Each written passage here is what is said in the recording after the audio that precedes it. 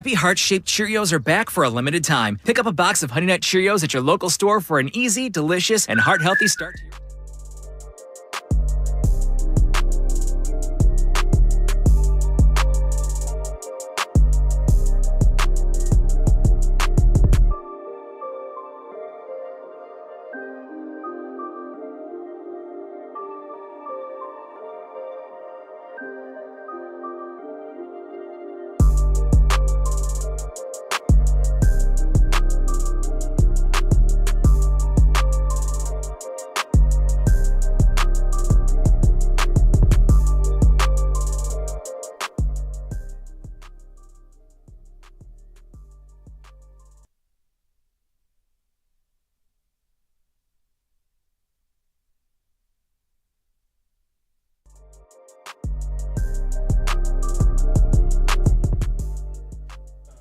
Yes. Don't worry. I'm not gonna hit you with the oh baby. I would never do that. I would never do that to Bonte or Joe Shasky. It is Alan Stiles, Larry Krueger here on the Morning Roast, taking you all the way up to 10 a.m. on this beautiful President's Day. Larry, how are you doing? Well, it is very, very early. If you see me normally walking around at this time, I'm usually coming home and not getting up. But we're gonna see the sunrise together today. That's right, and it's a beautiful thing. What wasn't so much of a beautiful thing was the All-Star game and the All-Star weekend in general. Tons to get to there in terms of what you liked, what you didn't like. I'm sure the conversation about what you didn't like is probably going to be longer than the one that you did.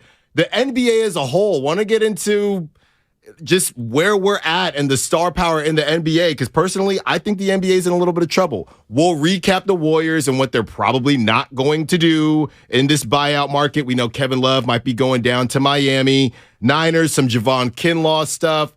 And Larry came up with a great idea on this President's Day. We're gonna make us all presidents in our own way, and we can talk about different rules that we would want to be removed and added to games. So can't wait to get to that. Shout out to the YouTube and Twitch streamers. Xfinity Mobile text line brought to you by Golden State, serving the Bay Area for 3 generations. When you succeed, we succeed. Visit goldenstatelumber.com. Larry, how much of the All-Star game did you watch? How much of All-Star weekend did you watch? I watched it all because I knew I was going to be sitting here with you. So I'm like, I got to have something to talk to Alan about. And I didn't think you wanted to talk about Tiger handing a tampon to a competitor. So I figured, and I was thinking, will Alan talk XFL or USFL? No, he won't want to go USFL. The only reason I would talk XFL is because my guy PJ Walker from Temple University, he had one of the greatest comeback stories of all time. He goes to the XFL, balls out, and I think he's still with the Panthers. I have no clue, but that is the extent of my XFL knowledge. This is the XFL. Right. Well, and now they did the rebrand to where back in the day they were encouraged to date cheerleaders, whereas in the NFL you can. Right. And it was supposed to be some type of NFL blitz type. I don't even know. And now it's just this is dead on arrival. And now it's just another football league. Yeah, and we can get into it at some point, but I don't think I used to work in the Canadian League when they had the American expansion. I love secondary football, but you know what? I get the masses don't. They would if it was tied to their NFL team. And to me, I look at the NFL season. NFL fans at the end of the year, they don't know what to do with themselves. Yeah, it's like they walk up to the TV on a Sunday and stare at it while it's off. Remember when we could watch the game through that box? Right. Now we can't. What do we do? I guess we'll talk to our family. I guess we'll go for a bike ride or whatever. And then people, here we got good weather, but if you're in, middle of freezing cold wherever USA, you're like, where's the NFL? And I think secondary football would work if there was a direct tie with uniforms, branding, players to, if your practice squad guys for your favorite team were playing in the USFL, you'd watch. Yeah. I really believe I'd watch. Well, it just feels like a layup for the NFL. Why wouldn't you do this? Why wouldn't money? They don't want to spend the money. They don't want to spend the money, but I do think there's a chance you get it back. you said it yourself. We figured out where the line is, right? When everybody says America just loves football. Well, America loves football as much as they love, I think, the nostalgia and the connection they have to their specific teams. So it's not as if America is watching any old type of football. Because me personally, I watched some of the XFL over the weekend because nothing else was really on. And no, you can tell it's not as fast. You can tell it's not the NFL. But for nothing else to be on, you would think, and I don't know what the ratings are, you would think it could at least entice enough people or some people to watch, and they're just not doing that right now. I don't know that the product is... It's not as bad. I don't want to act like it's the All-Star game for the NBA or the Pro Bowl. It's not that bad, but I guess there is that line where people feel this is just not good enough for me to watch, even still. But, the NFL's going in this direction, Alan. I mean, they already own July. Mm-hmm. July used to be a baseball month. Yeah. The NFL owns it now. August, preseason. That's almost as popular as preseason baseball, if not more. September, October. Then they really own November, December, January. They've took over Christmas from the NBA. Hey, NBA, you're doing Christmas? I thought we want to do Christmas. Deal. Get the hell out of here. Yeah, I thought they had a deal. Beat it, NBA. We're taking Christmas. That ain't ending, by the way. That's going to continue. So they own really July through January. Mm-hmm. Now the Combine comes up in March? And they own April with the draft, and look at the path to the draft.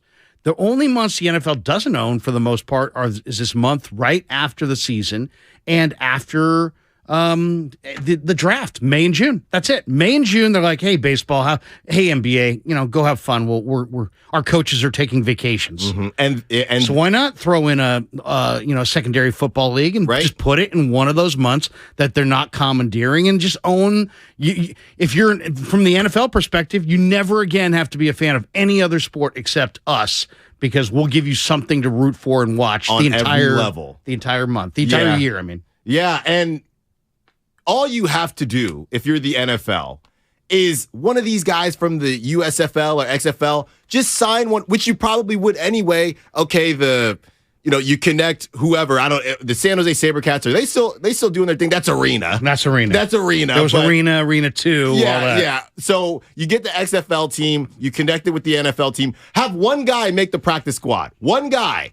And now all of a sudden there's a connection, and all the fans will buy in. Well, that guy doesn't even have to see the field. There are NFL guys in the USFL. Oh, of course. I'm looking at the list here. Josh Gordon had a big day. Martavis Bryant, Paxton Lynch. Yeah. Remember Paxton Lynch? Marquette King, the former Raider. Mm-hmm. Who else? Ben DiNucci. Oh, wow. That moves the knee. Vic Beasley. I'm shocked, is in the XFL.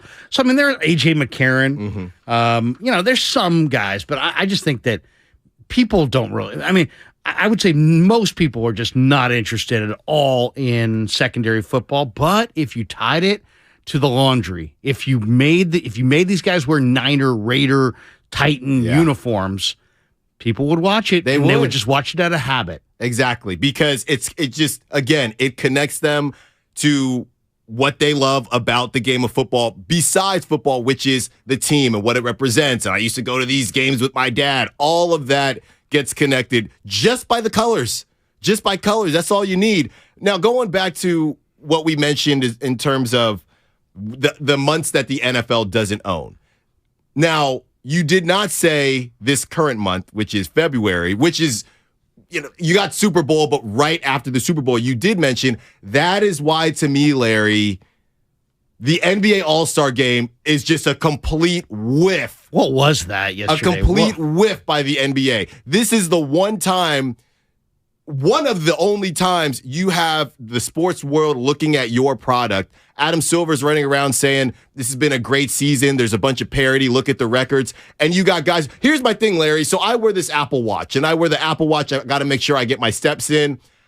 I don't know. So the Apple Watch, if you run a lot, if you're super active, but you haven't turned on a workout, it'll say, are you working out?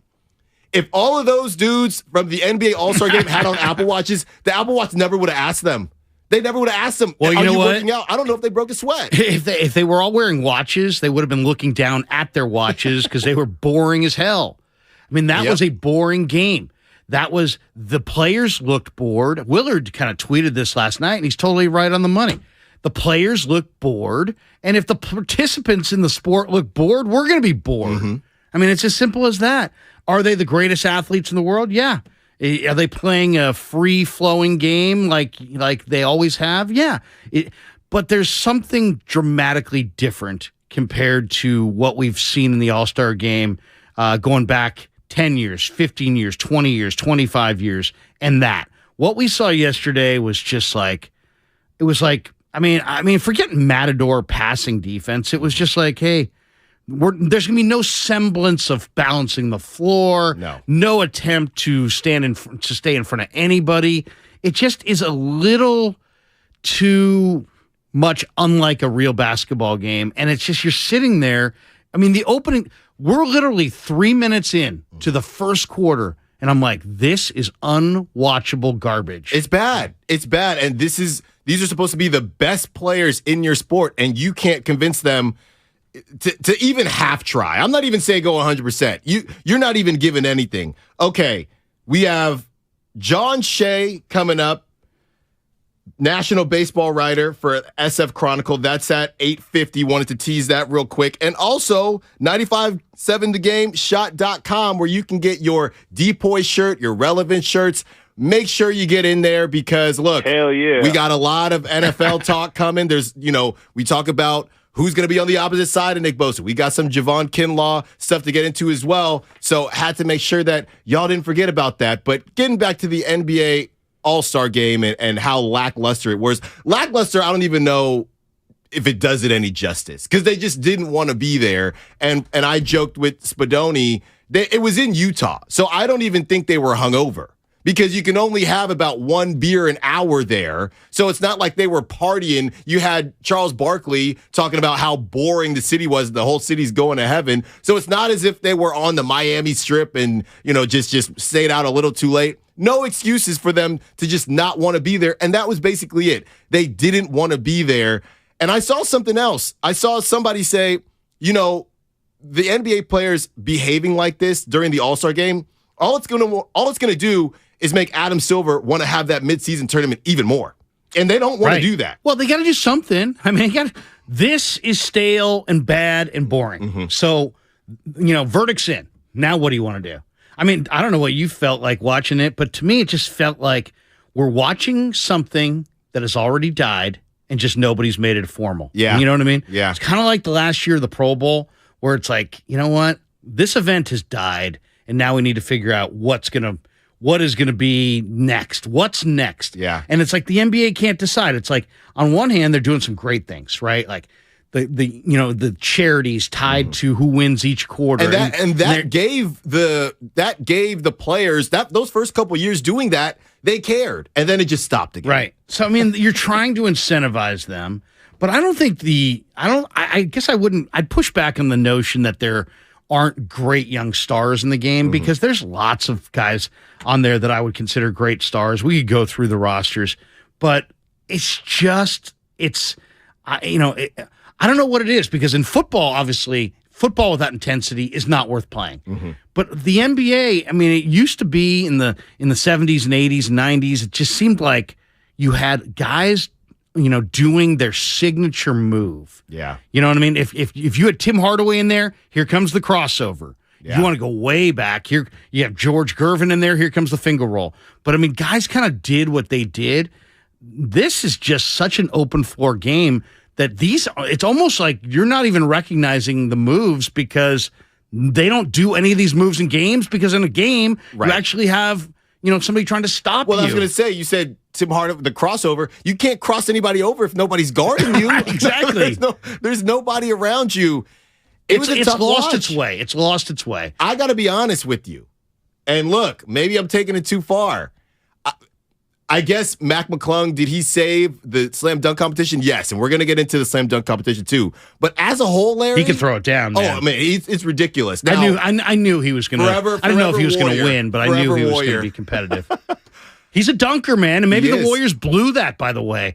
Not to saying the dunk contest was everything, but what's Ty Jerome giving Golden State? Is Ty They're Jerome just different worlds better players. than Mac McClung? They didn't like I'd rather Mac watch Mac McClung. McClung throw a couple down. Yeah, they didn't like Mac McClung because he's in there to get his and to get his shot off. So I get all that. They're not great with Ty Jerome, by the way. I mean, No, well, they're not research great the with- Ty Jerome impact. Yeah, this no, year. they're not great with anybody as of right now. They're not bad, but they're a 500 team, so that's what it is. What I was going to say though, I thought the Pro Bowl was more entertaining than NBA All-Star Weekend. I did think that at least it was new and different. Yes, they whiffed on the wide receiver catch thing, right? Well, you're talking about this year's Pro Bowl. I'm talking about this the year's Pro Bowl. non-Pro Bowl Pro Bowl. Yes. Right. A lot of people liked it. A lot of people liked it. The NBA, they have the 3-point competition that's still holding their heads above water. Yeah. And this year, I don't even want to say they had a good slam dunk competition. They had Mac McClung. That's it. Besides that, He saved them.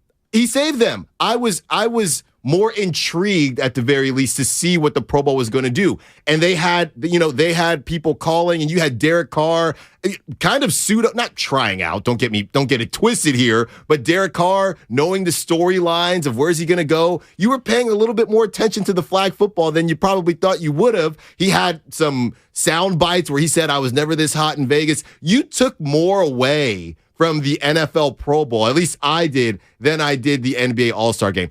And part of that is because I hold the NBA All-Star Game to a much higher standard than the Pro Bowl. So based on that, the NBA All-Star Game let me down, and I do think that pound for pound, based on what we've been getting, the NFL Pro Bowl was more entertaining. So what is the solution? I mean, the game doesn't seem to work. Nobody really wants to see a skills competition, right? Nobody wants that. Well, they have a version of that with the 3 teams and right. I mean, they can't even get the rookie sophomore thing right. I mean, they left Jonathan Kuminga out of an open floor dunk fest. right. Who right. leaves Jonathan Kuminga out of an open floor dunk contest? Yeah, I mean that's Steve Kerr might if Kuminga turned the ball over. No, but I'm seriously. When I saw that he didn't make the roster, I'm like, how does Kuminga, who's one of the great open floor athletes in the league, not make this game? But I mean, they got to just figure something out. I don't know if it's, somebody, I think Sam threw out, hey, have a vote at the end of the game from the fans which team played hardest, because you're trying to incentivize them to play hard. Right, they don't want to get embarrassed. But I don't know what the solution is. I don't know if it's cancel the game, have a skills competition, have kind of like an open dunk contest with maybe players backing an individual, non-NBA player in the dunk contest. I don't know what exactly they need to do, but what we saw yesterday, it's almost like the All-Stars should have been shown a 1995 All-Star game before the game. Like, guys, we're going to play this in the dressing room as you guys get ready to take the court, just so you guys know what tempo, what we're looking for, what it's supposed to look like, because there was nothing vaguely similar to our All-Star games from yesteryear to what we saw yesterday. Yeah, and look, not to take it there, but I do think there's a little bit of, it's been going on for a while, but I do think there's a little bit of, just based on the age and the whole Gen Z thing, a little too cool for school, right? In terms of, all right, I'm just here to do my thing, and I'm going to get out of here. Now, it started before because LeBron is not Gen Z and Steph isn't Gen Z, but I would say that's a part of the reason Steph was sorely missed. If you want people to show up and do the things that they do best, Steph knows he's not going to throw down a 360 dunk, right? But he's going to put on a show at the very least. And once Steph went out and I knew he was going to miss the All-Star game, this is a big deal because everybody else, to your point, when you look at the signature stuff that they do, signature moves, Steph shoots and he can pull up from anywhere. Nobody else really has that signature. LeBron is just the best all-around guy. And everything else, we know Giannis, he was dealing with a wrist injury. Giannis is just a Greek freak. So Steph is normally that calling card, and that's why it leads me into this uncharted waters where the NBA is headed, just in terms of marquee guys. And I do want to go through the stars. We got to get to a break. So when we get back, I say we do that because I do believe that the NBA is in a good spot, but they got to work a little bit harder than they've had to in the past if you look at the star power that they've had. So what's coming up on the game is sponsored by AC Transit. And like I said, when we get back, we're going to keep talking about the NBA and where they missed, where they hit, more misses than hits. And also, let's get some calls. How can you make it better? It's President's Day. How can you make the NBA All-Star Game better? That's 888-957-9570. Your calls, your text on the Xfinity Mobile text line. It's Alan Stiles, Larry Krueger till 10 a.m. Be back soon. AC Transit is offering a $2,000 bonus for new bus operators to join their team. Paid training is provided. Plus, the new hire bonus is paid within 12 months. The $2,000 bonus.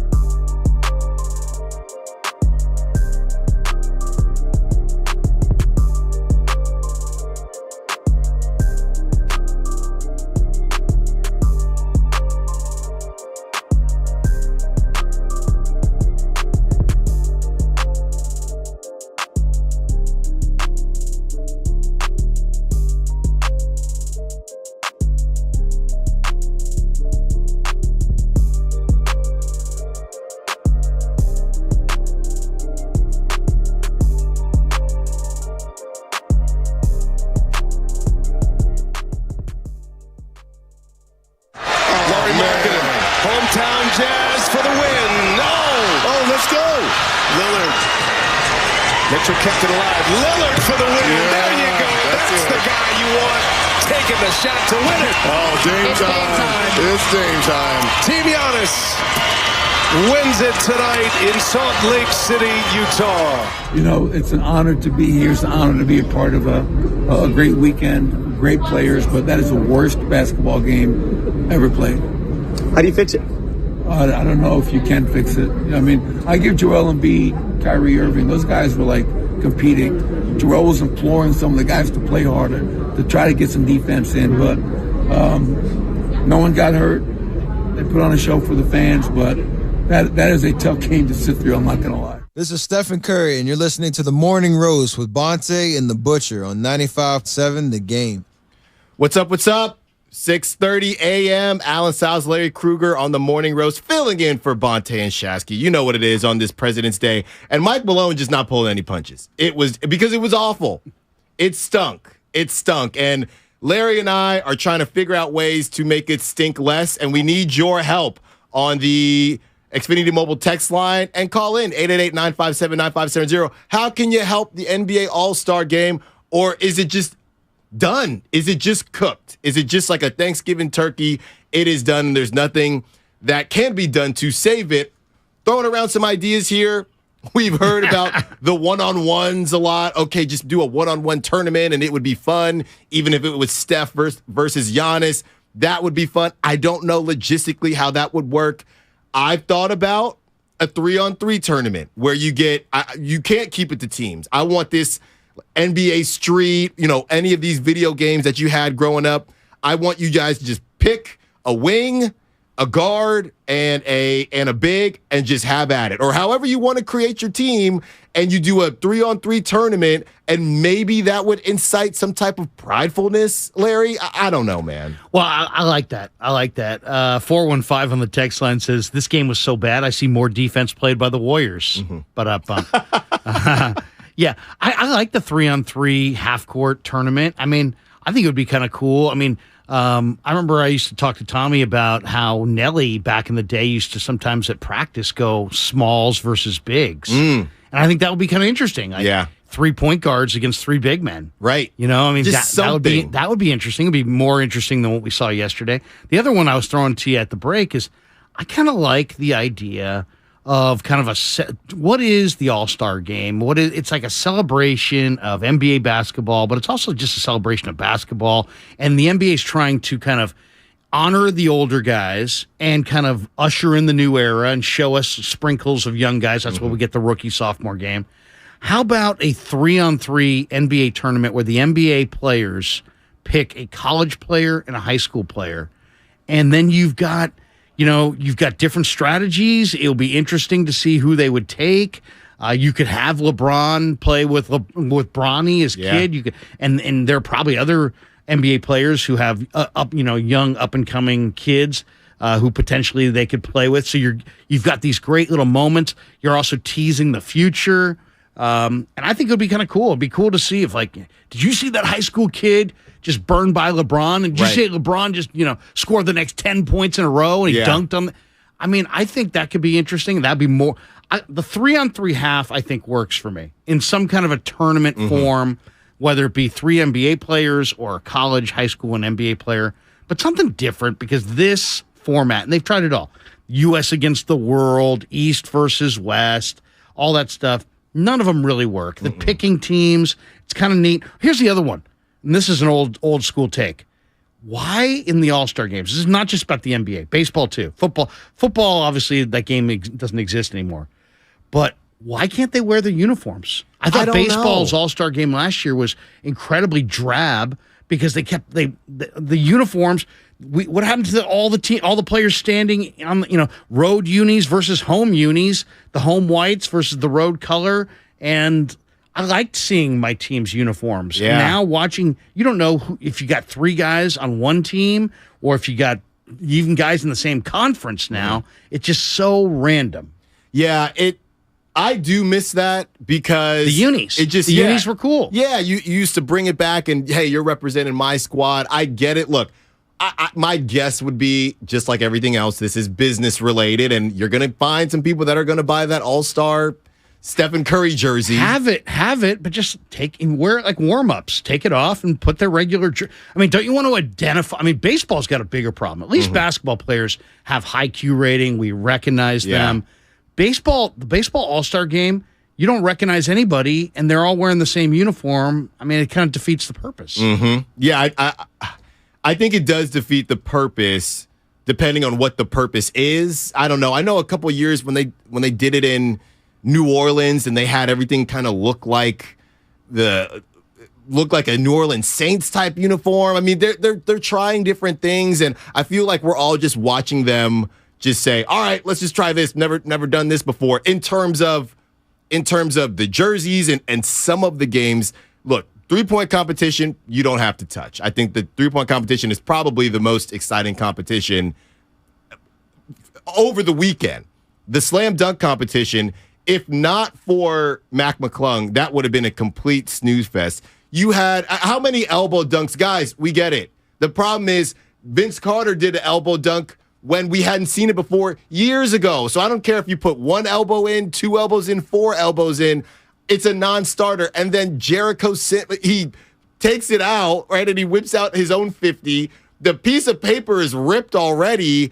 It was a disaster. And last year was a disaster when you had Cole Anthony trying to dunk in Timberlands, and if you never wore Timberlands, you don't know it. Sure, it was somewhat impressive, but they're getting too niche with some of this stuff. Mac McClung, he just dunked the basketball. He had some ridiculous dunks. And if you've been following Mac McClung, I know I have been from back in the day. He is not new to this. He is true to this. He went to Georgetown. Mac McClung, it's the same reason the Warriors moved on from him. He's a guy he is the show. So he went to Georgetown, didn't work out there, went to Texas Tech, had a pretty good career over at Texas Tech, and now he's back and forth, up and down in the G League, and a lot of people got to see, what he brings to the table. That's the thing. We know he can do this. It's the other things basketball-wise that has kind of held Mac McClung back a little bit. But you know what? He didn't hold back yesterday was the NBA. He propelled them throughout this weekend. He propelled them. Well,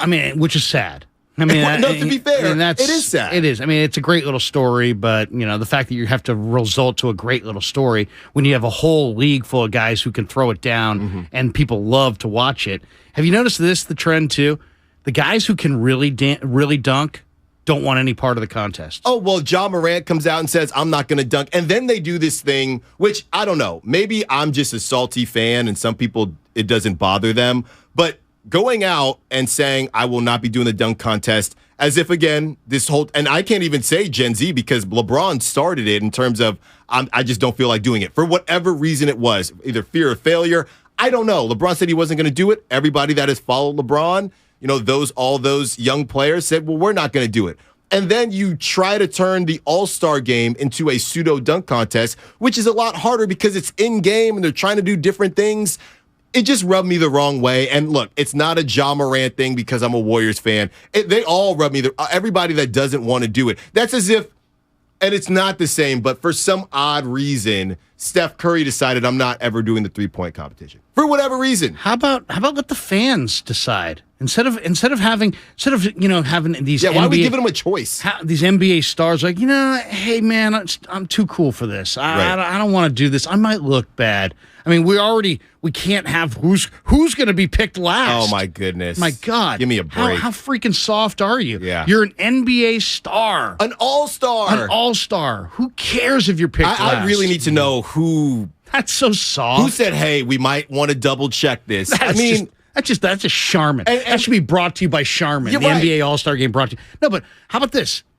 Empower the fans. If it's the fans' game, then give it to the fans. Mm-hmm. If they want Zion Williamson, put Zion Williamson in. If they want LeBron, put LeBron in. Let the fans determine who's in the dunk contest. Right. Well, if you are, and then make those guys suck it up. And if you want to make it a soft landing, then give them a fat check. You know what? Right. Yes, you have to do it, but the fan, and you will get paid handsomely for it. But the fans are going to decide who's in it. You're not deciding; they're deciding. Well, that's what happened. It's their show, right? They have to shift now. The NBA does, because initially you didn't have to worry about this because everybody wanted to be in it. You were hoping to get asked. Now that everything is shifted and these guys feel empowered to not do it, you have to now shift and say, yeah, I mean, we weren't asking you. We weren't asking you. You're an all-star and the fans picked you. Or how about this? How about let the fans pick, let the fans have the one dunker per team. Have one dunker. Every team's got to have a dunker representative. And let the fans of that team vote for who they want, representing them. That would take a little long though. Well, no, but I'm just saying you could just have a preliminary earlier in the day or whatever, film it 5:00 and then, have a whatever. And then now here's the best of the best. Because I mean, I want to see Jonathan Kuminga in that thing. I know. And I thought, look, last year, something weird happened last year when it ended up being Juan Toscano, but I think it could have been Juan Toscano or Kuminga. I mean, what was that? Something happened there. I have no clue. We got to get to a break, but I did want to say that what you just brought up about Sharman, how crazy is this? They make that rule for, okay, we don't want to see anyone picked last. You say Sharman, I think Kobe Bryant. You don't want anybody to feel bad in a game where you've named the MVP after Kobe Bryant, who would be just flabbergasted that you have to appease these guys because nobody wants to get picked last. It doesn't make it to me, that's you're contradicting yourself and having Kobe Bryant, but nobody wants to be picked last. It doesn't make any sense to me. Okay, when we come back, more of your calls, more of your texts. We're going to get to the NBA and the future of it. Larry has a take about the stars and where they're at. I have a different take. We'll see where you guys decide you're on the side of the field or the court. It's Alan Stiles, Larry Krueger, 95.7 The Game.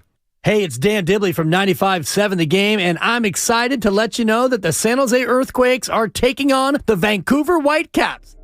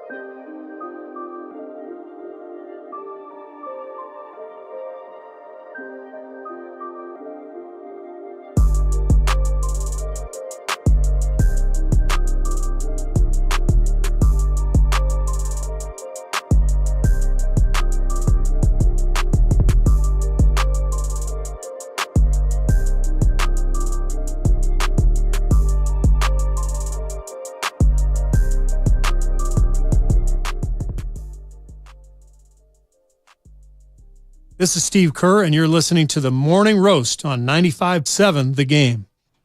We are back. 95.7 The Game, the Morning Roast with Alan Stiles and Larry Krueger filling in for the boys. They're enjoying their time. I don't know if Bonte's still in Cabo. I know Shasky's up in the mountains doing his thing. So we got you till 10 a.m. We're live and local all day long. And after this, yes, you've heard correctly. It's Steiny and Willard. They will be taking you up after we hand them off to you. And Sweet. before the break, we were talking about the All-Star game and the NBA as a whole and where they're at there. Real quick, this segment is sponsored by Golden State, serving the Bay Area for 3 generations. When you succeed, we succeed. Visit goldenstatelumber.com. And again, we will have John Shea at 8:50, 9 o'clock, national baseball writer for the SF Chronicle. You know I love my baseball. I know Larry loves his baseball, so we're talking all things, the new rules, the Giants. We might even get to some A's talk for you. We're in a good mood. It's a holiday. It's President's Day. But, Larry, I want to pivot a little bit from the All-Star game, the All-Star festivities for the NBA, and take a bigger look at the NBA as a whole and where they currently are. Because we talked about this a little bit in the pre-show, but I feel that the NBA is in a bit of a precarious situation. If you look at the trajectory of the NBA, they went from, you know, the real first big star, the biggest star, and I know somebody might correct me, but I'm going Michael Jordan, who really turned this thing in a completely new direction. You went from Michael Jordan to Kobe Bryant to LeBron James / Steph Curry. Who's next? When I ask who is the next face of the NBA, because both of these guys are not, they're not on the way. If I don't want to scare anybody, say they're on the way down, but they're definitely not on the way up the mountain. Who's next? That's a great question.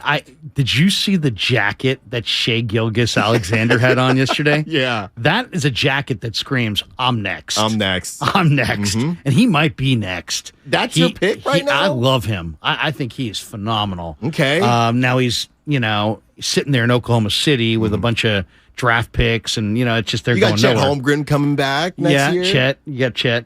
I would say he's next. Or Ja. Or Luka. Those are the 3 guys. I mean, there's a bunch of young guys in this game that I like to watch. I love to watch Tyrese Halliburton. I love to watch Anthony Edwards. I'm a big Lillard fan because he's a Bay Area guy, and I've met him a couple times.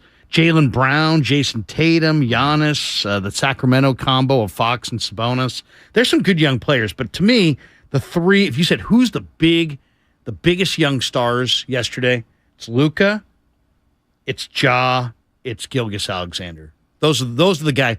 To me, those guys. Giannis, right? Oh, obviously Giannis, but Giannis only was in there for just a minute. You're right. Giannis, yeah, that's true. I mean, I like Giannis. I like Lillard. Those guys are a little bit. I mean, they're not old, obviously, but they're a little bit older. But as far as the real youngsters, Luka, who they mic'd up, and that was kind of odd too. He's like walking around holding his ear because will it stay in? Yeah, and I'm not. It's tough because I don't want to complain about things, and then when they try new stuff and it doesn't work out, nobody is upset. That was cool. It was cool to hear. Yeah, it is. It is cool. I think Giannis is probably the guy right now, just in terms of, he had the Disney movie made. He takes his brothers everywhere. I wouldn't be surprised if they're not next door neighbors. I mean, he cannot go anywhere without his brothers, so we understand the family aspect. He's a good guy. He's a good guy. Here's the issue, though. You have he's in Milwaukee. That's part of the issue. Part of the issue is he's in Milwaukee. The other part is all the guys that we just named, to me, there's only one polarizing figure. And when I say polarizing, that means you're not just watching because you love him. You're watching because you hate him. And Giannis only has people that watches because he loves him. I think Luka, because he chirps a lot, could get that. I thought you were going to say Morant. Well, that's where I'm getting. Ja's the only villain. Right. I think that Giannis has no villain in him, which you don't necessarily need. Luka has some of it, but it's Ja Morant. But you need Ja Morant. You have to be good. And they've obviously done some things in the regular season, but if you're never, and look, they're still extremely young. That team is extremely young. But I think as much as the NBA needs a hero in these storylines, you need a villain. How about Kyrie? I was thinking Kyrie. You get Kyrie and There's an awful Luka lot of together. people don't like Kyrie. You get Kyrie and Luka together. That could be something. We don't know how long Kyrie's going to be with the Mavs, but I could see that. I think at this point, the Suns, them winning, I don't think is good for the NBA. I'm going to be honest with you. Devin Booker is a guy who we didn't even mention. I think he could be a star, but he is a star. But in terms of face of the league, I don't think he's there yet. Kevin Durant, I think people are probably pretty much done caring about Kevin Durant and where he goes. He's older now. CP3 is a non-starter at this point. I don't think the Suns winning helps the NBA at all. At all. Well, I mean, that's interesting. I hadn't really thought about that. Who would you think winning would help the NBA? I mean, if them winning doesn't help the league, who do you want to see win that actually would advance the story in your mind? So, look, before anybody roasts me on, again, shout out YouTube, Twitch, Xfinity Mobile text line, download the Odyssey app, 95.7 The Game. Thousands of other stations and millions of podcasts are free on the Odyssey app. Sports talk, music, news, and podcasts all are available completely for free. You can watch every Warriors game live on the app, along with all the music and news Bay Area needs. Follow your favorite teams, stations, radio shows, and podcasts now by downloading the Odyssey app. So anywhere you're looking, anywhere you are reaching out to us, whether it's call or text, let me just preface and say, this is assuming Steph and LeBron are done. This is the next generation. Okay? Alan Stiles on 95.7 The Game this morning. I just heard him. He says Steph is done. He just exactly. That's what they're going to say. I think the best thing for Steph's the Warriors. Getting text. You know, Alan Stiles is running you down on the radio right now. Yeah, he's trying to get you out of here. I think the best thing for the NBA, honestly, would be Ja in the finals. And once you win or lose, I don't think it matters. But it's Ja versus either the Bucks or Ja versus the Celtics. Now, I'll be honest with you. I don't have a problem with Jason Tatum. Doesn't seem like the most exciting guy in the world. He gives me Mike Trout vibes. He just wants to kind of go in, do his work. He's not really a showman like that. So I think, but he's kind of like the wannabe Kobe. He really wants to be Kobe, and that can work if you start reeling off wins. Now all of a sudden, I don't care that you don't have the craziest personality in the world because you win. So I think the future of the NBA, if it's Ja Morant versus the Giannis or Ja Morant versus a Jason Tatum, I think that's what's best for the league because you kind of have that good versus evil type deal. Yeah, I mean, I think it's good when you can engage big markets too. I mean, Boston, obviously big market. Their fans are incredibly passionate. Memphis is a small market. Yeah, I don't know where you would put Dallas on the list of markets, but yeah, getting Luka in the finals would be really good for the NBA. Part of me would love to see the NBA finals with like two small markets. I mean, like we the had smallest that, though. market. How about a Sacramento, Milwaukee but we had finals? Phoenix, Milwaukee, and the ratings were awful. I know. I kind of want to see what Phoenix looks like at the end because CP3's never won and because KD begged out of this dynasty with the Warriors stupidly to go play with Kyrie, and then that whole thing blew up, and now he's there in Phoenix. I'd like to see if he's got another ability to climb the mountaintop and win a title. That would be fun to me. But yeah, to me, I think there's only I don't know how you look at the East, but I think the East is a Milwaukee, Boston. That's it. I mean, the Sixers. I don't give the Sixers any shot. The Sixers, they're trying, but they've been, and I'll be honest, I don't look. When you say you feel bad for an athlete, it's all relatively speaking. We understand they're doing quite well for themselves, but is Joel Embiid just going to be in Jokic's shadow for his whole career?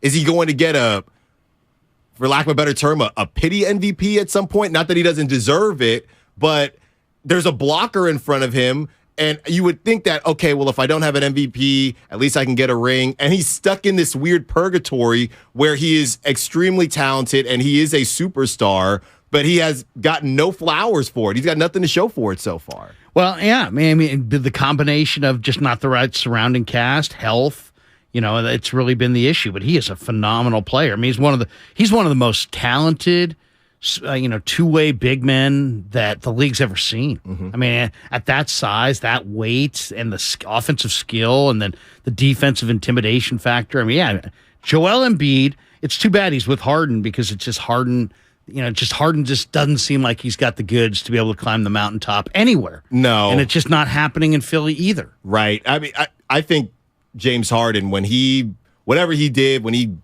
I don't know if he was wearing a fat suit or gained that weight to try to get out of Houston. I really do think it derailed his career in a way he hasn't been able to get it back. And I think that coupled with the changing of the rules really just changed James Harden from a superstar to a guy who, I mean, he's a good player at this point, but he's not what the Sixers were hoping for in getting a quote-unquote star. That's not what he is. So when I look at the storylines, I think obviously if I'm Adam Silver, I'm hoping that LeBron or Steph can find a way to get back because those guys are established. Those guys are always going to ring true throughout the basketball world. But if I'm preparing for after that, I got to hope for a Luka thing. And I'm going to be honest, there is a piece of this as well that goes to, again, the uncharted waters of the face of your league being international. I just think it's a little bit different. It's something that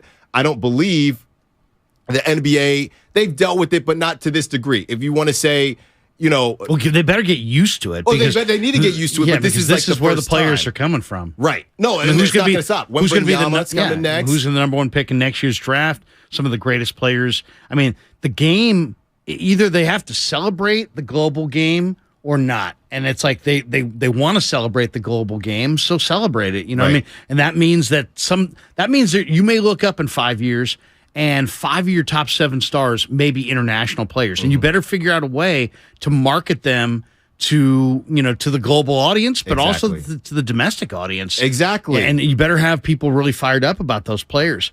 I think it's really interesting. In some ways, Silver is right in that the league has never been more competitive in some ways from the standpoint of, look at the West. Sacramento is 8 games behind the Nuggets. Clippers are 9 back. Phoenix is 9.5 back. Dallas is 10.5 back. New Orleans, Minnesota, 11 back. Warriors are 11.5 back. You basically have 7 teams or 6 teams there, 7, separated by 3 games, 3.5 games. So it's wide open, and you're going to have the equivalent of almost like a baseball pennant race coming down the stretch in the Western Conference for sure. But is that the goal, or is the goal to have your marquee event be spectacular, right, and have super teams and incredibly well-known brands in the finals? Like, you may wind up with an incredibly competitive end of the regular season, which would make Silver happy, but you could wind up with somewhat of a dud in the finals on a national scale. It could happen. You could, and I don't know how Denver, Milwaukee is probably not going to light up television sets coast to coast. No, and I got friends that are Nuggets fans, and they'll tell you, give us a chance. We're going to give you a chance, but the rest of the U.S. isn't, unfortunately. I just look at what the NBA is trying to do right now, and I guess when Adam Silver said that, and you got guys like our man Joe Spadoni saying, how can you say that the NBA is in a good spot right now? And I guess from a parity standpoint, it is, because just like you said, one game the Warriors are in 6th, next game they're in 11th, just based on how close everything is. But the product that they're putting out, and when you get into, and this leads us into a little bit, the presidential rules, we want your rules. That's at 9:15. Call in, give us the sports rule that you would change on this President's Day. If you were president, owner, you just ran whatever sports league you wanted, the back-to-backs. And that's a big one. And I know you have thoughts on the back-to-backs and how they could be fixed. Yeah, I don't know. I mean, the whole I don't mind the back-to-backs. It's the combination of load management and dynamic pricing. And it's like, double loss for the fans. Somewhere, so you can't have both. Those things fly in the face of one another. Either have load management or have dynamic pricing. But you can't charge people a premium to see 2 teams because of their stars and then allow those stars to sit out while still charging the fans a premium. I mean, no. That's a bait and switch. I mean, you don't go to a steakhouse and order filet mignon and get the cheapest steak, and you have to pay filet mignon prices.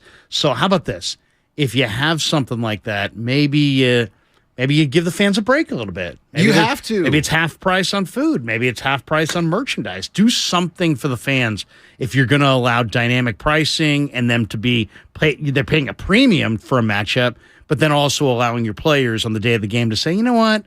I'm sitting this one out. I got a big game Sunday, and I'm trying to gear up. You know, Right. I mean, that doesn't do anything for me, the ticket buyer tonight. That you're gearing up for Sunday in a different town. No, the steak reference hits home to me because I would be ticked off. Real quick, you're listening to 95.7 The Game, KGMZ FM, and HD1 San Francisco, always live on the free Odyssey app. Download the Odyssey app and favorite 95.7 The Game for the best and most up-to-date sports coverage. And don't forget that you can also watch us every day on our YouTube and Twitch streams. Just log on and search 95.7 The Game. Be sure to like and subscribe to the channel while you are there. I love the steak reference because I'll tell you what, if I go in now, I'm a ribeye guy. If I go in for a ribeye and they say, hey, sir, we don't have the ribeye, but you can pay ribeye prices. You're going to have to pay ribeye prices because we got to make our bottom line, but we're going to give you flank. We're having a big party tomorrow night, so we're kind of keeping our ribeyes off to the side tonight. Could you imagine if you got load management at a restaurant, you order your ribeye and you know what? They take your order, they go back to the kitchen, they come back, oh, I'm sorry, Mr. Stiles. Really good to see you. I love your show on 95.7 The Game. But by the way, we have ribeye, but we're keeping them for later on because we got a private party, you know what I mean? We got some big wigs coming in, we really want to impress them. So we got some other steaks, you don't mind, right? Or maybe like hamburger. But we're still going to charge you the same thing. Have you thought about a hamburger steak? Right. We're still going to charge you the same thing. Yeah, it's still the same. You're still going to pay that ribeye price, but it's going to be hamburger. It's bad. You're walking out. No, you're walking out, and I think that's a good point. We talked about make goods, right? They use that in business a lot. Oh, you overcharged us, so there's a make good. That's never a good thing, by the way. Never a good thing. Never a good thing. You want to see radio people unhappy, just say make goods. Just say make goods. Do you think that there would be any world where they just keep it simple and they say, hey, if two starters or whatever, two starters don't play, you have the ability to just get your ticket refunded? I know the NBA would never do this, but it would be very quick and easy. I like the idea instead of ticket refunded because then it's like you're almost admitting that it's not worth people paying money if you start refunding people. So I think refunding is the bad philosophy. But you got to do something. Every NBA team. The Warriors have a gigantic room at Chase Center that's absolutely chock filled with every Warrior thing they could ever come up with. Give it to the fans. Give some of that to the fans, or give them a voucher where they can pick something at a future game where they can go to a souvenir stand and get a half price hat. Why am I getting a half price Warrior hat? Because I went to a game. It was Warriors Lakers and LeBron and Steph both load managed, and they didn't play. And this is what we got. Is it great? I wanted to see LeBron and Steph. Yeah, but hey, man, I got this really cool hat, and I got it for $5. Whatever. Do something for your fans. Also, these arenas sign these massive food deals. These people that provide the food are providing a ton of food. Let them make a little bit more and give it out for free or for cheap. That will probably satisfy people to some degree. You got to give the fans something back if you're going to have load management and dynamic pricing, and you're going forward with both plans. When Adam Silver sees those social media posts with the kid crying who says, I drove, now whether they're true or not, I have no clue, but I drove 100 miles to see Steph Curry and he's not playing, or I drove 100 miles to see LeBron James, he's not playing. I'm just curious what he thinks. Me personally, at this point, I don't even bother. If it's a back-to-back, I just won't buy a ticket because I don't want to take the chance, or maybe I'll try to buy the first one of the back-to-back, but it's still a risk. There are a lot of people that don't necessarily have that ability, and hey, this is what works for us. We're just going to go and hope that they play. I don't understand how Adam Silver can see this and be okay with it. I'm just not really sure what solutions he thinks that can happen. He's not going to shorten the season. They've tried things. They've got less back-to-backs. Right. They're trying to address the problem to some degree. But yeah, I mean, you got to do something for the fans, and you just got to make sure that the fans feel good. Now, on the one hand, when you buy a ticket, it doesn't say Steph Curry on the ticket. No. It says Warriors against the Nuggets or Kings against the Blazers. And Did the Warriors show up? Yeah. Did the Nuggets show up? Yeah. And you don't have a guaranteed right to see the stars necessarily.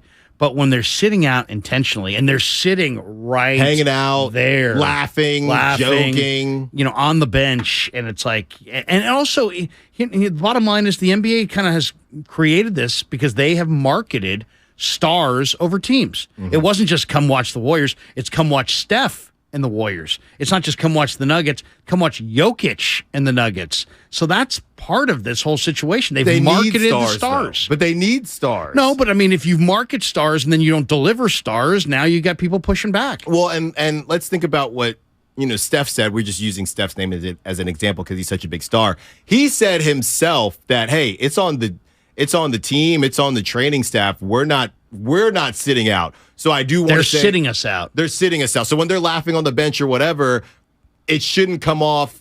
Since we know that, I don't know if everybody knows that, but it shouldn't come off as any type of way because, hey, I want to be playing right now, but they got me on the bench because of load management. And to me, that the solution to that is rest at home only, because at least your home crowd can sit there and go, yeah, you know what, we don't, Johnny, I don't get to see Steph.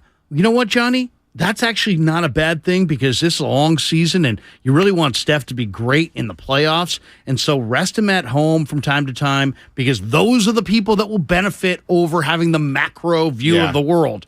Don't rest him on the road, especially in the East when you're only there once a year. I mean, literally, it's almost kind of like the circus came to town and none of the circus participants are there. Yeah, no acrobatics. All you got is the elephant? Is that the only one you got? Which is, that's fine, but I came to see it all. And once again, I didn't pay for just the elephant. Where's the bearded lady? Yeah, I paid for the bearded lady. I paid for the acrobats. I paid for all of it. So I think it's a good point. I really am not sure what the NBA does, but all I know is they cannot continue on this path, or those back-to-backs are just going to be completely empty because you're not going to gamble anymore. It's too expensive to gamble and not at least give me 40% off the store when we leave. Give us something like that. Let us know about the biggest games and stories in the Bay Area prep scene. Email us at hss@957thegame.com. What's coming up on The Game is sponsored by 5 Hour Energy. Okay, we got to get to it. When we get back, we're going to lay the All-Star Game and the NBA to rest for now before we get into some Warrior stuff. When we come back, Greg Cosell has some things to say about Brock Purdy, and we're going to talk about it. It's Larry Krueger, Sound Styles, 95.7 The Game. Remember college? 5 Hour Energy got you through. The energized feeling you relied on back then still works today.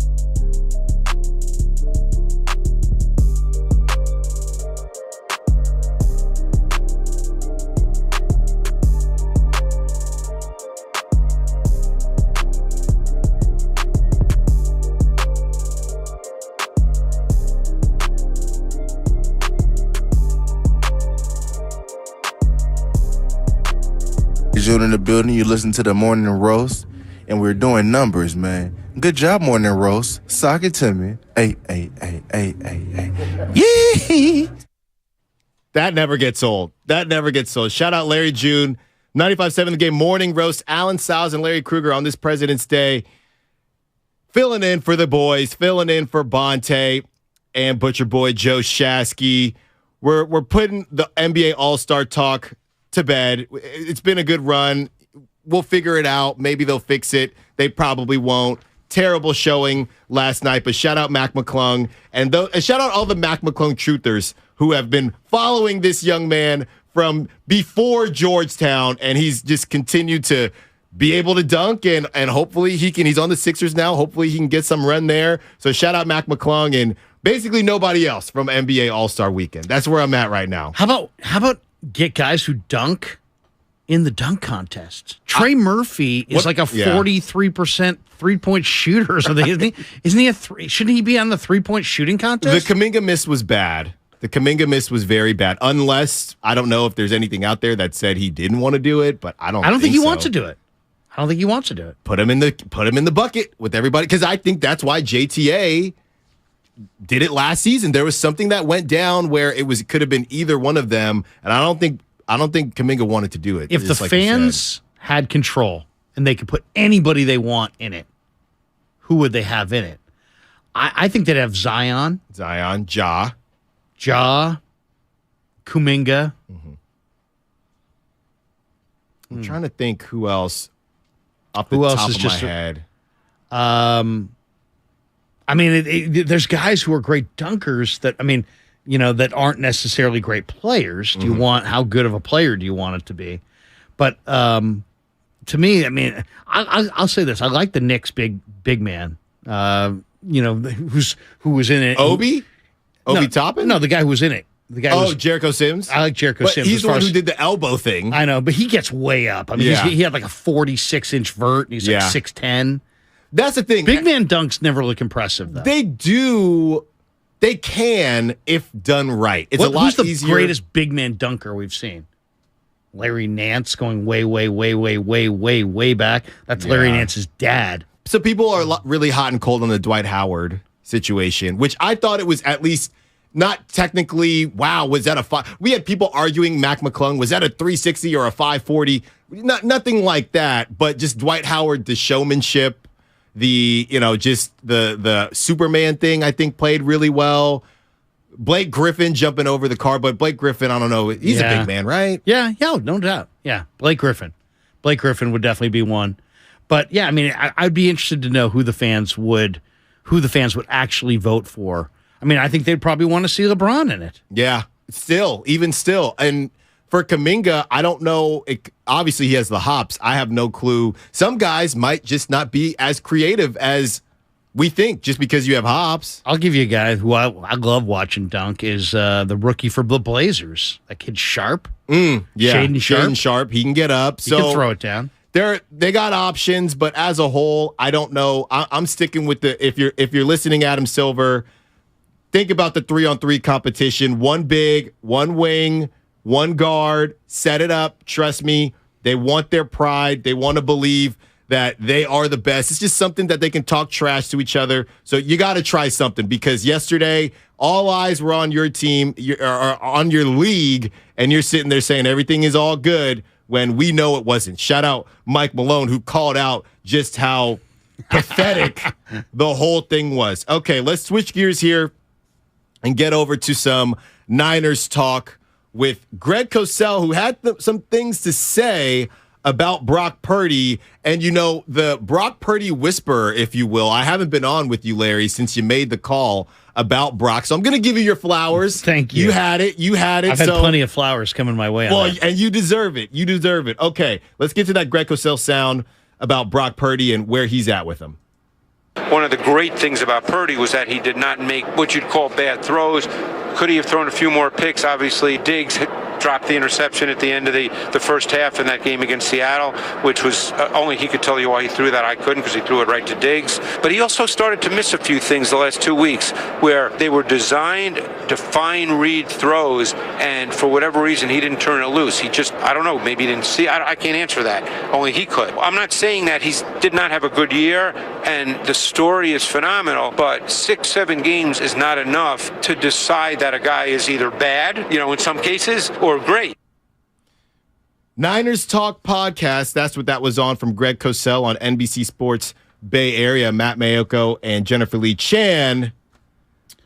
Initial thoughts there, Larry. First of all, I love Greg. Greg and I are friends, been friends for a long time. I just, it's easy to it's easy to say, right? It's easy to say, well, we need to see more. Mm-hmm. Okay, how much more? How much more do you need to see? How much more? What do you need to see? Because I don't know. I mean, the guy played 4 years in college, and if you watch his college film, it's kind of the same thing. He rolls out and buys extra time. He's quick. He's pretty damn accurate. I mean, the guy completed 70% of his passes, I think, his final year there. He played 445 NFL snaps this year. Brock did. 6-0 as a starter in the regular season, right? 2-0 in the playoffs. Really could have been more like 7-0 in the regular season, because that Miami game, they were losing, pretty early. It was early. So I'm going to give him 7-0 as a starter, then 2-0 in the playoffs, and then he gets knocked out. So as far as I'm concerned, the guy's 9-0. Mm-hmm. He really hasn't been beaten. He just got knocked out. And it was a freakish kind of thing. And he completed 66% of his passes, 16 touchdowns, 4 picks. This guy took care of the football. Lance, by comparison, 262 snaps career, 2-2 record. He's completed 54% of his passes, 5 touchdowns, 3 picks, a passer rating of 84.5. So you got one guy with an 111 passer rating, the other guy with an 84.5. I mean, they're both too small a sample sizes. Mm-hmm. Why do we say that? Because Colin Kaepernick, 5 or 6 games in, he was on the cover of Sports Illustrated. Right. It takes time to kind of flesh these things out. If you have a weakness to your game, it takes time for it to kind of circulate around the league, and then defensive coordinators are throwing you nothing but what you struggle with. Mm-hmm. But I don't see anything with Brock Purdy that makes me say, you know what? That's what he can't do. He doesn't have an overwhelming arm, but he's got enough of an arm. He's not the biggest guy, but he's big enough. He doesn't have the strongest arm, but in my mind, unless he loses arm strength because of the injury, and that's a big question, his arm is strong enough. What I see is a guy who sees it. He can do the play action game. He can do the bootleg game. Shanahan trusted him. Shanahan even referenced that he called a game that he wants to call with Brock. And he didn't say as much, but he suggested, he kind of implied that he didn't get to call the game that he wants with Trey or Jimmy or with any other quarterback.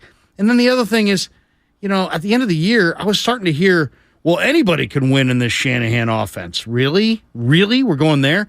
9-29. That was the record for non-Garoppolo quarterbacks under Shanahan since he's been in San Francisco. So that whole narrative that anybody can win is just totally false. So I don't know. I agree with it's easy to say, well, we need more time. Yeah, we need more time. But what we've seen looks pretty damn good.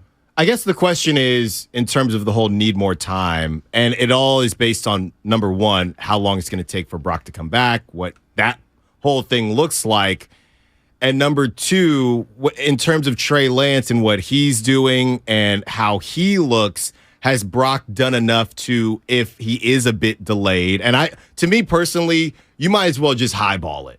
I don't think I'm not saying that he won't be back in 6 months, because I have no clue. I'm not a doctor. Right. I'm not getting in there, but I just think it's a safer bet to, just from the things that I've heard and just about going in there and how you have to come back from it, I would prefer to just highball it at 9 months and be surprised.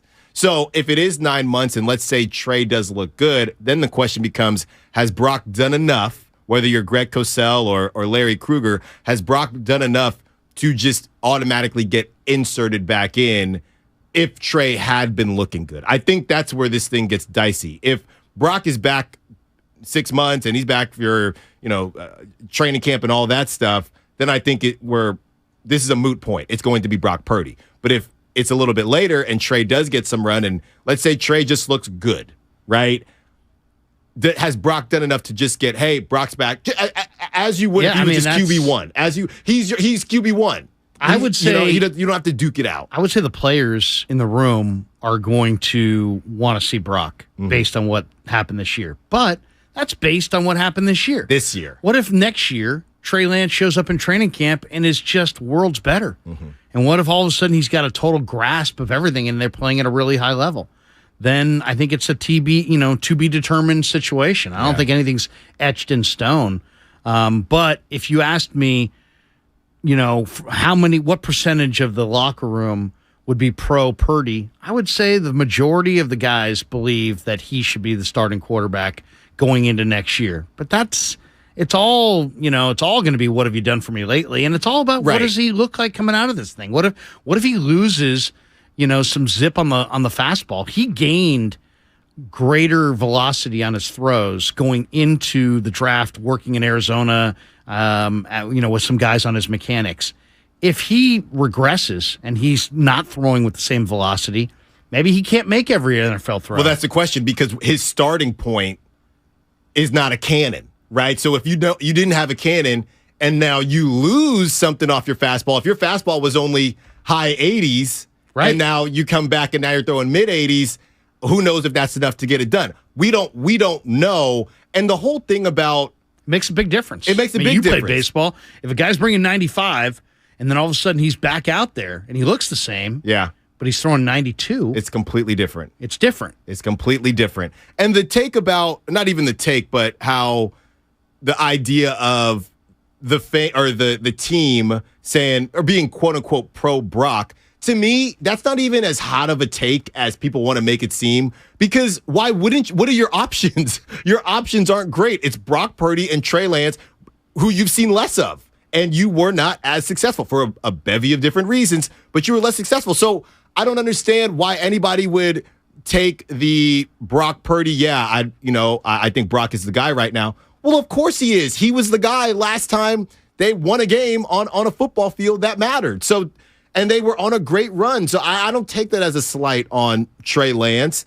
I take that as a fact of the NFL and a business and wanting to win football games. That's just what you have. You also got to remember, Trey, what has Trey really done? He's had the game against Arizona that was on Shanahan. Terrible game plan. He had the game against Houston, bad first half, terrific second half. I thought he was great in the second half against Houston.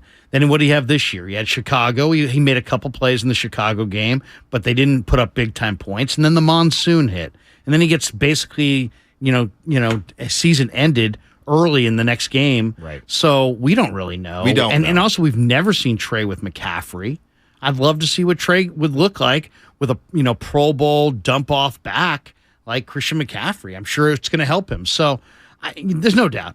Purdy's played at a higher level, and it's not shocking. He played a ton in college in a big-time Power 5 conference. Trey's coming out of the FCS. He barely played. The pandemic, all the off time, the complexity of the Shanahan offense, all these things factor in. I think, though, when you've played as little football as Trey Lance has played, you improve at a faster rate. So I expect him to hit the field this summer and look quite a bit better than what he did last year. Yeah, and I think obviously the Niners would hope for it. 888-957-9570. Let's get out to the call line. David in Brentwood wants to talk about what the Niners will do if Brock or Lance don't work out. What's up, David? You're on the roast with Alan and Larry. Hey, good morning, guys. Happy President's Day. Larry, enjoy always your takes, even when you were on the prior station, which we will not mention. But I do appreciate the fact that you show a lot of knowledge from the game. Thank you, man. With regards to this thing going on with quarterbacks, if Brock Purdy is healthy, he's got to be the one, okay? Because the guy has two things that I haven't seen from Jimmy. He has the ability to actually visualize the whole field, okay, all the options that he has, even when he has pass rushers, coming towards him. He is accurate. Anything else, it is what it is. The guy is kind of short. He doesn't have a cannon for an arm, but like I said, he's a winner. Trey Lance, he hasn't shown enough. It's hard to tell. But if they're going to get stuck on the fact that he is a high pick, I mean, we wasted 2 first-round picks when we got Solomon Thomas, and I forgot what was the name of the other linebacker they got. Reuben Foster, yeah. Exactly, during the same draft. I think right now the bigger question is, do they have a plan B if Brock Purdy takes a lot longer to heal and Trey is not working out? Because let's say Trey starts for the first 4 games and the guy struggles really, really bad, and it's a lot longer for Brock Purdy to come back. What are they going to do? Stick with Trey, just keep losing games for the heck of it? They better have a plan, because this past offseason during the playoffs, this game against Philly, that showed me they were not prepared. I mean, the fact that they decided to go with Josh Johnson as a backup, that was a terrible plan. I mean, they basically prepared to lose. That's what they did. Because you have to keep in mind that they were going to come, hot and heavy against Brock Purdy, and there was a chance that he could get hurt. If they are going to go back and say, well, we asked Jimmy and he didn't want to come in, you can't blame Jimmy. I mean, for all we know, and from what we've seen, Jimmy got screwed big time by the 49ers, okay? And this thing about them talking about Jimmy is something that goes back to the first time. I mean, the first time when they decided that they were going to train him, rumors came out that the guy didn't study, the guy, he would get lost and didn't answer the phone. It's like, why would they talk back about, what would they say bad things about the guy? And now the second time, rumors again, Yeah, thanks, David. Had to get you going there, but I think we got the idea. The only thing I would push back on is I do agree. I think that was a way of saying they need to bring in a third quarterback, and I think that they will. And we've gone through and looked at the Taylor Heineke's. They got to bring in, I would say, a vet that they can get on a decent deal just in case. Now, the idea of preparing. Who do you want? You want Andy Dalton? I would take Andy Dalton. Taylor Heineke. I would take Taylor Heineke. It's not an impressive list. It's not an impressive list. Nate Sudfeld. You don't want to pay them impressive money, though. Anyway. Jarrett Stidham.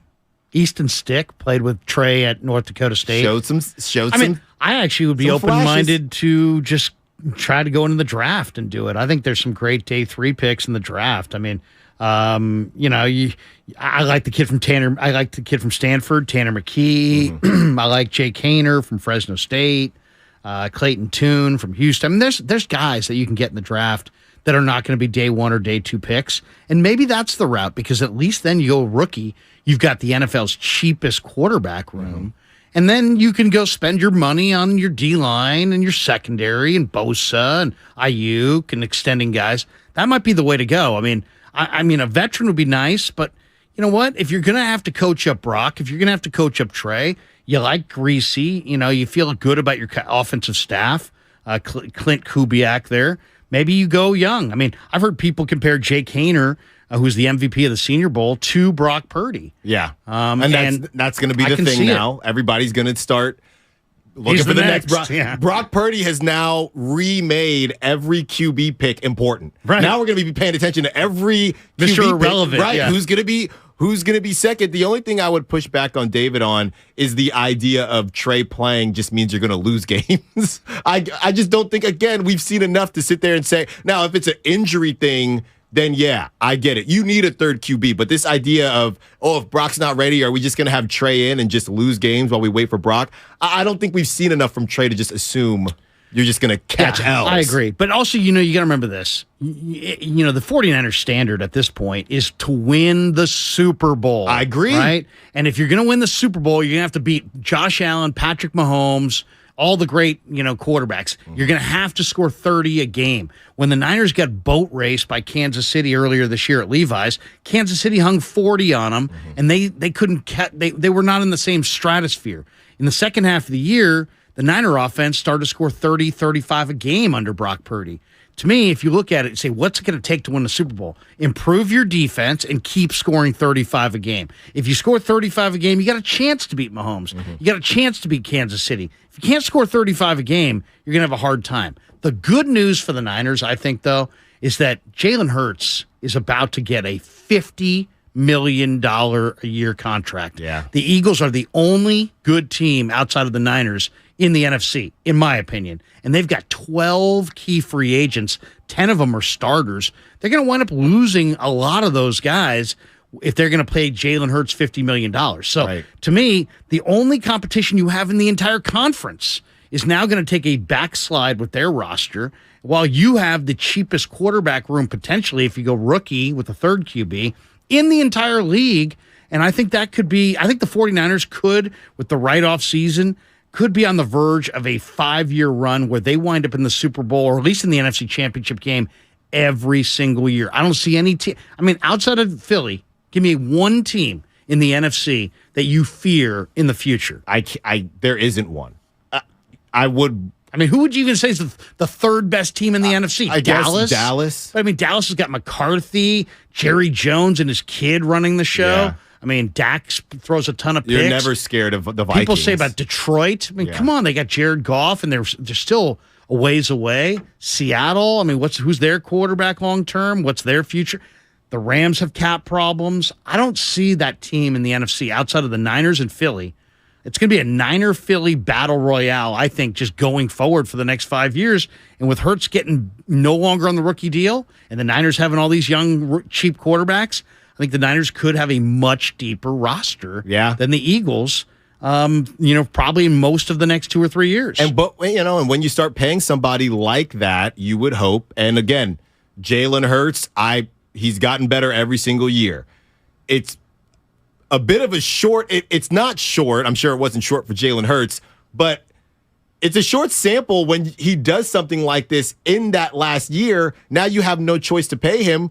Do we really know for sure that Jalen Hurts is a top, whatever he's going to be paid quarterback moving forward? I think he's really good, and I am rooting for Jalen Hurts. But when you start to pay him like this, now we're also the reason Patrick Mahomes is getting paid the bag that he's getting. It's because he can make up for what we cannot pay in other positions. He can win a Super Bowl with Juju Smith-Schuster TikToking everywhere and guys that you haven't heard of, and you lose Tyreek because you had to pay Patrick Mahomes. I don't know if Jalen Hurts can do that. I don't know, but he's going to be paid on a level similar to that, to where you're going to lose certain guys. It might not be your skill players, but you're going to lose certain guys. Now, they made sure, Kansas City did, we will not lose Travis Kelce. Full stop. That's the one that cannot move. This is just the first year we've seen from Jalen Hurts play like this, and we have no clue if that's who he's going to be. But we also have no clue what Brock Purdy is going to be. We have an idea, we think, but still small, and we don't know what Trey Lance is going to be. So the NFC is just a complete toss-up in general right now. Yeah, I mean, it's interesting, too. There'll be people that will question Brock Purdy and the upside potential. The people that are like, hey, anti-Purdy and pro-Trey Lance are like, they're of the belief, I should say, that Brock has a ceiling, that there's limits to Brock, and that they don't want to go too far down the Brock road and then find out 3 years from now that he ain't good enough to beat Mahomes, and you have no Super Bowl, and you maybe you missed out on Trey Lance. Maybe he moved somewhere else, you traded him somewhere else. Maybe that's the one thing. It's like I could see them coexisting this year. I don't know if I can see them coexisting for 2 years. I think somebody is going to go here at some point, probably next offseason. But I think it's interesting, too, that Jalen Hurts, nobody's saying anything about Jalen Hurts being too small, and yet Jalen Hurts and Brock Purdy are literally the exact same size. Yeah, but Jalen Hurts can squat a house, though. Right. He's got strong legs. But Brock's got strong legs. Yeah. And they call him Mini Bosa. Sure. I don't know. Just it looks like they're the same body type. I mean, as far as Hurts is probably a quicker athlete, but Brock, maybe a faster athlete, I should say, but Brock may be quicker. With that really fat, was he 155, 10-yard split? He's pretty quick. Well, and Brock's elusiveness in the pocket is, to be honest, already second to none. Already, I can say that. He's gotten out of a lot of jams very quickly, and looking at Jalen Hurts from throwing in the pocket and out of pocket, his splits were polar opposite. He was extremely good in the pocket. Throwing on the run is not his thing. Brock can do a little bit of everything. Brock throws well in the run. He does. So I do think that there are some similarities there. I just don't know. You have this timeline that you have to meet when you're the Eagles, and the Niners will have to come up against the same thing, and I think that's what you're saying. Basically, this is the year to figure out who they want to move forward with. This is not a thing that can just survive. People don't do this. People don't have two young quarterbacks and just flip-flop them back, because number one, you can get assets for one of them if one of them does prove to still have value. And number two, that's just not how you run a business because they're all going to want to get paid. They're all going to want to get paid. 888-957-9570 is the call line and the Xfinity mobile text line. Let's head out to San Jose with Justin, who wants to talk Trey Lance. What's up, Justin? You're on the roast. Hey, nothing much. How you guys doing? Good, man. What's up? Hey, here's I think Brock Purdy did peak too early. Only reason why I say that is because all of our quarterbacks was injured, and Shannon had no choice but to open up that playbook for that young man. Now, when he had Trey Lance, he was trying to do too much. Even though he said I got a dual threat quarterback, and he's not utilizing them right. He should just let Trey Lance play football. Is the reason why Trey Lance is not succeeding in that starting role. If you would let Trey Lance play football, we'd be talking about something totally different. Instead of running him up the middle and getting injured like that. I mean, that's not football. I think you're right. And but it's interesting. Shanahan clearly doesn't think of these guys the same because he doesn't call them the same. No. He calls Trey a dual threat quarterback. Yep. And Brock is just a quarterback. So I agree with the caller. I'd like to see Trey Lance operate in the same system that Brock has been in, that Jimmy's been in. I mean, obviously you're going to do some things to cater to Trey's abilities, but I would not look at Trey as this guy's got to be a runner. How about, when Trey runs, he takes hits. When he scrambles, he doesn't. I'd rather see him scramble than run. No more designed power runs. I want to see him just drop back, and if the play's not there, scramble. We saw it in the second half of the Texans game. The offensive line was horrible that day. There was all kinds of free rushers coming at Trey, and he was brilliant. He was stepping up in the pocket. He was making throws.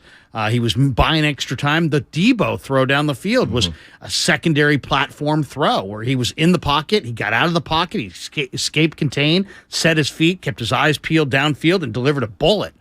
So, I want to see more of that with Trey Lance. I also think it's interesting that people pick at Purdy because they'll say, well, he doesn't naturally step up in the pocket, and he escapes out the back door, which isn't ideal. We're talking about a quarterback, a rookie quarterback, who won 2 playoff games, who's really never lost. Yeah. I think we're critiquing him a little too harshly. I think people need to realize that it's not just the best that he's going to be. He's going to get better. All these are young players that will be ascending. They are the same age, and whatever you think one ceiling is versus the other, they both can improve. This idea that Brock Purdy is going to be the same guy, I don't know, and it might not be from a technical standpoint per se. Like Trey Lance has to get more accurate, but he has a cannon. Brock Purdy doesn't have a cannon, but he's pretty darn accurate already. So when you look at what can project and the physical attributes, that's where we think of, quote unquote, improving, and that is the ceiling. But Brock Purdy can understand defense is better. He can do a lot of different things that he did not have in his bag of tricks this season. So I think that's something to keep in mind when we think about improving. It's always the physical aspect and not necessarily the other aspects of the game as well. 888-957-9570. Let's get back out to the call line. Austin in San Jose, who wants to let us know the Niners are not the only threat to the Eagles. What's up, Austin? What you got for us on the road? Who is it? What's up, fellas? What's up? My guy Larry, man. I love you, Larry, but come on, man. This is hyperbole. Go ahead. There's no way you can get on the air and say that the 49ers are going to have a 5-year run and that the only other teams are the Philly and them. Come on. How about Dallas? I think the Commanders are going to make a run. They got a new OC who should be ahead. Wait, the Commanders? The Commanders? Yeah. Ron Rivera is. I was just listening to Fox Sports Radio coming in. Ron Rivera is probably out at the end of the year if they don't advance. Plus, they have no quarterback. Taylor Heineke is their quarterback. He's a free agent. He's not even signed. I think if you're going to point to a team that's going to run with the Niners and the Eagles and the NFC, that team's got to be pretty set. Not a head coach on the hot seat with a new OC and no quarterback. I agree with you. The Commanders have some talent. They got the nice makings on the defensive front. But, come on. They're not in the same category with the Niners and Eagles. If they wind up getting a quarterback of note this offseason, I'll totally change that thought. But until then, right, how do we take the Commanders seriously with no QB? Well, they're a couple players away, man, like a few other teams. We can't say they're contenders, but they certainly they got a new OC, man. They brought in the guy that should be a head coach now. Yeah, Bieniemy. They got Bieniemy, but I don't agree with the Cowboys either. You really like the Cowboys with Jerry and his son and Prescott throwing picks, and I mean I'll say this: if Dallas has another big offseason where they hit in the draft, like they hit with Micah Parsons, they hit with Diggs, they have another big offseason, and McCarthy somehow is an upgrade off of their play caller last year from Boise State. Then maybe, but I mean, you still got Dak, who turns the ball over left and right. They don't have a lockdown defense. They got an aging offensive line. From what I've heard about Dallas, they're going to kiss off both Tony Pollard and Zeke Elliott this offseason. That means they got no big time back. So, I mean, let's pump the brakes on Dallas. But I would say, I would say this though, Larry, the Niners can't. At some point, someone else is going to emerge. And I guess we saw it happen with the Eagles, which came out of nowhere a little bit. So even if the argument is right now it's just the Niners and Eagles, last year we wouldn't have even included the Eagles. So my point is, you don't know who else is going to pop up. It's a fast-changing landscape. And at some point, the Niners are going to have to get this done while they are in this opportune situation. Because somebody's always coming. It could be the Giants. I don't know. No, it could be anybody. The Giants might be to me, if you say who are the possibilities, it would be the Giants because Daniel Jones has played well. Brian Daboll's a terrific coach. Their talent level wasn't great. They're going to get better. I would say the G-Men would be one. Detroit, I think Campbell's got something going there. So I would say Detroit. Heck, Chicago, I really like what I saw from Fields. Yeah, potentially. You never know. I mean, a lot of negative plays, but I mean, he's also mercurial in his own right.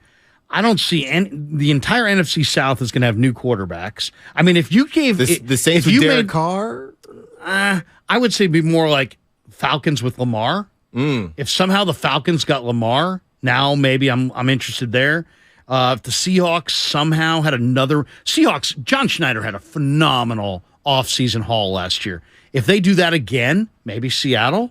But there's no Arizona, no. Rams have cap problems. Saints, Panthers, Buccaneers. I mean, Packers, we don't know what happens with Aaron Rodgers. If they move on from Rodgers, now it's the Jordan Love era, probably not. Basically, what this comes down to is right now, Niners are looking shit. Niners are sitting nice. They are right now. We also have to see, you said NFC South is going to have a bunch new quarterbacks. But they all could be new quarterbacks. But I also think that what you said about Lamar Jackson, right now, this NFL, it comes down to QBs. Right. And we know it's stacked with an understatement for the AFC. The NFC, not so much. As of right now, you have, who is the best quarterback in the NFC?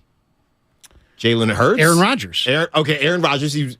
As of right now, he's in the NFC as of 750. Hurts, I guess you could say, because he was an MVP. And candidate. I don't even know what that means because we've seen, one really good season from Hurts, and we know what's going on with the Niners. So if one domino comes, that's why Stafford, I guess maybe Stafford. That's why if any of these NFC teams do get a Lamar Jackson, I don't want to get into about Derek Carr. I see Joe Spadoni trying to hop in already.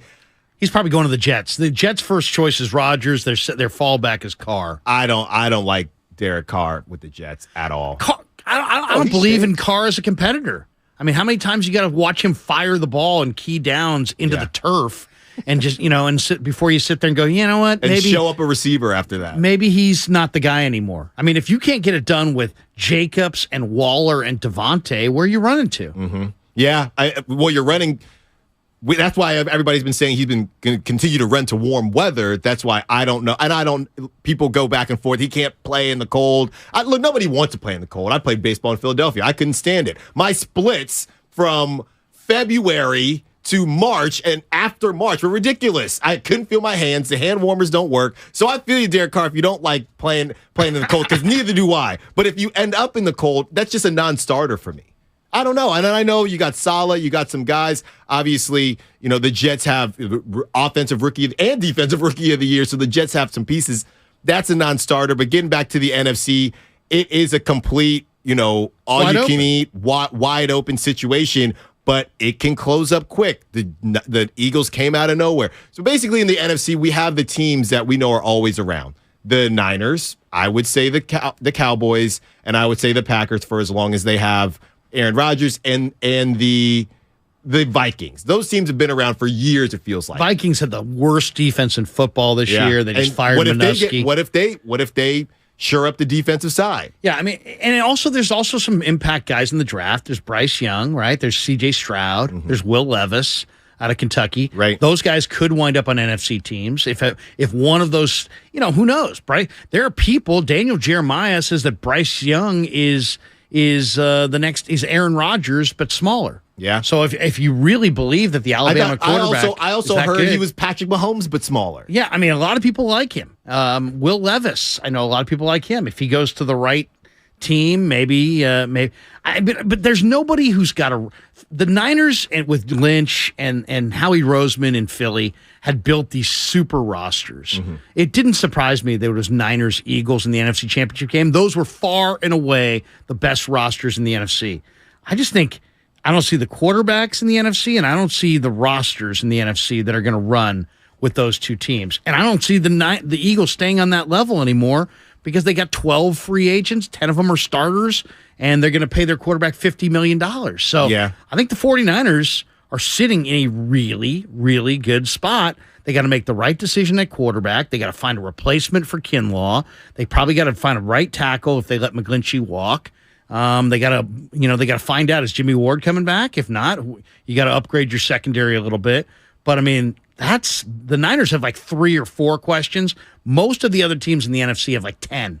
Right. And a lot of ifs, as they say, but if those ifs become whens, and if those ifs come true, it can change a lot, and it can change the course of your season. The Niners aren't running out of time, but at some point with this roster, and everyone keeps saying it's Super Bowl ready, you got to get one. You got to get one. But what is their window?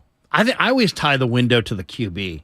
And with Lance and Purdy and Shanahan and Lynch both being relatively young in their fields, I feel pretty good. Yeah. You look at the Niner weapons, if you say, okay, maybe the window's tied to what? Trent and Kittle and McCaffrey, so maybe you got a good, let's say, 2 to 3 year window. Yeah. Is that fair? Yeah, that's fair. All right, it's time for the injury report, sponsored by Boxer and Gerson Law Firm.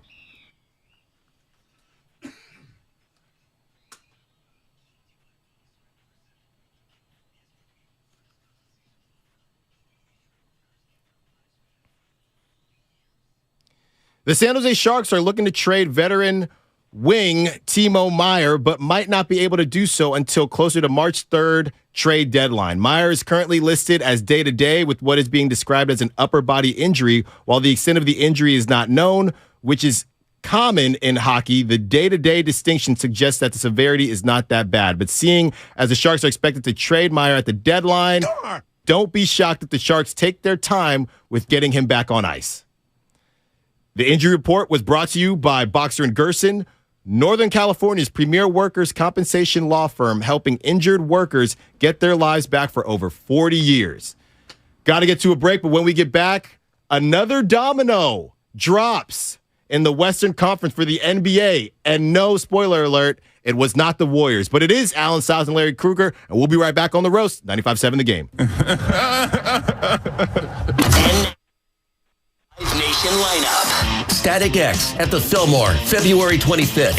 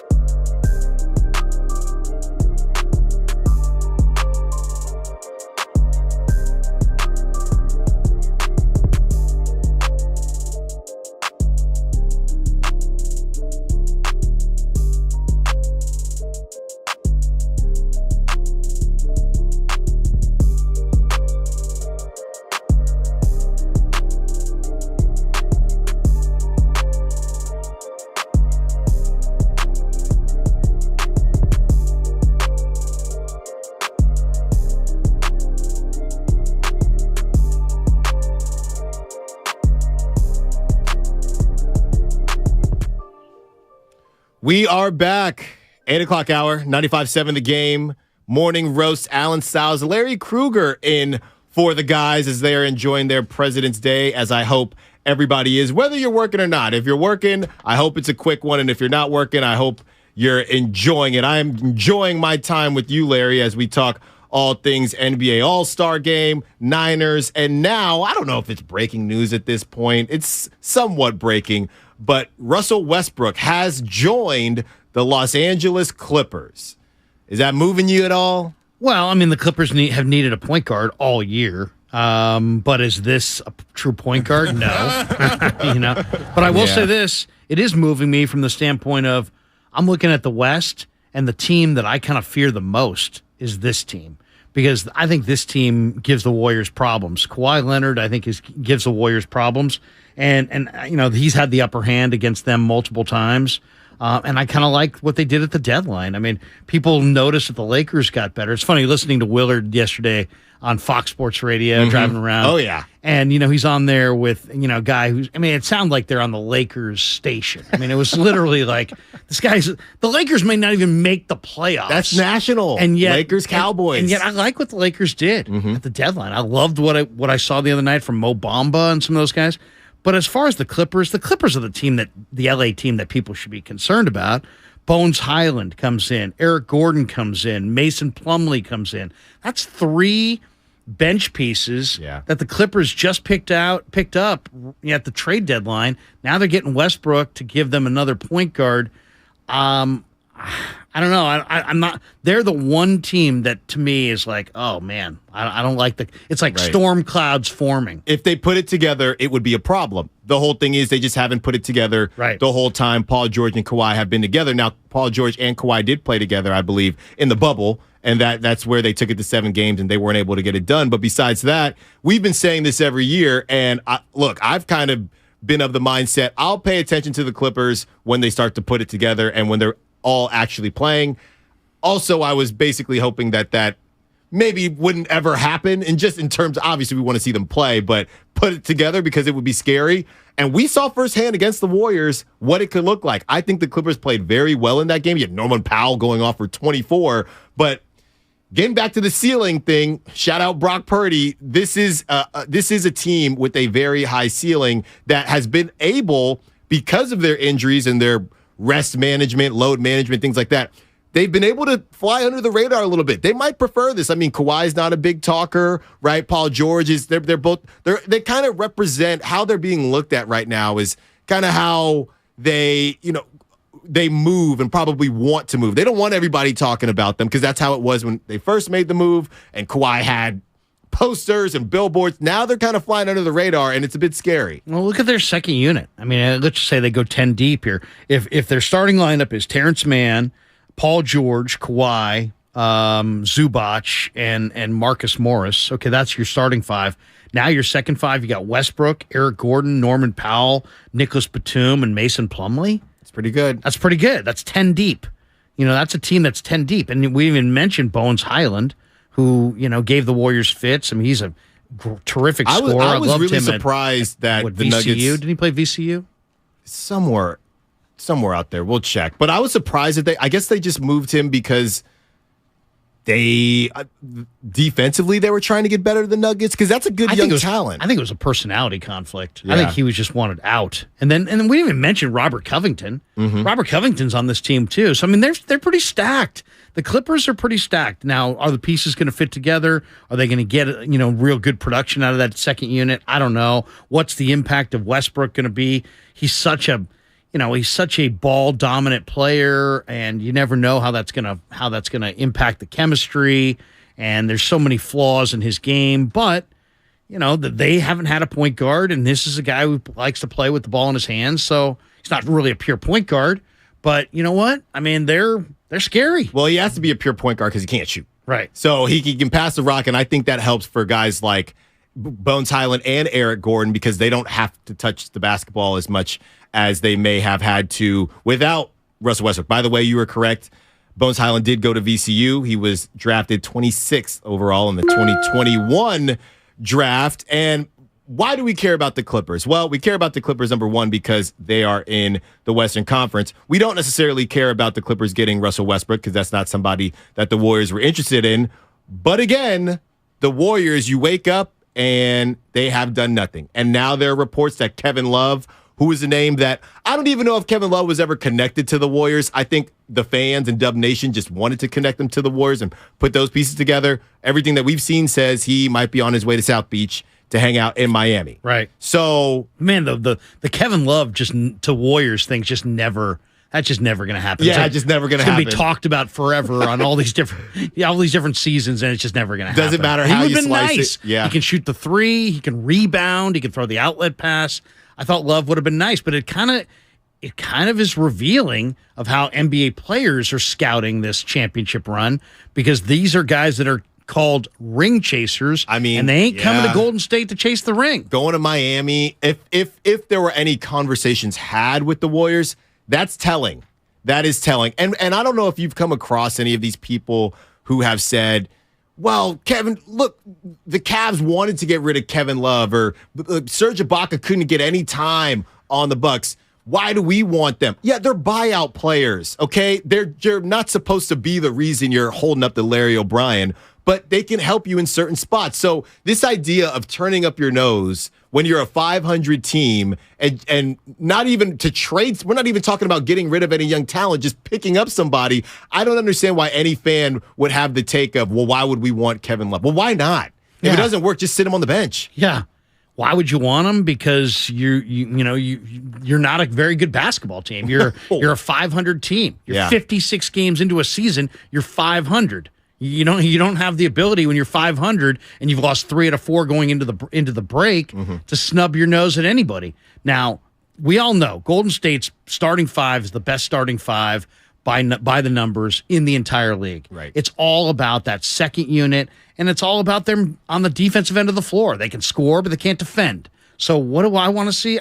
I'd love to see either an on-ball defender like a Chris Dunn, who's got long arms and he could be, a Gary Payton until Gary Payton's ready. Or I'd love to see like a Nerlens Noel, who's, got a 7'4" wingspan. I think he was like 2nd or 3rd in the NBA and blocked shots a couple years ago.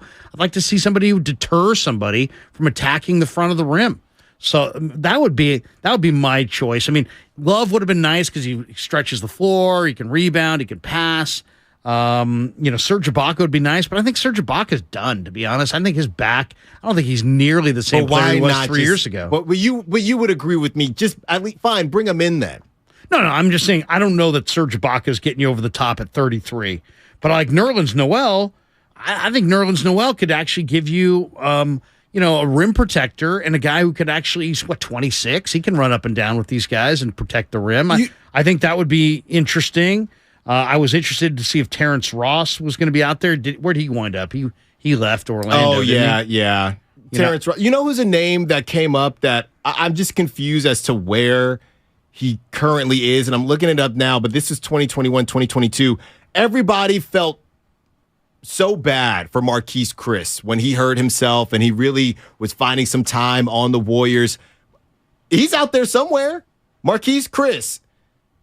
Last played for the Mavericks. I think he's available. Is that a name that does anything for you? I mean, I don't know if he does it for me, but people loved him. I mean, here's the thing: the Warriors, the whole season, it was going to be about what kind of seed do they get? Can they avoid the play-in tournament? Can they get the 6th seed? Now it doesn't look like they're going to.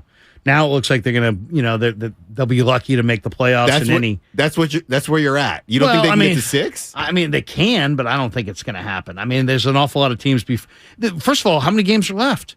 You've already played 70% of the season, right? Yeah. So we're not talking about the midway point here.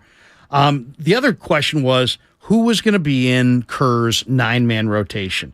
Well, it's Curry, it's Clay, it's Wiggins, it's Draymond, it's Looney. It's your starting 5. And then it's DiVincenzo, who's been awesome, I think.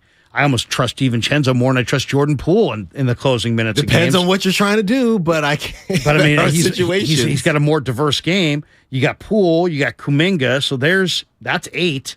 So if GP2 comes back from the core muscle issue and somehow they think he can play before the end of the year, there's your 9. I I mean, I don't even know that do you have to have a 10-man rotation? Do you have to? I mean, maybe JaMychal Green, Andre Iguodala is on scholarship. He's missed the last 16 games. On an NIL deal. I mean, seriously, he might as well be on the PGA Tour. Baldwin, I loved when Damon pressed Kerr the other day on Baldwin. That was great. Yeah, way to go, D. Bruce on that. But I mean, the two-way guys, Ty Jerome and Anthony Lamb, they're running out of games, right? I don't see either of those guys as part of the rotation. So that's pretty much it. It's like DiVincenzo, Poole, Kuminga, GP2, and whoever they could find in the buyout market. That's your team. I don't even feel comfortable putting GP2 in that category yet because they think he's going to be back, but the whole thing has just been a little bit bizarre. I will say about your note on JaMychal Green, he did come out and say he's playing more freely. He has looked better. Now, is that going to be enough? I don't know, but was that part of their thought process in, hey, if we get this version of JaMychal Green, this version of JaMychal Green to us is better than Serge Ibaka, right? And so that could be it. Yeah, I mean, the Warriors have clearly tried to dampen expectations as far as the buyout market, but I think they need help. I mean, every way imaginable you look at this team, it just screams mediocre. They're 29-29. Their points scored and points against are almost dead even. They're 14th in offensive ranking. They're 15th in defensive ranking. They're barely in the playoffs, or they're not in the playoffs right now. They're the 9 seed. So I mean, it's just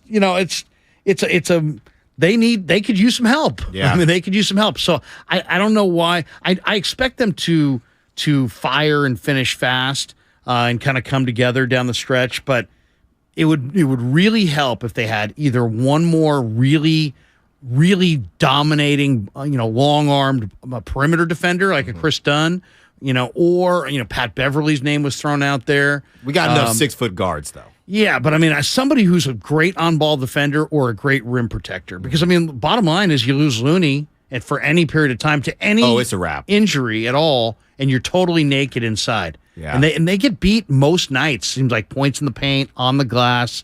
If I could do something to help them, I'd probably give them a young big man who could run the floor and block some shots. But but then Myers said, well, if you could get an 8-foot guy. If the coaching staff doesn't play him, I mean, that was like that clearly going on. There's some bad vibes around this team right now. It's like Myers is saying things that he never would have said 2-3 years ago. I thought Myers and Kerr were in total lockstep. You got to question that now. Right. And for the whole contract thing to be up, maybe Bob Myers is telling you, sometimes they make it nice and obvious for you. If he's saying stuff like this and kind of behaving in a way that he hasn't before, not that he's doing anything crazy, but just a little shots here and there, right? Might mean, hey, I'm not going to be here. I'm not going to be here. This is it. So some of the writing is on the wall. You won the whole thing last year. You're operating as, hey, you can't be, Dub Nation can't be spoiled, right? And feel any type of way because you just won a championship, but you are running out of time with the big three. And there have been reports about the last dance and is this the last one? Is Draymond going to opt in? A lot of question marks around this team, but I think the main question that has been answered is they are mediocre and they are average, at least the regular season version of them. What the playoff version of them looks like, nobody knows. But what we do know is this: when everybody is quick to say, well, look what they turned it on last year. Yeah, but we saw them turn it on. It's a way better team. And they started on a couple different teams. Didn't they start 16-2? Didn't they smoke the Suns on Christmas Day? They fired some.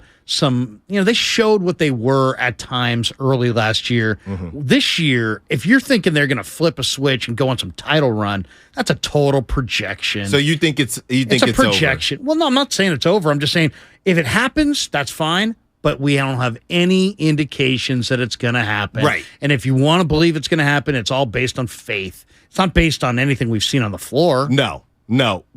It's all based on championship DNA. It's all based on what we've seen this team do it before. Not anything that you've literally seen this year, unless you're going to vacuum it and say, well, this game and that game. And even so, I don't know if you're getting past 3 games to where the Warriors play championship basketball. I don't know if they've done that 3 times. Definitely not more than 5. The other question is, why are they dormant in the buyout market? Why would they be? You just sold off on a 21-year-old center who's got a future for a defensive role player who's hurt. So, and all in the name of not wasting. Was the Wiseman-Payton trade about Steph or was it about Joe? If it's about Steph, then be active in the buyout market. If it's about Joe, then I get it. Then why be active in the buyout market? If it's about saving Joe $37 million, is that it? Is that what this season's about? Is that what that trade was about? $37 million? Or was it about getting a player that can help you and your rotation and Steph Curry maybe put one more ring on his finger and have these big 3 guys roll out with one more title? What was the real reason? Who knows? And I don't know if it was just me. I'm gonna be honest. I was pretty excited, and this is no slight on GP2 because obviously at the time I didn't know that he couldn't play. I was pretty excited for Sadiq Bey, right? I was too. I'm not going to sit here and tell you I've watched a ton of Detroit Pistons basketball, but from what I've seen, 6'7", can splash it a little bit, 24 years old. I thought, okay. There's your bingo rotation player who's really ready to go right now. I don't really mind this. And then when they flipped it for the picks and you see the 5 second rounders and then you see GP2, everybody was elated, right? And I don't know if it was just a vibes thing. Steph was excited. It felt like the Warriors are trying to right some wrong at the expense of a James Wiseman, a very young player. The highest lottery pick they've had in 25 freaking years. And maybe that's the best value they could get. I don't know. Personally, for an aging team, GP2 is 30. Like you said, could this be that move makes more sense for the GP2 thing if it was a very obvious, this is the piece we're missing that we just let go, right? This is the piece we're missing, we just let go, and we're in a decent spot. I don't think GP2 he's very much what he did in the playoffs was second to none. But I don't necessarily know that during the regular season he's going to help. Well, number one, he can't because he's not on the court, right? And I thought that DiVincenzo was doing some nice things. I just didn't feel like that was the missing piece. If somebody were to ask me what's the missing piece that the Warriors need at the trade deadline, I would not have said GP2. Well, I like GP2. Why? Because I think he's one of the best on-ball defenders I've ever seen. Yes. He is the mitten part 2. You put whatever on-ball defender you want, Michael Cooper, Alvin Robertson, go back in history. This guy's as good as any of them. Mm-hmm. He literally could be standing on your left side and he can pick you as you're dribbling with your right hand. Mm-hmm. I mean, he's got crazy impact length. He's a total shutdown guy in a Western Conference that has all these alphas, these Ja Morant type alpha on the ball players. Hell yeah, I want GP2. I just don't want to have him for James Wiseman's entire future. And now Wiseman looked good. I thought he looked good the other night against the Celtics. Of course, we knew he would. We knew he would. So, and I don't know what the plan is. That's the one thing with Golden State. It's like, what is the plan? Is the plan to save the Bucks, or is the plan to actually go for the ring?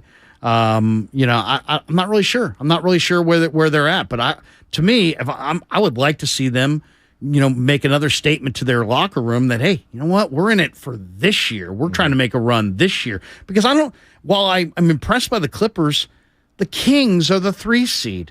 The Warriors beat Memphis earlier this year. I thought that was very much a statement win. Memphis is the 2 seed. I don't look at Denver as unbeatable. Denver can't defend. Dallas, who knows? Phoenix, they made a lot of changes. The Warriors even the Pelicans were having a good beginning to their year. They're going to get Zion back. The whole thing in the West is wide open. And the one reason I don't want to say the Warriors can't do it is because I have a hard time picturing any of ththose teams in the West beating Golden State that 4th time in the playoffs. If the Suns are rolling. I'm not saying it can't be done. I'm just saying like if you nobody. I don't see the Warriors not going 7 with any of those teams. Right. The only team would be the most optimal version of the Suns, I think. If they are healthy, rolling on all cylinders, I think that still just goes works. 7. You think that still goes 7? I think it goes 7. I don't see the Warriors not going 7 with any of these teams in the West. good or bad. You know, I mean, I don't see them beating them before 7. I don't see them losing before 7. I think these are going to be some great playoffs, a great stretch run. March and April could be very exciting. The playoff run in the West could be very exciting, even both conferences. But I don't see a standout team, so I think the finals could be kind of disappointing. Well, you better hope, like we talked about earlier in the show, and the marquee names that you need, you better hope Steph finds a way in there because, look, I know Phoenix has Kevin Durant. If I'm Adam Silver, I'm looking around. I got to get Kevin Durant, Ja Morant, or Luka. Obviously, we said Steph. One of those guys got to get in. And look, this is not – I got a lot of friends that like the Nuggets, but if the Nuggets do find a way in – and it doesn't really matter who they're playing. It's gonna be rough from a rating standpoint. But in terms of the buyout market, when you look around and just if you are the Warriors, you made this hybrid move. I would call it a hybrid move. You don't know if it was a for now move or for the future move. Obviously, it's for the short term future. I would say the GP2 move. What are you gonna do? You cannot continue to just mosey on through, and I know they won it last year before somebody comes in the Xfinity mobile text line or on the YouTube chat. You cannot continue to operate with Kevon Looney being the biggest guy on your team. You can't. It's going to catch up to you, and maybe it already has, and we haven't realized it yet. But this idea, the small ball, it's not necessarily that you need a traditional big, but you need guys that can at least deter players from getting to the rim, and you're asking a lot from Draymond, you're asking a lot from Looney, and they're undersized. They always have been, and they always will be. All they're going to do is continue to get older. Does Kerr want to play bigs? They don't know how. They don't know how. If they had gotten a Mo Bamba, would he have played him? I liked what I saw the other night from Mo Bamba in the Laker uniform. And how about this? You know who else? He was readily available. You could have easily had him. You know who else? He would have been more pricier, but Jared Vanderbilt goes out there and he says, yeah, you probably should have ponied up for me. You know, the Lakers with LeBron surrounding longer, better athletes look a whole lot better. If there were more, if the All-Star break were really the mid-season point, I'd be concerned about the Lakers and what they may be able to do down the stretch. I think they're going to run out of not enough time. Well, yeah, I mean, I think their changes are good for the future. I'm amazed actually that Pelinka was able to make this kind of, these kinds of changes. They stole Rui Hachimura. I mean, that was a real nice pickup. And then getting Malik Beasley, that's a good player. Getting D'Angelo Russell, who can score, doesn't turn it over a lot. That seemed like, maybe it made sense. And then Vanderbilt, I was hoping Golden State. To me, Vanderbilt was the guy I was hoping for at the deadline because he's 6'8", he's a 3, he's a 4, he's a shot blocker, he's a rebounder, gives you some physicality. I thought he was high motor, perfect for Golden State, and now he winds up with the Lakers. So, I mean, I think the Lakers are worlds better than the team that I saw them start the season with. It's an amazing transformation of their roster, really, but I still think they're probably not going to make the playoffs. Right. They're going to get hot, and there's going to be a reason to talk about them because there's always a reason to talk about the Lakers, specifically when LeBron is on the team, but in terms of the Warriors and what they have, I want to believe they have a run in them. We might not see that run into the playoffs. And if it is the beginning of the end of some version of this version of the dynasty, like I said, I mean, getting it last year was so huge, and nobody even thought it was going to happen. I know Damon has said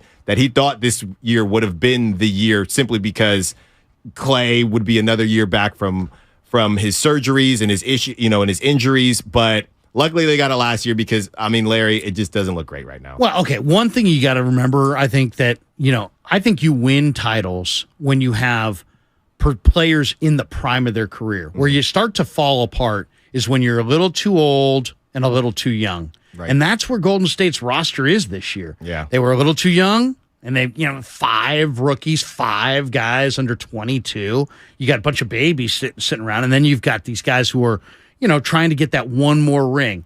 And it just, every time I hear them talk, whether it be Myers, Kerr, the players, they're always talking about, these, the veterans versus, they're talking about factions of the team instead of the whole team. Like with the young guys, the old guys. To me, I think that is in and of itself one of the problems. I'd like to see So that's why Sadiq Bey would have been really attractive. He's in the prime of his career. Yeah, but they decided to go in a different direction. All right, we got to get to a break, but let us know about the biggest games and stories in the Bay Area prep scene. Email us at hss@957thegame.com. What's coming up on The Game is sponsored by AC Transit, and we have John Shea at about 8:50, national baseball writer for the SF Chronicle, talking all things baseball. We're going to start the baseball train when we get back because, you know, me and Larry, we love our nation's pastime. It is Alan Stiles, Larry Krueger on the roast. 95.7 The Game. AC Transit is offering a $2,000 bonus for new bus operators to join their team.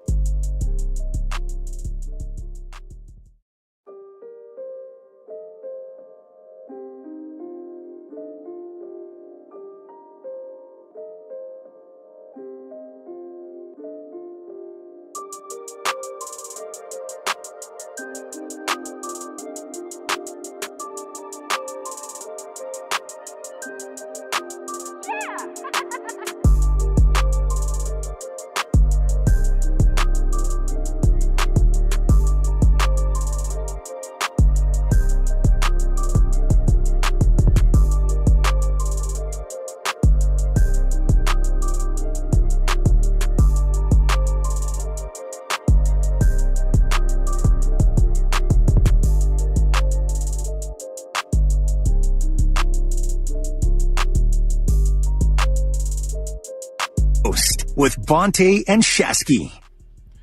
We are back. 95.7 The Game, the morning roast. No Bonte and Shasky today, though. It's Kruger and Styles. Larry Kruger, Alan Styles got you until 10 a.m., and then we hand it off to Steiny and Willard.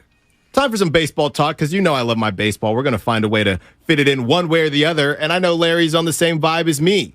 So Carlos Rodon, and quickly, before we get to that, I did want to tease, we got John Shea coming up around 8:50 as we talk to the national baseball writer for the SF Chronicle. And also 9:30 for this President's Day. We want your presidential change to a sports rule. Any sports rule. That is at 9:30. Line them up, the calls, line them up, the text. You can change one rule, any rule in all of sports. Let us know what it would be. Okay, back to Carlos Rodon. He was asked about playing on the East Coast and the differences between playing on the East Coast and playing in the Bay Area. And he goes, and I quote, "The fans here want to win. They care. They care a lot. Giants fans are invested, but not like in New York. Win or lose, you're not going to get booed in San Francisco." Some people took, close quote, some people took that as a slight to San Francisco. Personally, I did not, because I don't think he was comparing. It's not just San Francisco. That's just where he played last. New York is different everywhere besides maybe Fenway. This isn't a New York versus San Francisco thing, but it's Carlos Rodon, and, you know, people want to be upset about something. Yeah, well, first of all, the Giants are going to miss Carlos Rodon. Yes. I mean, 14-game winner. I think he had a 2.88 ERA. Mm-hmm. He's, this idea that you can go from Carlos Rodon to Stripling and Minaya and, like, you've improved. I mean, I've actually heard people suggest they've improved. They have not improved. Yeah, you lost Carlos Rodon. He was a true ace. Right. Rodon and Webb at the top of your lineup, you're going to miss that. So that's one. But two, as far as he's just trying to ingratiate himself to Yankee fans, clearly. But is it now, are you a better fan base if you boo your home team? I mean, I'll say this. He's probably right. But Giants fans will boo. Giants fans are very sophisticated. They are knowledgeable. They will boo lack of hustle, and they'll boo, idiotic decisions by the manager. But they're not going to just boo failure in a game that has failure built in. If you're an awesome hitter, I mean, you've heard this many times. If you're an awesome hitter, you hit 300, you're making an out 7 out of 10 times. Right. The Yankee fan will boo. They'll boo the failure that exists within the game just because it's failure, but I do think he's right in that. Go watch any game. It's not about Giants and Yankees. It's about West Coast, East Coast. Go watch any game at Fenway Park, any game at Yankee Stadium, and watch when a foul ball goes up behind just the people behind the plate. Like, all the heads are on it, and everybody's turning around looking where the ball is. If that same thing happens at Dodger Stadium, at San Diego, Petco, at Oracle, at the Coliseum, well, first at the Coliseum, there'd be nobody there, but everywhere else in the West Coast, you're going to have people that are totally dialed in on it, watching, but you're also going to have people that are just out there getting some sun. Yeah. And there's out there, hey, man, I'm just here. That's just part of the culture. Yeah, it's more relaxed. It's more, it is what it is. I hate that statement, but I mean, this is just the way it is on the West Coast. People are just a little bit more laid back.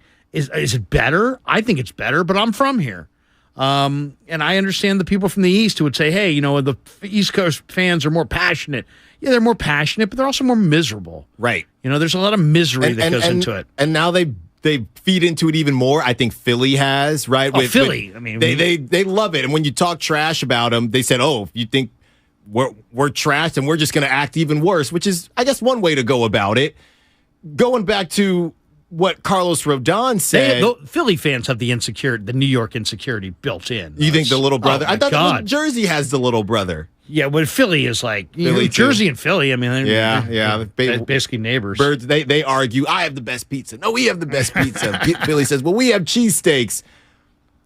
Do you truly believe? And I know a lot of reports came out that he had no intention of ever coming to the Giants. I'm talking about Aaron Judge. And some of the Giants, let's be honest, felt a little hoodwinked and bamboozled by him because he sold it. And he sold it great. And it was a great business move for Aaron Judge. Fine. That you want to go about that. But do you truly think that Aaron Judge, after breaking the American League home run record, goes up in the playoffs and has a rough playoff series and starts getting booed? Do we truly think he enjoys that? Really? Really? Right. I mean, no, he doesn't enjoy that.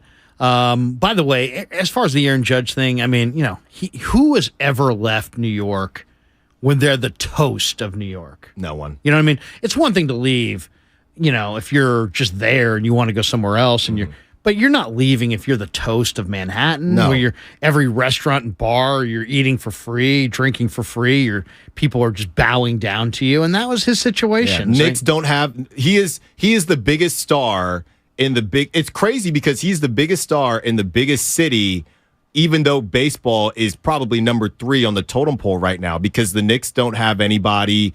If you wanted to count Brooklyn, they don't have anybody anymore. And football, you don't have your star quarterback. You've heard that statement, the opposite of love is not hate, it's indifference. Yeah. Well, that's the difference between the Northeast fan and the West Coast fan. Mm-hmm. The West Coast fan will show you hate. They won't show up. Right. Look at the Giants draw. Look at the Giants' attendance last year. Just fell through the floorboards. People aren't going to sit there and get angry at Brandon Crawford. Damn you, Crawford! Belch! Ah. Yeah. They're just going to go on a bike ride in the Marin Headlands. They're going to take their dog to Baker's Beach. Mm-hmm. They're going to go do something else. They're not going to park their car and sit there and just scream at the Giants, you're not good enough for 3.5 months. Well, but in New York, they probably will. Yeah, and look, everything. That's the difference. And I think a part of this is also, how do I say this without sounding like a snobby West Coaster? Part of this is just other things that you have to do. Or other things that you want to do. And that I know there's people in other parts of the country that are so nauseated by that. It's like because we always bring that up out here. Like, hey man, there's so much to do. There's a lot of things to do in Chicago. Sure. There's a lot of things to do in Philly and Boston and New York. It's not like that's Yankees, Red Sox, Phillies, or nothing. Mm-hmm. They have lots to do in those places too. But there's better weather here, and we're just not so wrapped up in it. Like if our team's good, great. You might want to call us front runners. But, I mean, look at the people that are engaged on Giants baseball as opposed to the people in the seats. There's a lot of people engaged. Mm-hmm. They're following it, but they're not going because they don't want to support this regime. They don't like this season. They don't like these players, whatever. But they're not going to just scream and yell, I hate it, I hate it, I hate it, but still show up all season long. They're just not going to show up. So my mom, it's very easy when you, I guess, just break it down just based on other areas. To me, it's just a part of culture. And it's a part of culture that the East Coast has from its beginning. The team started here. That West Coast is just not part of our culture to complain and to really just be everything that we do is associated with our sports teams. Part of that could be the weather. Part of that could be it's just not ingrained in our minds, right? My mom is from Panama, so when she moved over here, a lot of the things and part of different cultures that they do out here, she had no clue what they were talking about, right? Doesn't mean she doesn't care about it or whatever. She's just not used to it, right? And it never matched with her because she didn't grow up like that. These things have been happening for years. A while back, I had this gig and we were breaking down, listening metrics and things like that for different teams. You know who blew every team out of the water every single year? In what? In just listening and engagement for it was their radio station per se. What right? Sport? Football.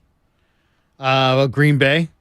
The Cleveland Browns. Yeah. Well, there's a lot. That's a great one, and they love to complain. They're brownies. They're yeah. The Sonny Weaver in the Draft Day movie. No, yeah, they love. Football is everything in Ohio, and so yeah, they're dying with Baker Mayfield and dying with whoever their quarterback is. Johnny Manziel. Right. We're going to turn it around. I don't think that there are any fans. I got to be careful here. I don't think there are any fans that like losing, but I do feel as if complaining is also part of it, right? And fans like to complain, and when your team stinks, there's a lot to complain about.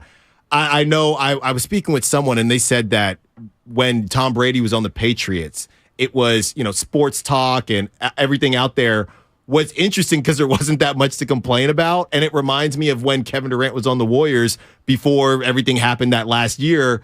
You're really cherry picking what you can complain about because they're so good. So it's almost as if fans need this happy medium where we're good, but there's also stuff that we can complain about. And when you don't have that, it's almost like they malfunction. So I guess bringing it back to Carlos Rodon, enjoy getting booed. And Carlos Rodon is a guy who, even out here, I thought he enjoyed being out here. I think he just was in a tough spot because the team wasn't winning, and I can tell he's a very competitive person. But it's all fun and games until he sits there and he says, I threw a no-hitter last game. And now this game, I'm getting shelled and I'm getting booed. It would be great to go to New York after he gets teed up one day and as he gets booed off the mound. Right. Hey, Carlos, awesome fan engagement, huh? What'd you think? Hey, Carlos, what'd you think of that fan engagement tonight? It was pretty sweet. Yeah. I love the way the fans were super engaged as they booed your ass all the way back to the dugout. Exactly. That was awesome engagement, didn't you think, Carlos? I thought he was going to actually, Carlos, after you got booed, come out and give a curtain call. Just tip your hat. Thank you. Thank you for booing me. Maybe he can be the Road Warrior 3. It was Ed Whitson was Road Warrior 1. Kenny Rogers was Road Warrior 2. Maybe Carlos will be Road Warrior 3. Mm-hmm. The difference is here we don't live and die with it. We enjoy it. We love it. But if it's dying, we let it die on its own. Mm-hmm. You know what I mean? And also, we're not going to be as angry. I think the fan here kind of understands sports is like life. It's a little bit cyclical. Yeah. You're down, you're up. You have some good years, you have some bad years. You kind of roll with it. But here, it's like people are, I don't want to say they're front runners, but they're only there really for the good times. If it's the bad times, they're still there in their mind. They're just not there at the park. Yeah. You know what I mean? Niner fans, I grew up in the Sunset District throughout the entire decade of the 70s, Alan.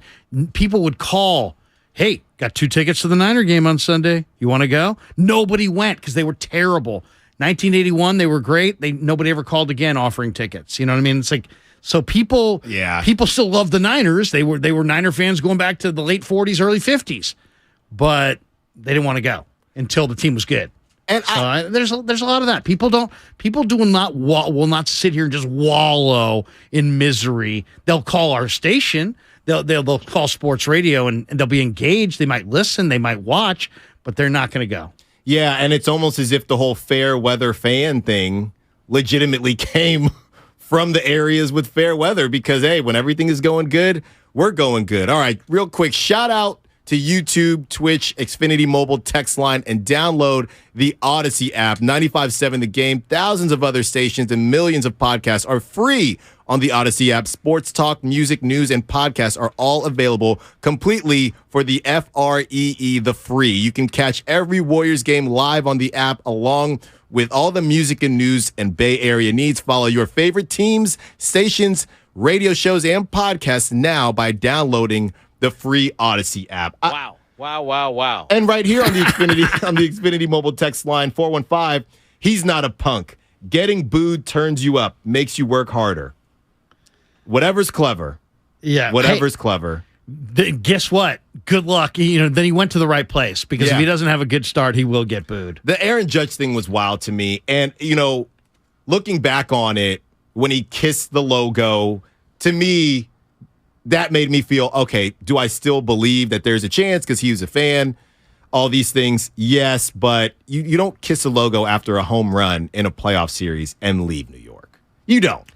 I don't think you ever leave if you're really like the toast of the town, man. Yeah, and that's what he was. And I will. I don't blame him. I blame the Giants more for the Correa thing than the Judge thing. Sure, and I will say, going back to Rodon, in terms of getting booed, I think the reason New York, to your point, gets away with it, if you will, is that you are the toast of the town, the biggest city in the nation, right? Globally, it's New York City. So they do feel a sense of, I don't want to say entitlement, but hey, when you're on top, you are on top of the world, Aaron Judge. So we can boo you because of what happens. Your highs are higher than everybody else. It's almost as if these other teams, we're not going to boo you because when you're balling, you're great and you're the toast of our town, but being the toast of San Diego is not being the same as being the toast of New York. So I don't know if entitlement is the right word, but something like that. Is it better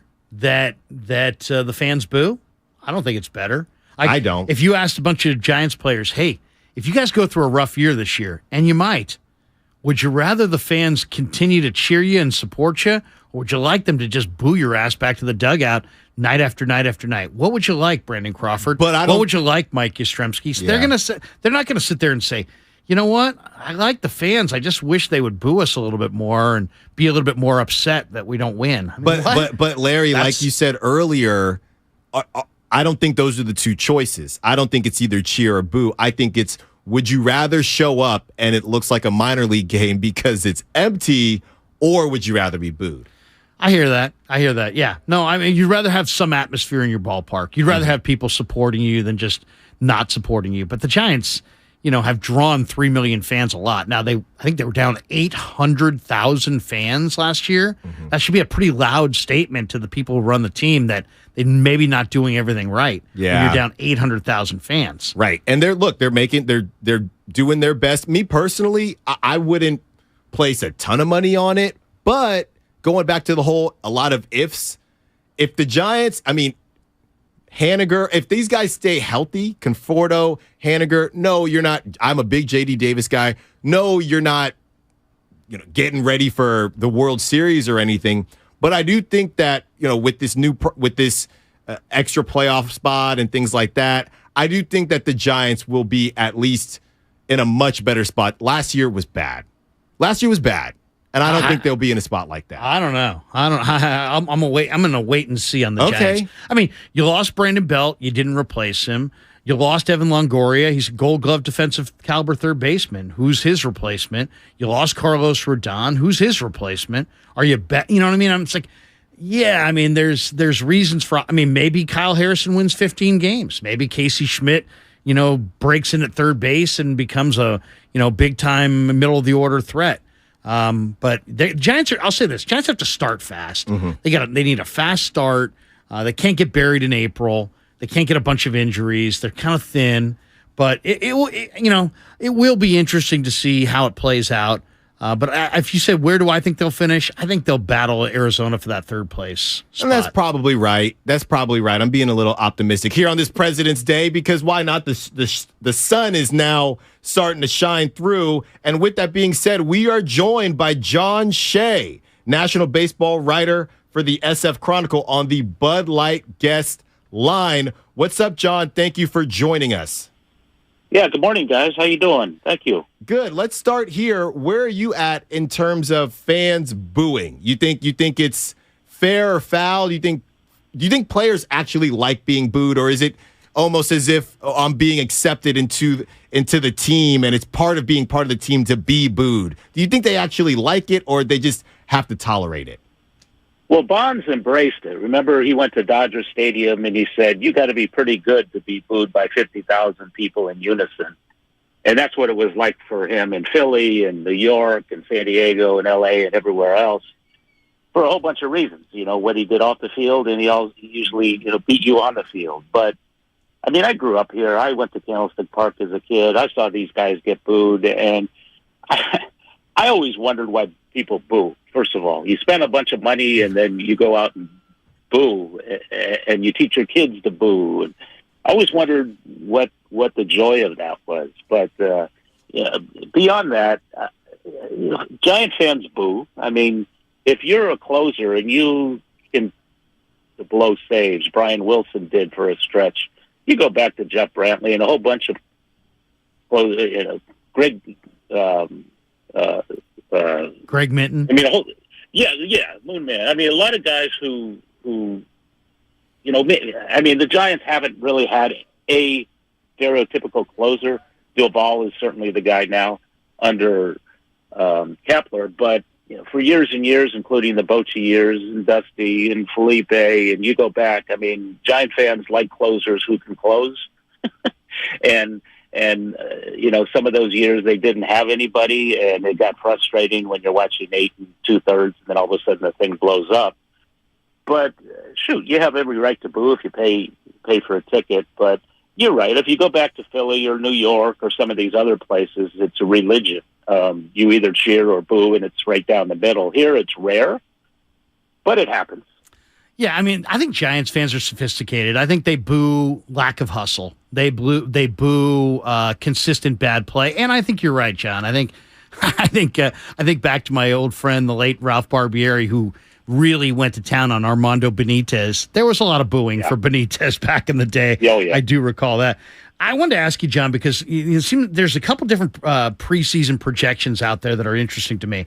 One, Fangraphs has what they call their Zips projections, and they're saying the Giants are going to win 88 games, which is very optimistic, only 3 games behind the Dodgers and Padres. The Baseball Prospectus goes with the Pacoda projections. They're saying 82 wins, which is more in line with what Vegas has it. What kind of year do you envision for the Giants? Is it more like 500, or do you think there's an outside shot of playoff contention?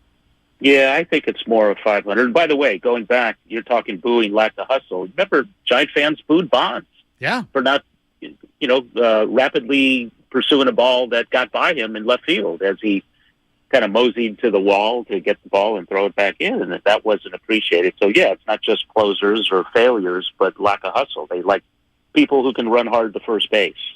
No doubt. In terms of this year's team, I think it's more about repeating last year, 500. Though last year they were wonderful in the final 2 weeks just to get to 500.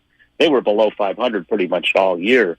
Fangraphs seems pretty optimistic with 88 wins, especially in that division. But you no longer have to play the Padres and Dodgers 19 times. It's just 13 apiece. So you're going to be able to maybe beat up on some of the teams in the Central who are not that good because you're playing them. But you're also playing some of the weaker teams in the American League because you're playing every American League team. You're opening at Yankee Stadium. So every team you're going to play. So if you have good scouting and you're prepared, maybe you can win 2 out of 3 in most of those, secondary towns, or if they're here, then against them in San Francisco. But I think 82 wins is more realistic than 88 for now. I think the strength isn't defense once more. And they've upgraded because they don't have to put Darren Ruff in left field. They don't have to put Jock Peterson in left field so much. You saw those guys out there quite a bit last year, Ruff early and then Jock late. But anyway, I mean, these are established major leaguers, Haniger and Conforto, and I think They're at least average outfielders. They're not going to be below average. I don't think Yastrzemski's strength is in center. So it's probably in a corner. And Conforto is playing mostly right, but because of his shoulder, the aim right now is to move him mostly in left because it's a shorter throw with Haniger in right. But, even at second base, Estrada, while athletic and seemingly okay, the advanced numbers were not good to him. Crawford's coming off an offseason defensively, but in the final month plus, he was back to his prime self because his knee felt better, and that's what kind of hamstrung him the first few months of the season. So I would have loved to see Crawford move to second, not third, if Correa was here. And they don't have a first baseman on the roster, not one. I mean, J.D. Davis isn't a first baseman. Wilmer isn't a first baseman.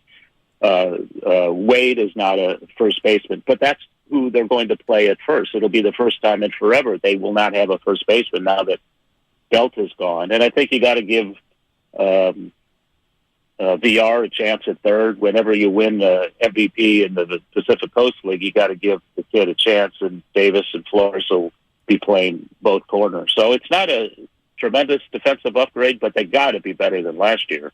They hope anyway. Yeah, we definitely hope that. And we're talking to John Shea here, national baseball writer for the SF Chronicle. John, I wanted to get your initial thoughts on the new rules that were passed, the bigger bases, the timing for the pitcher. What were your initial thoughts, and who do you think this is trying to serve, and do you think it'll help Major League Baseball? I do think it will. I was there for several days to write exclusively on that story, and Joe Martinez, the former Giants pitcher who should have gotten a ring in 2010 because he was traded for Javi Lopez, and that kind of solidified the bullpen. And you remember Martinez, the guy who took a line drive off his head. He didn't get a ring? But now he should, because he was, well, I guess he would have anyway if he was part of that team. But wasn't he traded for Javi Lopez? I believe so, yeah. But I thought they always voted to give all those guys rings, even if they were only on the team. He got one. I'm just kidding. I mean, he wasn't part of the postseason or anything. But, yeah, he's now the Major League Baseball vice president of on-field strategy. So he was the guy out there demonstrating all these rules, the pitch timer, the bigger bases, the limited pickoff, the shift. And I spoke with Morgan Sword. He's kind of the rules guy, executive VP of baseball ops. And, I mean, they, like Austin Slater, who's on this committee, this competitive committee, competition committee that actually okayed all these rules, though the four players didn't okay all of them. They would have liked to see maybe an extra pickoff attempt, maybe a tick or two more on the pitch clock. But regardless, they were all in on some change, and they would have okayed it unanimously if it was a little bit more time between pitches. But that's going to be the big one, the pitch timer. Camilo Doval takes forever between pitches, 22 and a half seconds. And if there's someone on base, it's got to be 15. So I was talking to Kapler the other day, and I said, don't you think velocity is going to come down? Because he throws 104 or 98 or 102, anywhere up there.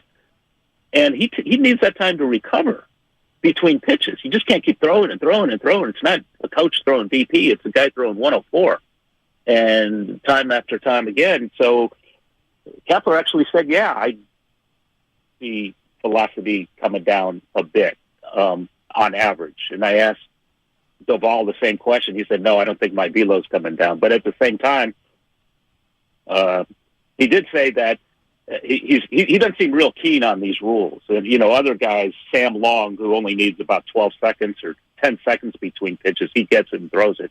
He's fine with it. But it's going to be tough on some guys. And the bigger bases and the pickoffs, I think you're going to see more athleticism. Without the shift, you're going to see Brandon Crawford play his true position, and maybe we'll see him dive to his right, dive to his left, instead of just sitting up the middle like a statue and taking ground balls and base hits away from guys. So I think overall it's a good thing.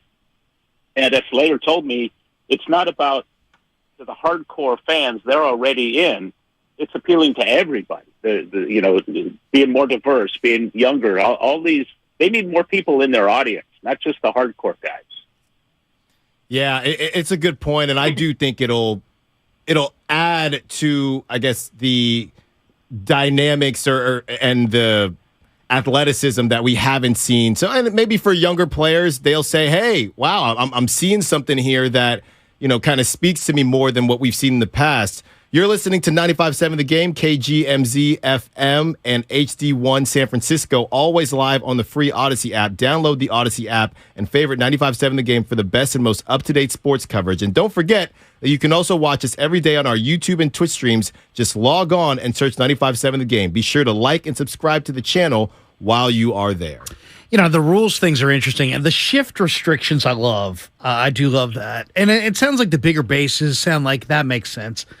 The pitch timer, that makes me, just reading the details and all the rules, that makes me, it makes me itchy. Just thinking about all the different, there's a 10-second clock, there's a 15-second clock, there's a, 8-second clock, there's a 30-second.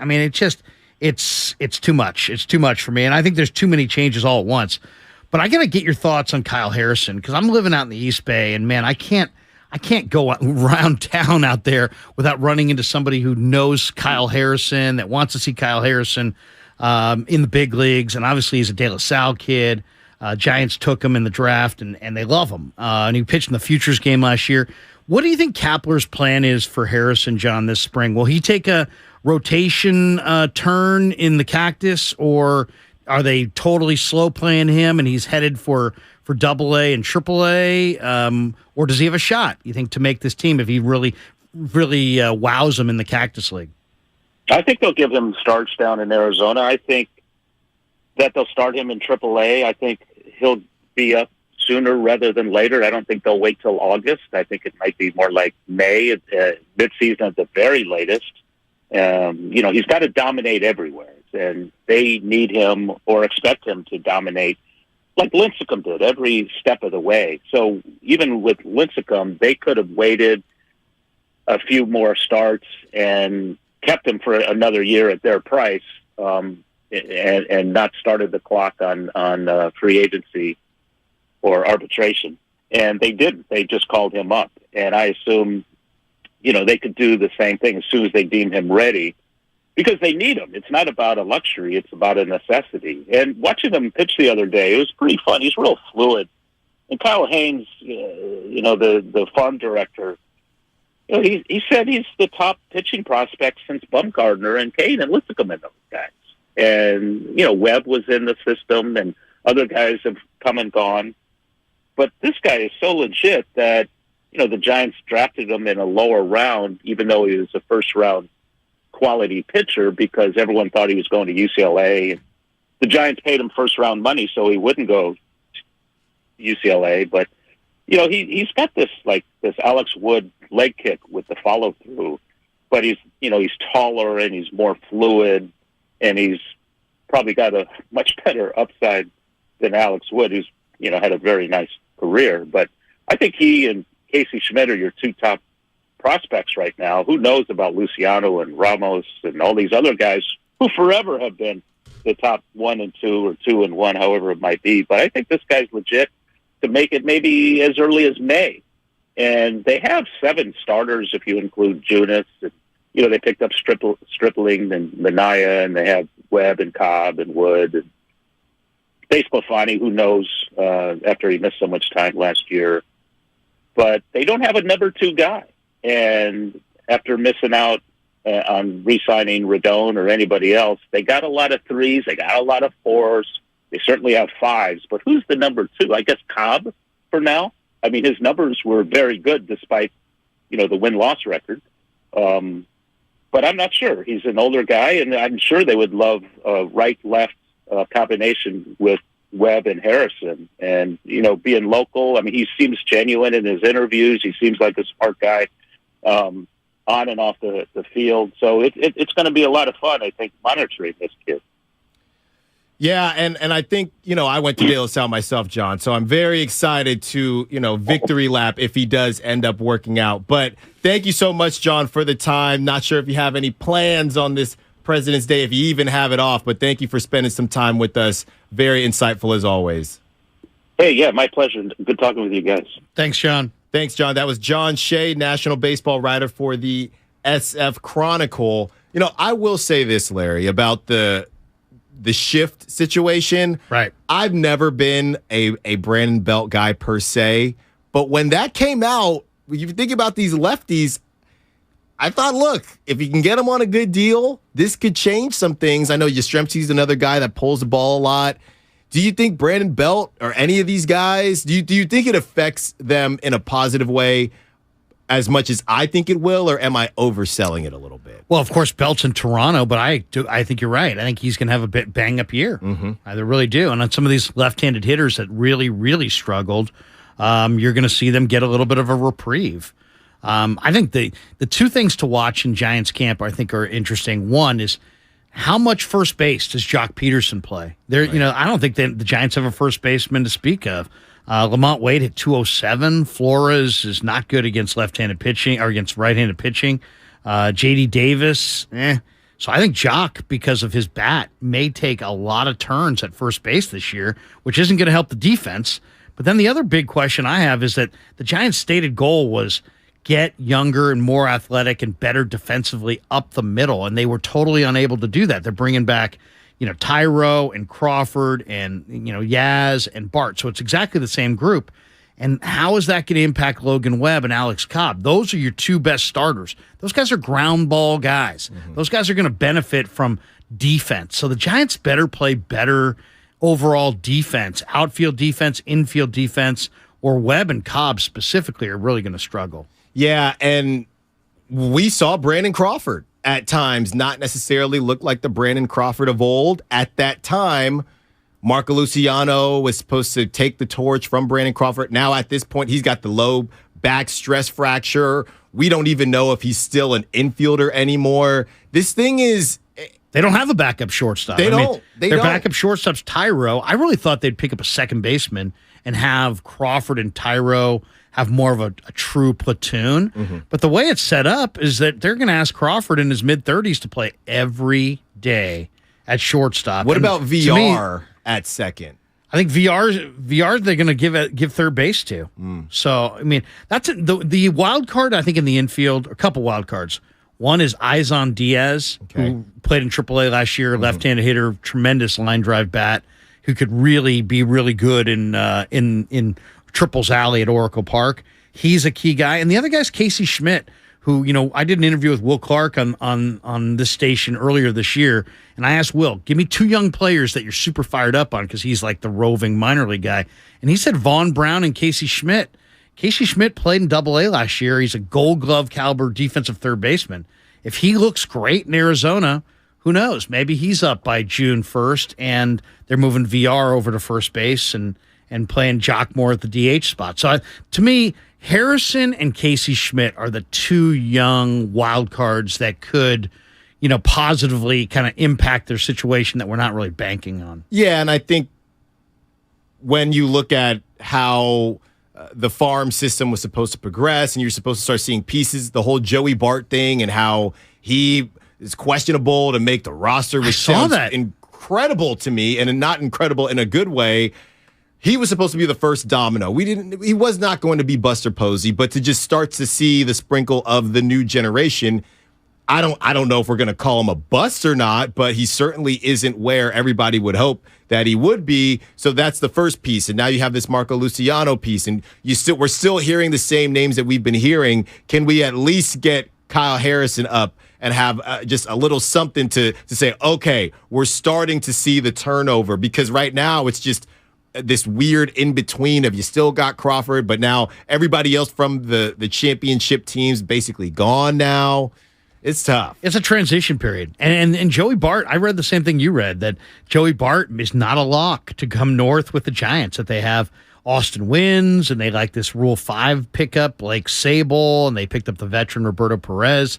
That would be really bad news, because I think Joey Bart is the one young guy. Like if you said you got to go buy a young position player jersey for the Giants, whose jersey would you buy? I'd buy Joey Bart's. I would, but that's kind of, it's a statement about kind of where they're at right now. Right. And I saw some Jock Peterson jerseys last time I went, and it's just, That's the best they can do right now. All right, got to get to another quick break. But when we get back, it's time for the presidential rules. That's right. It is your turn.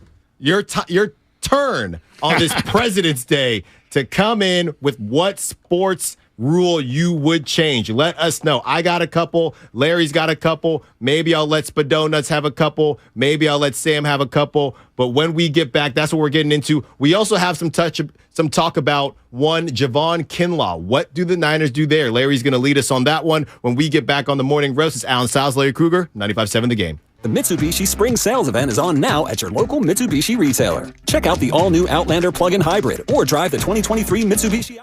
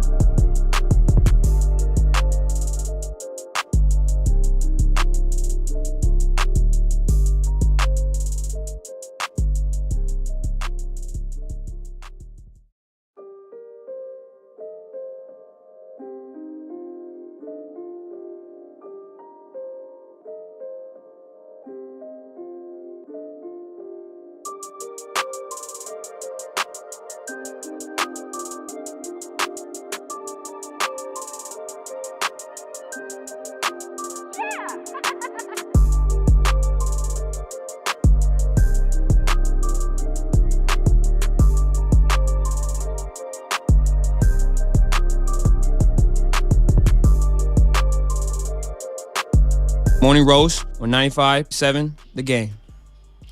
We are back, 95.7 The Game. Got you till 10, so around 45 more minutes with you. Alan South, Larry Krueger on the Morning Roast, filling in for the guys, Bonte and Shasky. And we've been teasing it, and it's time. And this is how we're going to do this. Just throughout this last segment here, you can hop in on the Xfinity mobile text line, or you can call in 888-957-9570, giving us if you can make a presidential decision in sports, what would it be? Let us know. It's going to eventually lead us into the Fast Five. You're going to have less time at that time. But if there's something you want to let the good people know, this is what you would change. Larry and I, we have a couple. We're going to go behind the glass, see what they have as well. But if there's something that you would change, hop in right now. We'll get it read. And I don't know if we're going to crown anything, but we'll see what the best rule is. There's so many to choose from. There's so many bad rules. There's so many rules that we don't even know what they mean, that this is definitely going to be exciting. But before we get to that, let's get to Javon Kinlaw, who's a guy who is, you talk about polarizing. I wouldn't normally call Javon Kinlaw and his position as polarizing, but Larry, right now, the Niners probably not going to pick up that fifth option. Where do you go from there? What are your thoughts on the situation? Well, it's disappointing. You went from DeForest Buckner to DJ Jones to Javon, and now, they traded the pick. They traded DeForest for a pick. They used that pick on Javon. He's battled knee problems. He had knee problems in South Carolina. I always defended him because I always said, hey, look, this guy's enormously strong. He can take on combo blocks and stand up against the run. And yeah, is he a pass rusher? No, he's not a pass rusher, but he's a really, really good first and second down defensive tackle, in the rundowns. But he's not anymore.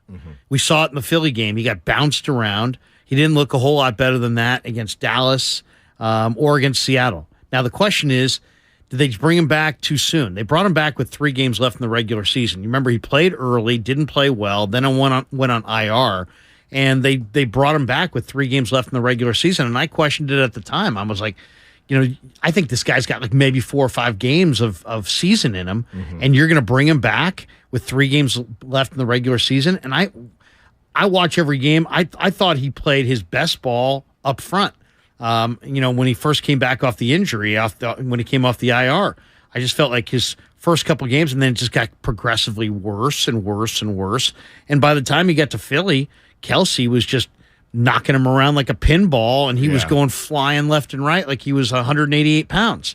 So he's a first and second down run defender who doesn't stop the run on first and second down. So he can't be on my team anymore. Yeah. So as far as if I'm John Lynch, this is a no-brainer. There's no way you're picking up that option. Now the question is, that's for next year, not this year, this next coming year. That means that they're not going to pick up for 2024.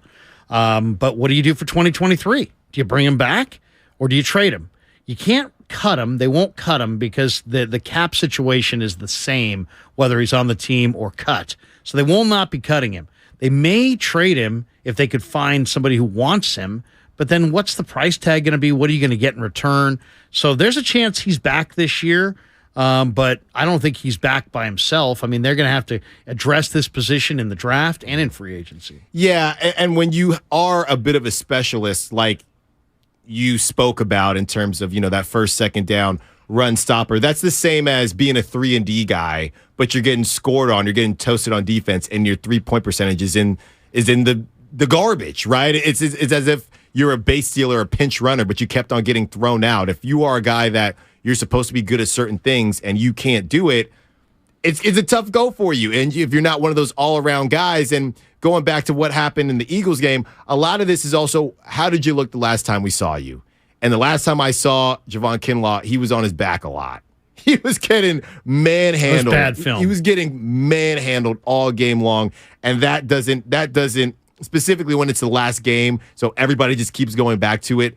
Didn't bode well for him, but based on what you're saying, also the devil you know is better than the devil you don't, and it's just tough timing right now. Well, it's tough too because this is not an easy position to fill. You know, a lot of people say, "Oh, go sign Daron Payne." Oh, Daron, yeah.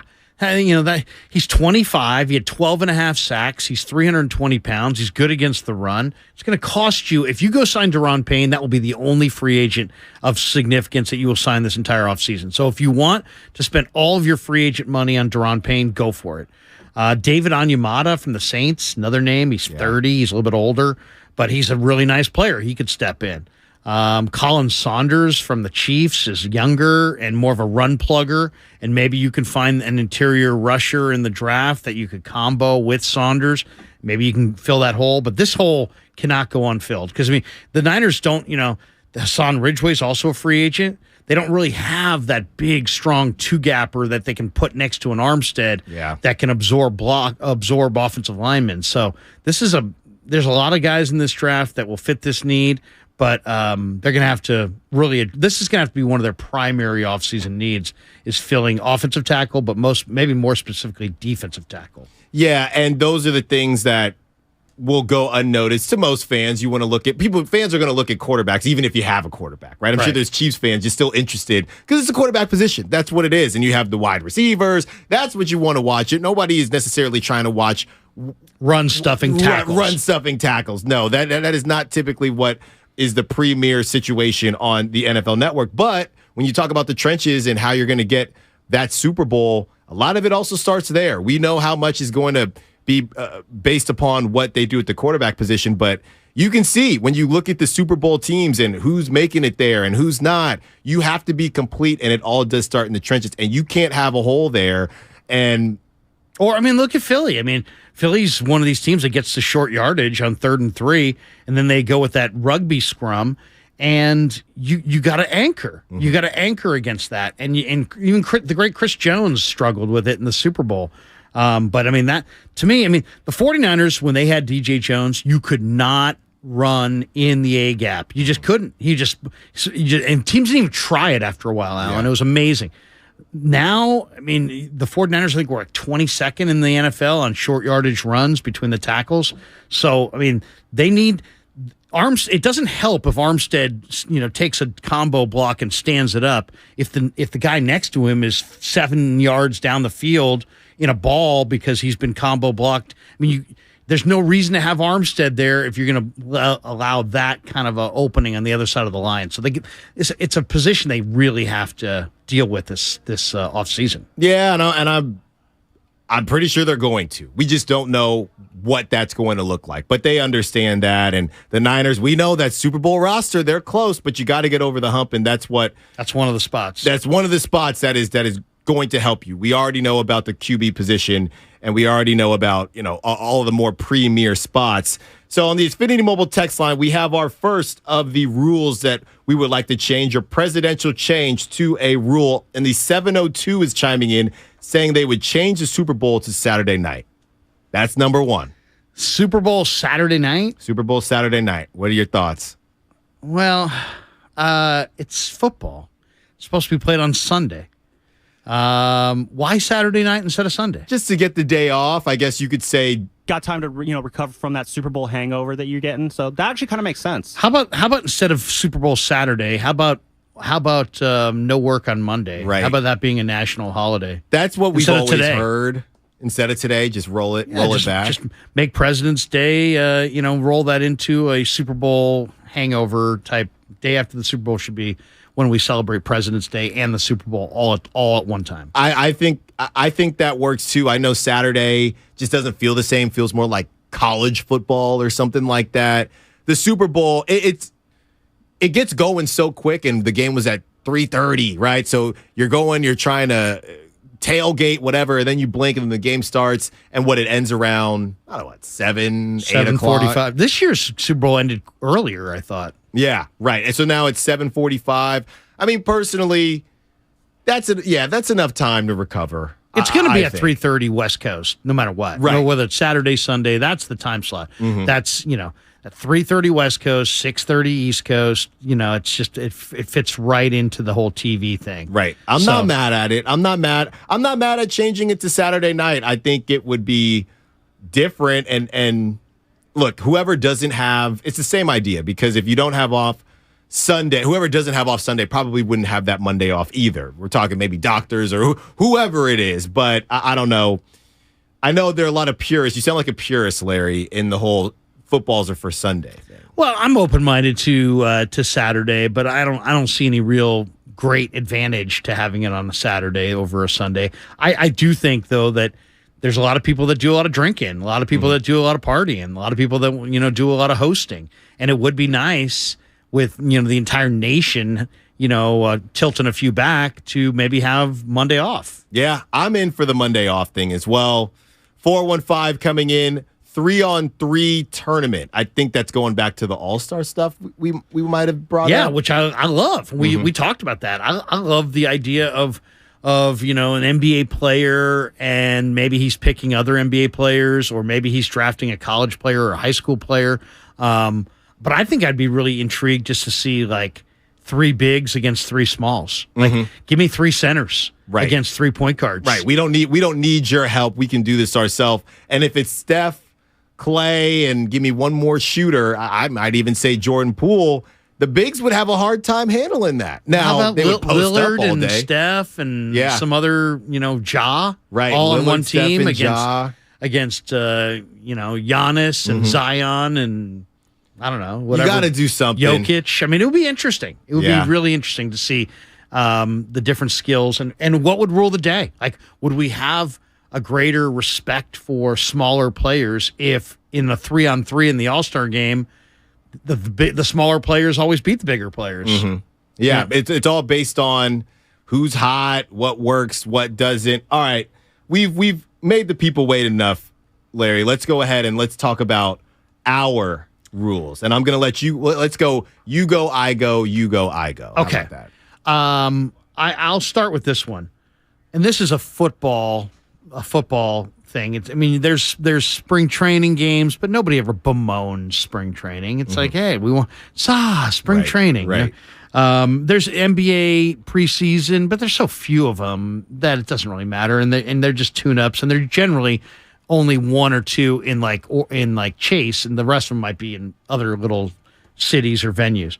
But preseason football is the biggest screw-over money grab that there is in all of sports. I would eliminate all NFL preseason games.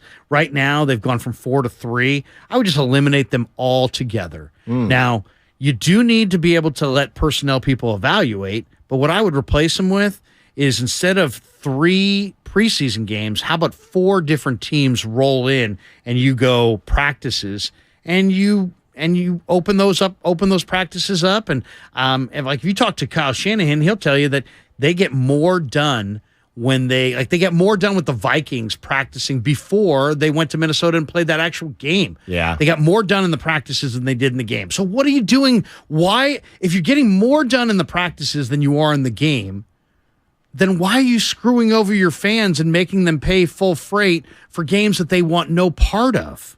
So I'm eliminating preseason games, and I'm having more, joint practices, and I'm taking that financial burden off of my biggest fans, my season ticket holders, who now don't have to pay for 3 regular season prices for preseason games. That's never a good thing, and I'm just taking the whole preseason idea, and I'm getting rid of it. They make it look exciting on Hard Knocks because it's about the fringe guys and who's going to make the team. That part of it is exciting, but if that's the case, just have them play. Don't, if anything, I don't think you need it, but based on everything you just said, but it does feel, at least how Hard Knocks sells it, which is on purpose. Another show that nobody watch. I mean, I watch it, you watch it, but nobody really watches that show. I watched the traditional one when the season's about to start. Detroit. I'm not watching the in-season one. I'm sorry. I don't need that. It did produce last year one of the greatest quotes of all time. I don't care if he's got 3 fingers and 1 ass cheek. I'm still going to kick his ass. Right. Isn't that what Dan Campbell said to his team? We're going to buy the kneecap off. We're going to take your other kneecap. But the Lions one was cool. Then they did the Cardinals one, which was a train wreck. Why? And you could see the dysfunction of the Cardinals up close. Yeah. They don't practice hard. Kyler's talking back to the coach. Yeah. The coach is talking back to him. The veteran players are all. It's a mess. it screamed loser football organization. Just immaturity.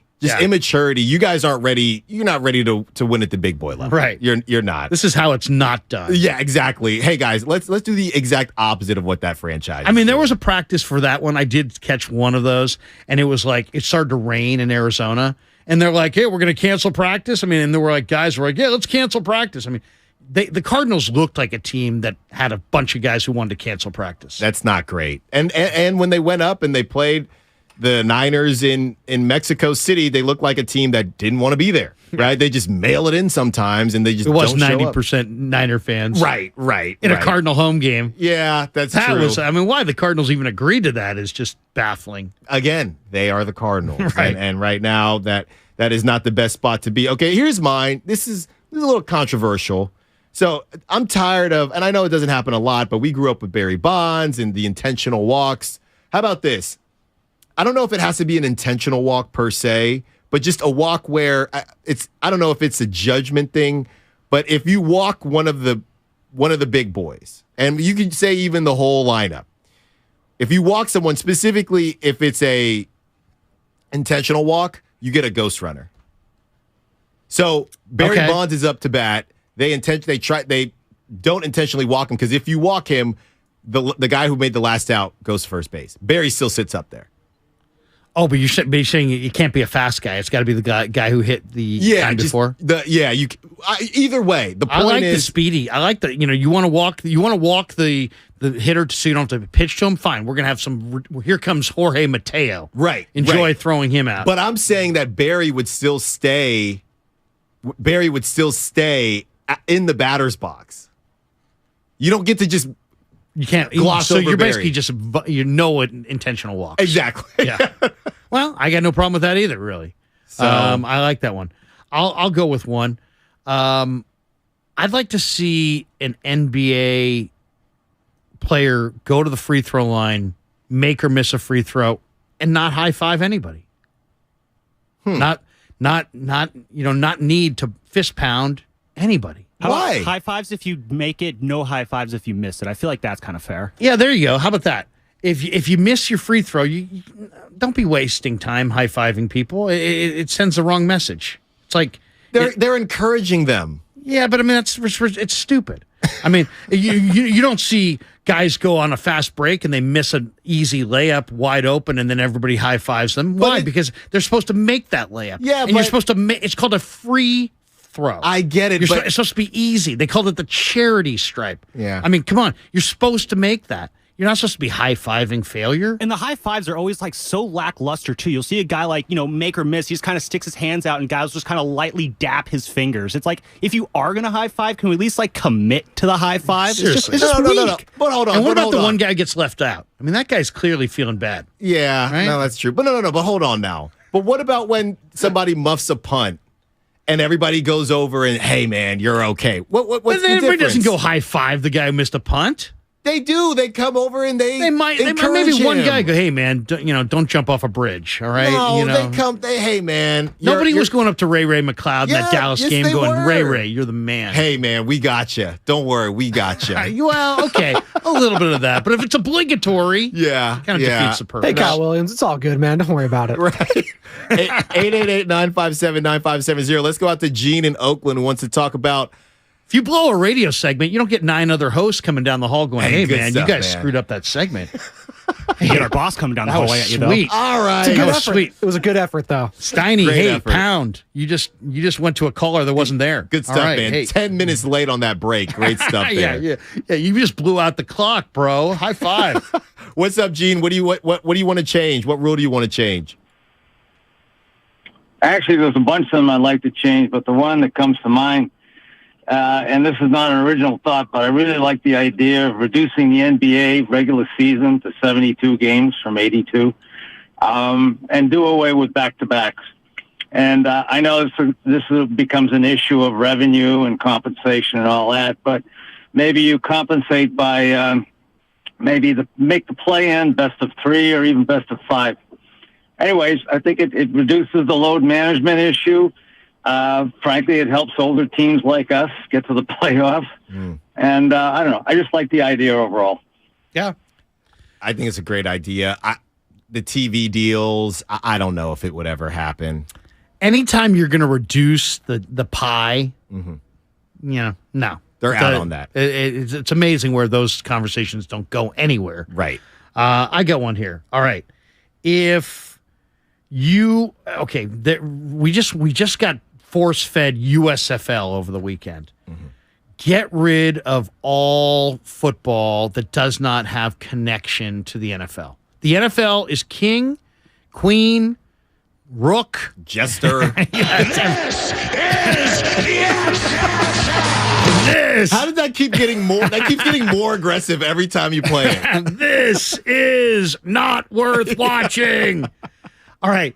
Make it minor league football. People will buy it. People will go for it. People like, there's more interest in the NFL than ever before. Capitalize on that, right?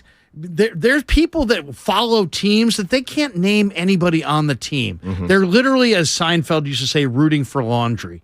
So take advantage of it. Figure out some equitable system for a spring league or some off-season league, but have every team have a minor league affiliate. And then you'll have branding. Then you'll have, hey, I watched the Raiders minor league team against the Niners minor league team. And why did you watch, Bob? Well, because I'm a Niners season ticket holder, and the Niners have this guy on their minor league team, and he's going to be on the lineup. There's reasons, and people will, it's like kind of watching. The NBA has done it with Summer League. The Summer League is worth watching. The Summer League never was worth watching before. Why is it worth watching now? Because they're having rookies who are drafted who are going to be significant players on the Warriors playing in the Summer League, and it's the first chance for any of us to see them. Yeah. So, you know what? Take some advice from the growth of the NBA Summer League and make the NFL secondary league be an NFL secondary league, and then people will support it, and because they're Niner fans. I mean, you know the way people are about their fan connections to these teams. You don't think Browns fans will watch the Browns up and coming team? Yeah, they will. They absolutely will. But they're not going to watch the USFL, the XFL, NFL Europe, European CFL. I mean, nobody wants American CFL. Nobody wants any of that secondary leagues. No, and I really do like your idea of just connecting them, because all it takes is one guy from your minor league to even just get the practice squad, right? With social media nowadays, and all the fans would be just as invested as they are, because, oh, wow, this is really a connection to the team, and it's just more football. It's funny. What you're saying reminds me of the idea of certain musical artists that put out music that are just well known now, and how anything that they can put out would be considered gold, whether it's Kendrick Lamar or Drake. But if it's your cousin that has, does rap in his spare time in his basement, same song, you would tell your cousin that, hey man, don't quit your day job, but you're there singing Drake or Kendrick Lamar, same exact song. So everybody's saying that the USFL and XFL is just not worth watching. But if you connected them to the NFL, how quick they would probably be willing to give it a chance, even if it's the same exact product. Exactly. Because they're invested. They're invested in their teams in the NFL, and the size and the investments become more sizable. The other thing is, like, if you watch like the Senior Bowl, they'll always do like a thing on the Senior Bowl. Hey, this guy, and they'll show Christian McCaffrey and all these great NFL players. These guys all played in this game. Right. Well, if you had this minor league system, and then suddenly some great player, remember his minor league season? I mean, if the Niners had a minor league season, Brock Purdy probably would have a minor league team.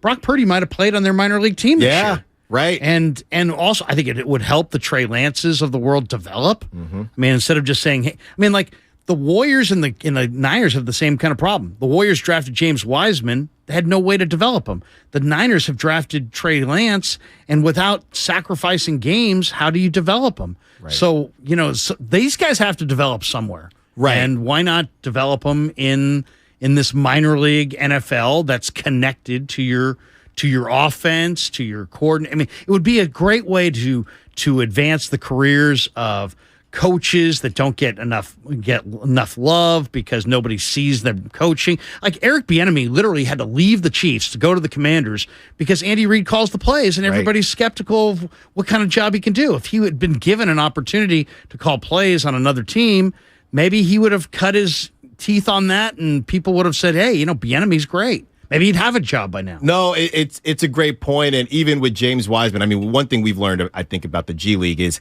you can get better, but it is a lot different. I mean, James Wiseman and Moses Moody, they put up Kobe Bryant Shaq numbers in the G League, and then they come back and they can't even get any runs. So even the NBA is still trying to figure out that piece of it, but they're still further along than the NFL. I got one for you. I have one quick one and one longer one. My quick one is pass interference calls. Enough with the spot of the foul. Enough. You want a 15-yarder? A 15 yards. But then you may wind up in the last play of the, late in the game where guys are grabbing receivers down the field for the 15-yard foul instead of, because it's late in the game.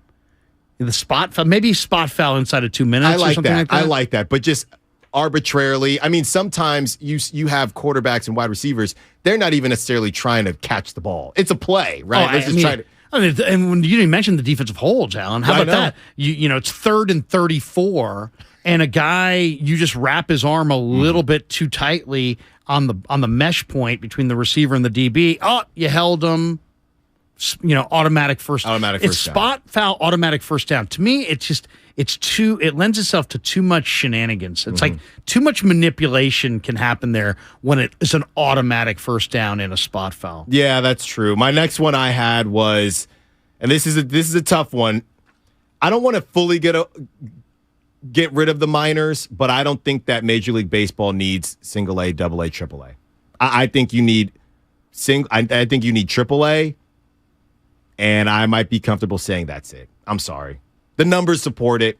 There are guys that get there from the later rounds, but why does baseball, out of all the sports, need all of these players?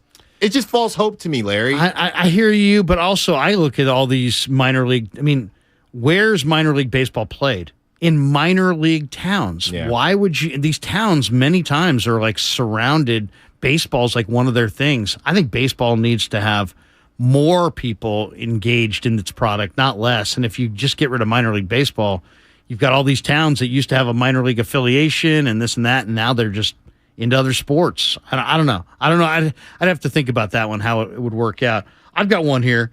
Give fans, first of all, you can't have both load management and dynamic pricing. They've come up with dynamic pricing, so they can charge you more for Warriors-Lakers. But then they also came up with load management so that teams can rest their stars and have them fresh for end of the year. Right. That to me, it's like, give the fans something. If you're going to have dynamic pricing, and you're going to charge them more for Warriors-Lakers than Warriors-T-Wolves, and you're going to have load management, which you're going to have that because teams are always going to want to prioritize winning a title and having their guys fresh later. Give something to the fans. Yeah. Pay them back. Food at half price, merchandise at a discount, something that acknowledges that you're screwing over your fans. This is not what you expected. Yeah. This is not what you expected. And it's so planned out that's the worst part. And you had to just watch your star just sit on the bench. Spadoni, you look like you had something. What you got for us? Yeah, I got a couple of them, fellas. All right. First off, we need a salary floor in Major League Baseball. Some of these owners, like John Fisher, it's disgusting. At least $100 million needs to be invested on the lineup, the roster, whatever. That's good. Shrink Major League Baseball and NBA seasons by a third. I don't need a lot of these games that we're seeing late in the year. Maybe this year it's a little different with the plan, but I don't like it. And then here's one. Don't test for steroids anymore. I don't Come care. on now. No, Here we go. I don't care. I don't care if the athletes I'm watching as a game, I need the best of the best. And if taking steroids can help you get back on the field faster, so be it. As a consumer, Alan, I don't care if you're taking steroids. I don't. All right. I don't. Okay, well, let's carry this out. Do you have kids? Yeah, I have two of them. How old are they? 3 years old and 4 months. Okay, let's say they're, instead of 3 years old and 4 months, let's say one's a senior in high school and the other's a freshman in high school, and they're damn good baseball players. And because they're better baseball players than you and your wife ever dreamed, right? And Beautiful. now Doesn't they're playing high school ball somewhere. And you know what? their friends, they got a couple friends that are pretty damn good, and those guys are taking PEDs, and they just said, hey, Dad, I'm going to take a bunch of PEDs because, you know what, my buddy's taking them, and I kind of want to play in the big leagues. I think your tune would change at that point. I'm saying, Benny, consult a doctor. Go get him, son. Oh, stop that. But just leave it to pros, maybe, if pros want to do it. Yeah, exactly. That's the major league. The minors, yes. the minors, literally minors under 18. No steroid for them. We're not. Like once you get promoted from the minors, you get your first syringe. Like, all right, welcome to the big leagues. And it's golden. It's either golden or platinum. Yeah, like instead of a beer, grab a beer. It's you want a syringe, grab a syringe. There you go. Sam, you had a couple? Yeah, I just really quick. Can we stop miking up players during games? Like interviewing a player during a game, like during the All-Star game, that's fine. But like the other week, they mic'd up Jordan Poole during the game. It's like, all right, Jordan Poole's mic'd up. Let's go see what he was saying. And it was like 36 of, hey. Oh, hey, I'm open. Oh, good stuff. Hey, Steph, what's up? Hey. Yeah. And it's just like, I'm sorry, like, I never listen to any of that. Just like, oh, wow, that was really interesting. I'm really glad I got that. Because like all of the interesting stuff they are going to say, like, they're not going to broadcast that out because it's either probably full of profanity or they're probably barking out stuff that you can't have other teams really be knowing about. So it's just like, it's so useless to have that. And we don't need to do it anymore. Same thing for baseball. It's so boring because they never, ever say anything interesting. So stop wasting my time by saying like, oh, Mike Yastrzemski's mic'd up tonight. That's going to make you excited. It's like, no, it's not. I don't care about Mike Yastrzemski saying, hey, good game to someone when he gets back to the dugout. I will say this, though. Okay, so I just watched the Super Bowl replay on the NFL Films with the live mic, and it brings you several interesting discussion points that you don't get when you just watch it. Yeah. So, I mean, audio is a major part of it. I would like to see them kind of expand the audio, but give us live mic, but not live mic, give us live mic edited. Together. Like after the fact, I think that'd be fine. Like the NFL film stuff, I think it's great. That's great stuff. That's like its whole other, like basically its own separate thing. Like you're all watching a whole separate program when you see that. Like I think the NBA would be kind of cool if like there was like an extra like pay-per-view option where you can kind of hear all the stuff that's going on the court and hear all the trash talk and hear all that stuff. Like people would probably pay to see that. But like the cheesy stuff that you're seeing on like the regional broadcasts is like it's so boring. I got one more for you guys, and this is totally past its prime. This should have happened already. What is the reason for kickoffs? What? I mean, you're allowing them to kick it out of the back of the end zone. Yeah. It's at this point just become about balancing spots and commercials. If we're trying to improve the sport, eliminate all the garbage. I mean, especially in college football. My God. I mean, college football is endless. It's just like, it's 4-hour games. Mm-hmm. But I mean, eliminate all plays that have there's nothing there. There's nothing there. You're kicking it out of the back of the end zone. Guys are running down. They're doing nothing. There's commercials before it. There's commercials after it. It's delaying the game. You score a touchdown. You score a field goal. I want to see the other team line it up on the 25 and let's go. Yeah, it's turned into a snack break and a food break. All right. You've heard from us. Now it's time to hear from you. It's time for the Fast Five.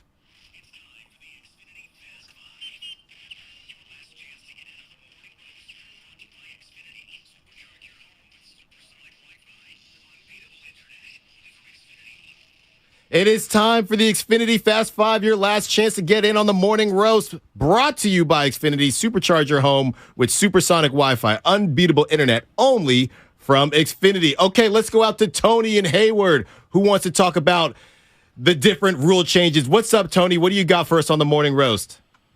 Yeah, mine's not about rule changers. Mine's about commentators. I'm watching the TV. I can see what's happening. Shut up. Shut up for 5 minutes. I want to hear the crowd. I would love to have sports without commentators. Okay, that's a good one. There's some times when you're watching it without sound. I forget what games I was watching, and it does feel different, but it's not in a bad way. It feels more organic. I get it. And that was something that I think came up a lot, I feel, in the bubble, because there was no crowd noise either. Now, I like the crowd noise, but that's part of it too. I'll give you another one. When you go to the MLB At Bat app, do you have that? Mm-hmm. You can pick your home TV, home radio, road TV, road radio.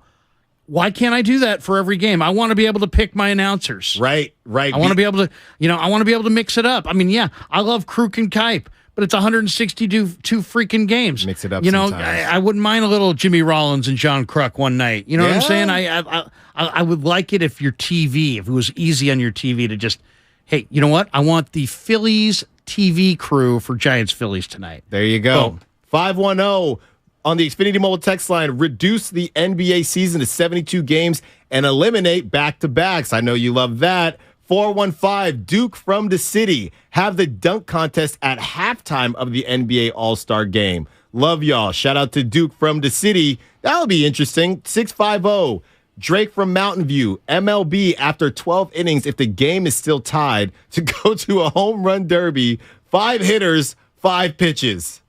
All right.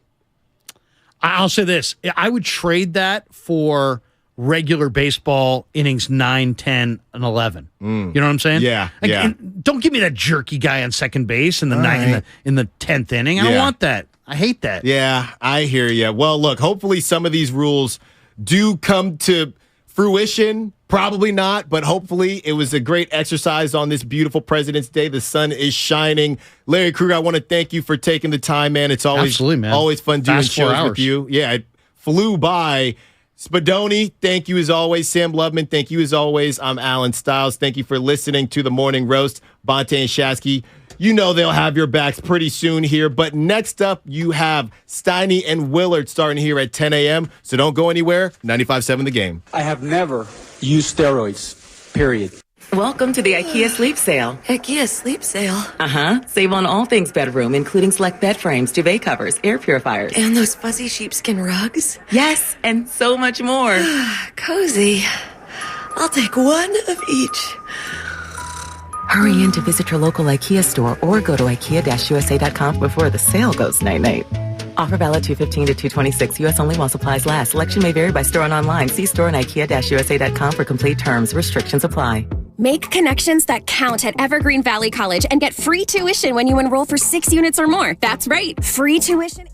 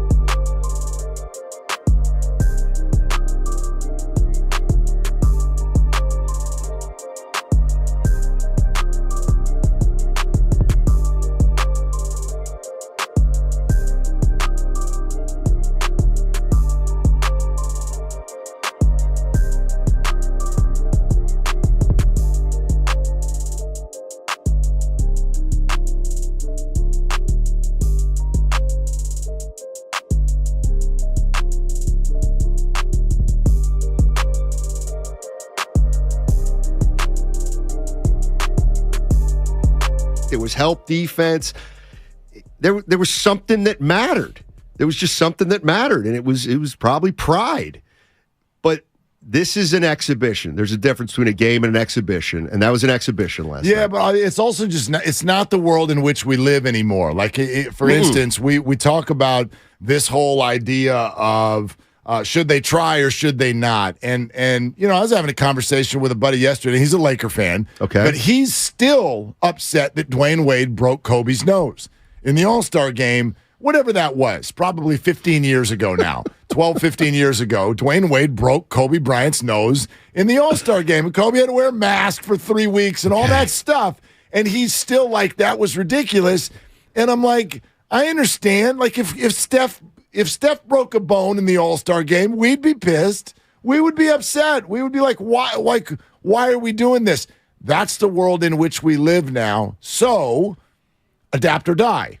And now you need to adapt, which is, if this is the world in which we live, then stop doing this, because y'all clearly don't want to do this anymore. Content to me, and this is one thing I wanted to tell you today, because, Steiny, this is important now. We have to at least act like we're having fun. You have to at least act like it. Because when you put content out there, I always feel like if it sounds or looks like you're having fun, then maybe I'll have fun.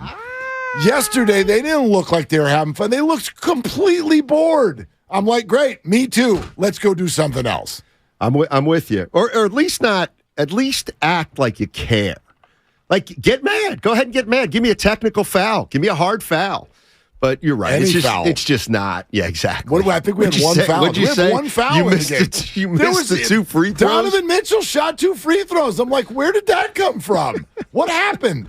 I mean, you want to talk about load management. How about sending the refs home? What were they doing there yesterday? What was the point? And why do you name the All-Star Game trophy the Kobe Bryant Award? Well, like, he would, I mean, I get it. You would hope that they play like Kobe, but it's the opposite of playing like Kobe, the All-Star Game. So I'd be interested to see, like, I wonder if he would, RIP, he would have wanted that or not. I bet he might have been like, no, either regular season or finals MVP. Well, he would hate it if he saw what it looked like. He's like, you're attaching my name to this standing around not trying thing. Like, it's completely anti-Kobe. Exactly. It's totally anti-Kobe. Exactly. And Kobe would find a way to rev everybody up in a game like that. Well, I don't know. I mean, he played in some of these. I don't know. It's looked progressively worse for the last 10 years, but I don't know what it was about last night. For me, it was the breaking point.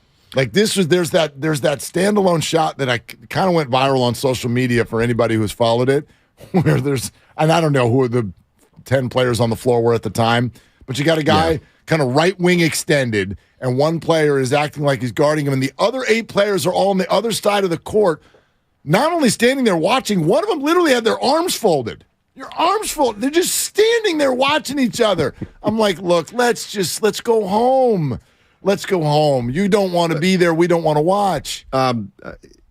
They got to do something. They really do. And I'm trying to figure out the connection between that game yesterday and what's going on with the league in terms of load management and everything Adam Silver said. And they don't directly correlate a bad All-Star game to load manage, but there's some kind of connection there, Mark. And I just think that I think the NBA's really got to be careful because, Adam Silver was talking about load management, indicating he didn't think it was a huge deal. Loves the parity this year. But if the science and analytics is telling you, and everybody's starting to buy in who's in the NBA, players, that load management, quote unquote, works. Whatever that means. I mean, the players can play at a higher level for less period of time, but a longer period. Then this thing's unsolvable. It feels unsolvable. If Brandon Payne and Celebrini say, hey, Stein, you don't get it, man. If Steph Curry plays 64 games a year instead of 78, assuming he's relatively healthy in these comparable years, he's going to play an extra 2 years. Well, how do you argue that? But then we're going to get what we get, which is who's playing tonight? I don't know. Well, who's playing 2 nights. I'm not sure. We'll find out. I don't think that's good at all. All right. Well, here's what I would say. Like, what if I threw this to you? What if I said to you, right now, Odyssey and 95.7 The Game will put an extra $100,000 on your annual salary. Okay. However, that $100,000 would probably spell the end of this industry 15 years from now. What would you do? I'd take it. So that's all they're doing. Like, that's all they're doing. Each player, explain now. They're right. You will extend careers. You will be better in the playoffs if you take bunches of games off during the season. Here's what's also true. 15 years from now, your league might be irrelevant. The NBA and Major League Baseball, watch what they're doing. They're scrambling every year. Like, they'll be on one side, they'll be at a podium, just like Adam Silver was, going, well, look, it's not a big deal. And the analytics will show you that this extends careers and we shouldn't force guys to play, and the shift and bigger bases and all of these things. Analytics. But in the meantime, they're also throwing stuff against the wall every year. How about a pitch clock and a midseason tournament? Well, why are they doing all that? Because their ratings are going in the tank. Why are their ratings going in the tank? Because you're not creating urgency in the moment, which is all in the name of analytics. So each individual player may be helped by analytics. The Giants, your game might be, that night's game on Thursday night might be helped by the fact that you won't let a pitcher go past 4 innings. But what about your game? Because ratings are in the toilet, and the NFL, I never hear about analytics, and I never hear about declining ratings. Yeah, no. And if 510 says, Steiny, what do you think, though, if Bird could add, Larry Bird, my favorite player, could add 4 more years? Yeah, exactly. I don't know, actually. By the way, I just got your email address was sent to me last. I've never had to email you before. Oh, I got your email. Yeah. I didn't get it till this morning, and it was good, you know. Well, yeah, but I've texted you before and you don't respond, so I've never really felt the need for an email either. We're on a thread together. But I know. Yeah, yesterday I'm like, I found out how to make him respond is to have a show with him. So yesterday, Kyle's like, here are Matt's 2 email addresses. Okay. And one of them is like, and I'm not going to say it on air, but it has the number 33 in it. Correct. I'm like, oh my gosh, you're a bigger Bird stan than I realized. Well, like, it's just my number. With him. It's actually Pippen. Yeah, sure. Sure. Obsessed is strong. Obsessed is strong. It's just he was my guy. I don't know. Like, he changed the way I viewed basketball. Having a player's number in your email address is pretty close to naming your dog after him. Okay. Like, do you have a dog named Bird? Let me tell you something. With Larry? What is your first? You try Matt Steinmetz, taken. Like M. Stein, taken. MST. Steinmetz, taken. But it could you got to throw a number out there. But it could have been any number. Where'd you get 33? Well, it's from Bird. Oh, thank you. But I also use I sometimes I use 7 too sometimes. What's that for? That's neither here nor there. And sometimes why are you being so evasive? Just because I can have a random number. 7 and 21 are also what I use for passwords. But I don't think it's random. I think that there's something there that you don't want to tell me. Well, 7 was a Yankee. I can't remember now. Mickey Mantle. Yeah, I like Mickey Mantle. Remember when George Costanza wanted to name a kid 7? Yes. And then Soda? Mm-hmm. And they didn't. No, they did. The woman did, and then she broke up with her. Yeah, it was all bad. We've reached an age in sports where it's pretty tough to be naming. You can't name your dog after the player, because the player's going to leave in free agency in a year and a half, and then what do you got? If it makes you feel any better, a lot of times and by the way, these are logins a lot of times, not the packs. Okay. I have to go like M. Stein, 33 even. So 3333. Correct. Yeah. So boy, if there's some sort of data breach, if you got like identity theft that goes on tonight, I'm going to feel really bad now that we put all your usernames and passwords out on the radio. Nah, I got nothing worth looking at or stealing or anything like that. Now, Bird, he was my guy. But you know what? He was starting to break down anyway. And he was probably breaking down because he played so hard. But do I want to see him play at 34? Well, he's playing like Steph Curry, I do. But you can't guarantee that. No, you can't guarantee that. That's the issue. Is somebody can sit you down in a room. I've listened to Farhan do this. I've listened to Gabe do this. We've listened to Steve Kerr do this. You can sit down in a room and have a conversation. They're like, all right, here's why we do what we do. And you walk out of the room going, well, then it's just a no-brainer. Like, duh, Exactly. Of course we'll do it. But when do we get to address the bigger picture? When do we get to address the fact that this is a lesser product for the fans? And so in the end, is it short-term gain, long-term loss? I think we're getting there. And the fact that Adam Silver didn't seem to be overly concerned, to me, tells me, I don't want to say he's out of touch, because that's kind of a little unrealistic, but or I don't know if he is or not. But the people that like basketball as much as me, they're not crazy about what's going on. And the people that like basketball as much as me are the people that I work with and the people that listen to this show. They know what's going on. We know what's going on. Now, it's funny. I don't know if you've ever checked out my website, MatthewSteinmetz.com. I have never, but I don't even have your email address. Okay. Why would I be at your website? It might be on the website, my email address, actually. What the hell are you doing with a website? I've had it forever. What, did you just blog on there or something? Exactly. Right? Do you get a lot of traffic? Yeah. You know what, though? Do you monetize this, or are you just? I'm going to make you laugh right now. You just have way too much free time. I'm going to make you laugh right now. What are you doing with the website? It's kind of keeping me busy. Kind of keeps me, just. Do you need help being busy? Just come over, dude. Come on. Are you really that free? See, now we're getting to know each other a little better. Do you do noon to 3 and then the rest? Because by the way, this is my perception. Okay. Your rounds of golf. I mean, I don't know. How often do you play? What time of year? Twice a week? 3 times a week? Twice a week this time of year, ideally. By the way, I've never even told you that this is one of the big, maybe it's where some acrimony began. You got 12, you got 9 to 12. Yeah. I got 12 to 3. Right. When am I golfing in the summer? I got to go that late twilight. No, you don't. Oh, yeah. You can't. Be like a golfer and get up at 6 in the morning and get your butt out there. Can't get 18 holes. Of course you can. But then you don't prep. I mean, like your prep matters. What prep do you need? You come in here and try to stick Guru in a corner, put words in his mouth, and go home. What kind of prep do you need? You're telling me if I go 6:45, I can only get 9 in there. No, you can't. I hate playing 9. You're playing basically ahead. If you're the first one there's no one in front of you. You're done in 3 hours. I like to have a couple beers with my rounds. Oh, listen, now you're just being difficult. Anyway, MatthewSteinmetz.com.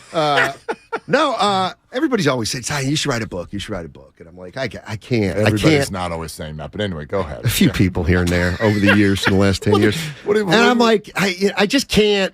The idea of a book is the idea of like a guy sitting at a typewriter for 5 hours at a time. I can't do it. I just can't. I've tried a million times.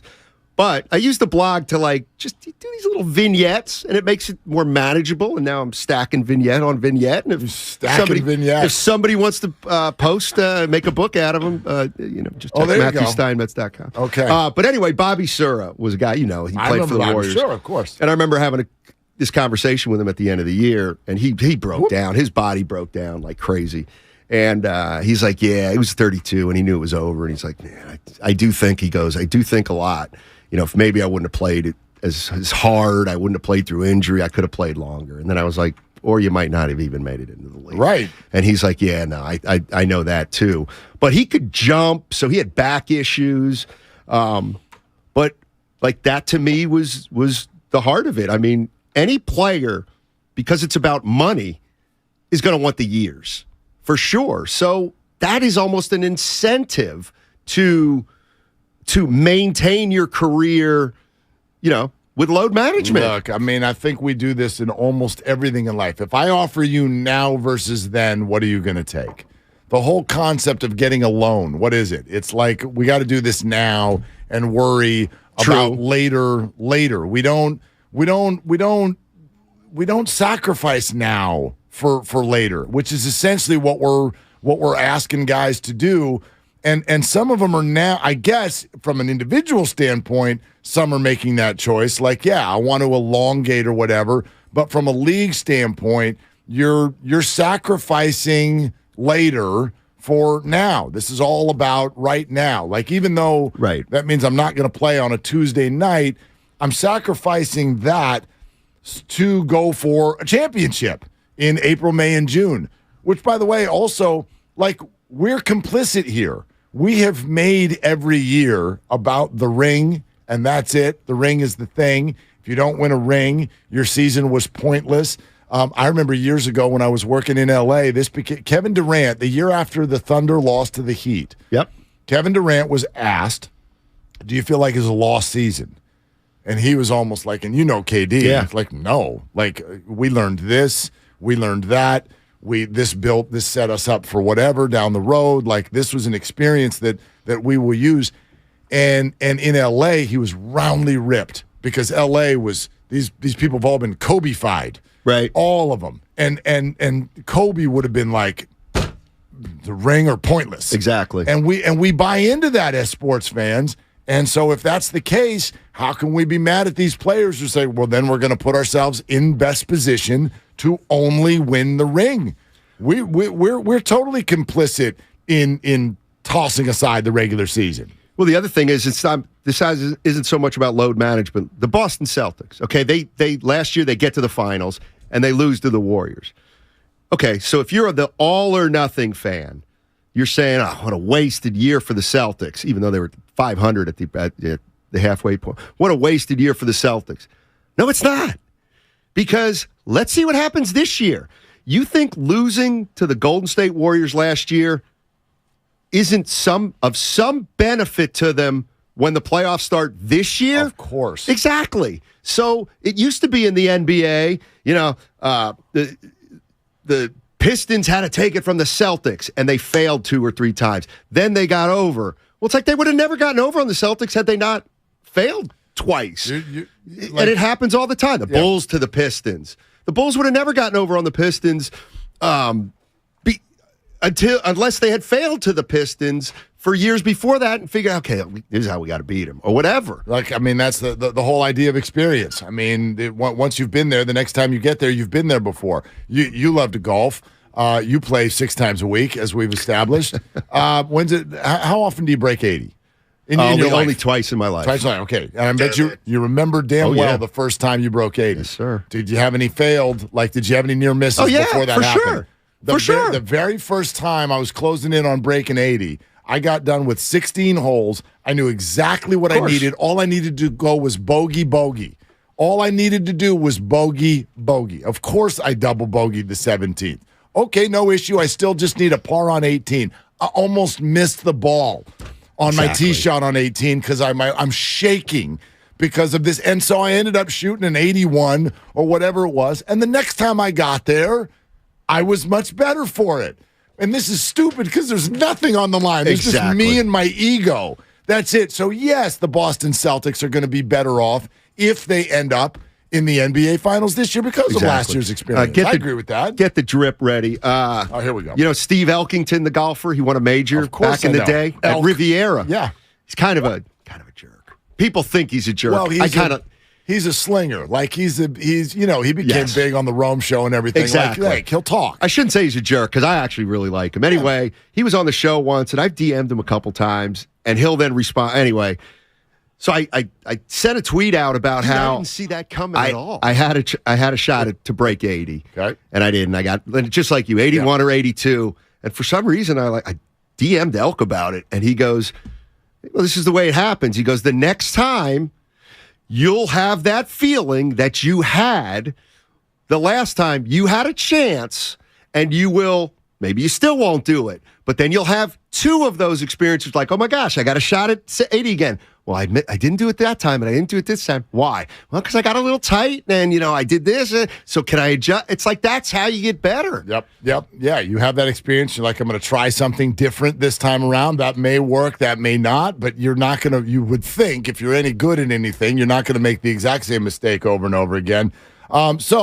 A more official good morning to each and every one of you because it is President's Day. Our schedule here at 95.7 The Game a little bit different.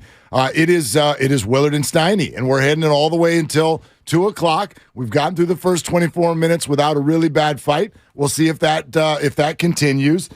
Jason Timpf, who is with the Volume Sports, had a comment with Colin Cowherd about a week ago about how the starting 5 for the Golden State Warriors is still head and shoulders above any other group, and this is data now, any other group in the entire NBA. And therefore, can they build off of that as they head into the home stretch here and still be a championship contender? So he's going to join us in about 6 or 7 minutes. I look forward to that conversation.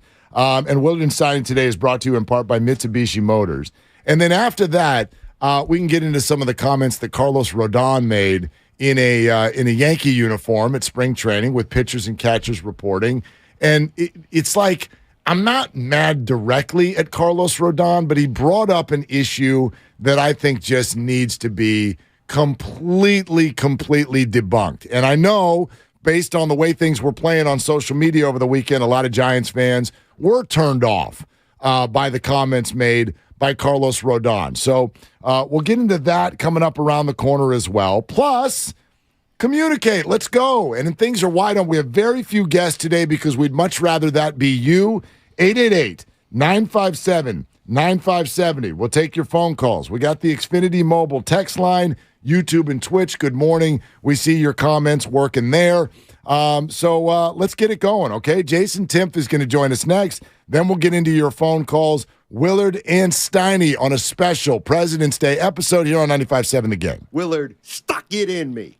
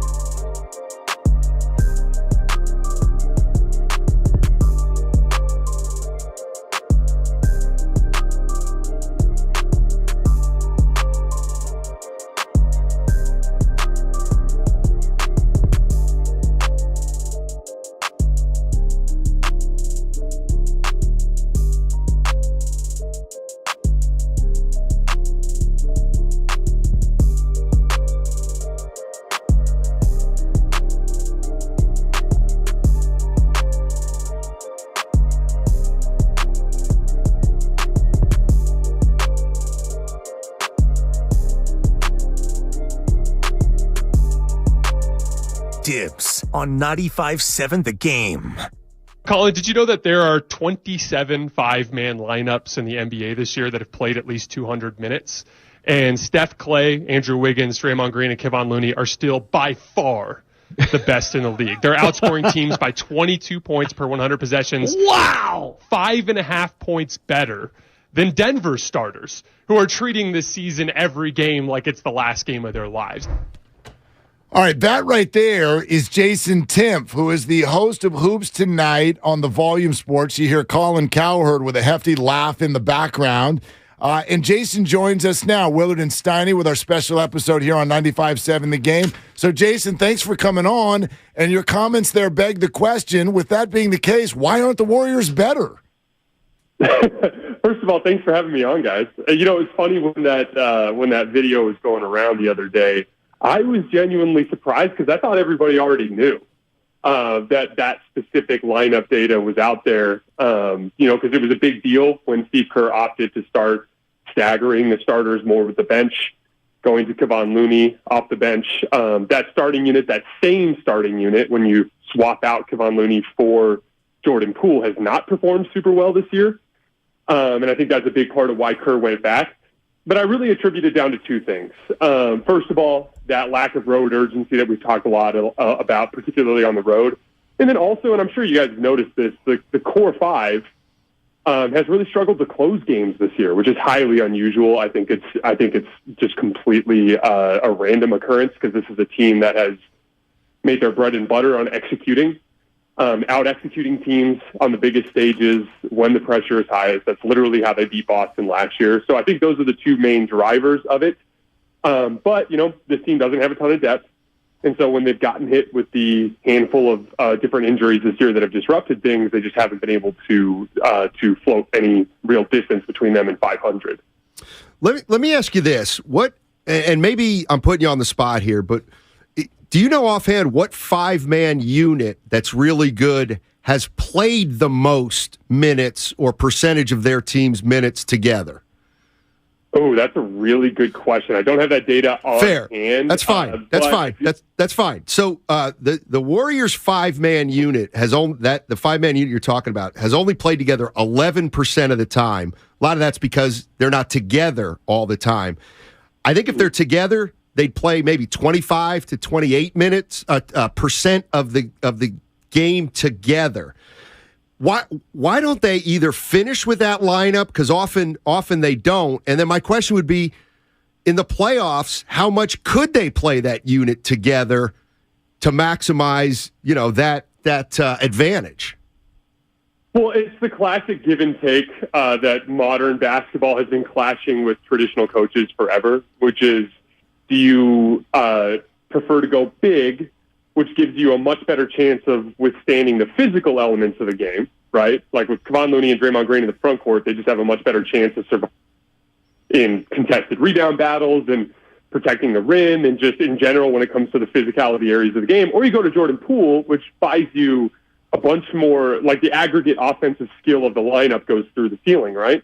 And it opens up so many more things in terms of drive and kick basketball for the Warriors that aren't there. Like starting their actions, whether it's a back cut out of the split cut or some sort of dribble handoff action that gets that first advantage. And then there's so much offensive skill on the floor that they can drive and kick you to death. And there's a bunch of give and take there because then all of a sudden the physical profile of the team falls to, Draymond Green, who's an undersized big, Andrew Wiggins suddenly playing as the, second biggest and most athletic player on the floor. Klay Thompson suddenly as your third tallest player starts to present some physical limitations. So it's just that classic give and take.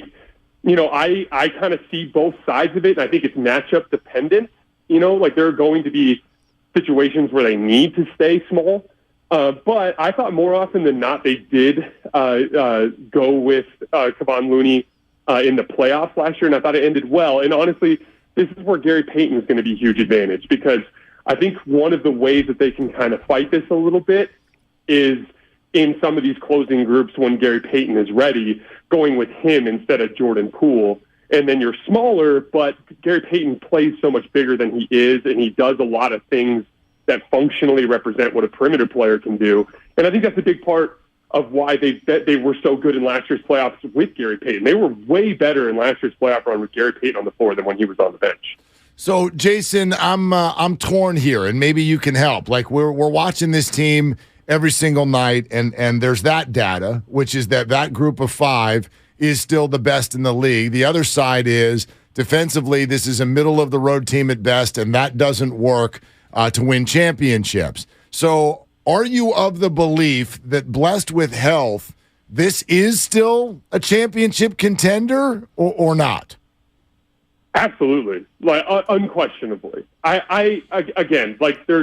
You get concerned about stuff with the defense, because what we hear about in NBA history, or what we know from NBA history, is that if you are not a top 10 defense and you don't have an overwhelming talent advantage, meaning I've got KD and Steph, or I've got Shaq and Kobe, right? Like, if I don't have an overwhelming talent advantage and I'm not a top 10 defense, that's a problem. And obviously we're going to want to see Golden State address that over the course of the last month and a half of the regular season. They really need to dial in the defensive details. That goes without saying. But generally speaking, I am super bullish on championship cores that have demonstrated that they have that ceiling in the past. I'm a big believer in motivational advantage in the regular season. Like, Denver is attacking this season, it kind of reminds me of the 2018 Rockets. Like, they just have so much night in and night out belief and passion in what they're doing, because it's all very new for them to be in this situation. And Golden State, more or less, obviously the Gary Payton and Otto Porter losses off the bench have affected them this year,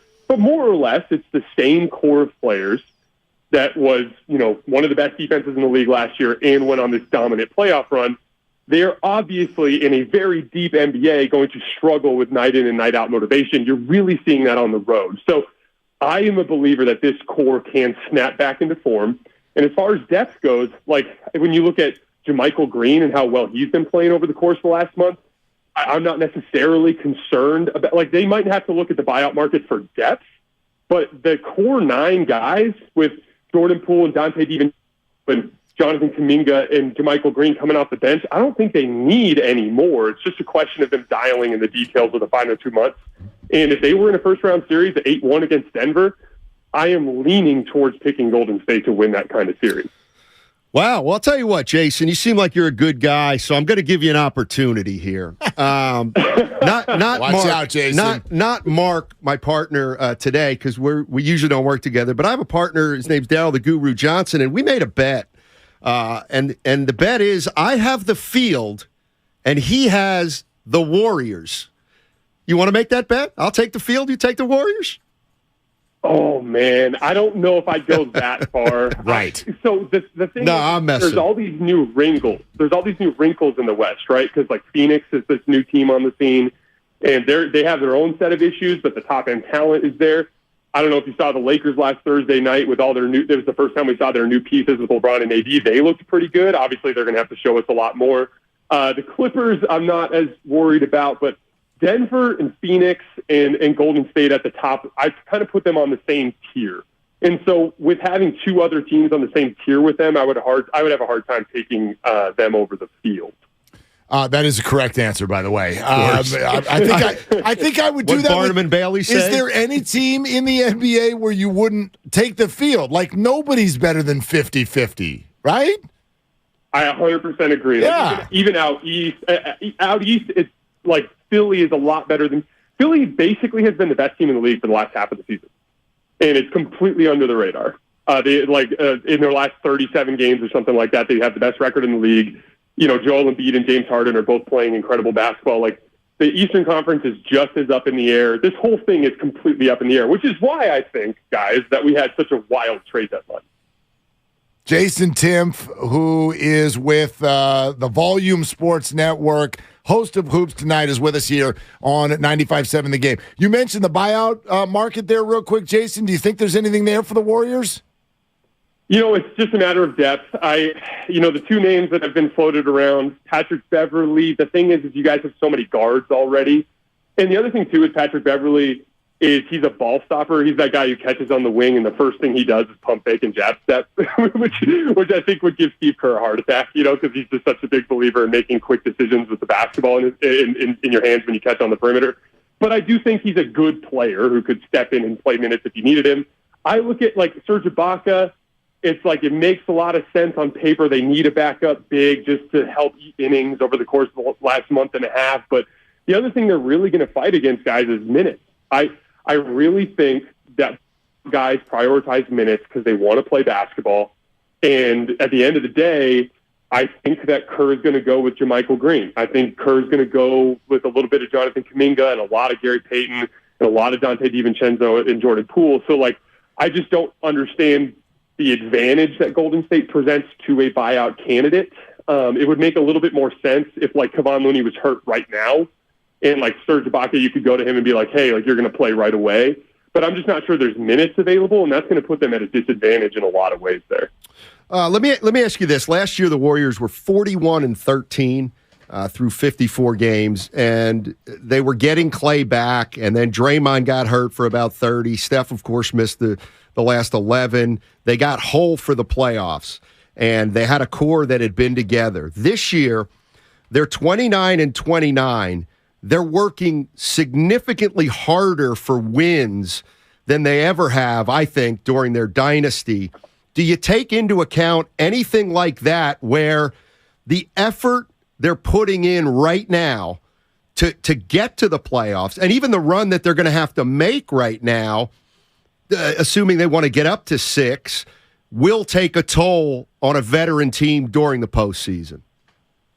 Absolutely, it will. I mean, that's the biggest thing standing in the way for both Golden State and the Lakers. I'm such a believer in their talent, and for the record, that's where my optimism comes from. Do we think Jordan Poole has declined? Obviously not. Steph's having a better regular season than he did last year. Do you guys remember how poorly he shot the basketball last year? That was a huge subplot that he erased in that postseason run. Draymond Green is in a much better physical position than he was last year. I think Klay Thompson's playing better regular season basketball than he did last year. So there's something in the synergy of all that, particularly like we talked about closing games, effort on the road, bench depth that have caused problems. But I don't see anything in the personnel that has led me to believe that group has declined. So that pushes me to thinking they just need to lock in. But the aspect of that is a big question mark, much more so for the Lakers because Anthony Davis can barely play 15 games in a row without having an issue. But, it's a lot to ask from the middle of February all the way through to the middle of June for that group to hit the Jets, especially when Denver can rest Nikola Jokic if they need to, right?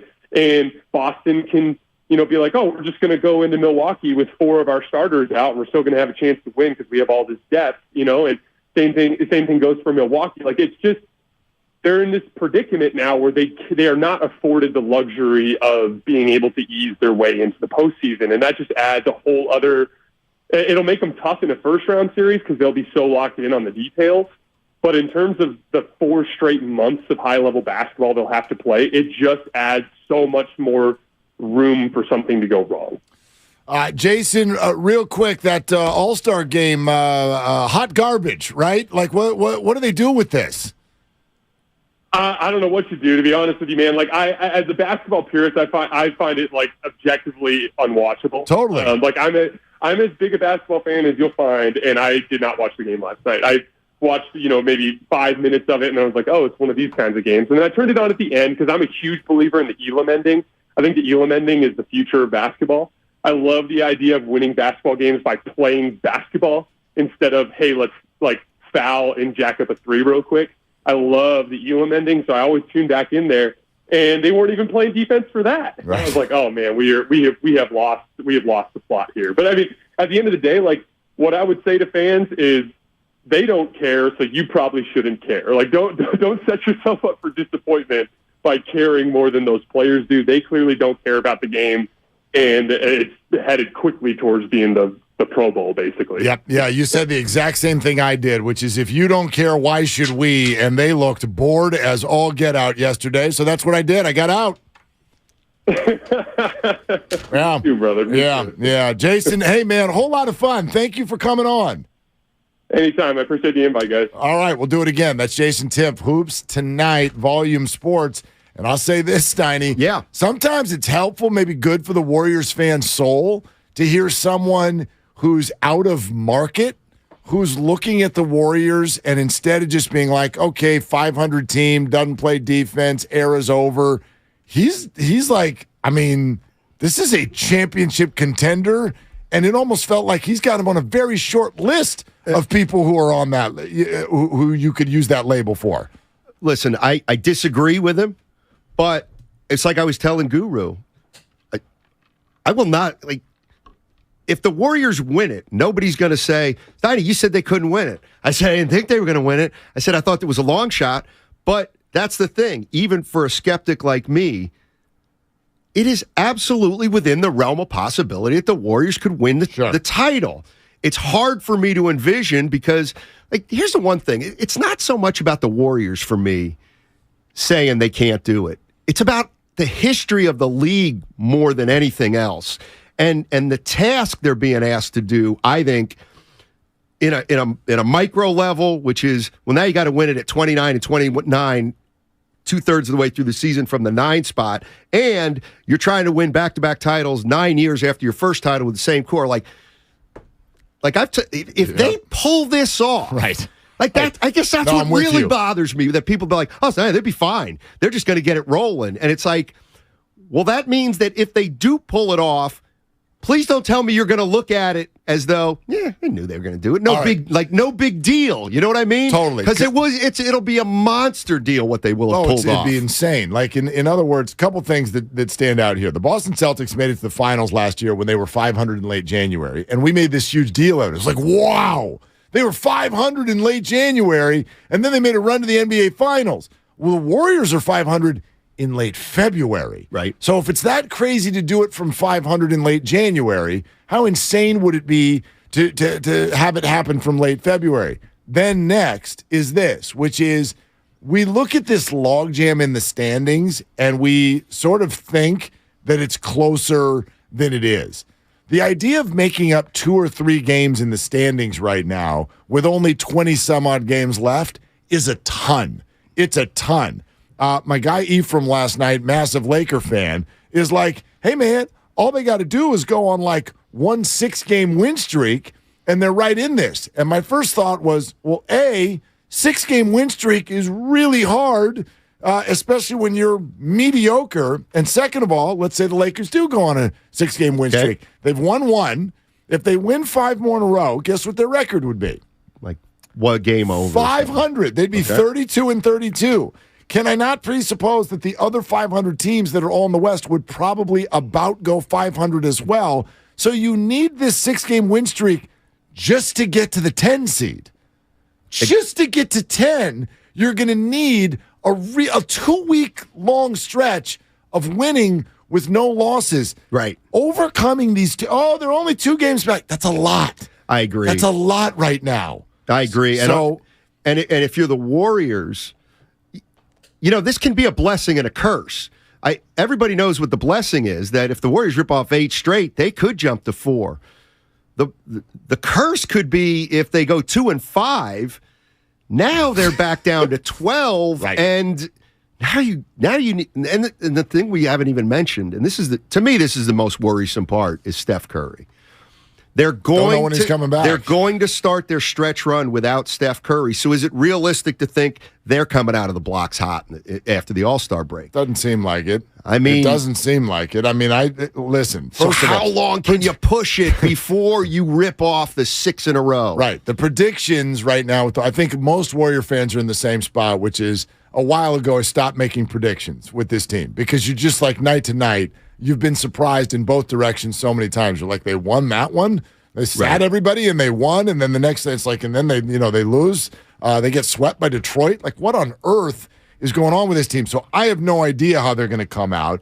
I do think that, look, they play at the Lakers later this week, 3 nights from now. That's going to be hard. The Lakers are all incentivized with their new acquisitions, and there'll be no Steph. And I don't know if Steph will make the homestand, but after that, you got 5 in a row at home: Houston, Minnesota, Portland, Clippers, New Orleans. Clippers are really good. Outside of that, I mean, those are games I feel like they can and even should win for the most part, even without Steph. So, like, I look at that and I think, can you go 4-2 until March 5th when you're in LA to play the Lakers again? Can Steph be back for that? If they do that, they're in really good shape. What's the number you have in your mind for win total? No. For Steph coming, how many more games is he going to miss? Like, for some reason, 6 is in my head. Like, well, that would be that. Because that would be what I just laid out. And so that's why I'm asking. Do you have that number specifically? Well, see, he said he's not going to be back for the game on Thursday night. Right. Which sort of means to me he's also not going to be back for the game that's the very next night, Friday. And then they've got 1 day off. You know, they have 6 and 9 days. Yeah. So yes, that Sunday, March 5th sort of feels like you come out of the All-Star break, have another week and a half. Yes. And maybe. But I have no idea. Let me ask you this. I have no idea how he's doing. Let me ask you this.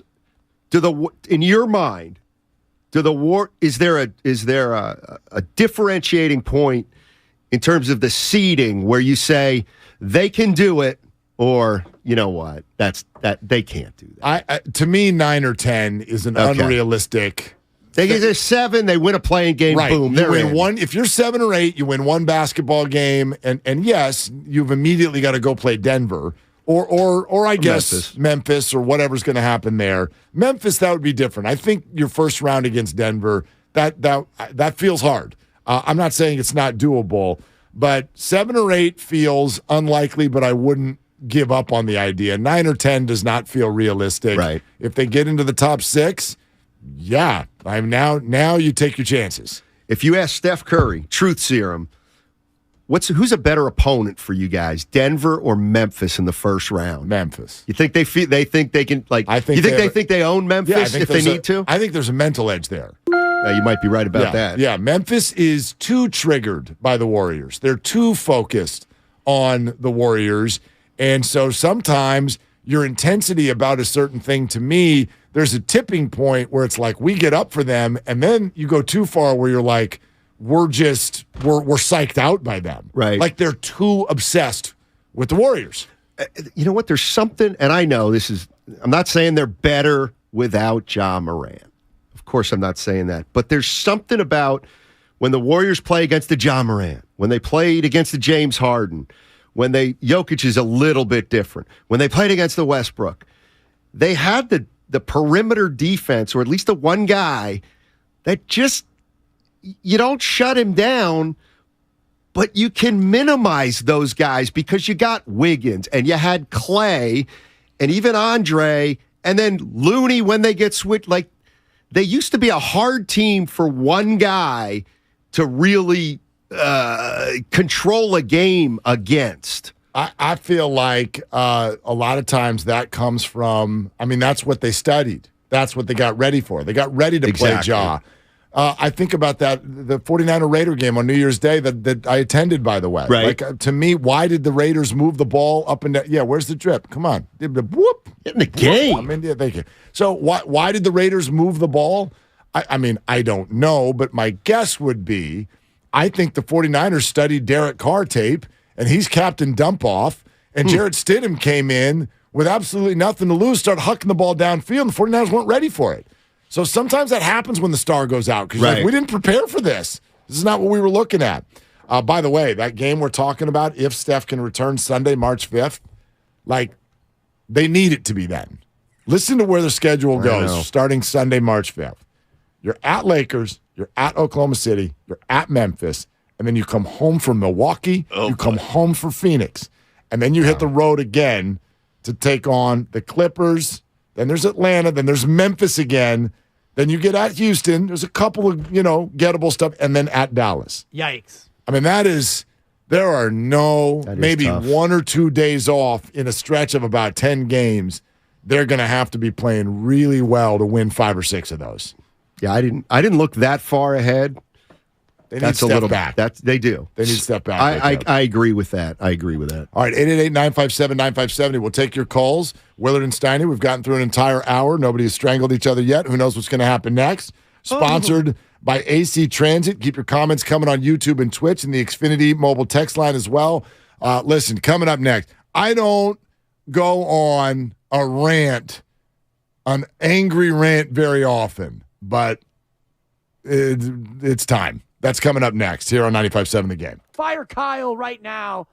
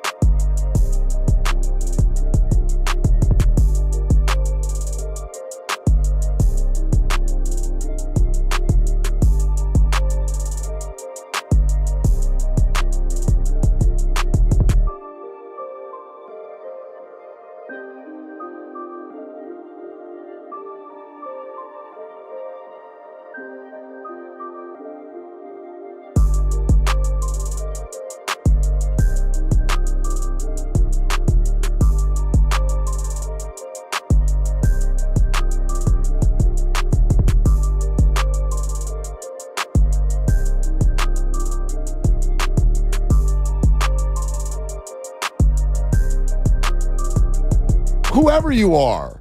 What's that going to do? Exactly. Right, Ask me about an atomic knee drop, though. I don't even know what that is. What's an atomic knee drop? Oh, it's a wrestling move. Okay. You just put your knee, jump into a guy's collarbone. Into a collarbone. Yeah. Yeah. It's just a. Does your knee, did your knee even go that high anymore? Or Well, this was back in like third grade with Okay. Brent Wiley.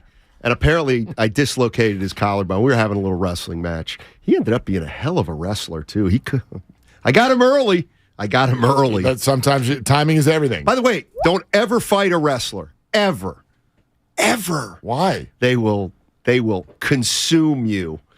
They know there's something about leverage. They know little things. They know leverage like unbelievable. Well, like that, we're going to put you in the blank hold. I'm like, I don't even know any holds. I don't know what that means. I know holding. I watched Nick Bosa, but no. Here's what could come out of today's show. This is possible. All right. To streets are talking, and I'm not surprised by this after sitting here with you for an hour.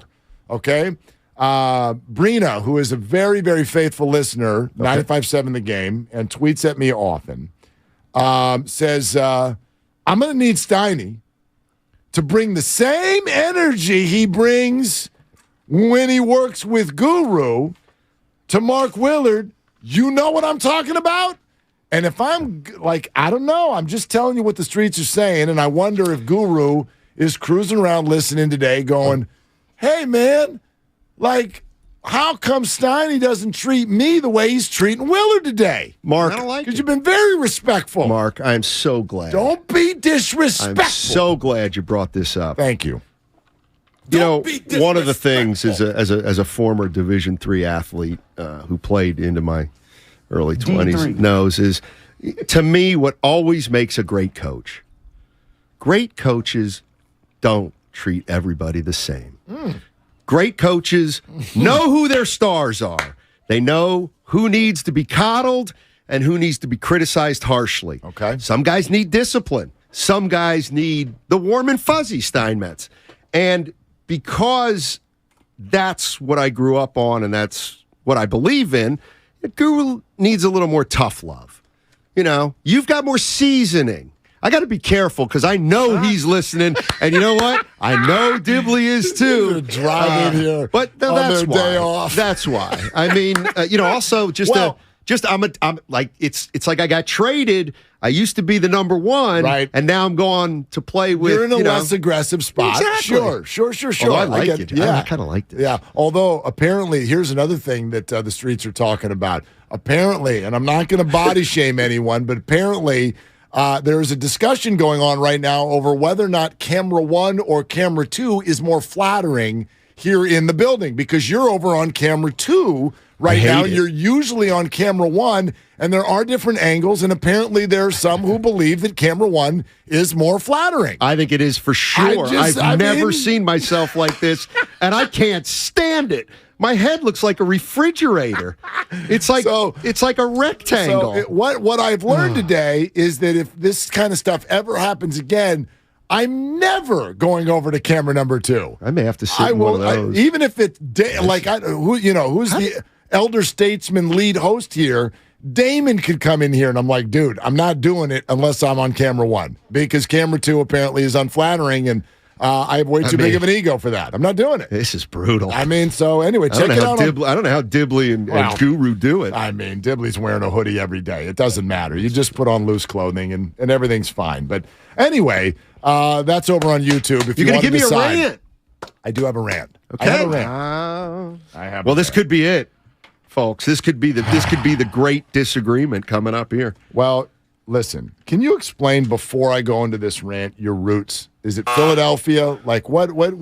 You are a Philly sports fan? That's not true. Born and raised? No. Yeah. I don't mean now. I mean your roots. Yeah, I grew up 40 minutes from Philadelphia in Reading, Pennsylvania. But for whatever reason, I never liked the home teams except the Eagles. I like the Yankees because more Yankee games were actually broadcast where I grew up in Philadelphia, outside Philadelphia, because there's no cable back then. So KPIX was the big, WPIX rather, was the big Yankee station. It was kind of like WGN. And so I saw more Yankee games, so I became a Yankee fan, even though I was in Reading. Okay. The Sixers, well, I mean, you know the story of Julius Erving snubbing me when I was 11 years old, so I became a fan of the Larry team. Bird. The Celtics. Yeah. But let's use me as an Eagle fan. I just love the Eagles. Right. Watch them every weekend. I don't mind who you love, but are you one of these people who thinks it's normal and correct because you root for a certain team to go to these games and act like a complete buffoon and huck stuff at people and have spit flying out of both sides of your mouth and decide that because you do that, it means you're a good fan? Is this you? To hell That's actually, I'm the opposite of that, Mark. My dad was one of those guys who, when he went to my games, always sat in the top row and kept his mouth shut. Yeah. So I like to watch games and for the most part, not really boo too much. Okay. I don't think I ever booed growing up. Okay. I'm trying to think if I've ever booed. I respect that. Here's the statement. Carlos Rodon, now former San Francisco Giant, who is a New York Yankee and certainly kowtowing to his particular fan base. Now that's fine. I'm sure this played well there. I'm sure they didn't even notice because in New York, they think this is just normal and a birthright. Of course they're better fans than everyone else. They're in New York. That's the way it works. So Rodon says, quote, Giants fans are invested, but not like in New York. Win or lose, you're not going to get booed in San Francisco. All right. There's nothing but facts in there. However, there's also an opinion. The fact in there is, you're probably not going to get booed in San Francisco. Although, I could also retort and say, Carlos, why would we have booed you? You were an all-star, and you were incredible. Why would we boo you? That would be like what the Yankee fans did to Aaron Judge, for instance, which is stupid by definition. But secondarily, here's my issue with the statement. It's not that there's a factually incorrect portion. It's that there's an opinion here that we got to get over. This idea that when you boo, that equals you're invested. In other words, you're a good fan if you act like a moron.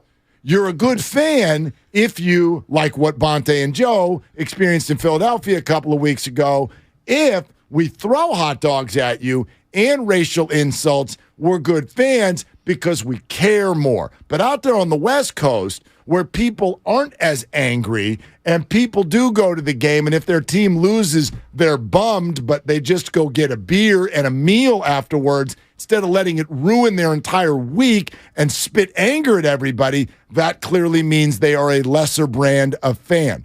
Investment is not what equals booing. Booing does not equal investment. Throwing things and screaming on sports talk radio does not equal investment. It equals anger issues. It equals moronic, drunk behavior most of the time. I'm not telling you you can't boo. If it's your ticket, if you want to boo and you've got a good reason, boo. But it does not equal good fan. That's my rant. Because the fans here care. They care big time. We had a basketball arena that was nicknamed Roracle because it was loud. We had an arena at Oracle Park from 2010 to 2014 that was as loud as any baseball environment that I've ever seen in my life. And we have a football fan base that literally won a freaking award from Vivid Seats because they were the data now, factually, best traveling fan base in all of the NFL this year. And you're going to tell us we're not invested? You got to get the bleep out of here. Boy, I'll give you my dib. A lot to unpack here. I do believe, how about this? Will you give me a fan who boos? It means they're passionate. Sure. Okay. So, yes, there are lots of kinds of passion. But so what about if passion in one area is displayed differently than passion in another area? In other words, in Philly or New York, their passion when they're disappointed is booing. The Giants fans, their passion is a little disengagement, maybe, from the product, or losing a little bit of passion because you're seeing it's not there. You know what I mean? Like it's not worth my time. Correct. Yeah. Correct. Sure. I mean, I get that, and we know what is sort of like the basis behind that, which is on the West Coast, we have more options of things to do. Like, that's cultural. It's cultural. What bothers me is when West Coast fans get called soft. Gotcha. Or that they don't care. Which, like, I could give you, as I already gave you some, we could give evidence all the way from here to the end of the show about how West Coast fans care. Big time. Okay. So here's my thing with you cannot tell me when the Giants from 10 to 15, 10 to 16, like you can't tell me their fans were any less passionate than the best fans in the league. In fact, here's how you know they were great fans, because they're starting to get annoying as far as I was concerned. And you know what? Ditto with the Warriors in a little for way. Sure, yes. But let's talk about the Warriors. Well, don't they have the best fans of all time? Because the fans came out when the team stunk for 12 years at Oracle Arena for the most part. So I think another test is, well, what kind of fan are you when the team loses? Do you boo? Do you continue to go and be supportive? Or do you say, I'm not watching this anymore? Because to me, I would rather have a Warrior fan than a Yankee fan, but I'm talking about a Warrior fan from when they weren't losing. What happens when the Yankees lose? Does anybody even care? I mean, I think or do they boo? Why don't we actually go to the team that does lose all the time in that market, which is the Knicks? Okay. Now, I actually think from those I know who live in New York, it's actually a basketball town, much more than it is a baseball town. But the reason the Yankees get all the attention is because they win and the Knicks don't. But true or false, if the Knicks won a championship, the outpouring in the streets would be much bigger than if the Yankees won a World Series. Is that because the Knicks haven't won as much as the Yankees? Maybe, but it's also, I think that's probably part of the dynamic. I also just think that New York is a basketball town. New York's got an unbelievable basketball history, right? I mean, like, even on the streets, like, it's a basketball town. Yes, there are good baseball fans. It's New York. There's plenty of room for all kinds of fans. There's 2 hockey teams there, for crying out loud. But I do think that basketball is at the core of the city's passion. Okay. Have you ever booed a player? That you can remember off the top of your head. On my team? No. Yeah. Giant, Warrior. No. I booed Tommy Lasorda until I was out of a voice. Okay, let me ask you this. It's going to be hard to envision, but let's say Ben Simmons would have been a Warrior. Could you have seen yourself booing Ben Simmons? No, I would have responded to that. I would have shown my displeasure in a different way. How? Again, disengagement. Okay. Lack of support. Like, but there's 2 things about it. Again, I don't think it's really in my DNA. That's not how I like to fan. That's not how I want to go to a game. I want, just one of the reasons I love Steph Curry so much, I'd rather watch the game with joy than with anger. That's the way that I go about it. And then disengagement as far as an individual is tough, because I'm not going to let one individual mean I'm now not a fan of that specific team. But the lack of support for something going on with any particular team is going to come in a different form. I don't think – I was also affected by the Donnie Moore story years ago. Why don't you tell it for those who don't know, Donnie Moore was a pitcher with the Angels years and years ago and went through some very deep struggles and some mental health problems. And it's odd that this happened with the Angels, because here we are talking about a Southern California West Coast team. But he got booed. He got booed a lot, and it ended up being a key piece in him taking his own life. And I remember hearing that story as a young sports fan, and I was like, I kind of made a rule. I'm not participating in that. I'm just not going to do that. Do you know what I mean? Yeah. And for sure. For me, I like that you bring up Ben Simmons, because that is something that's on the table with regard to why someone would show displeasure. Lack of effort. Or continued, repeated, poor play or poor behavior, I think is worthy of a boo. If somebody is having an off night, like Rodon, don't boo. I'm going to boo you. You're 16-5.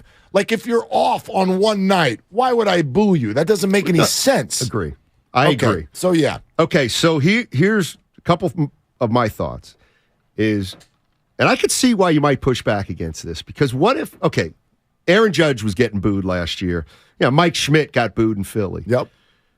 I do think there's a chance that even though we talk about, can you believe the hometown booed him, that there may be athletes that it's kind of attractive to, because it does guarantee, like, it's really hard. Once Mike Schmidt won him over, it was over, like, for the positive.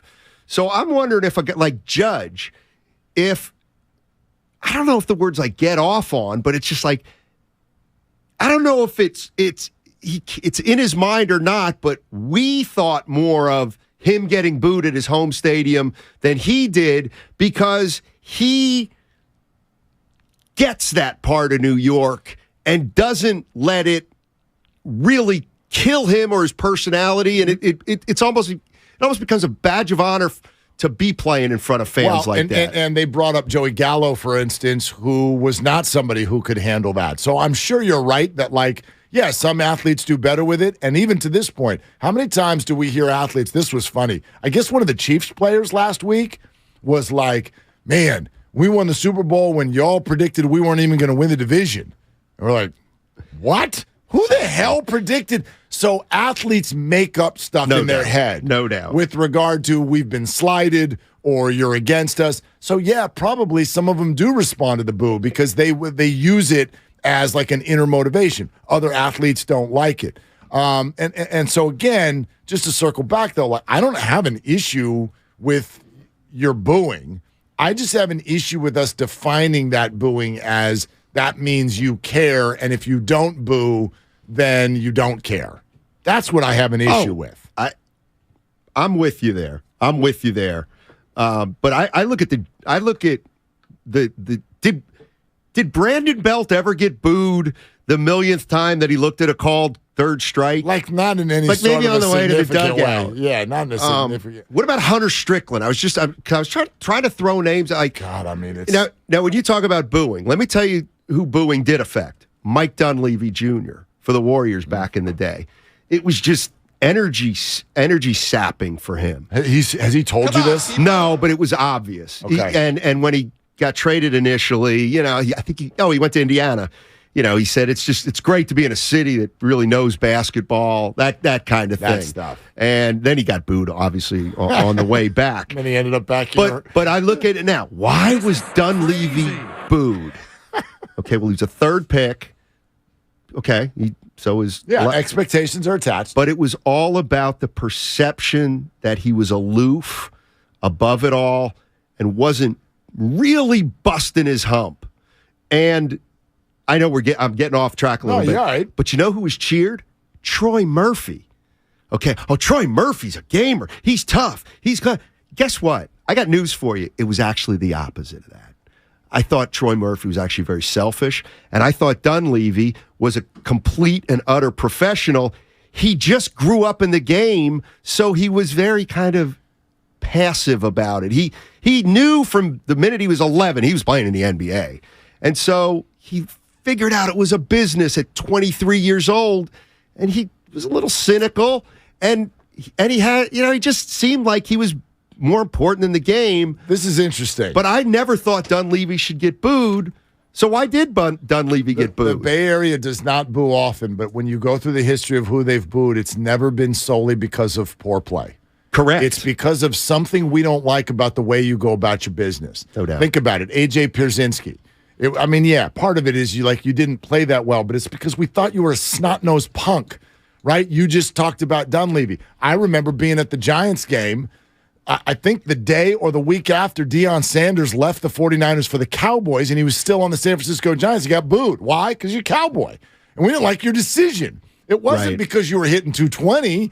It was because of your decision. It was the way, like if Aubrey Huff were to come out and doff a cap at Oracle, he would get booed. Right. And it has nothing to do with, he was a World Series hero, but we don't like the human being now. Exactly. And so, Kyle, what's up? The one exception I can really think of is Alex Smith. that game against the Eagles, I think it was Sunday night at Candlestick Park, the We Want Carr game. Yeah. People were chanting for David Carr. David Carr. So quarterbacks are a little bit of a set aside to me because there's something about play calling. There's something about the cadence of a football game where you go out there and it's 3 and out, and like a minute and a half after you're like, okay, offensive drive, and you're like, okay.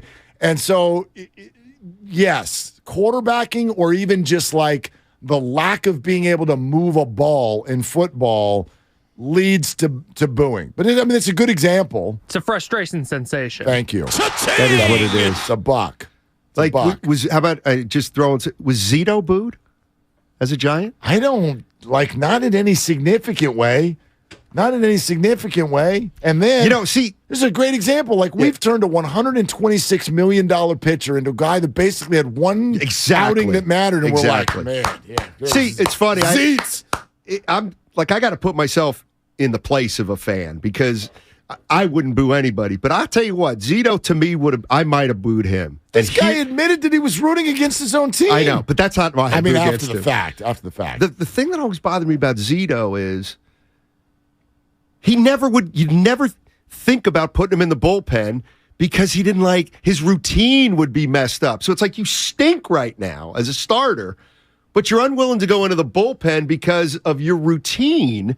It's like, well, now I do have a problem with it. Dude, Tim Lincecum went to the bullpen. Exactly. And it's a little bit like the Clay thing. Clay can never come off the bench. Why not? Why not? I don't necessarily think he should or want him to, but why? Steph Curry came off the bench. So that stuff like that can rub people the wrong way. Okay. This is all sponsored by Fremont Bank. Full service banking, no compromises. I feel a little bit better, but we're not done yet. And there's a few of you who want to weigh in on this. Philmo, Mike, Matt, stay right where you are. We'll come to your phone calls next. Jump on in. We're going heavy calls next. 888-957-9570. It is the very special President's Day edition of Willard and Steiny, or maybe Steiny and Willard. I don't want to rejoin next week. That's like, why is your name first on 95.7 The Game? Monster sack.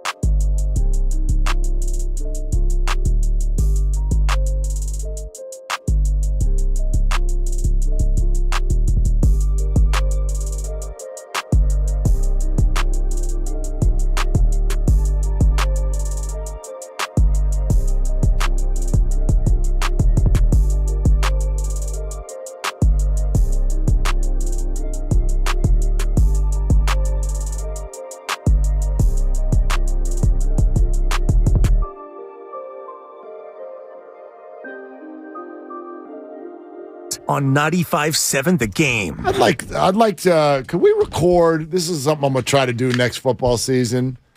I want to see if Nick would be up for this. Let's record Nick Bosa like reading a children's book.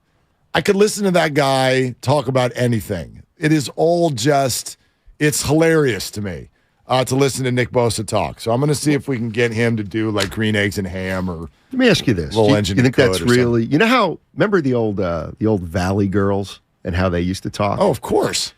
And it was affected speech. They didn't really talk like that. Right. No, my you sister. Think this is who Bosa is? I mean, the dude is I actually do. The dude is like. But have you ever listened to Joey Bosa talk? Not a lot. Same. Really? Totally. Their cadence is exactly the same. I do think it's authentic.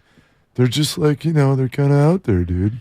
Yeah. And yet they're killers. Like that's the thing. I don't get that. A lot of football players like that. Did you ever meet Troy Polamalu?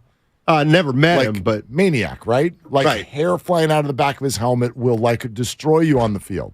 Get him off the field, and he's like, well, like soft-spoken, religious, like could not say a sharp thing to another human being. It's not in. So I don't know what the thing is that happens to these people when the whistle blows. I don't know what it is. Well, Bosa's dad played too, sure. Right? So there is something about growing up in a professional athlete household, I got to believe. Like the Bosa kids knew they were playing in the NFL. Well, and maybe that's Steph and Clay too. I agree. And right? Wiggins. Because Steph, they're like, oh my gosh, don't get it twisted. Steph is this ultra competitor. But if you look at him and talk to him, you're like, so that's the nicest guy on the planet. That's actually something that's always fascinated me to no end is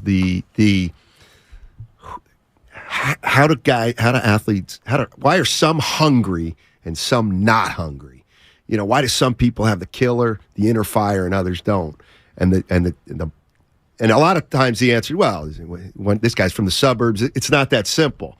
I remember like Bill Laimbeer, his dad was a GM executive, and he grew up he was a millionaire. Well, he was as competitive as there ever was. Right. Now look at, you probably met Mike Dunleavy's father, Mike Dunleavy Sr. A number of times, yes. He was a tough SOB. He looks like he was. And he grew up in Brooklyn or the Bronx, New York. And then Mike's definitely doesn't have that killer, that fire. But you would say this, well, neither does Steph and Clay. Oh, No. Yeah, they do. No, no, you're wrong. They do. Right. They so do. how do you know who has it, who doesn't, I don't and know. why? I don't know. Clay is such an interesting story. I know some guys who played high school ball with him, and they were just like, nobody ever thought he was going to amount to anything because we thought he was kind of weak. Right. Like he has that, right? He's just sitting there. He has that kind of bland look on his face all the time, and it doesn't sort of scream that kind of competitiveness. But Clay, middle child of 3 boys who were all really good athletes. Trace, who plays baseball now with the Dodgers, and I think if I've got the ages right, the oldest one is Michael. It's not a Michael Jr. They spell it differently, but anyway, that family, I love them. Michael spells his name. Yeah, they all spell it weird. So anyway, the oldest son, who I don't think he ever made it past the G League or what was the D League at the time, but he was a basketball player too. But like their competitiveness with one another and with their dad, who also comes across as happy-go-lucky, super nice guy, but he'd be the first one to be like, I didn't let those kids beat me. I squashed them on the backyard hoop all day long. So maybe that's where their fire comes from. Yeah, it's different. It's different with each one. We had Michael Thompson, and we'll get to call. Yeah, we had Michael Thompson on it. about a year or two ago, and 2 years ago, and I apologized to him because I never looked at his numbers. Like for some reason, when people say Michael Thompson, number 1 pick, take a look at his numbers. Totally. He was not really he was a damn good player. He was really good. It's always does it line up with where you were drafted? Right. And then the second thing is what was sort of the biggest thing you did in your career? And by the time he gets to the Lakers and they're winning championships, he's in this group of iconic players, and he's kind of like the 6th best guy. But no, he was really good. We do this like, did Reggie Bush have a good NFL career?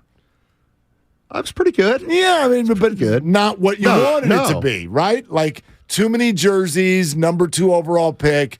He wasn't Gale Sayers, so it wasn't good. True. No, he actually had a pretty good career. So I think Michael suffers from that a little bit. Okay, let's get out to 888-957-9570. Hey, Philmo Mike, what are you doing, man? Oh, man, y'all having a great conversation. Dibs asks what I be smoking. I be smoking on cookies usually, but sometimes I dip into gelato and run. Hey. But I want to get to a couple things. You're good, I don't want to rant for so long because you guys know I could talk. The number, this is the list. The meanest people at the station to the nicest. Ray? Hold on, we got nice rankings?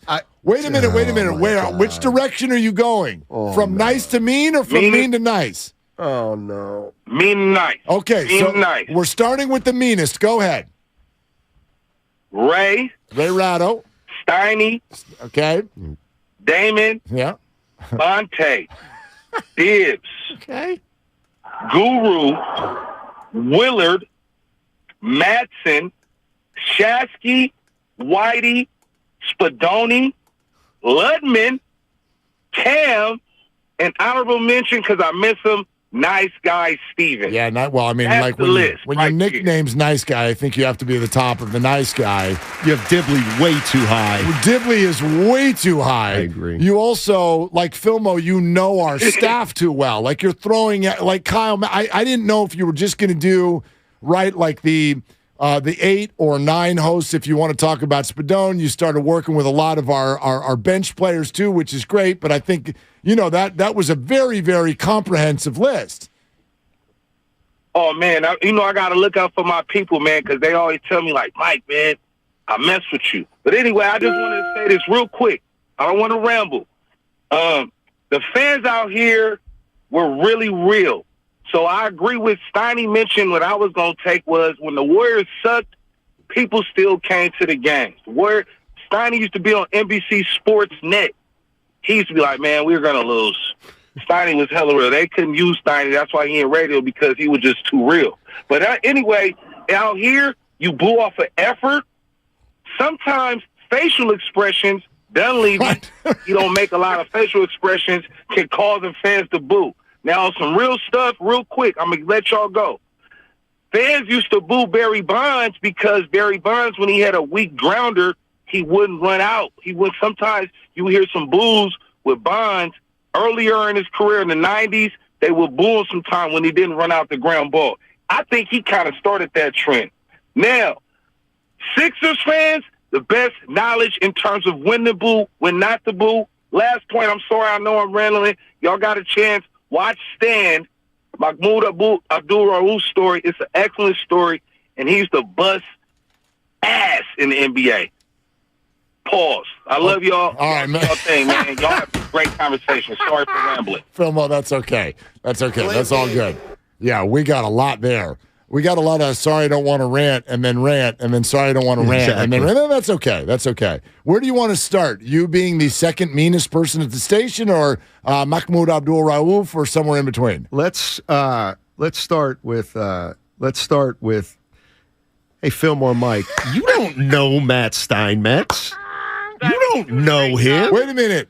Is that what preset? Hold on. Are you disagreeing with the fact that you're the second meanest host at the station? Yes.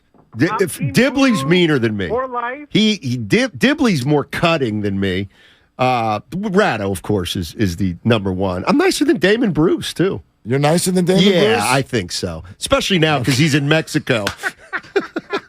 Honestly, that travels. Who's at night? You don't want to throw under the bus at night. Well, this is why I got confused. It's like Devone. Yeah, Devone, Shamari, Styles. Like, it was like you're going to bring in the bench, but only part of the bench. So I don't know how you do that. He's right. Kyle Madsen is very, very nice. But I was just like, well, now we're opening that. Where's Kruger? Is Larry Kruger nice? I've gotten into multiple kerfuffles with Larry Kruger through the years, but I find him to be very nice also. Like, he's a friend. Guru's definitely at the high. Guru is too low. Guru is too low, right? I kind of think so, too. Except for Guru will yell. He'll put your stuff on the air. He will yell at you. And did Shasky not even get on the list? I didn't even hear his name. What happened there? Me. Was he on there? Yeah, he was nicer than me. Okay. And me, of course. That tracks. I think you were too high, too. I was too high? Yeah, on the list. Why? You don't think I'm as nice as I come off, Steiny? Correct. That's correct. I don't think you're as nice as the listeners think you are. And I just put it all out there. I just put it out there. I am learning how to stand up for myself. I will say that. My therapist and I worked on that a lot over the last 2 years. Nice. Nice. That's right. Well, there's an art to being not pushing me around anymore. There's an art to being straightforward, yet civil and courteous. Yes. I'm still working on that. Fair. That's why I'm second from the bottom. Yeah. Well, listen, I don't think it was a perfect list, but I don't think it was terribly off either. Plus, you know what? I've seen worse power rankings. Well, but you've got to blend authenticity with your rankings. Like, okay, Ray's the meanest guy at the station. Correct. But is it a shtick? Well, see, I mean, Ray will walk by me in the hallway on the way in and be like, "What's up, idiot cream puff?" Exactly. But it's so over the top that it's like, is that real? Because if you walk by me and went, "Idiot cream puff," I'd be like, "Oh, crap, now we got beef.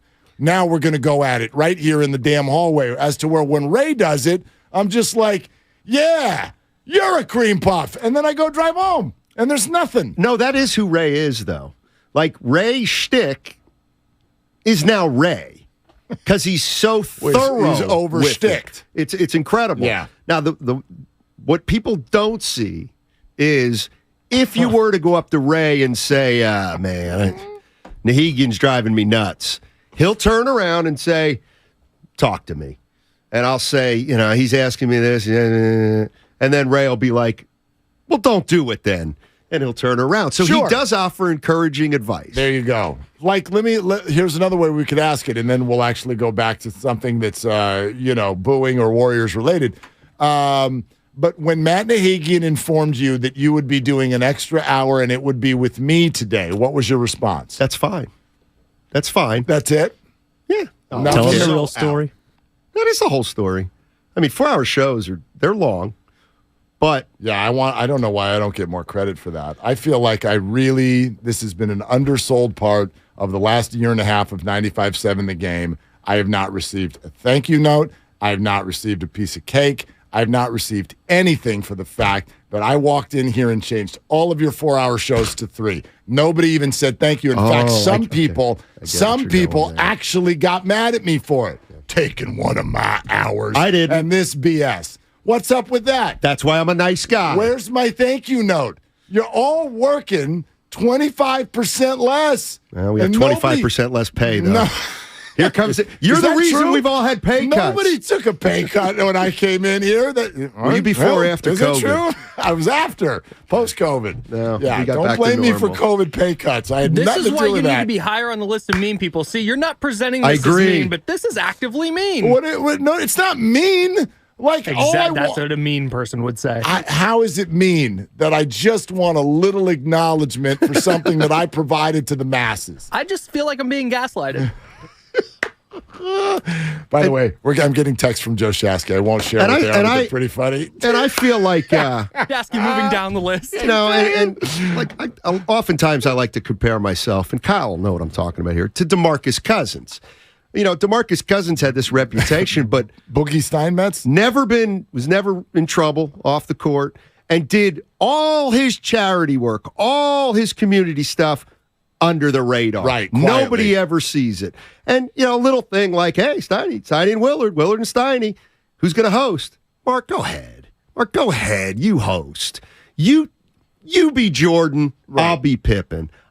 And that's a sign of greatness. And I looked at you, and I did not say, "Are you sure?" I looked at you and I went, "That's a correct answer." That's a correct answer. Let's go to Matt in San Rafael. Hey, Matt, what are you doing? I'm actually spending a little bit of the day working, which is not a bad thing. Yeah, same here. All good. Working our butts off over Before I start, Mark, you're not mean, you're needy. That's the word that I would use for the. Oh my God! Wait, rant you went on when you were saying no one is thanking you. Did you say needy? Did you say needy? That's worse than mean. No, listen, that's way worse than mean. And no, listen, if I was needy, I would have pointed this out about 14 months ago when it started. I let it sit, but it was relevant today, Matt. I'm okay. I'm fine. And if you weren't needy, you wouldn't be pushing it the way you are right now. Anyway, I'm digressing from what I wanted to talk about. I need you to say something different. That's what I need. Before I get to my main one, I think people don't like Vito because he had a head like a soap bubble and because he came off as kind of thinking that he was above the rest of the guys that he was playing with. So that's just from a fan's perspective. The second quick thing is regarding the quarterbacks. Mark, you mentioned it. I think that 49er fans have a different perspective on quarterbacks than any other position because they had two great ones. And so invariably, I think that when quarterback play isn't what fans want, they go back to that and say, geez, why can't we get another Montana Rio? Now, the main point I wanted to make was on the booing thing. I agree that people can boo and God bless them if they want to. But being permitted to or having it be okay that you boo doesn't mean you can be a jerk. And that's where I think the line gets crossed by a percentage of the fan base. I go to games now and I see people that boo at times and I'm like, yeah, whatever. But then I see people who are jerks. And I think that sadly, a lot of especially what Bonte and Shasky ran into when they were in Philly is I think a lot of fans are jerks nowadays. And they excuse it in their own minds by saying, no, I'm a passionate fan. No, you're not. You're a jerk.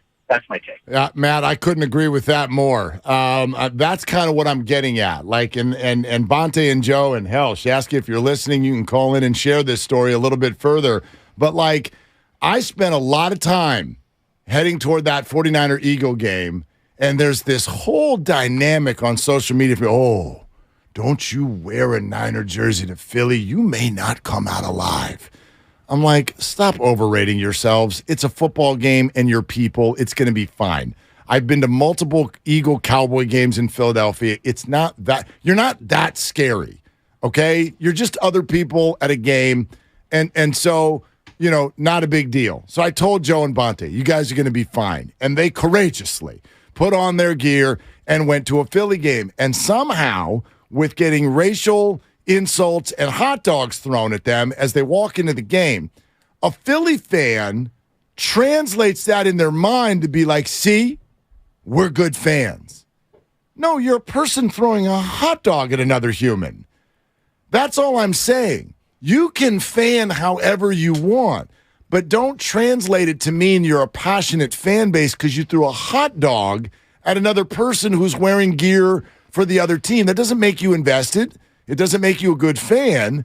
It quite frankly, I think it makes you a weirdo. Like, I would never, first of all, hot dogs at a game are like $15.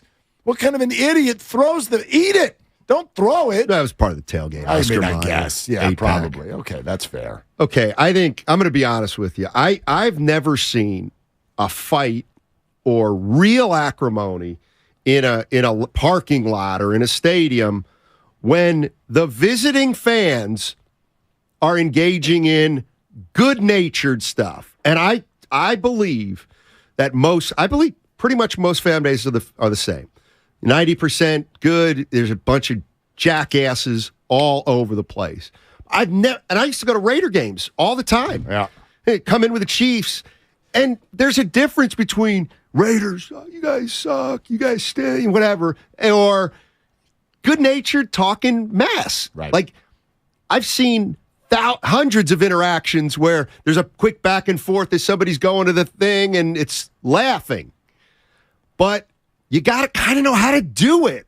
Like, you don't want to just say, Philly, or it's like, you got to, like, just have a little more fun doing it. You're totally right. You got to keep it general. Right. I'm going to reference this game again. You can keep using the drip if you want, but that 49er Raider game for me was a great it was a great example of what you're talking about because it was somewhere in the neighborhood of 50-50, the fans. Right. And everybody was geared up no matter what your team was. And obviously the Niners were going for the playoffs and the Raiders were just going for some sort of respect. And then a great game breaks out and it's high scoring and it's overtime and every row in the stadium was represented by both teams. And so I watched a ton of it. I was involved in some of it.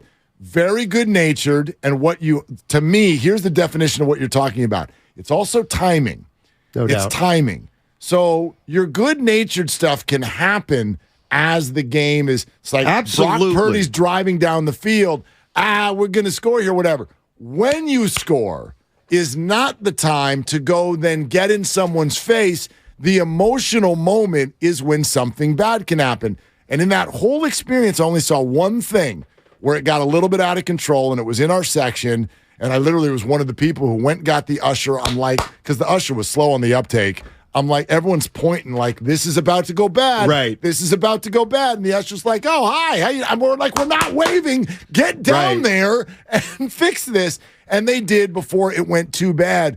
But that's kind of the thing. Like, just if you keep the tone in a certain spot, most people, without too much alcohol, will keep it in a totally fair area. Right. Most people. See, I think, believe it or not, you and I might be the same in an opposing arena. Because I remember going to a Celtics-Pistons game way back in the day during their rivalry. Drove 15 hours to Pontiac, and I was a Celtics fan. We're in the middle of these Detroit. First of all, the games, before the game, I walk in. You guys got trouble tonight? Trouble brewing in Big D. Motown. Okay. Then the game starts, and I'm like, come on, Bert, let's go, Bert. But, like, as Isaiah Thomas goes by Danny Ainge for a nice left-handed layup, I'm also like, we can't guard him. We can't guard him. Right. Like, he's too quick for our guards. Right. All right, stay with it, Bird. And it was all good. Like, because you're acknowledging the other team is like, they're legit. They got their fans and they got good players. Week 1, Soldier Field, sideways rain. I'm in the hot dog line at halftime, and every Bears fan is in this self-deprecating mood. Right. They're down 7-0, and everyone's like, Justin Fields sucks. This season's already over. And I'm just sitting there chilling. Like Trey Lance, I'm like, okay, this had some encouraging things, but, they fumbled in the red zone and whatever. Okay, it's only 7-0. But it felt like there's no way the Niners are losing this game. Right. And then you get to the second half. Alcohol starts to take over the fans a little bit. The Niners go up 10-0, and I'm like, and I told my section, the game's over. Your game's over. You're down 2 scores, and you can't move the ball. This game is cooked, and I told everybody. And then there's the broken play, Dante Pettis, and Soldier Field wakes up, and then it goes the way it goes in the second half. And my thought was, I talked when it was good, so I'm going to sit here. You have to. And I'm going to receive what you're giving me now at the end of the game because you won. Like, I didn't leave. I didn't leave early. I looked at people. I smiled. I'm like, all right, you got us. You got us. Like, that's the other thing for me. If you're going to dish, just be ready to take. Well, and then there's a give and take. Exactly. And that's the other thing. So you're chirping at half. Fine. They start coming back. You're starting to get hit, which you should. Good-natured, by the way. The issue comes when the Chicago Bears finish that game off, and now it turns a little more, and if you want to say, if you want to start using, now we got a problem. But if I'm in your position, smile. I got to take it. I got to smile. take it. Right, walk out. The thing that I found, and I'm not found, I didn't discover anything, all these fights on social media at football games that we see 5 of them a week now, you can tell they're all alcohol infused. Totally. All of them. Not all. 95% of them are alcohol infused. I guarantee you, when you show the videos of those fights to the guys, they're probably, I don't really remember that. Exactly. Or Jeez, I don't remember that. Like, I don't remember coming. It didn't feel like I was going at him that hard. Exactly. Whatever. Yeah. Exactly. All right. Willard and Steiny today, and it's all brought to you by Mitsubishi Motors.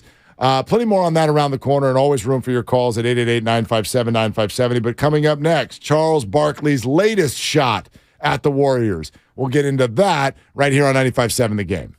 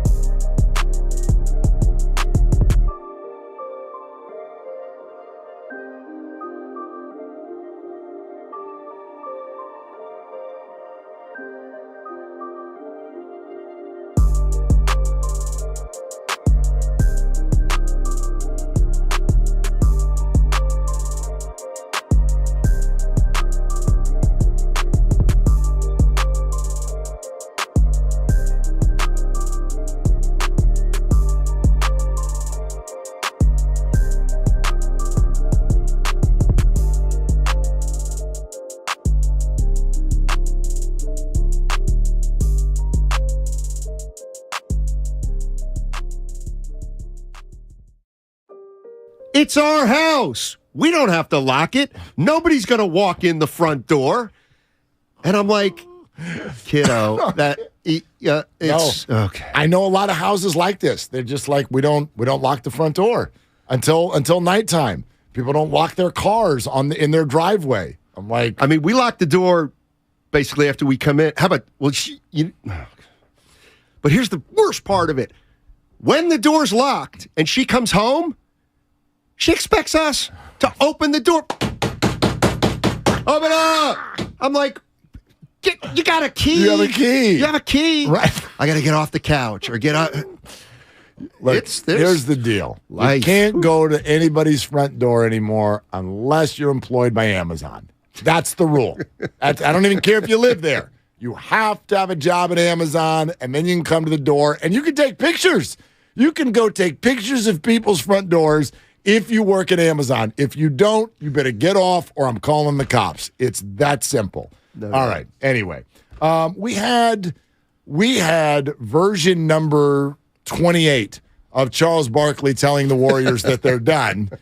He said it to Draymond Green again. Do we have the sound? We do. Okay, here we go. This is Charles Barkley and Draymond Green. Really, I hate to say it, but the Golden State Warriors are cooked.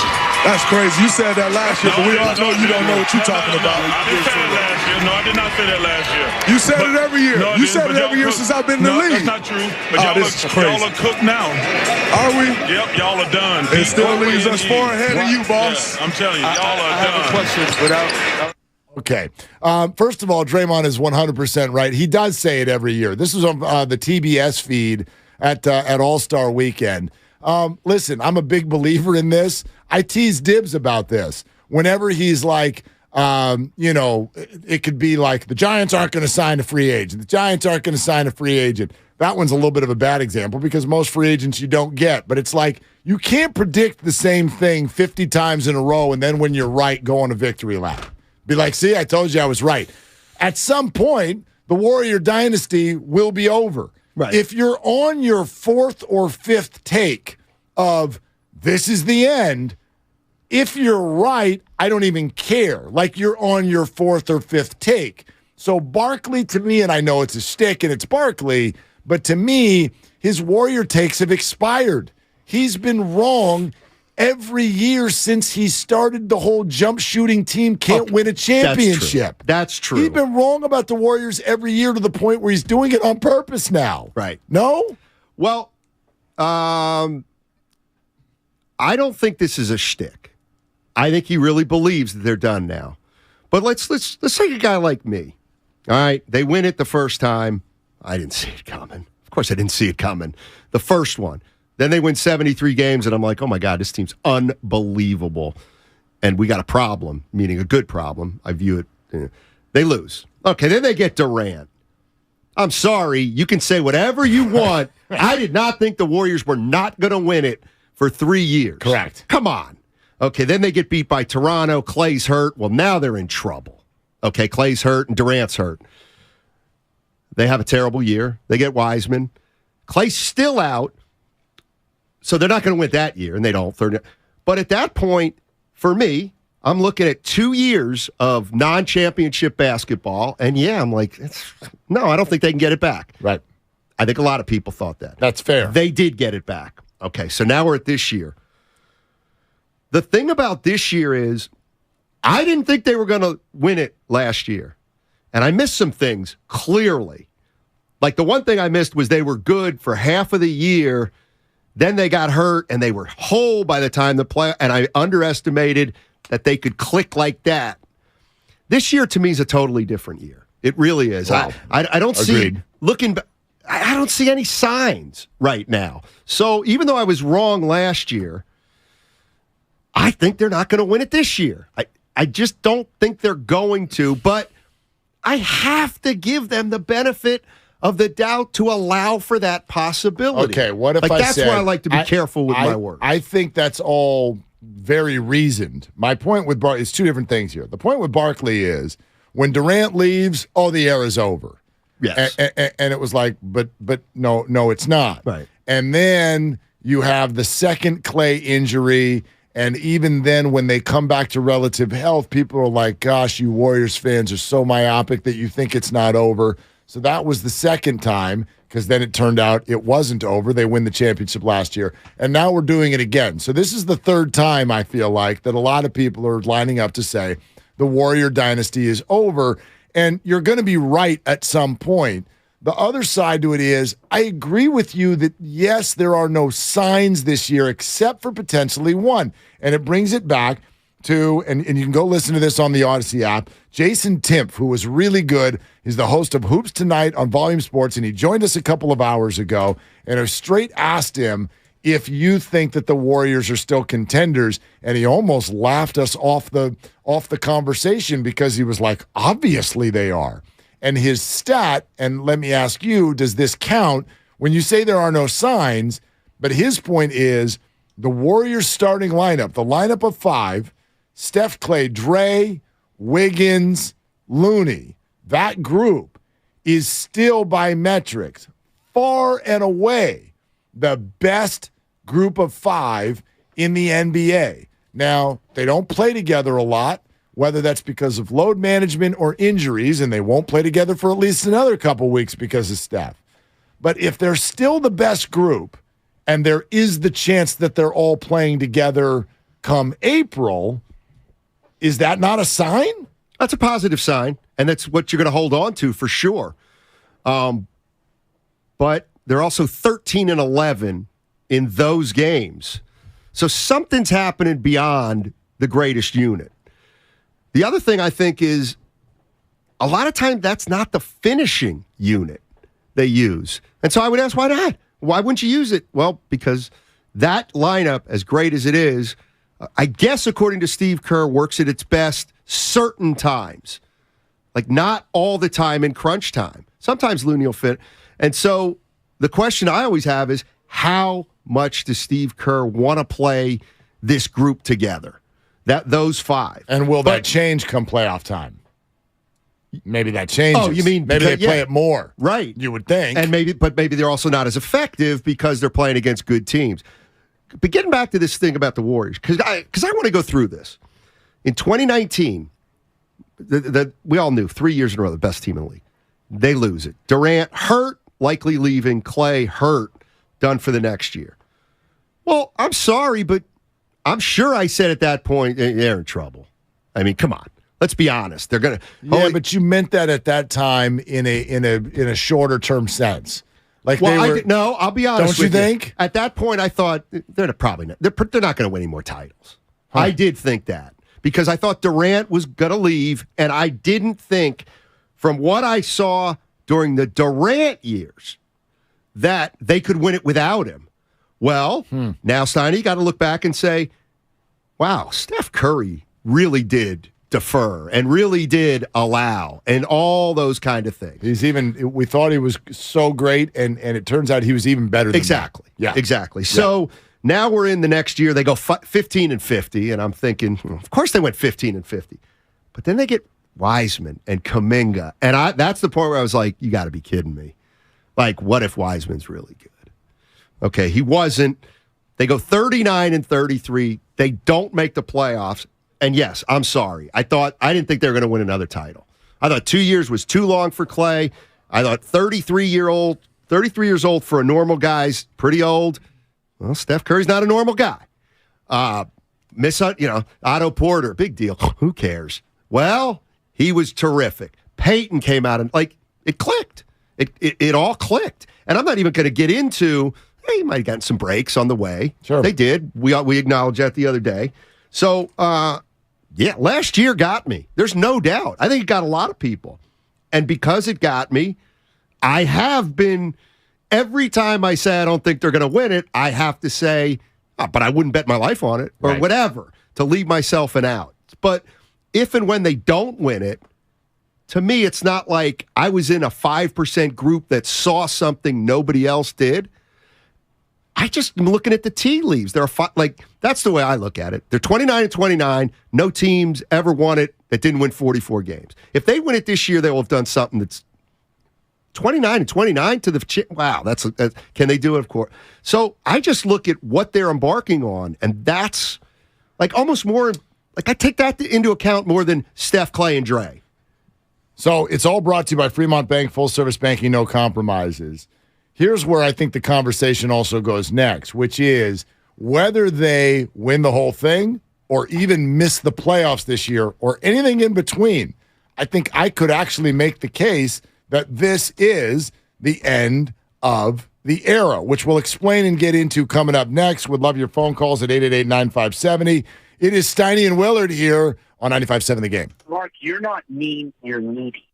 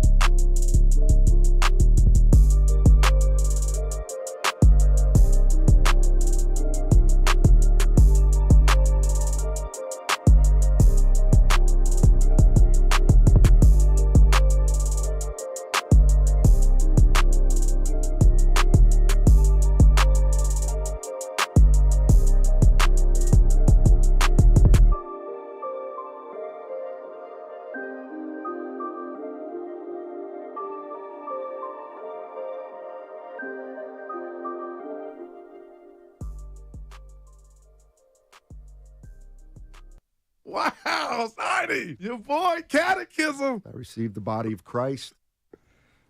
Now, back to Steiny and Guru on 95.7 The Game. Hi, my name's Mark Willard, filling in for Goo today. And, wow. Steiny is here as well. I'm here. I'm flustered. I need your Here's help, the beauty man. of this. Here's the beauty of this. It's What's a little this? bit. It's a little bit of a slow week this week because the game's gonna start. Sure. But because our partners are so insecure, Dibley and Guru, I envision that they're together somewhere. listening. So the holding content hands. for tomorrow Yeah. will be their grievances for each of us and what we did. Excited.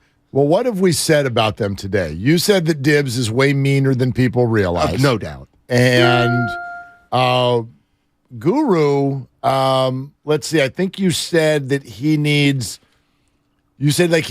more tough love than I do. Absolutely. When hosting with. He needs harder coaching. I have to coach Guru harder than you.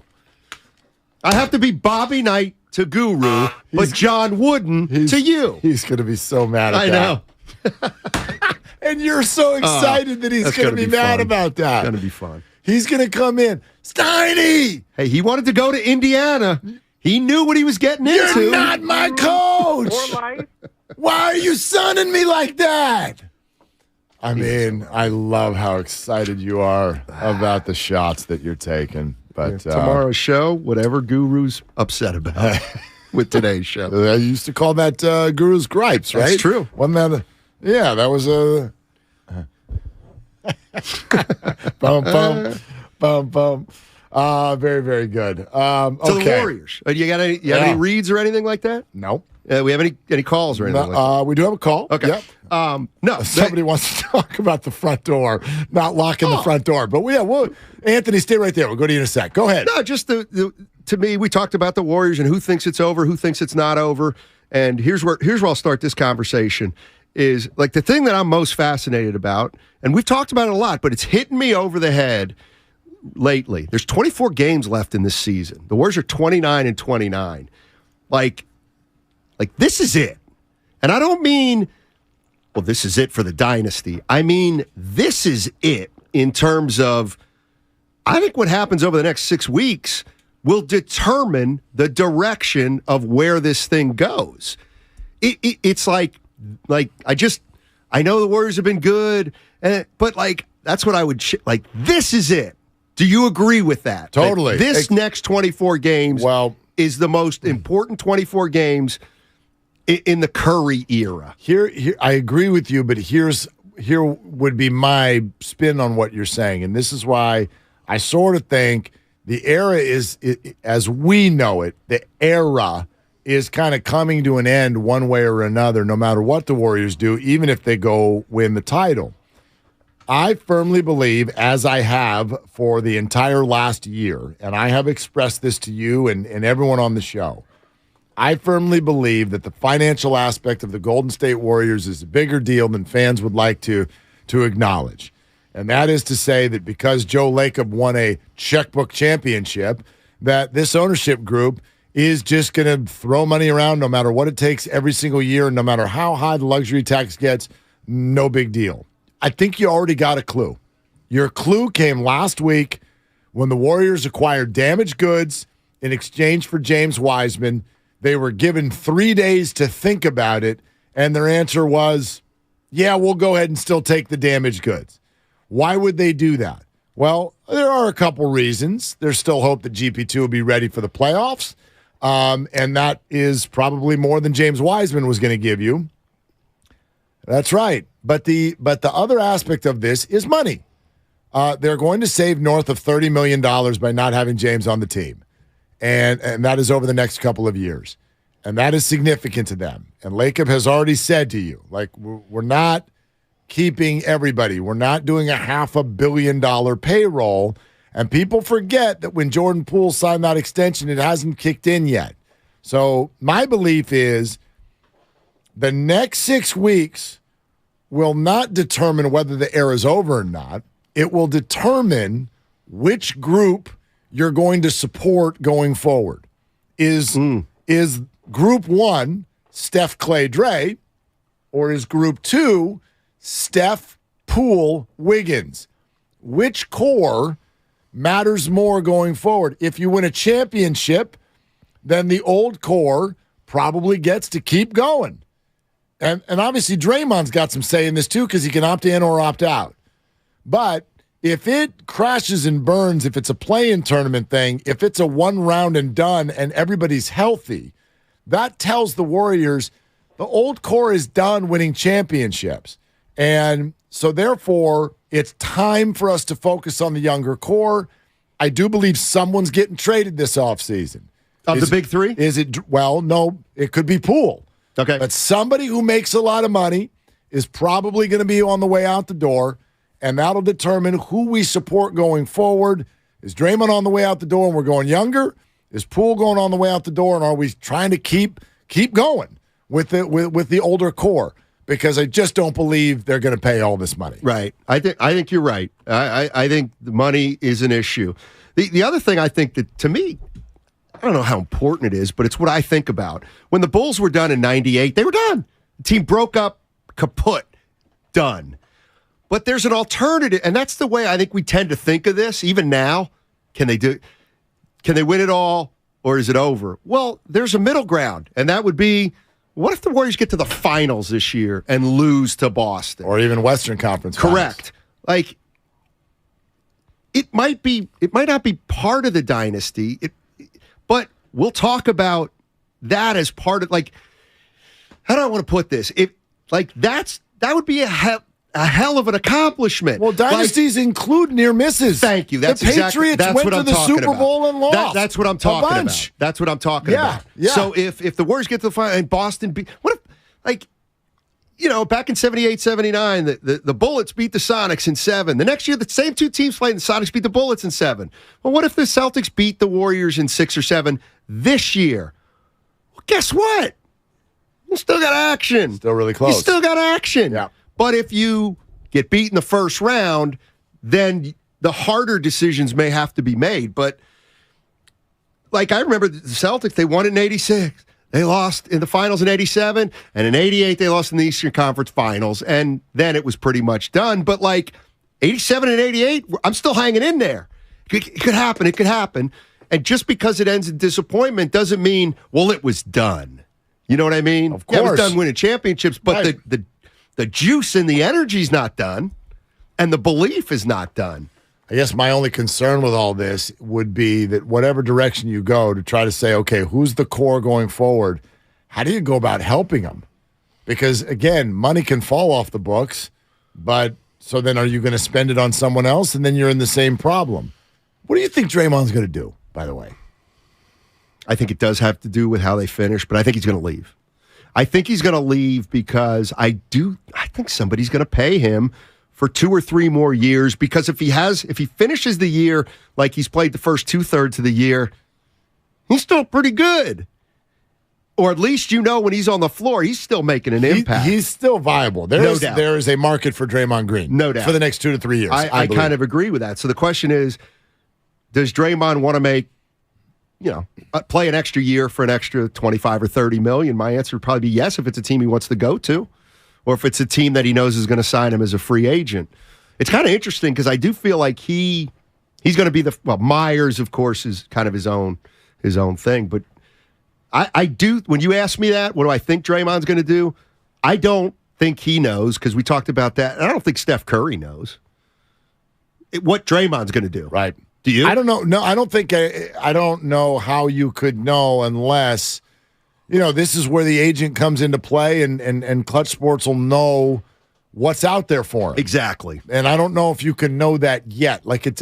Sure, you can dip your toe in the water, but it's February. I don't think anybody's preparing contract offers right now. But, yeah, if it's out there for him, he'll take it. I actually think there's an issue not an issue, but a potential outcome that we haven't talked about, because the team is clearly catering to the big three. They're giving him every opportunity under the sun. Well, that's the big three.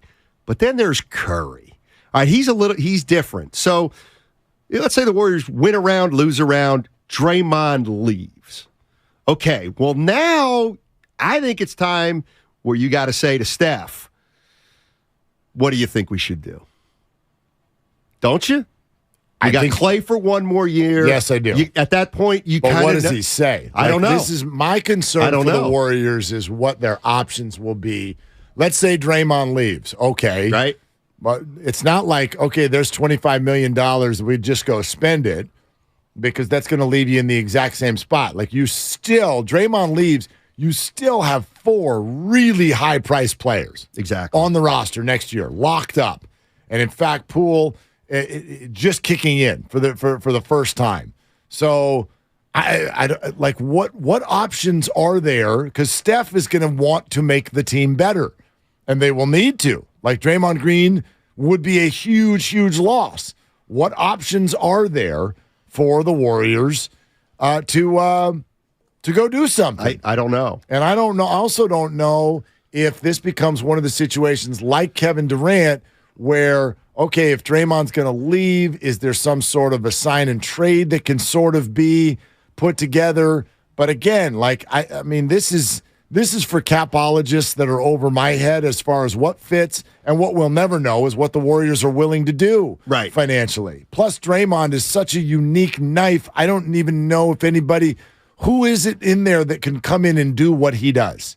I don't think that exists. I don't either. Now, some people think he can do the player can do, enough, but and that's where now I'll take it to a place that nobody, what if? I mean, I'm sorry, but if Steph Curry, organizations have parted with their superstar. No, don't do it. Don't do it. What if? I mean, we never think Curry would ever do this, but if let's say they miss the playoffs this year and or whatever, they lose early, and Draymond leaves. I mean, at that point, Steph's got to be like, well, I think I'm done here, right? Winning titles. I don't know. We all, but everybody already thinks that. Do you owe Steph Curry if he whatever he wants? Trade? Well, but it wouldn't be like, get me out of here. It would be like, what's best for everybody here? Everybody. And, guys have left. And then, like the Warriors, when they weren't winning at the time, but they traded Mullen to Indiana because Indiana thought they could win it right there. They took back Dampier. Mullen, it was worked out with everybody. Everybody liked what they were getting. Mullen came back and retired a Warrior. And all that kind of stuff. This is almost a question for Bill Walsh because he's one of the few people, along with the regime that was around him, that was willing to trade people and go through motions that were going to be so emotionally difficult for fans. Right. Go to when the 49ers got on the phone with the Patriots. Okay. Like, we want Garoppolo. Well, he's not available. Okay, then is Tom, and actually Bill Belichick, if we believe the stories, was open to this, and it went all the way upstairs, and Robert Kraft was like, hell no. Tom Brady, no matter if this was the right move or the wrong, and actually, if you want to go back in time, I don't know what Jimmy would have done in New England, but the concept of getting out from Brady at that moment was probably right.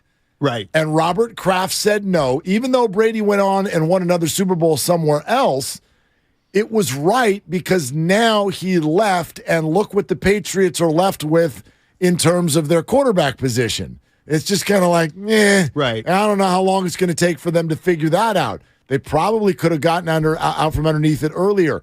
But owners, and I believe this about Lacob and Curry, like that's just a no. Right. Like, I just don't even think they can wrap their head around the idea of moving on from Steph Curry. I'm not talking necessarily about this offseason. It would be probably the next one. Or it would be at the trading deadline of next season if they stink for whatever reason. But I do know this. Like, I do feel like the tea leaves with Joe Lake. There's something about Joe Lacob, and he knows Steph's the big boy. There is something about Joe Lacob that he's got. Hey, I am the owner. Don't ever forget that. Yes. And I'm not saying I'm more important than Steph Curry, but if it gets to a Joe Lacob doesn't say, boy, I owe Steph Curry whatever he wants. Like, owners kind of aren't like that. They're not going to, he will not do something with Steph Curry that will hurt his own organization. I mean, I think that they feel a ton, a debt of gratitude. There's no question about it. But I also agree with you that owners, it's hard for people who are in that position to go, I owe this man something. I'm paying him $50 million a year. Exactly. And I owe him more than that. But the other side to it, there's a PR side to it. There's a financial side to it. Steph Curry is not tradable, if you ask me. He's not tradable. I mean, there would be a revolt, especially with him still playing at the level he's playing. What kind of trade? It's not out there. Give me the acquisition. What are you getting? No, what I'm saying is, what I'm saying is, there's no chance that we're going to wake up one day, oh my God, the Warriors have traded Steph Curry. Like, if he were to ever get moved, it's going to be a consensus among the team. It's discussion, this, that. By the same token, you're right. I mean, this is where I threw out the crazy hypothetical of, if you're the Warriors and you're not very good, would you trade Steph for the number one pick? I don't even know. I wonder if Steph at this point in his career. But that's ridiculous. I wonder if Steph would even entertain something like that, because think of the PR from his brand and his corporation to how do you send the message to Warriors fans that I'd like to leave? How do you do that after what we've been through? Well, you do it this way. Wouldn't you rather just be like, if I'm Steph, rather than I've already got 4 rings. I'm solidified. The last one was the one that he needed. He got the finals MVP. He did it without Durant. All of that stuff. Do you want to go chase more at the expense of your standing in this market and this jersey and this fan base? Or would you almost just rather ride it out? Like, let me just ride out the last 3 years, and if it's not perfect, at least I'm going to go down as the greatest thing that this market has ever experienced, and whatever that means for the rest of my life. I think this is fascinating because I actually think if you're a Warrior fan and it's a year or two down the line and you're in a little trouble, you're not going to win it. I think if there were a deal out there that would benefit Steph and bring back something that would, as Warrior fans, be like, you know what, he's pretty good. I think Warrior fans would accept it, and I think they would root to wherever Steph Curry went. As long as we all knew we're trying to do the best. We're trying to do the best by everybody. I don't know, man. Really? That's a hell of a needle to thread. I mean, but we're thinking of Steph Curry. We're thinking if we give up Steph Curry, we're giving up a championship hope. So we're not there yet. I'm saying, what if we get there in a year? I don't like any of it, to be honest with you. Steph Curry. So you want Curry to retire a Warrior? Yeah, and that represents almost like that might be more important to me than another ring. Really? Yeah. That's our guy. Like, Steph is not just the game. Steph is the pregame warm-ups. Steph is the face. Steph is the representative. Steph is the freaking messiah of that entire organization. Joe Montana got sent out, and there are people who are still mad about this 35 years later. A little different, though. It's different.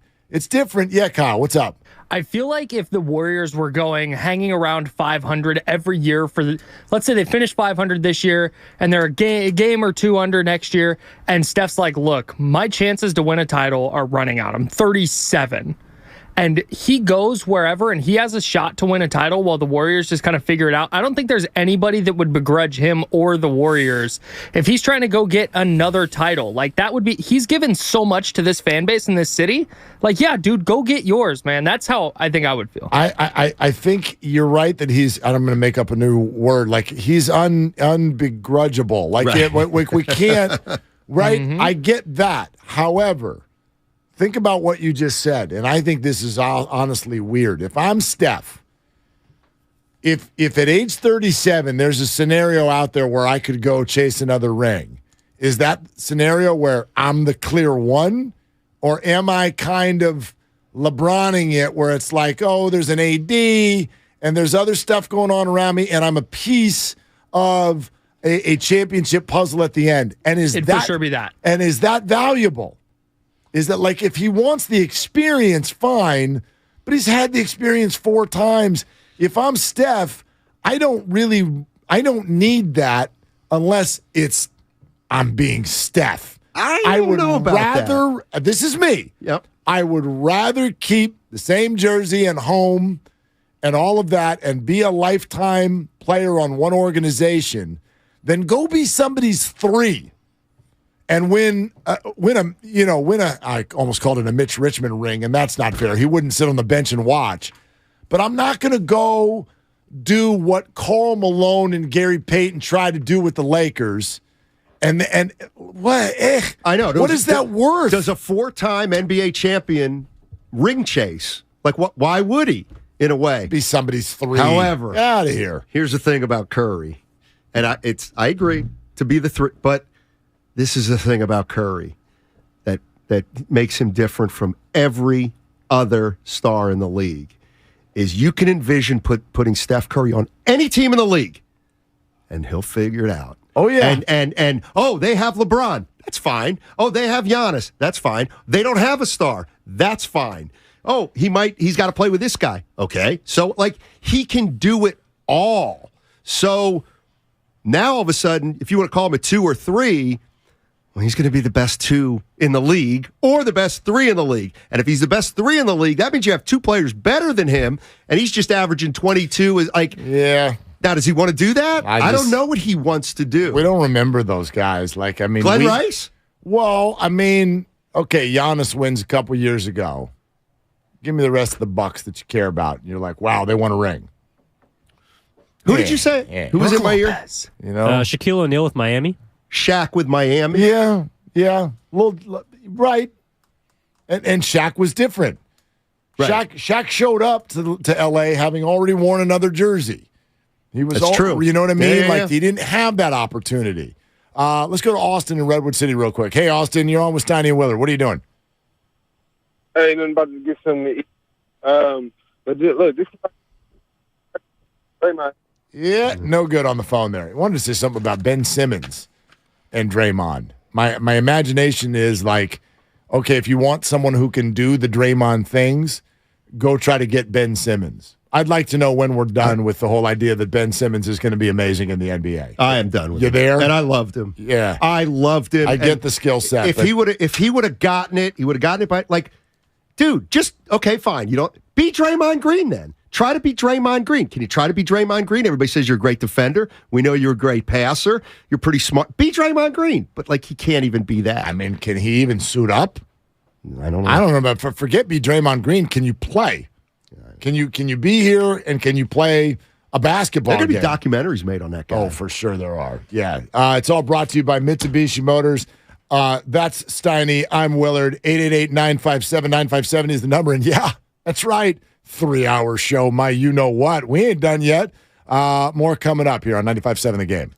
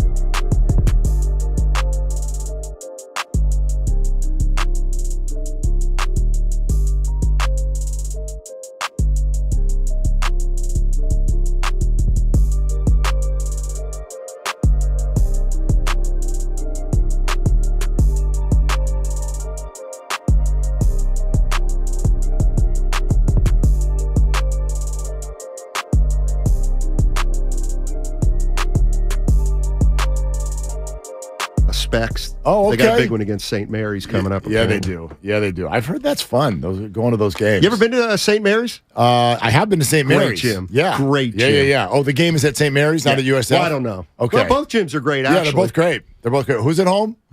Evan? I think USF's at home. Yeah, okay. Yeah, USF up at the hilltop, great gym, and then the pavilion out in Moraga, really tight environment, reverberating sound. You ever done a football game at St. Mary's?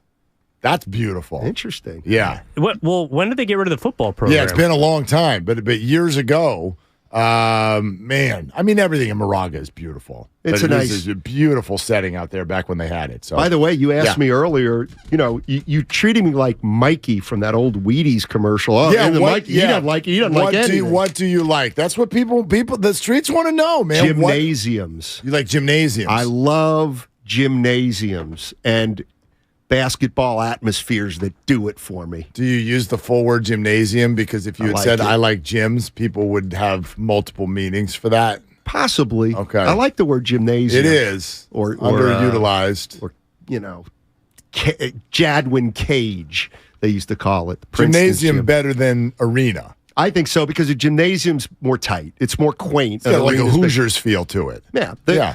But my college was called Mott Gym. Like it was, it was not an arena. It's great. Yeah, I like those much more. There's no arena that I think is unbelievable. Like, they're all kind of the same. I mean, to me, there were two unique arenas. No, three. One was Oracle, because the We Believe era, and then some, was the second greatest basketball environment I've ever seen and been involved with. Okay. The We Believe fan thing that went on was unlike anything I've ever seen or been a part of in my professional career. The other would be when I was growing up watching high school basketball in Reading, where they'd play in front of like 9,000 fans at Hershey Park Arena, doubleheaders, etc. Market Square Arena, okay, the old Indiana Pacers. Yep. Believe it or not, they had only one level to it. The seats just went all the way up. That's it. There were no suites.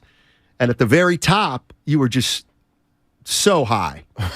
There you go. Cut that, Spino. So high. Or Kyle, you little Dave Fleming. Exactly. Second, and then the third. So it's Oracle, Market Square. And then the only unique new building in basketball, I think, that's been built in the last 25 years was Conseco Fieldhouse. Yeah. They made it like a throwback arena in honor of like the Butler, the Butler's gym or something like that. It was so cool. The scoreboard wasn't digital. It was with the little dots, the green dots that made up the numbers. And they had a train.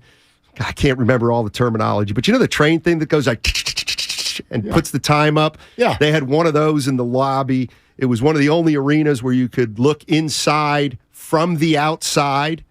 Fascinating arena. It was great. I like. I don't want to use the word weird, but I dig things when it comes to building stadiums and whatnot like that. Gyms. This could be any sport. Just like go unique. Yep. I'm so into that. Like what you watch now, and I think if memory serves correctly, when the Giants were building Oracle. I think I'm going to get the order of this. Has Coors Field been around longer than Oracle? Coors Field in Denver, yes, right?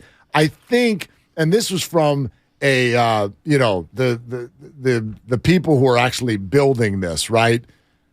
It was the same group that did Coors Field, so they took a lot of the things that went well with Coors Field and entered that into Oracle. And I'm not saying that made Oracle cookie cutter, because it's very much not. Like, Oracle's got some different things going on there, from Triples Alley to the water and all of that. And I really like that about it, even though when it leads to some frustrations. I love that about stadiums, when there's something unique, there is something very different. Have you been to Wrigley Field? I would bet yes. I have, yes. Okay, Wrigley Field, I love. I absolutely love being at Wrigley Field, even though there are portions of, if you're walking through the concession area, you will literally feel, if you're a tall person, like it's all going to cave in on you. It's so small. The ceilings and whatnot are right on top of you. The whole thing feels old. However, I dig that about it. It has a different feel. I don't want to go into the stadiums and have it just feel like everything else. It's sort of why I've always, and part of this is just the rivalry, and I like to poke at people about this, but I've never understood what everyone thinks is so special about Dodger Stadium. What is it that y'all like about Dodger Stadium? And maybe the audience we're talking about or talking to, they're all like nothing. But man, you go to L.A., these people are like, oh my gosh, the ambiance, the history, and the Dodger dogs. I'm like, your Dodger dogs are rubbery pieces of junk. Your stadium is your San Francisco bias. Your stadium is cookie cutter, and your parking lot and experience is impossible to handle and get out of. What exactly is it about Dodger Stadium, other than you sifting through your memories as a child? What is it about Dodger Stadium that's special? Oh, goodness gracious. What is it? Oh, my gosh, there's so much. Like, because of work, I've been to Dodger Stadium more than I've been to the stadiums here because I used to have to go to 81 games for work. I'm like, I don't see it. What's good here? One is the stadium is pristine. It was built decades and decades and decades ago, and it is so spotless. It's almost as if it was built yesterday. Number two, you think? You know what I love? Yeah, the pavilion in left field, the zigzag pavilion. You know what I'm talking about? Oh, I love it. Sort of. Yeah, it's cool. But that's the roof. Yeah, I like it. It's just some bleachers. It's just like the Yankee Stadium. The upper deck has the right things. And then, what about the dude that sits in the back of the plate with the Panama hat? I don't think doing the radar gun. I think we lost him a couple years ago. Well, yeah, may he rest in peace. As Larry King, R.I.P. Yeah, but I mean, that's okay. You love the stadium because there's a dude with a hat. I've never been there. There's a dude with a hat behind. You can put that dude anywhere, and then he's like, that's not the stadium. Doesn't get credit for the dude with the hat. The dude with the hat. He only went to Dodger Stadium. Right, but he gets credit for that. They're the stadium. Like the Dodger Stadium, Oregon. Yeah, he didn't go to Anaheim, did he? That's the organist. No, he didn't. He went to Dodger Stadium because it's so incredible. No, but it's just, it's just round. It's just a circle. Like there's nothing going on here that's different. I'm big on the mid-century aesthetic. That's what gets me. Okay, but those are all circumstantial things that you just gave me. I mean, not the left field thing. Well, but that's just a look. The roster. I like it. I like it. Well, look, I'll be honest. I like all the good players. I just wrote down a couple things here. That's funny. The best thing about Oracle is McCovey Cove. I mean, the idea that a ball is going to go into water. I love it. Like that is because, all right, I draw a comparison between growing up as a kid playing wiffle ball and a stadium. Well, what do I mean? Well, when we were playing in the Heck's backyard, over the right field fence, you had to hit it over his roof, and then center field was the Russo's clothesline, and then in left field was the That's the way it works, right? So I love splash hits, and did you like Houston center field? Oh God, with the incline? No. Okay. No, but that was because it hurt people. I like unique. What about monuments on the playing field in old Yankee Stadium? Let's not hurt people. Let's not hurt people. Like unique. It was like 480 feet back then. I know it was, which by the way, what the hell? Why is 480 feet still the playing field? How about the old Detroit? Like, I mean, a home run to center field, you had to run out there, pick it up, and toss it to yourself and hit it again. Like, no, that's too far. So I like unique, but it has to be within the framework of the game. Like, I always dug the way, and I've never been there, oddly, but I love Fenway Park. Okay, I've been there. You cannot line a home run to left field. No, you can't. You certainly can to right, and so tough cookies. I'm with you. Tough cookies. Like, oh, it's not fair. Tough cookies. So, are you talking more about the field and the dimensions, or like, for example, you might not remember this, but the Expos used to play in Jerry Park. And there was definitely don't remember There was a swimming. They had the first swimming pool out in like right center field. Okay. Like Arizona's got the swimming got a pool. Yes, or like, is that part of what you're saying? It's fine, but it's like you want something that to me is going to capture the essence of baseball and what's going on, and therefore it can either be within the game or visually something that's very, very pleasing. The swimming right. pool is just like, whatever. There's a pool out there. What about, let's go back to the old Veteran Stadium. Very much a cookie cutter, like Riverfront and Three Rivers.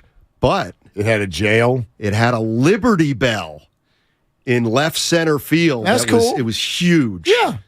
That's cool. Yeah, that's pretty cool. I want things that if I like, the minute you show them, I'm like, I know what stadium that is. Yeah. And I get Dodger Stadium, you can do that because the fence is light blue and you know, like you whatever. You've seen it so many times, you get it. But if I'm asking what about that park stands out, I mean, you're giving me like a zigzag roof in left field behind it. Like, I don't know, man. There's just nothing special about it. Well, I'm not big on the 330 down the lines, 385 to the power That's alleys, what and I mean. 405 to center. Yeah, that I don't like that. fence is just like, whoop. It's just a straight. There's something about the history of the Dodgers. Well, so right. you hate it. I know you hate it. No. I get that, but the stadium doesn't get credit for the fact that the team's been good. Let me ask you a question. The best thing you're telling me about the stadium is, well, the players who are in it are really good. Well, the stadium doesn't get that. All right, you've been there a million times. Yes. Let me ask you a few things. How are the sight lines? Number 1. They're good. They're Okay. good. How They're are the two. concessions? So overrated. Really? Like Overrated food- in terms of quality or overrated like takes a long time to get a Dodger dog? Quality. So, yeah. So it's easy to get a Dodger There's dog. how about the lines of the bathroom? Depends on Number 3. they're fine. It sounds like a wonderful park. No. To me. No, it's not awful. I'm not like it's a terrible experience. Right. I'll give you that within stadiums there are certain things that are a terrible experience. Leaving Soldier Field, holy hell. And I mean, you're talking to people who live in Chicago and they're like, yeah, this is why they want to build. You can't, Why? because you can't get out. Okay. You can't- Cars. Like, there's no way. And Vegas, by the way, kind of same thing. The only thing that saves Vegas is that you're in Vegas. So if you can effectively put together a wait through a crowd and then do a 20-minute walk, you're on the Vegas Strip. Right. So then it's okay. But if you need to get to a car or find an Uber, like the Chicago thing, we walked all the way back downtown in a driving rainstorm. Why? There was no other option. Right. There was nothing for us to do. So How about let me throw just a couple at you. So Number you're 4. talking like Bernie Brewer slides down in a home run. Yeah, that's kind of fun. Okay. That's something that's I unique. agree. Remember when now here's an interesting one. Kansas City's original stadium was cookie cutter. You're talking about the Royals or the Chiefs? The Royals, Yeah, I'm sorry. yeah, it was with the cookie waterfall. cutter dimension, but they had a waterfall and landscaping in the back. And I used to love the waterfall. All right. Like I used to pretend when I was playing baseball on my street, right? Like when a home run goes over the fence, there's something to me that just stated home run when it hits something that's a different kind of object, An outlier. and the ball I'm with you. goes sideways, right? As opposed to just going into a sea of people. Like in Anaheim, when it hits the rocks, you're like, damn, that's a home run. I am right? totally Like, with bang. you there. So the fact that a home run can go into a waterfall, I was into that. I'm absolutely with Yeah. you on that. Yeah. There's just something like we used to have this wiffle ball. We played wiffle ball in New Jersey. We would be at the shore, and like I'll never forget. My brother hit a Titanic blast right over the chimney of this place. It was like I didn't know you could hit a wiffle ball that far. He ripped it, and that's what made it cool. Oh, it went over the Russo's clothesline. Totally. It's lost in the hedge. Yeah, did you Somebody get it? Did you get the ball back or no? Yeah. Mr. Russo was nice. Mr. Baver. Oh, yeah, He was watch a little- out for him. He didn't like, Yeah, and you know what? And I hit lefty, believe it or not. And he had a short porch, his little pavilion in his backyard, and we'd hit into his lattice all the time. He didn't like it. That's all. That's such a kid thing. You always know who's nice and who's not in your neighborhood based on whether or not you get your ball back. Exactly. Right. Like I did have I had a neighbor come to my parents one time and said, "Look, kid's been playing out there for years, but he's starting to get bigger." And the ball is now going off my roof as where it used to just roll up and tap off my front driveway. So we're going to need you to change the field dimensions a little bit there. Man. Yeah. It's good. Like how somebody the hell saying, did we get onto this? I don't know. even Somebody remember saying how we got onto this. like Petco Park's a hell of a park. Petco Park's gorgeous. Incredible. It's so great. It's different in right field than it is in left. You got that warehouse, supply building the out there in warehouse, left yeah. field. Plus, it spills out into just one of the greatest places in America to go out. Like Petco Park's amazing, and it's been wasted for years because it was the Padres and nobody cared. And now it's different, which is a byproduct, actually, of two things. The Chargers leaving and the Padres spending money and getting exciting players, and now you got a party. Now you got a party every time they play, and it's great.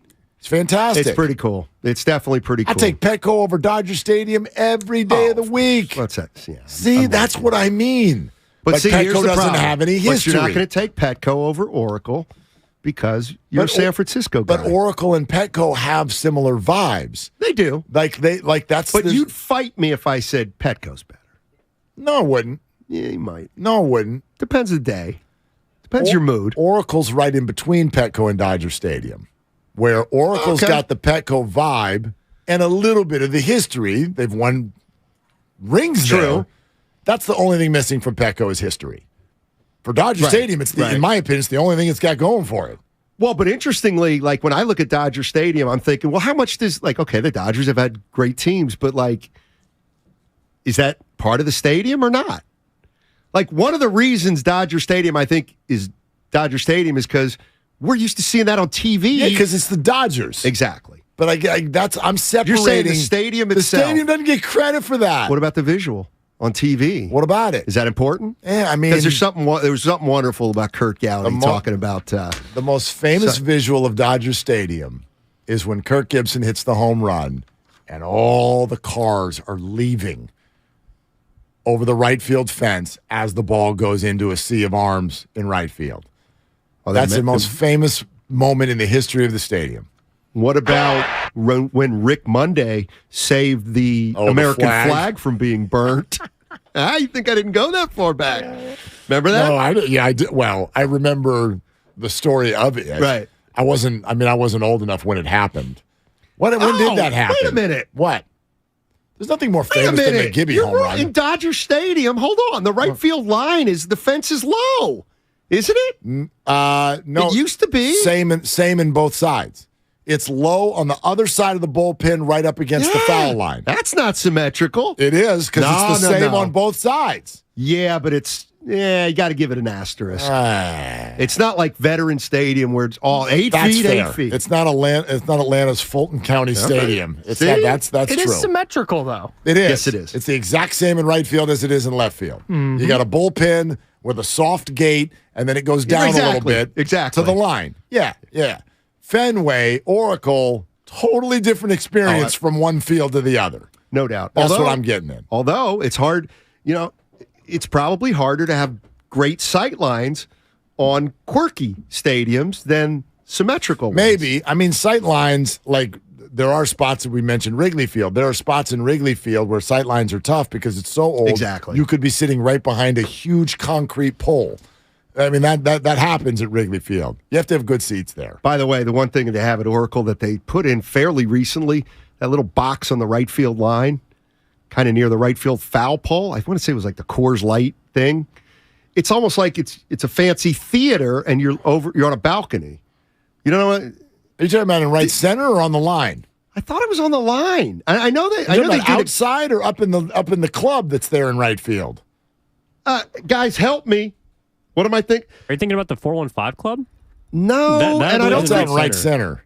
I thought it was down the right field line. Have you been to any Giants games? Of course I have. Okay. He's usually too close to the plate to, No, exactly. Remember Krugenkype did a game from somewhere, but that was just right center field. Yeah. I think I'm right here. No, that's right center field, not down the line. No, there's something down the line. It might even actually be in foul territory. The arcade? Down the right. I know what the arcade is. I don't think that there's not much space. No, I know. They took the bullpen out. There's nothing there. Come Are on, you talking Giants about the fans. theater-style balcony seating? Yes. But there's only one big box, I thought. Yeah, it's just some seats. Well, that's what I'm talking about. That's your favorite It's part? not part of it's That's a pretty weird cool. thing. That's a weird thing to have your It's just favorite one part. section, though. It's not the whole thing. Doesn't Yeah, do it's that. like two seats. It's like where the Muppets, the old men sit. We love the glove and the slide. I mean, we just do, and the Coke bottle. What does Nate Milpitas? The Alaskan Airlines suite? Does that ring a bell? I mean, I know That what sounds it is. right. Yeah, but that's like Second deck. that's right, and that's in left field, right? And whatever. We should move on. So it's the It's Alaska symmetrical. Airlines. They have Yeah. one in Call right sign. and one in left. That's why we don't like it. Nate Milpitas, what are you doing, Nate? I went to Cal Poly, and you mentioned Mott Gym, and I haven't been in a long time. Was that just to kind of say like a generic like stadium reference? Because I don't remember anything memorable about that gym. No. My point in it, because I also obviously the Cal Poly is my alma mater, and I still teach there now. My reference is the fact that my university's basketball arena was not an arena; it was called a gym because you used the word gymnasium. Gotcha. Why are you falling asleep on me? Why? There was a lot of boring stuff that's been said this segment. That It was a wasn't boring. If it's a boring gym, Sac State, very boring gym. Mott Small, Gym, boring. Mott Gym, when I was there, I can't speak for now. When I went to school there, it was still relatively new, and Cal Poly just joined the Big West. It was not boring. It was lit? loud in there. It filled up, and it was loud. But if and we're we using- were a solid, okay team. We hit threes, all that stuff. Yeah, go ahead. But basketball arenas can be like baseball arenas. Are we talking about symmetrical bleachers on both sides? Or are we talking about like St. Mary's is a little different because on the one side it's got something, on the other. Like to me, Kezar. You've been to Kezar. Sure. That's one of the greatest gyms of all time. Yeah. Because you envision that thing packed and you got people hanging over the balcony. Well, that's which the not thing. every gym has. I played, and it's been redone now. I played at San Mateo High School, and our gym was called the Pit. Exactly. Okay, that's what I'm talking. We had walls. I'm talking 2 feet. Sideline, wall. And yes, I saw bloody injuries in my 4 years playing there because it was like in that 2 feet, you had to stick your bench also. Like that's where we were that's where we were sitting. Like your feet are almost on the floor. And so we were like, it had a gladiator feel to it. Right. Like we're down in there. There was a fight one time, and the players went up into the stands and climbed the wall and all kinds of weird stuff. So that's where I mean, it's in my DNA. Gotcha. Like I love to play and be a fan in a place that has something unique. Me too. Let me. That's all. Don't sleep on, even though it's probably considered symmetrical, UC Davis. They got a great gym. I've never been to that one. I've never been UC to- Davis's gym? Yeah, UC Davis gym is unbelievable. I've never been It to that is one. really cool. Like multi-level. Yeah, it's cool. Yeah. Okay. Gymless. It is all sponsored by Fremont Bank, full service banking, no compromises. We spent a little time on the All-Star game off the top of the show, which I was borderline offended by, even though I'm never a big All-Star game guy, but there's something that felt like a tipping point, at least to me, with regard to the way yesterday looked as a television product. If you don't care, why should we? And so the NBA All-Star Game has arrived at where the NFL Pro Bowl was, in my opinion. There's more to say on that, though, because it's also the whole NBA All-Star Weekend. Wait until you hear what Kevin Durant recently had to say about it, and then what ended up happening.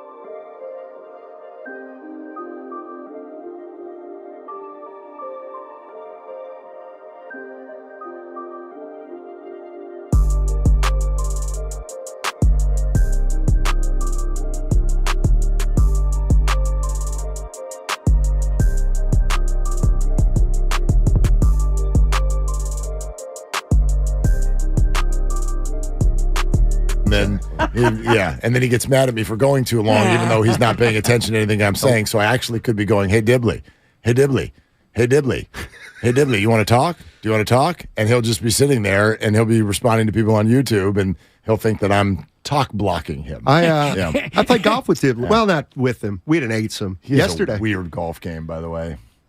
I'm so afraid. Starts putting when he's 112 yards and closer. That's right. I played with him. We went to Berkeley Country Club with listeners. Yeah. What were you going to say? What were you going to say about it, though? We had a great time out there. He's got a weird game. The less frequently he plays, the more fun he is. Oh. Yeah, he was a barrel of laughs yesterday from what I heard. But he didn't play particularly well. Okay. So, when he's... Well, but everybody, when they lose their expectations, right, they become a better playing partner. No doubt. Right? Yes. Yes, but you also have to accept, even if you play a lot, listen, if you're going to take up golf, let me tell you the one thing that's going to happen. You ain't getting as good as you think you're going to get as quick as you're going to get. Well, and as soon as you do think that, you're going to have the worst round of your life. Right. Yeah. This is actually what I'm trying to teach my son, who's 16 years old and on a really cool group, the Tam High golf team. they're all sophomores. Like they're kind of like I started last year. I go, oh, you're the Fab Five, and what really made me feel old is they're like, what's that? And I'm like, crying out loud, I go to your room. Don't you? What do you mean? What's the Fab? But no, they do. They know what the Fab Five is. But they all came in together. Love the young people. Look, if Jalen Rose is old, then come on. But anyway, point being is this group is going to get to do the all of high school together. Like they're going to, right? They were already the best 5 players on the team this year. And so, but what I try, like they'll go out, you have a good round, and then the next day you hit one bad shot. And it's like, I don't understand. Like, what happened? I hit a great shot here yesterday. But it's just got nothing to do with today. Exactly. Like shot acceptance that's a thing for young golfers. I learned this was from it was Faldo. I heard once say, no, people don't celebrate their good shots enough. They get mad at their bad ones. When they hit a good one, they think that's the way it should be. It should be the other way around. Yeah, it's a good What's your point. golf demeanor like? I bet you're pretty placid. It's not a fun, because that's not a fun word. Nobody wants to be called placid. On a golf course, that's not bad. No, well, so I mean, like especially now. You hit a shank. God, Mark, what do you do? Oh, well, shank that's different. A shank is like a mental. You don't even know what that is. No, do you? I do, but like that's bothersome. A bad shot, right? I'm very forgiving, and I watched VJ sing at the Masters one time. This was the craziest thing. Hit the drip. Let's go. Yes, I've been to Augusta. Anyway, long par 3. VJ, and I can't remember which hole this was, but it's early. It's one in the 3rd, 4th, 5th hole, something like that. It's a really hard par 3. It's crazy. I'd be lucky to get a 4 or 5 on this thing. But he hits it over the green to the high right, and it's like into a bunch of bushes, okay? And like he goes in there, and I'm like, he's going to make an 8. Like I can't even see him. Right. It's like he went into the bushes, and the ball just like, whoop, and there the ball comes out. I'm like, holy hell. He got it out of there. And then from there, he got up and down, and I don't know if he made a bogey or a double bogey or whatever.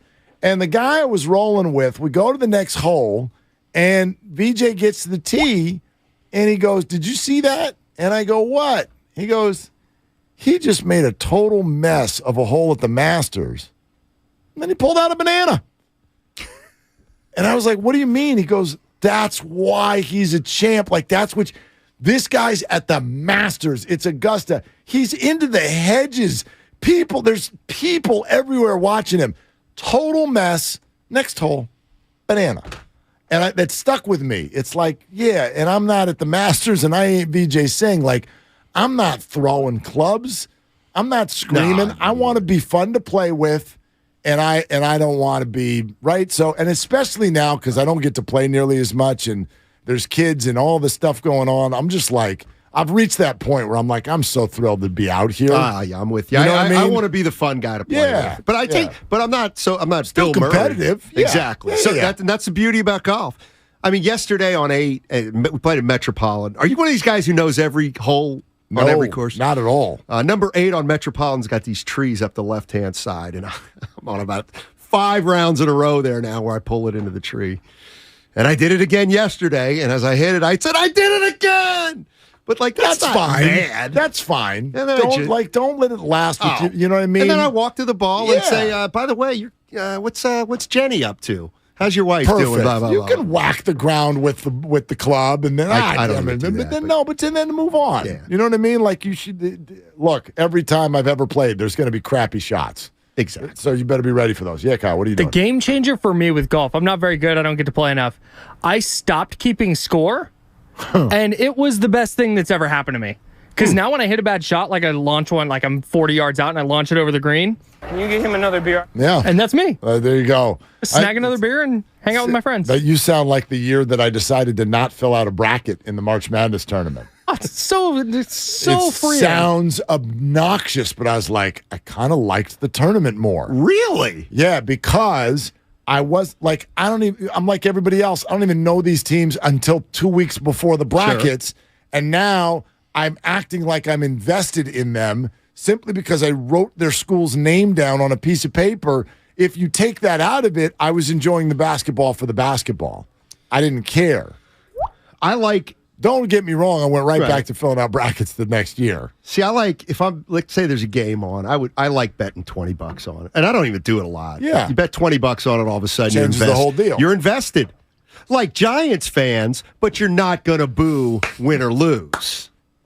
Great call. Well done. Look at you circled it all the way back. Finish and then lay out for me, would you? All right, we hear from Kevin Durant here in just a second. Let's go to Charles in South City, though. Hey, Charles, what are you doing?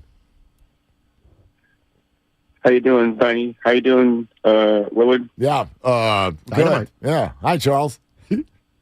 I know it's 1:43. I'm supposed to be home right now. Go ahead. But to what you guys were saying about stadium venues like arena stadiums, I'd say my favorite stadium. I agree with you. Petco Park is probably one of the beautiful venues out there. So much to see, and it's just an absolute beauty to see with San Diego as the background. And I get what you mean. The Dodger Stadium, there's nothing really too much exciting about it. It's just a pavilion, and the fences are just low. And also, Steiny, to what you were saying earlier, I know about that little balcony you're talking about. I think it's the Alaska Airlines balcony. That's right. And, yeah. Okay, the Alaska Airlines balcony. I don't know that makes the top 5 things that are special about Oracle Park. But it's a quirk. It's now so's a Coke bottle. You got a slide out there in left field, surrounded by a massive Coke bottle. Glove. Right? You got the little, and you got the mini Oracle Park next to the Coke bottle. Yeah, but okay. Did you know that there are fish? There are fish in an aquarium that's built into the mini stadium that's out there next to the Coke bottle. Do you even know that? I did not know that, but I knew there was a little wiffle ball park or whatever it was. They don't let adults play, by the way. You may take exception. Much to my chagrin. When they're looking, they don't. Exactly. But my feeling is, I'm sorry to say this, but because it's all on that left field terrace, the glove, the Coke bottle, the slide, and the park, that's just one. That's just one what? That's just one feature. That's one thing? Yeah, one that's feature. Fine. That's fine. Then I accept that. You're going to have trouble finding 5 without using the Alaska Airlines balcony. 5 unique things about Oracle Park. McCovey Cove. Left field. How about Willie Mays Plaza? Does that count, or does it have to be inside? I don't think Willie. I think we all have got, every stadium's got a Willie Mays Plaza. Do they? Yeah. Let's go back to Petco Park. It's just an Willie Mays Plaza. Just an entryway. The garden in center field. Okay. Listen. What? No. You're over here talking about an Alaska Airlines. There's a cable car in right center. Yeah. I'll give you Triples Alley / the arcade. Triples Alley. Okay, we're still not up to 5. Triples Alley. McCovey Cove. Right. Left field. Fish. No, Fish is part of the left field. You didn't even know it was out there. But it's in that area. Okay. The cable car in right. No. There's no cable car. It's a boudin sausage If place. you're going to make left field one thing, then can I say, how about the view? No. Why can't I not? I'm sitting in right field. I can see Oakland. I can see downtown San Francisco. Would that be 5 or 4? Part of ambiance. If it's 4, I'll give it to you. Like fine. This number's Wall of Fame, Steiny? Number 4? No Wall of Fame. What? And no garlic fries either. How you know about what? I give you Cepeda. How about the horn? No, Niners have one of those too. It's not unique. Brick, Steiny, don't lie. I do like the brick. And Cepeda. I'll give Cepeda. And Thank you. The bar. Right. See, Hey, see how malleable I am with Willard? It's unreal. So it's mad tomorrow. I know it's going to be so. I've not been to a ton of MLB stadiums, but I feel like the press box, like right there, is fairly rare. Totally, and I think that's kind of a cool feature. And it breaks at least 3 laptops a year. I don't know if people know that, but like the foul balls go into the press box, and when they go into the press box, that means it's a seed line drive, and it gets at least 2 or 3 laptops a year. That's what I've heard. Oh my gosh, when those things come in there, it is a hot piece of action. When the ball comes in there, it really is. By the way, did you? And this is serious, and it's great news. Did you hear Dwayne Kuiper's going to travel more this year? That's phenomenal. Dwayne obviously had some health issues. He's going to travel more this year. Kruko's going to do a lot at he's home. been doing. Yeah, but Dwayne's getting out there, which is cool. Good, that's beautiful. You know him, Eddie? Dwayne? Yeah, of course. He's the best. He's solid. He's the best. Want to know one of the things that I miss most that COVID You can get back to doing it now, but there's some things that we were doing before COVID and we're so out of practice that people just don't do it anymore.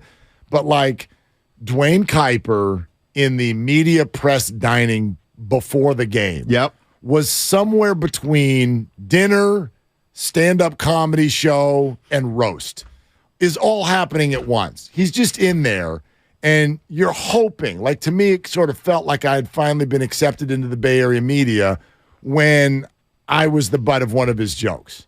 Like, you want to be the butt of one of Dwayne Kuiper's jokes. Sure. You know what I mean? When he starts razzing you, I'm like, this is pretty great. Like, pretty great. One of my all-time memories was when I was covering the Warriors. They'd have a media dining room in every arena. And in Utah, Jerry Sloan, with his assistant coaches, would sit in the media room at 5:30 to 6 every day. And it was a big round table, and you could sit with him. It was him and Phil Johnson, Gordy Chiesa, and he'd be like, sit down. Yep. And it was so cool because it was just a different time. Don Nelson used to do the same thing. Sit in the media room, you could just talk to him, blah, blah, blah, blah. It's like unheard of nowadays. So many things. Yeah, they got lost. They got lost in the COVID process for sure. All right, we were talking about the All-Star game off the top of the show. I thought it was the worst one I've ever seen by far. But let's go back to even before the game. Did Mac McClung do anything for you? I know he's got a little history with the Warriors, the Lakers. Did the Mac McClung dunk contest experience do anything for you? It's a great story. He was pretty good. He is pretty good. I mean, he was pretty good. And the reason he was good was he went in with a plan. Yeah. And he executed that plan. Yes, it did something for me. All right. It did. Here's the problem with it. Oh, no. You sounded like me. No, the problem with it is, well, here. Let's hear from Kevin Durant first, and then I'll explain where we're coming from on this. This is I think the stars need to come back, just add. I mean, because it felt like it was stars in there every year when I was a kid. Mm-hmm. You know, all the best players in the league, or guys I like, were in the All-Star game. I mean, we're in the dunk contest. No disrespect to the guys that are in there now. Shadon Sharp, we're going to put on the show. Yeah, he's going to be amazing. Who else is in it? Mac McClung. Mac McClung, that's crazy they doing that. And Mac is an outstanding athlete. But I think he's been on the show, but what are we doing? Why don't we have 4 guys who are willing to do it? It used to be sacred to be a part of All-Star Weekend. Last year, we had G Leaguers come in and playing in the rookie game. Now, what are we doing?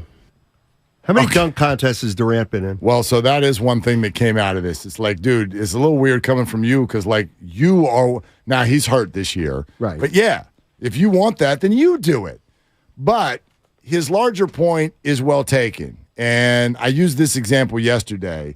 Like, the Kardashians have made an empire out of watching, quote-unquote, stars do nothing. Like, we'd rather watch stars do nothing than watch people we've never heard of do amazing things.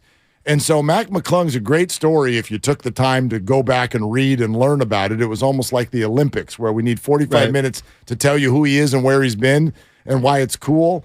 Like, there's so much, especially in the NBA, to be said for star factor and star quality and the fact that we can watch those people do anything. So even if the dunk contest – even if LeBron James is 37 and it doesn't look that dynamic anymore, yeah, it should be those guys if you really want people to watch. Because even if it doesn't look good, it's like, doesn't matter. They're stars. We'll watch them.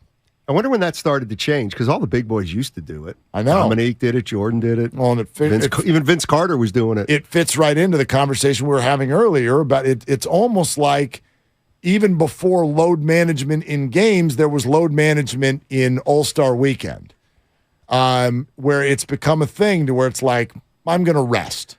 I don't want to jump over a Kia.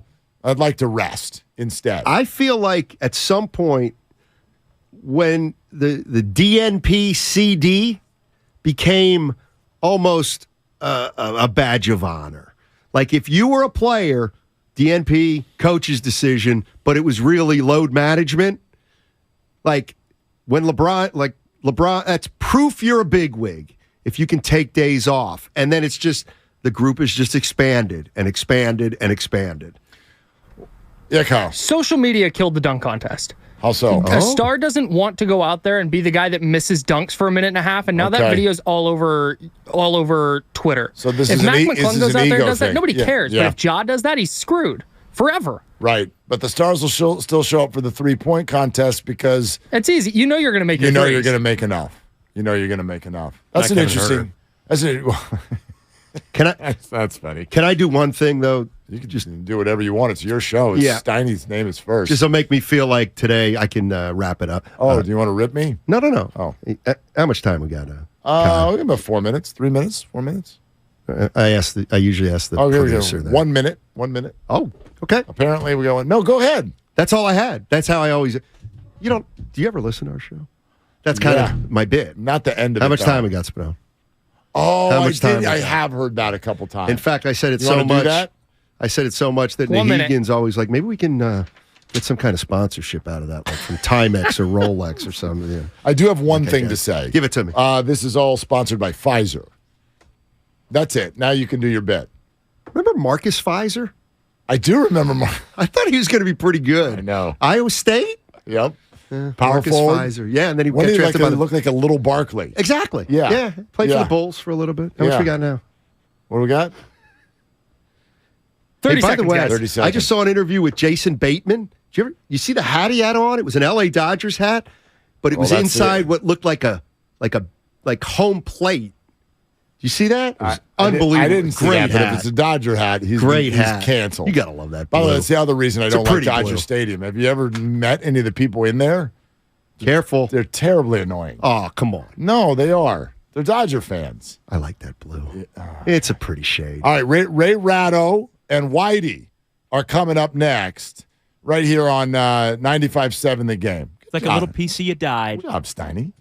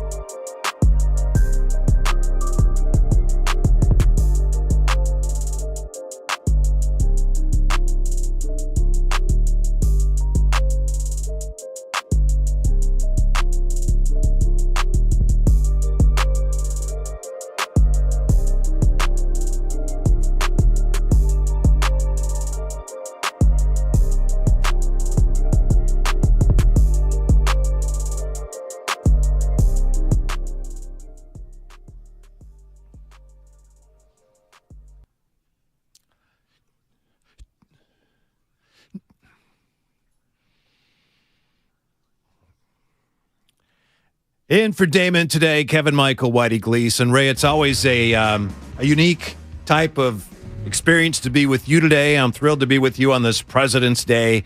I'd like to begin by asking you whether you thoroughly and completely enjoyed the NBA All-Star Weekend or just moderately enjoyed it. I avoided it as much as possible. No. Stop it. Okay. Why would anybody watch that stuff? Well, I watched some, and one of the reasons, I'm not going to argue with you. Believe me, I'm not coming down your road. Well, how could you not watch? I understand what you're saying. We did make it a little more fun. I was at my sister-in-law's house with my wife, and we had family, and we actually, Ray, will you think less of me or more of me if I tell you this is true? Everybody put $1 in the pot. We did this for the three-point contest and for yesterday's game. Everybody drew names out of a hat, and then if your guy yesterday was a high point man, of course, the three-point thing was who won, and then my nephew was his birthday. He won both pots. He won $17. Owen for his birthday, as we made the All-Star experience even more fun. How old is this nephew? He's 26 now. He won $17. Yeah. It's fun, Ray. It's not, we don't want anybody to be, going home like, oh my goodness, now I'm going to have to sell my car or something like that. Well, then what's the point of the wager? Well, just kind of hey, it's like $17 for a 26-year-old. I can go out and get a coffee or something. For his birthday. You quite clearly are the cheapest family in America. Well, I was the one that dreamed it up, and not everyone was on board. So you can't say, hey, everybody, hey, I couldn't tell my mother-in-law it's going to be $10, right? So everybody put $1 in, and we had a little bit of fun with it. A little bit of fun. A little bit of fun. You know something? What? Your definition of fun? It was a little bit of fun. Just not right. Here, I agree with you about the All-Star game. Here's what I don't understand. I know that the All-Star game is terrible. Ray, I think all All-Star games now, they're all on a rocket ship that's headed straight for the sun. Would you agree? All All-Star games. It's just You mean in terms of entertainment, they've been there for 25 years. Yeah. Well, in terms of whether they will continue to exist, no, they'll exist forever. Well, they're headed towards, we'll see when they collide with the sun. I think eventually they're going away. Just like we saw with the Pro Bowl, and you can argue, no, it's better now. It's just they don't play a football game anymore. It's garbage. So, yeah. And I'm not arguing any of that. We know my least favorite phrase in the English language is, it is what it is, because you could say that about anything. There is nothing that is what it isn't. But when we say that, we mean it's terrible. There's nothing we can do about it. So I understand that's the way All-Star games are. I understand that it's just the way it's got to be. What I don't understand, Ray, is why people, and you are not among them, But why are there so many people who, after the All-Star game yesterday, they come out and they say, "Oh, what was that? That was terrible. That's not basketball." If you didn't know the All-Star game was terrible, you're an idiot. Well, first of all, yes. Second of all, it's one of the few things that's on that day of the year. I mean, unless you want to watch, Tiger Woods finish 45th. And at this point, I think he's pretty much told you that he's done being a fully competitive golfer. My back, my knee can't hold up anymore. No, I think people watch because it's the only thing on. But in terms of entertainment, once the players stopped taking it seriously back in the mid-'70s, it stopped being entertainment.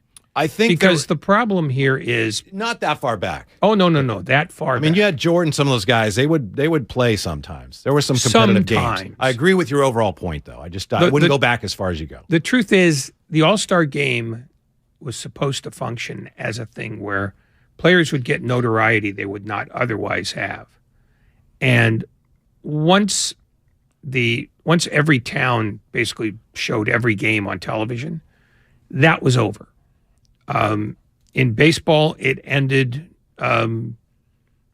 probably in the 90s.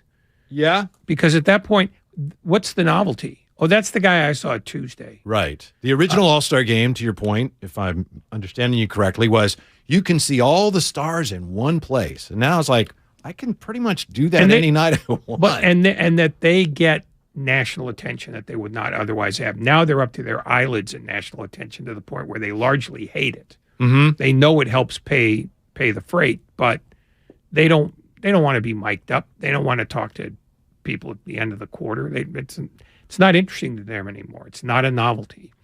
The only reason why All-Star games exist now is because it allows an owner that everybody else doesn't mind to get a free weekend of money. I mean, this time it was to reward Gail Miller, who doesn't even own the team anymore.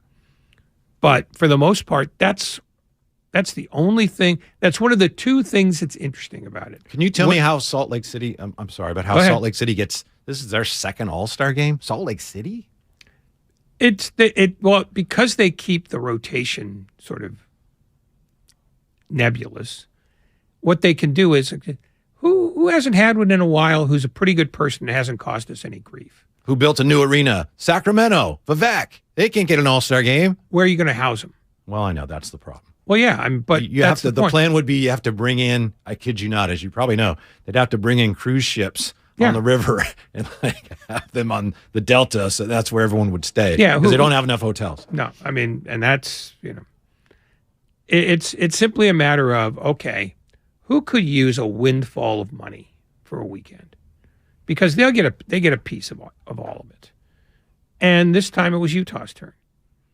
The money's the answer to all of it. How come the games are no good anymore? Well, the players, they used to have to try to win for the money, and now they don't need it. Why do they still have it? Because the league makes money and the owners make money. So money's the answer to all of it. Yeah, nobody's leaving a dollar bill on the table here. It's less of a dollar bill than it used to be. It's less of an interesting event than it used to be. And players, on it goes. And players, for the most part, would prefer it if they could fly in on Saturday and leave on Sunday night.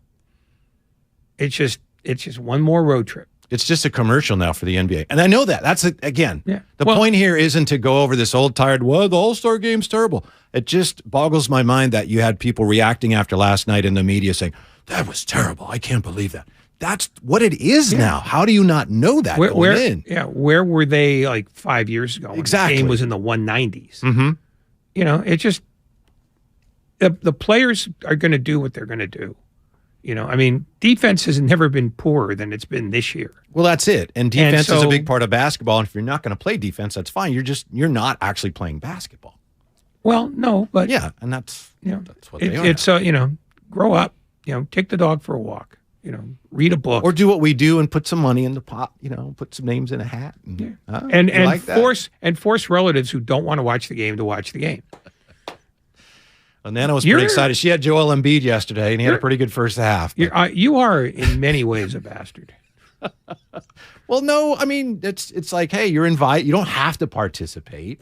But I got but everybody else got DeMar DeRozan in my own pool. What was that? That was terrible.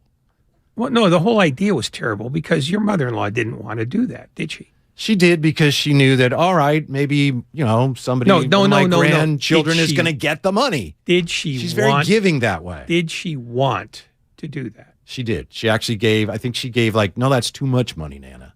Yeah. She had, by the way, she had in the 3-point shootout race, she had Buddy Hield and I had Halliburton. So got pretty nervous there come the finals. Oh, God. Seriously, on the text line here, Xfinity Mobile text line, 888-957-9570. When is Chase Center getting an all-star weekend? And someone else from the 650, pardon me, says, Warriors haven't had one since the late 90s, I think. And that was a disaster. Was it? Oh, that was the Vinsanity, the dunk contest. But that's all I remember about it. No, It was the whole great. weekend. It's over. The whole weekend, it poured. And the day of the game, Chris Cohan went down on the stadium, on the floor, during a commercial to give an award to Michael Jordan, brought his son, who was fairly young then, down with him, and was booed like he turned over the nuclear codes to the North Koreans. Ooh. Michael Jordan and his own kid couldn't be enough of a human shield.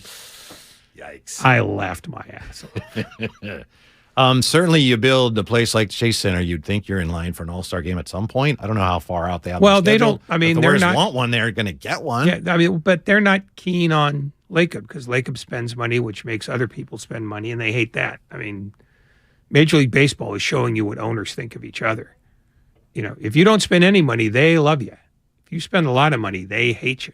Wow, they're that petty. You win all the time and you spend too much money, so you built a new arena, but no, you don't get an all-star game. Exactly. Wow. They don't owe Joe Lacob anything. Joe Lacob can't do anything for them. In fact, has done a number of things to them. Mm-hmm. So, no, he's not going to get that. From the 707 Rays, we were talking about the weekend. You said nothing else on. 707, seat of all knowledge and wisdom, comes up with XFL was on this weekend. Really good football games. End quote. The text line. Really good football games. How many times have I told you not to read that stuff? How many times? That's what I'm here for. No, you're not there for that. Lucas watched the XFL. He bet on it. He won some money. Well, see, again, what do you have to do? It's on you. What do you have to do to make the event fun? You create a pool or you bet money on it, and then it's fun for you. And if not, then you ignore it and do something else. Something else is always a better idea. Lucas, tell us about your gambling weekend. He's taking a moment here to put on his headphones. He's totally surprised. What? They want me on the air? God. Who? AJ McCarron, Captain Clutch? Is that what you're asking about? Luis Perez? No. The best thing about you is that you produce a show you've never heard. You won money on the XFL, right, Lucas? Yeah, it was awful. Not a fun experience. Can you give us some idea how much money? Just ballpark? Less than 100? More. But More. That means, look at that. I have a whole establishment. I'm part of a group, a collective that we bet together. Yeah, that also means he was willing to risk more than $100 on the XFL. Well, when Lucas bets in the XFL, there is no risk involved. That's right. Sure we found an edge. Yeah. He's got it wired, even though he cannot name any player on any team. I just did. Captain Clutch, AJ McCarron. Did you know him yesterday? St. Louis Battlehawk legend, AJ McCarron. Did you know him yesterday They morning? were down 12 with a minute 30 left, Ray, and came back to win. Only in the XFL. Did you know him yesterday morning before you made your bets? Catherine Webb's husband. Did you know him yesterday morning before you made your bets? Did you know what team he was on? Roll Tide. That's a no. He literally didn't know any player on any team. Thank you, Lucas. Bottom line, he is a winner. Sometimes with these events this time of year, sometimes you got to bring a little more to the table if you're going to have fun with it, like right. Lucas did, like I did. And if you don't want to, that's fine. But don't, as you did not, Ray, but don't come at me as a member of the media after the All-Star game and say, what was that? That was awful. That wasn't basketball. I'm shocked. Because you're an idiot if you do that. That's what these games are now. I did appreciate Michael Malone's comments. You see that? He said, he coached the West. But no, they don't do it that way anymore. Michael Malone, former Warrior assistant, Nuggets coach, said, it is an honor to be here, but this game is like the worst basketball game there is. Okay. And it's like, yep. I mean, you're he's right. absolutely right. Yeah. No purist should ever watch a moment of any All-Star game. I mean, the over-under number on yesterday's game was 323.5. They raced by that early in the fourth quarter and covered it by about 35. Did you have any action on that? I did a little not. more fun? No action at all. I mean, Jason Tatum is being hailed for having 55 in this game, which, if you just extrapolate that down to a normal game, was about 35. Mm-hmm. Maybe. No, it was about 35. I did the math. Okay. So essentially that's what he scored 35, but with inflation and Canadian money, it turned into 55. De'Aaron Fox, we didn't have any Warriors in the game. We had 2 Sacramento Kings in the game. De'Aaron Fox didn't do much, kind of ran around a little bit, got an assist, and that was his All-Star experience. From the 650, Ray, Utah was 30 years ago. It was their turn again. Okay, They don't do it by turns. How is you? I don't know. Again, stop reading. Like the British Open. Yeah, just stop reading. I implore you. Please don't humor these people. I will pause it for now. The question is... You're going to read again in 5 minutes. Charles Barkley, what he had to say about the Warriors, is he right? He's going to be right eventually. Since 2014, if not before that, he's been saying, you can't win, they can't win. Jump shooting team, they can't win, they can't do it. Now he says they're cooked. He told Draymond yesterday, they're cooked. He's going to be right eventually, of course. Do you think he's right now? Are the Warriors cooked? Well, Are the Warriors cooked, Ray? Calm down. Are they cooked? It's a holiday. Relax. Charles Barkley has walked those comments back about 4 different times. So, he's got to feed the beast somehow too. Do I think they're cooked? No, but I can feel the oven starting to warm up. Do you hear any sizzle yet or no? No, because nothing's in the pan. I mean, look, they could get healthy, make a run, late in the year, get a decent seed, and end up winning this. Boy, would I bet that way? Could. No. I mean, because they look like, they're too porous defensively, and they're not great on the details. And I don't know how quickly you can make guys that great on the details, because last year, people tend to forget this, but they started 18-2. So they already had a leg up. And as the year went on and they found that Gary Payton II and Otto Porter were actually quite useful and could give them that 7-8 guy, who gives them playoff depth, I don't know who those guys are this year. I don't know who you trust. And unless they find a couple, and one is not enough, unless they find a couple that they can go to night in and night out in the postseason and just say, we're good to go, I think it'll be very difficult. Cooked, I'm not ready to go there yet. Some of the things that are wrong with the Warriors this year are easy to recognize and easy to process, as you pointed out. They don't defend very well. And we know that the young players early in the year were either underperforming or having a hard time working their way into the rotation. Clearly, the plan this year was for the younger players, Wiseman and Kuminga and Moody, to assume larger roles. It didn't work. So then all of a sudden, wow, you have to fill in some of the gaps here. That's been difficult to do. That's all understandable. What's more difficult to understand, Ray, to me, is that in so many of the close games, you've had the guys that you rely on, some of your championship core players on the floor, and they still have failed to execute. That's the part that makes you go, ooh, that we didn't expect. That is not so easily explained. No, it's not. But I think it's all part of a piece, which is that the Warriors used to be able to have a standard that went 8 or 9 deep. Now the standard stopped at 5, and 6, 7, 8, and 9 struggle with it. I think they struggle with it now. And this is not to exonerate the veterans, but they're also getting a little agey. Draymond Green is still having a superb year. Klay Thompson is now rounding into what I believe would be his 19. At his best month, shooting-wise, by some statistics, of his career in January. Yeah, I think he's about as close to old-time Thompson as he's going to be. But Curry's been out again. And I have a feeling that this is going to be what they are from now on. And Draymond Green will get a little bit worse with every added year.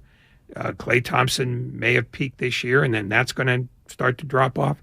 They're in their mid-30s. I mean, let's be honest here. That's old by basketball standards.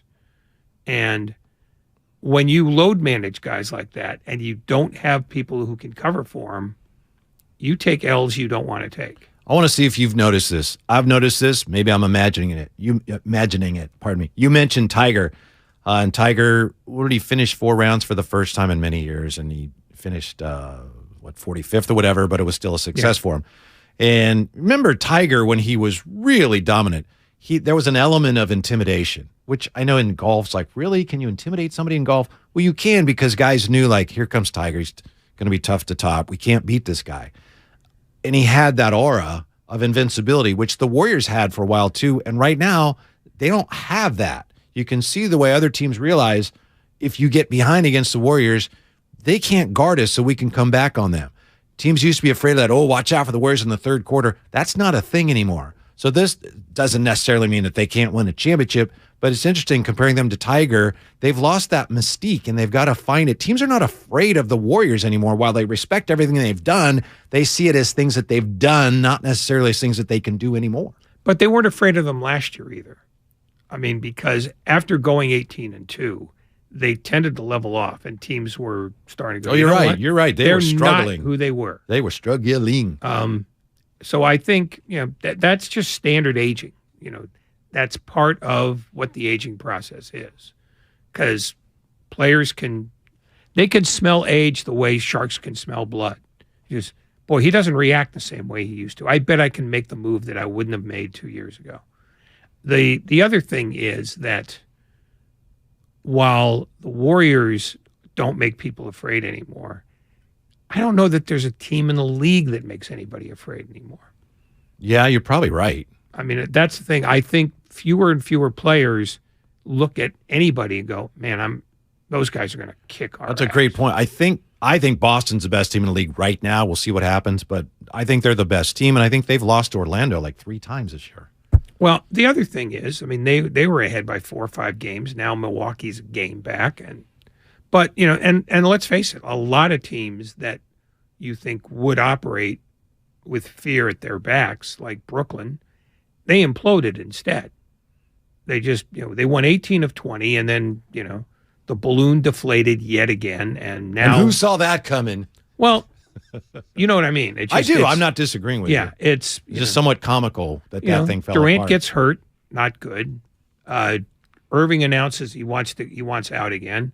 And Ben Simmons, who was the replacement for James Harden, has turned into a cipher. He's, genuinely useless. I don't want to say awful because he has skills, but he has no use. They can't play him. And they don't. They spent tons of money to get him and tons of draft capital. And they basically made a super team of which no parts worked. And now they are back to what they were before they went and got Durant and Irving in the first place. A plucky little underdog who is harder to play than they were when those guys were on the roster. Don't sleep on Spencer Dinwiddie. The whole thing is so upside down that I find myself looking at big picture, where they were, what they thought they were, and how it all failed. And I look at James Harden and say, I guess he knew what he was doing. And that's the first time in the last, 8 years where I've looked at James Harden and said, yeah, he seems to be the sensible one here. And I think he even said, look, turns out it wasn't all me after all, was it? Well, he wasn't the one to begin with. I don't think he ever got blamed for anything that happened well, he was the first one that wanted out, but he wanted out because of but Kyrie he wasn't. But he wasn't a malcontent before then. He just, he just played basketball, and he played basketball the way they wanted him to. He wasn't as ball dominant as he ever was in Houston, but he just realized, you know what, this is unbearable. Get me out of here. Right, because we've got a guy that won't play, and we're not going to do anything if one of our best players won't play. Yeah, and the truth is, you traded him away and got not just materially worse, galactically worse. You traded James Harden away for nothing. What was it? 17 games the 3 of them played together? Yeah. Kyrie, yeah. It was it's a cautionary tale that no one will pay attention to because somebody else is going to do the super team. Do you think And they're Dallas- going to do it, and they're going to do it without any mind for how skills are supposed to blend together and how personalities are supposed to blend together. Do you think Dallas is going to end up extending Kyrie or giving him the big contract? That depends entirely on how deep they go. Because they're going to get, I think, the best you could possibly get because Kyrie is motivated now to show that he deserves the big money. I can't imagine, Mark Cuban's not an idiot. Far from it. I can't imagine they'd go, oh, wow, we were really good this year. Yes, Kyrie, we want you to be a part of this. Because that's one thing he's proven is that you do not want to depend on him. But it's not a question of depending on him. It's a question of whether he, who ball dominant guy, and Luka Doncic, the ultimate ball dominant guy, can get along together as players, not as people, as players. Because if they can't, find a way to mesh their skills and become better as a unit because of it, then they're back where they were a year ago. I think they will. My guess would be they will because, Kyrie, I think you mentioned Kyrie has proven in the past he can play off the ball. I think their problems will be at the other end, and I just don't think they're as good as some of the other teams. The Clippers and the Suns right now, to me, are the two teams to watch. Denver's already a team to watch, not assuming that Charles Barkley's right or anything, even from the text line here, 707, if the Warriors even make it to and win the play-in game, I doubt they will win the championship. But Dallas, I think, Ray, Dallas looked at it and said, the team we have now, we're all right, but we're not going to win anything. If we get Kyrie, we might. I mean, who knows? Maybe something clicks. So they took that gamble. I think they'll be better. I don't think they'll be good enough. And I think if they decide, wow, we want Kyrie around long term, I think they're bigger idiots than the people who were surprised that the All-Star game was terrible. Well, I don't want to project out that far because their flaws are more that they're not deep. Now, they traded a lot of useful players to get Irving in because all those useful players and Doncic weren't getting them anywhere. I mean, they were a solid fifth-place team, which means that they were no better than the sort of shapeless Clippers. That's the problem this year with the Western Conference in general. There were way more trades than usual, and about 4,000 second-round draft picks got tossed into deals just to grease the gears to make another trade happen.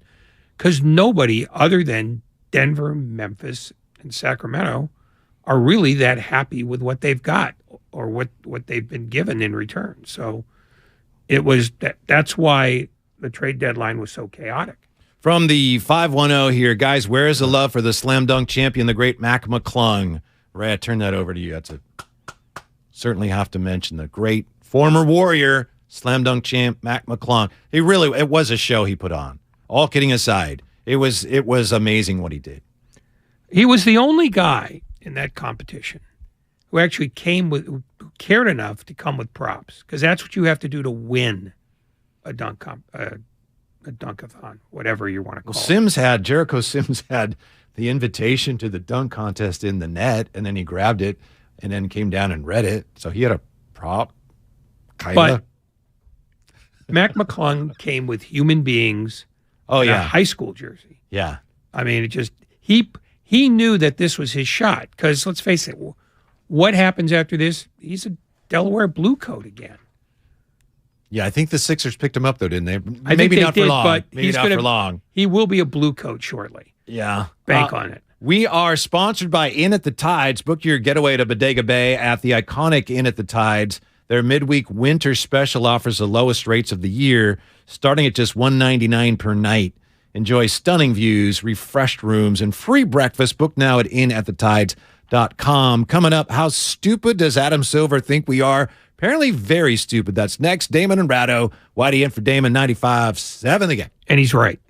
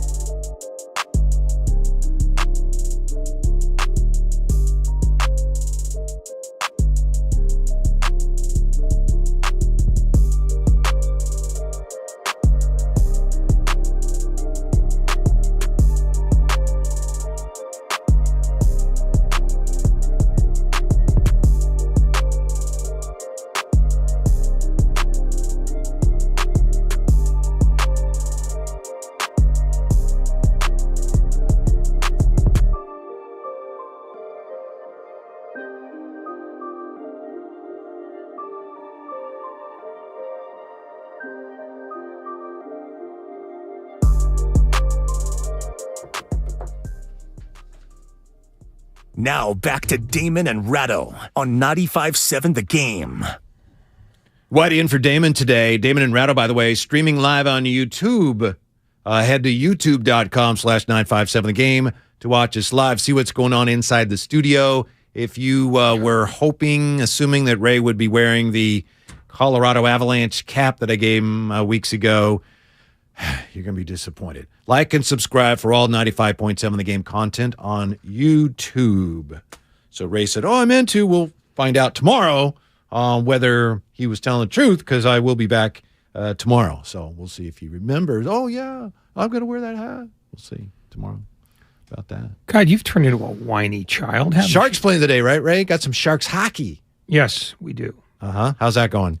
I haven't looked because I've been paying attention to you. They're up 2-0. Chomp them. Hey! There you go. They're up 3-0. Oh! We have an update. All right. I mean, a proper producer would have it on the screen in the studio here, but he couldn't be bothered. Yeah. Proper producer. Assuming you have a proper producer, isn't that like assuming the All-Star game is going to be a good game? Isn't it kind of the same? I prefer not to slander him. I'm kidding. To this extent. He's my guy. You raise a debatable point. What? Who wins in a matchup of a Kraken versus multiple Sharks? It's a great question. Really? A fictional character and a multitude of sharks. Sharks are playing the Kraken tonight. Today. Today. Matinee. I actually think that's one reason why Seattle could not name their team. Weren't they thinking of being the Sea Lions or something? It's like, you can't be the Sea Lions when you're in the same conference as the Sharks, because we know what Sharks do to Sea Lions. I actually think that had to be part of the decision-making process there. I could be wrong. Yes, you certainly could be. I could be wrong. See, it's moments like this where I wish you'd read more texts. I'll tell you what, though, I'm not wrong about this. Many times in the recent weeks, even the last couple of years, the commissioner of the NBA, your good friend, Commissioner Adam Silver, has talked and droned on and on about load management and how bad it is and how we need to get our players to play more. And we can't have our brightest stars sitting out games that are nationally televised. And, you know, he's right. And we've heard all the stories about fans who travel this far, that far, especially kids. Kid goes to Denver to see Steph, and he doesn't play, and she's crushed. We've heard all those stories. And for the most part, the commissioner has been sympathetic to the fans. Well, he kind of changed his tune this weekend, Ray. Commissioner Silver talking to the media at All-Star Weekend. And now he's starting to talk out of his mouth in a way that you normally don't see from commissioners other than Goodell and Manfred. Silver, for the most part, I'm not saying he's a great commissioner, but for the most part, he doesn't talk out of both sides of his mouth. But now he clearly is, because now he doesn't buy into load management being an NBA problem. But this is the guy who's been telling us, we need to do something about this. Last week, he even talked about a plan they have to address it. And now he says, I don't think our fans really mind. I don't think it's a problem. How stupid does he think we are? Galactically stupid. Does he really think that, or just hope that we will be too busy to notice him contradicting himself? No, he doesn't care what he says.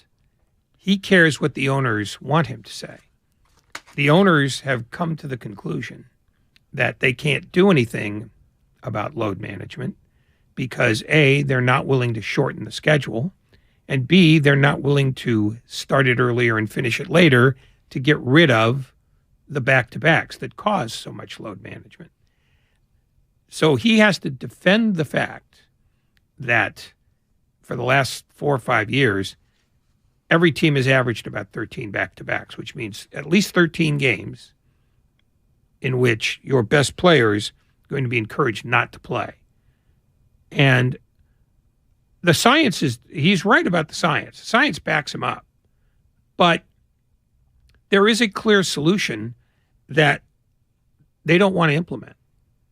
In fact, there are two clear solutions they don't want to implement. They don't want to shorten the season, and they don't want to start the season earlier, which means more weeks against football, like moving the season back to, say, the 1st of October. They don't want to start the year competing with the baseball playoffs and the NFL. And I don't know what their reluctance is to, making the season last longer, maybe to the start or second week of July, except that means now you're taking more time away from players in the offseason, which essentially means now you almost have to load manage, exhibition games. So the fact is, if you're not going to lower the number of games and you're not going to extend the season out, you're going to have load management. And what Adam Silver was basically saying, without saying it, was, I can't fix it. On the text line here from the 650, for what it's worth, Lowe's management doesn't bother me. That's probably supposed to be load management. But if it's Lowe's management, I'm with you. It's a very well-run store. You can get everything you need there whenever you need. But the commissioner, I'm not. Did you get paid for that? No. Then why did you do it? I don't know. I'm not wrong, am I? The commissioner has been vocal and, this is something we've got to address. Yeah, and right? I think they did address it. I think they've talked about it and they realize there's not much we can do. We can't force players to play. He says, I hesitate to weigh in on an issue as to whether the players are playing enough because there is real medical data and scientific data about what's appropriate. Sometimes, to me, the premise of a question as to whether players are playing enough suggests that they should be playing more, that in essence, there should be some notion of just get out there and play. Having been in the league for a long time, having spent time with a lot of some of our great legends, I don't necessarily think that's the case. He had to change his tune because I think they looked into it and they realized, you know what? The two obvious solutions we don't want to do. So now he's got to make it seem like it's not a problem. The particular forfeit he chose to make his case, though, was interesting. Well, season tickets are up. We've never had greater attendance, which means, well, people are paying for this crap. I guess it must be solid crap. Yeah. And he also says, by the way, that this is a very competitive NBA season. This has been the single most competitive season in our history as a measure of team records in terms of the closeness and measured by wins and losses around the season. What? I think that's a reflection of the incredible quality of play we have in this league. The dramatic number of international players now in the league. And it's interesting also that we've had probably as much player movement this year as any time in our history. And I think that speaks to teams, as we got close to the trade deadline, trying to situate themselves in the best possible position to compete going into the playoffs. And in this case, over 10% of the entire league was moved roughly in the last week before the trade deadline. And so there's so much positive happening in this league. Again, I just end my opening remarks by thanking the people here.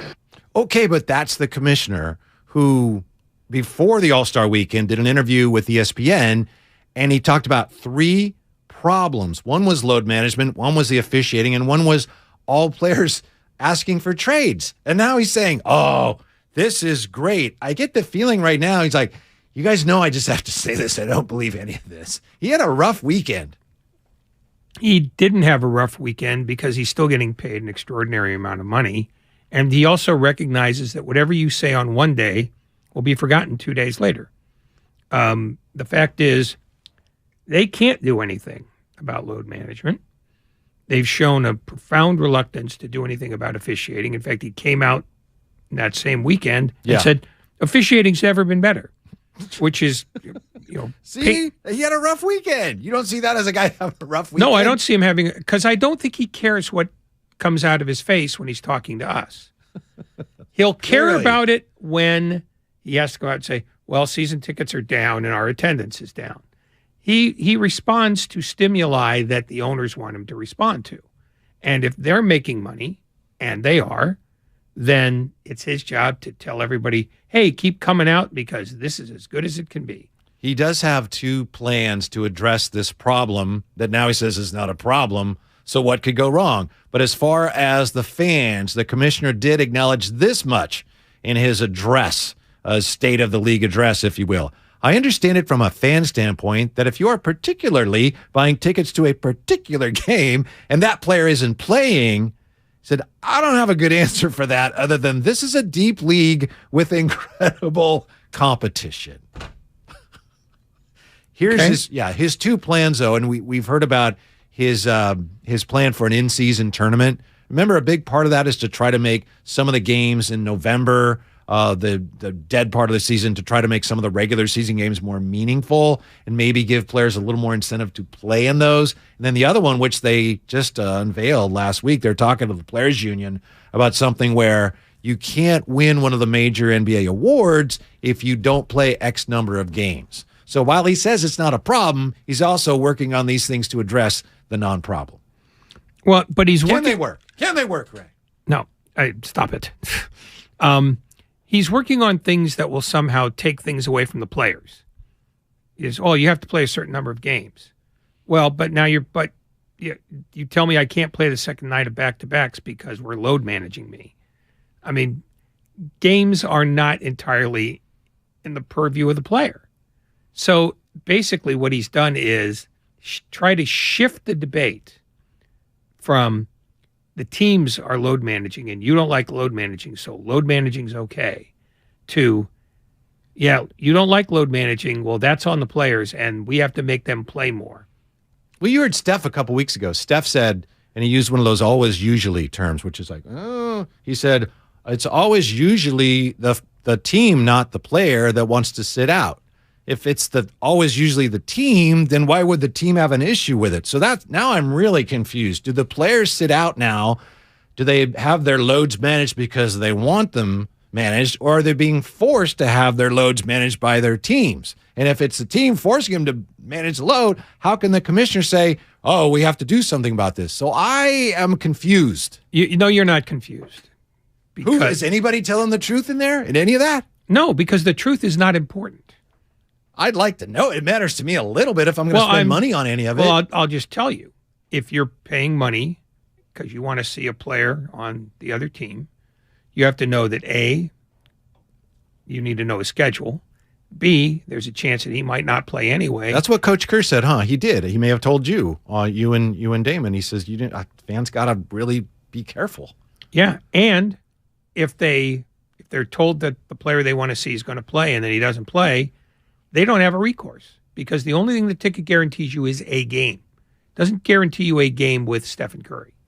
Guarantees you an event that takes 48 live minutes and looks like basketball. So that's all you get. And in terms of, who's to blame for load management? Well, it's management. But are they going to do anything about it? No. But how if it is management? And I don't know the answer, so I'm not. Well, do you believe that players are refusing to play on nights when they? I would get. I think there are times when certain players on certain nights are okay with, I don't want to play tonight. I'm better off if I don't play. And I think there was a time, and I'm not saying it was better then, but there was a time when a guy like Jordan's like, I'm playing every night, to his own detriment when he was on the Wizards. So that's where I'm confused. If players are being asked, hey, you got to sit out tonight, then where are the owners coming from when their commissioner who works for them is saying, boy, we got to do something about this? I don't know what's going on. Whitey. You have to be able to read through the crowd. And very simply, that's why I rely on you. Well, and that's why I don't make the big money. No, it's just they're the fact that they're talking out of all three sides of their mouth should not surprise you. Today's story is load management is fine. Last week's story was load management is not fine. Next week, it might be load management stinks again. Don't assume that you're ever going to get a straight count from any of those guys, because Adam Silver is not the oracle of truth. He speaks for the 30 guys who pay him. And if they want the word out that load management is fine, keep buying tickets, that's the dance he's going to do. The commissioner is not an independent. So you're saying somebody, one of the owners or some of the owners said, hey, look, commissioner, back off on all this talk about how load management is so bad. A bunch of the owners just said, look, we're not changing this. Okay, we've done what we're going to do. We're going to load manage. We're going to keep the schedule as it is, and we're going to play 82 games unless you could figure out how to shoehorn that midseason tournament. That means Adam Silver can't say load management is bad, because load management is the only effective way to reduce the number of injuries that you get from just playing night in and night out. Silver suggested the idea that load management is a significant problem is, in his opinion, being made out to be a bigger deal than it really is. But he's the one who's been telling us it's a problem. Because he's the one who's been saying it. Yeah, but he worked. What is your anger about? I mean, just you don't want understand them to believe. How stupid do you think I am? Oh, they think you're incredibly stupid. But I mean, you read what they say from week to week, where you are misguided, as opposed to stupid, which you are not. Where you are misguided is in thinking that what they told you last week was binding. Maybe so. It's just none of it's binding. As far as load management, whatever you want to call it, relates to the Warriors the rest of the way, Ray. Obviously, these remaining regular season games appear to be very important to the Warriors in terms of improving their seeding, even getting into the postseason. So if you have Steph and he's coming off of this, what is essentially, I believe, a high ankle sprain, I mean, do you have to wait till he's 100%, or is it, is Steph going to have to play through some of that you wouldn't normally want him to play through because it's that important for you to win these games? It is great that we saw, Clay has started playing, or the last game was against Clippers. He played a back-to-back, the first time since his surgery. That's something. Where do you think this is with Steph and his injury the rest of the way? He's going to play when he's 100%. They're going to be very careful with him because the Warriors in general are a cautious medical operation. They are not going to hurry him back. We are getting, however, to the point across the league, and this is not just a Warrior thing, where if you're in the playoff chase, you stop load managing because we are down to the last 22, 23 games for everybody, which means every game you don't play, you can't get back. I mean, LeBron James yesterday before the All-Star game said it's his intention to play all 23 of their remaining games because he doesn't want to miss the playoffs again. Because they're very important, the most important regular season games of his career, he says. I know, but the point is, load management is what you do for the first 60 games. If you're still in the argument and you need to improve your situation, you stop load managing unless you can't. If a guy can't play, he can't play. But if he can play and you're thinking about, well, he could use a night off, they're going from erring on the side of safety to erring on the side of get your ass out there. That's what it is. It just, the load management part of the schedule is coming to a close. And that means that, people are not going to bring it up as much because it won't be as egregious. And that's the truth of the matter that the commissioner and the other owners can try to cover up, but it's there. And if you're paying attention, you know it. The games early in the year don't matter nearly as much. And now teams are at a point where, okay, here we go. The season essentially starts. Beforehand, it would have been great to win all these games, but we got to make sure it's a long season. We've got our older players that are healthy for the postseason. Now the season starts, and there's no way around the fact that for the NBA, a lot of the early season schedule games, they just don't matter as much. And they're going to try to convince us they do, so we'll pay full money, but that's the shell game they're playing with us. Yeah, except that it's not that much of a shell game because it's pretty obvious to everybody. It's just people want to think that it's something else. They've convinced themselves that, oh no, they're all gamers and they want to play every night. Well, the teams are telling you otherwise. And what they're telling you is they may want to play every night, but we're not going to let them. And you need to be a better consumer. So be a better consumer. Yeah, but that's a dangerous message when more people begin to realize that is the truth. It's very dangerous for the NBA, not only in terms of selling tickets night to night, but in terms of their TV contracts. Well, then they'll change their tune again.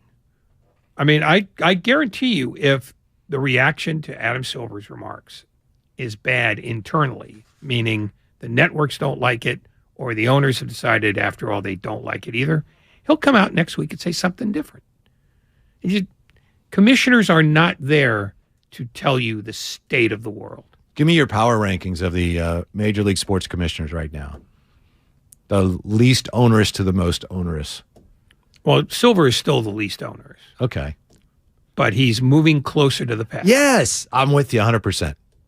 I think Gary Bettman is second in terms of being onerous. I mean, because he has more say than any of the other commissioners. He's been there a long time now, hasn't he? More than 30 years. Yeah. But he doesn't, I mean, other than defending. He's no Clarence Campbell.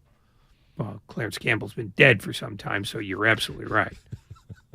Followed by Roger Goodell, who just makes it clear in every way possible that I'm just here to make money for these guys. I'm not here for you. And finally, there's Rob Manfred, who can't even fake that he likes his job. He doesn't even bother trying to fake that he likes baseball anymore, does he? Oh, no. I mean, well, his statement yesterday, I mean, when he did that long interview, basically he revealed, without revealing it, that the owners hate Steve Cohen, that they want him to be stamped out, and they want all the other owners who pay a lot of money for players to stop doing that. And it's all aimed toward a CBA negotiation that doesn't expire until 2026. So they're already 3 years ahead of time. And the thing they want more than anything else, and I think they're willing to shut the game down for it, is a salary cap. What would be the benefit of him making those statements, either directly or indirectly, in a public forum like that? Because their regional sports networks are collapsing around them. Yeah. Is it Diamond Sports that is? Yeah, it's a offshoot of Bally's. Yeah. And they have 14 teams they have contracts with. And Diamond last week didn't make a $140 million interest payment. Doesn't affect us here directly in the Bay Area. No, it doesn't, but there will be ripples. Because NBC has been looking to get rid of its regional sports networks for a while. And they were talking to Sinclair for a while. And that fell through. But MLB is trying to work toward an in-house solution. The problem is that every team has its own individual streaming rights. And the teams like the Yankees and the Cubs and the Red Sox and the Cardinals, and to a certain extent the Giants and Dodgers, don't want to share that streaming money with everybody else because they haven't had to up until now. So what you're getting is basically owner-on-owner crime, where the owners who don't make a ton of money on their individual network rights are making noises like, we got to stop this. And so now you're going to have what you had in 1994, which is owners can't agree on anything among each other, and they're going to end up getting frustrated, and they're going to declare a lockout. And we had no World Series that year. But I'm not following you down that dark path again, Ray, because last year, before baseball started, when they shut everything down, I remember you said, it's going to be a long time before they play again. We may not have a season. And you were just a little too bleak in your assessment. So I think you're wrong this time again. Read Evan Drellich in The Athletic today. Okay. Do that. Evan Drellich? All right. Yeah. He went through all of this stuff, and he's dead on. If they saved baseball last year, they can save it again.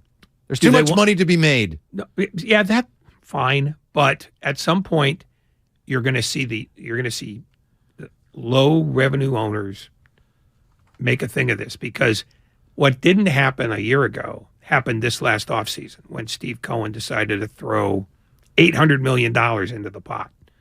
And that upset the entire apple cart to the point where the other owners, a number of the other, their low revenue owners, of which you can include John Fisher, are furious. They want a even more draconian luxury tax than the one they just added, which is known as the Cohen tax. Well, you may be right, and you probably are, but having been through all that last year as a baseball fan, spring training started, I'm not going to think about that till I have to, and I'm not going to think about it this year. I don't have to, so maybe you're right.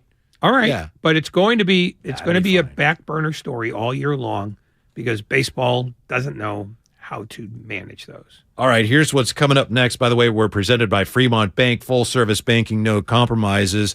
Whatever happened to the Bay's future superstars? That's next. Damon and Rado, Whitey in for Damon, 95.7 The Game.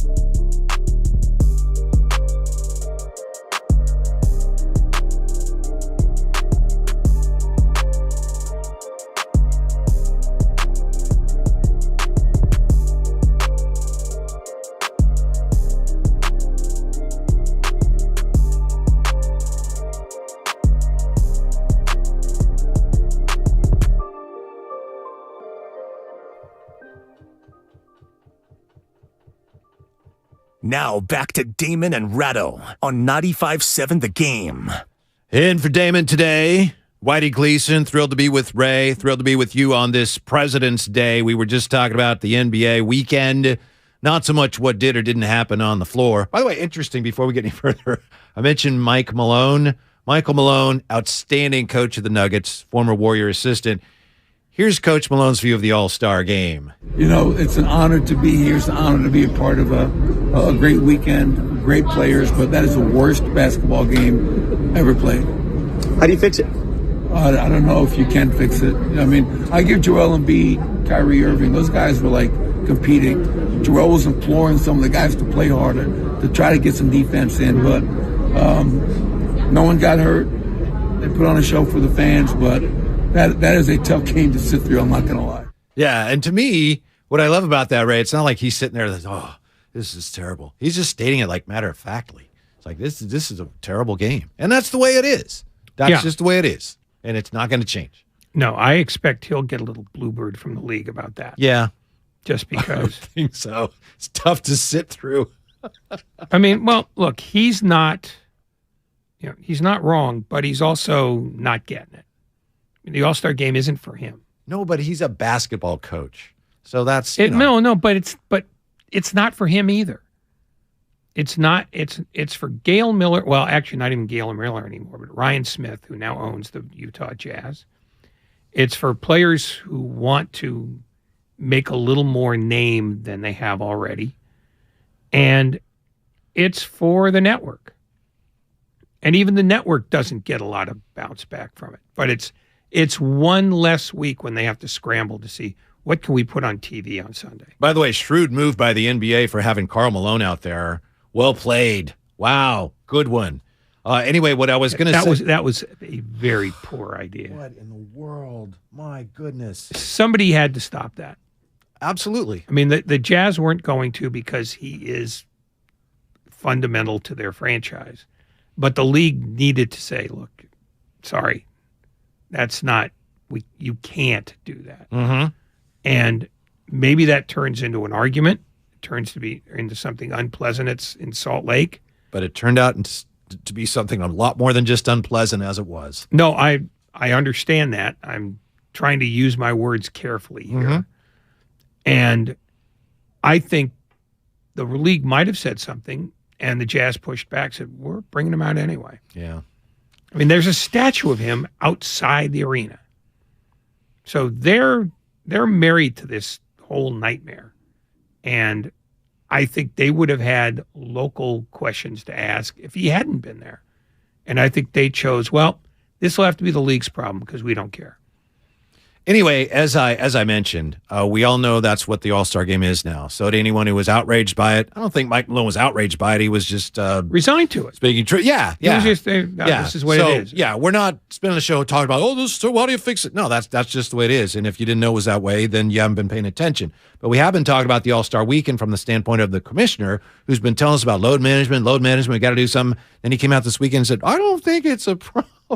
I think I don't buy into the notion that it's a problem. So some response to all that here on the text line, Xfinity mobile text line, 888-957-9570. If the first 60 games don't matter, then make them matter. Top teams get a bye weekend.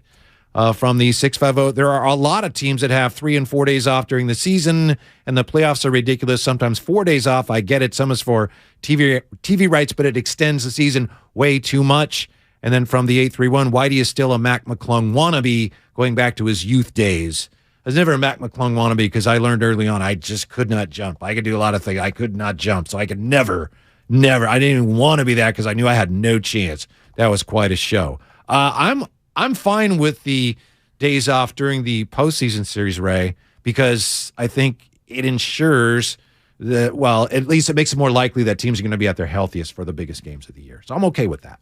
Well, I mean, that's the whole idea. I mean, load management was not designed to screw the customer. It just happened to turn out that way.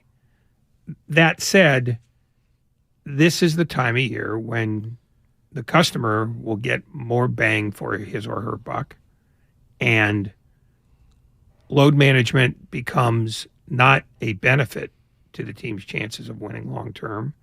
because there's no more long term. There's like 8 more weeks of season. Get your stuff in order. Mm-hmm. And that's what this is about now.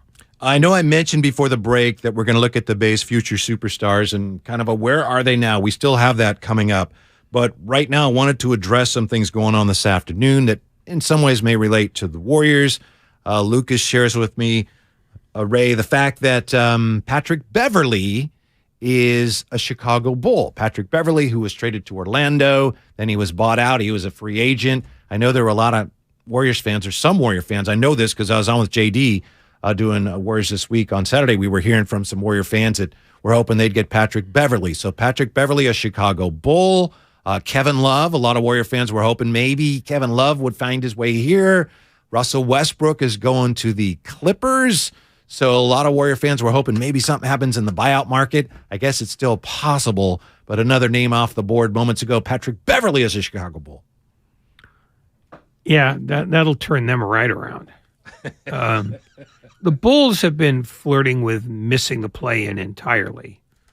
And I don't know that Pat Beverley changes that much. He's just not worth the trouble anymore. He was a really good defender who could shoot a little bit, and you look at the way he played for the Lakers, and, he's always been a guy that's in some ways difficult to handle, and now he can't really play that well either. So it's like, what's the point? There's just no reason for me to have you on my team. That said, good luck to the Bulls, but I don't think he would have helped the Warriors. See, I don't know if he's hard to handle. I just think his game is starting to fail him. So that's why I don't think he helps the Bulls in any meaningful way. I mean, he's not, he was a guy whose voice could be heard and mattered in the dressing room.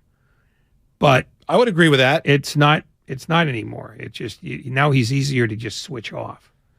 And a guy who can't play and that you don't have to listen to is really not an asset. Mm-hmm. He was a pretty significant part of what Minnesota did last year. I think he brought them an element of toughness, but then they moved on. When they got Gobert, they traded him, and then Lakers traded him. So, yeah, I just think he's past his due date.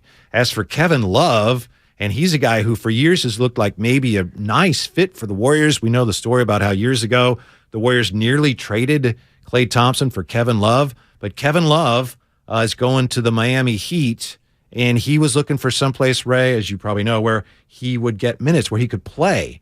And he would get a consistent spot in a rotation, and the Warriors really couldn't offer that. I don't know if the Warriors had any interest, but if they did, it was clear that that was not something they were willing to offer. A Kevin Love, who he's not playing as well as he used to either right now. No, I mean, well, he's old. Yeah. I mean, that happens. But Miami also had more money to offer than the Warriors did. And they need a 4 in the worst way. He might end up starting for them, which is a pickup of some value for them. So I think they were willing to do more to get him and made a much harder sale than anybody else did. Yeah. But if you can sell, look, we can pay you more than anybody else, given the structure of the league, and we have starters minutes. Warriors didn't have starters minutes for him. Nope. I think if you're the Warriors, you look at it right now, and he would maybe give us what we're getting from JaMychal Green. We hope we can continue to get from JaMychal Green. So it's not like there was, oh, yes, Kevin, come in, we'll give you this and this and this. It just wasn't there. So it didn't make sense. If you're Kevin Love, I don't think you'd even consider it. He'd have gotten more minutes than Green. If you're going to make the effort to get Kevin Love in here, they'd find a way to get him 20 to 22. But I don't think they wanted to. I don't think they felt any need to do that. Well, I don't know if they felt any need or whether they just got outbid. I don't know. We don't know for sure if they were interested at all. He hasn't been playing well this year. He hasn't been shooting well. And an aging, fading Kevin Love is not shooting well, and he doesn't defend well. That's the other thing. That's the biggest problem with this team right now. He wasn't necessarily going to help you at that end either. So no, and I'm not saying that they did make a big play for him, but if they did, they wouldn't have had the best package for him. So it was a moot point from the start. And how about Russell Westbrook going to the Clippers? I have nothing against Russell Westbrook. When he's done playing, I'm going to look back and miss the way he always played so hard, but I don't think I would ever want him on my team because he's stubborn and he takes bad shots. And the Clippers, we may disagree on this, Ray. To me, the Clippers look like, all right, they're close to putting something together here. Kawhi and Paul George have been playing together more. I like the guys they got, Highland and Plumlee, and there was, who else did they get? There was one other, Gordon, and then you're going to add Russell Westbrook to that? I don't understand that. Good luck to him, and to them, I don't understand it at all. Depends on whether he will accept how they want to use him. And they claim they talked to him, and he's on board. Well, I about think all that. Well, I think he probably is on board, given the fact that Utah just bought him out, so he didn't really have a job. He does get a chance to stick it to the Lakers. Although sticking it to the Lakers is almost beneath the Clippers at this point. But is it beneath Russell Westbrook? It might be, but, well, one, I don't know if the Clippers might play the Lakers one more time. I'm not sure, but the Clippers are 5th. The Lakers are 13th. Yeah, but if the Lakers still envision themselves as a team that can make some noise. Oh, they can envision themselves as anything they want, but for 7 of the last 9 years, they haven't even made the playoffs. So, enough. No, you're talking about the Clippers. I was talking about the Lakers. Okay. Lakers have missed the playoffs 7 of the last 9 years? Oh, yeah. They've been awful for like a decade now. Wow. They had the one bubble title, which they get full credit for, but the rest of it, they've been a shambles. They've been I guess you're right. brutal. Yeah, I apologize. Sure. Yeah. God, you're damn well right. You apologize. My apologies. I almost said bad things on President's Day. Although, in fairness, that's the best day to say bad things, given the level of presidencies we've had. Yeah. I bet you, which president would you guess? No, I won't. That swore the most. Which president swore the most? Oh, it's a tie between all of them. I mean, Lyndon Johnson didn't mind. Oh yeah, there you go. Hear it. Based on what we think we know, that's a good answer. But I'd be willing to guess that Barack Obama could turn the air blue pretty well.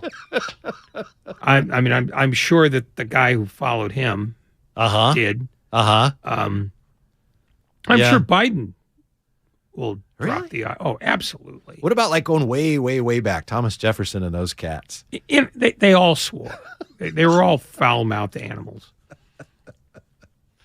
Anyway, all I know is if they moved next door to me, I'd sell the house. Really? Oh, they're all awful. Okay.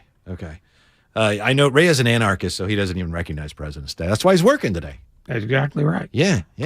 What does this all mean for the Warriors?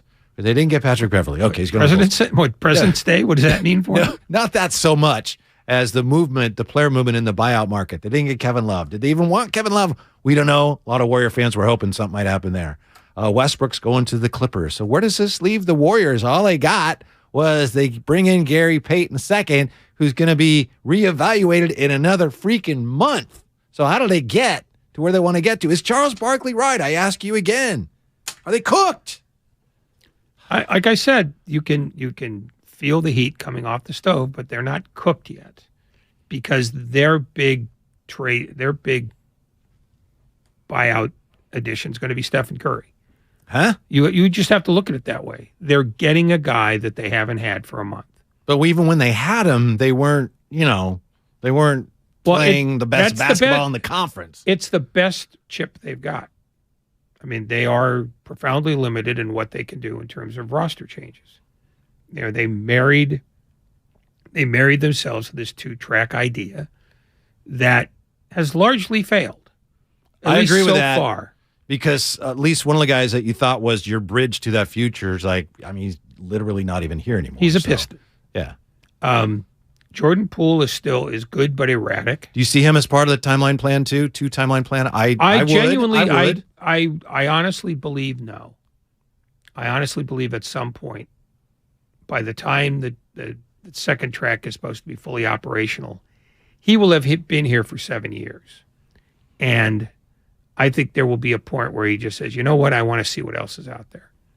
And I don't know what the Warriors will do about that because in 3 or 4 years, not only will Curry not be here anymore, or Green or Thompson, I don't believe Kerr will be here, and I don't believe Myers will be here.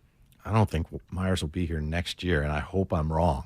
Well, that may well be true. I just think in 3 or 4 years, this franchise is going to be radically different, and probably not for the better. And you don't see Poole as part of that next foundation? I don't know because I don't know who's making those decisions. But right now, he has the feel of Monte Ellis, who was a better player than people gave him credit for at the time, but he was surrounded by losing records. But you know the I don't story know of the that, Bucks. You know the Bucks could have had Curry or Monte Ellis in that trade. Yes, I do. Yeah, and they said, that Curry guy's getting hurt all the time. Give us Monte Ellis. Well, at the time, they were right because Curry was hurt all the time. His ankles were styrofoam. But I don't know that you can thrive if Jordan Poole is your best guy. And I think at some point, whoever is going to have to make that decision is going to make it.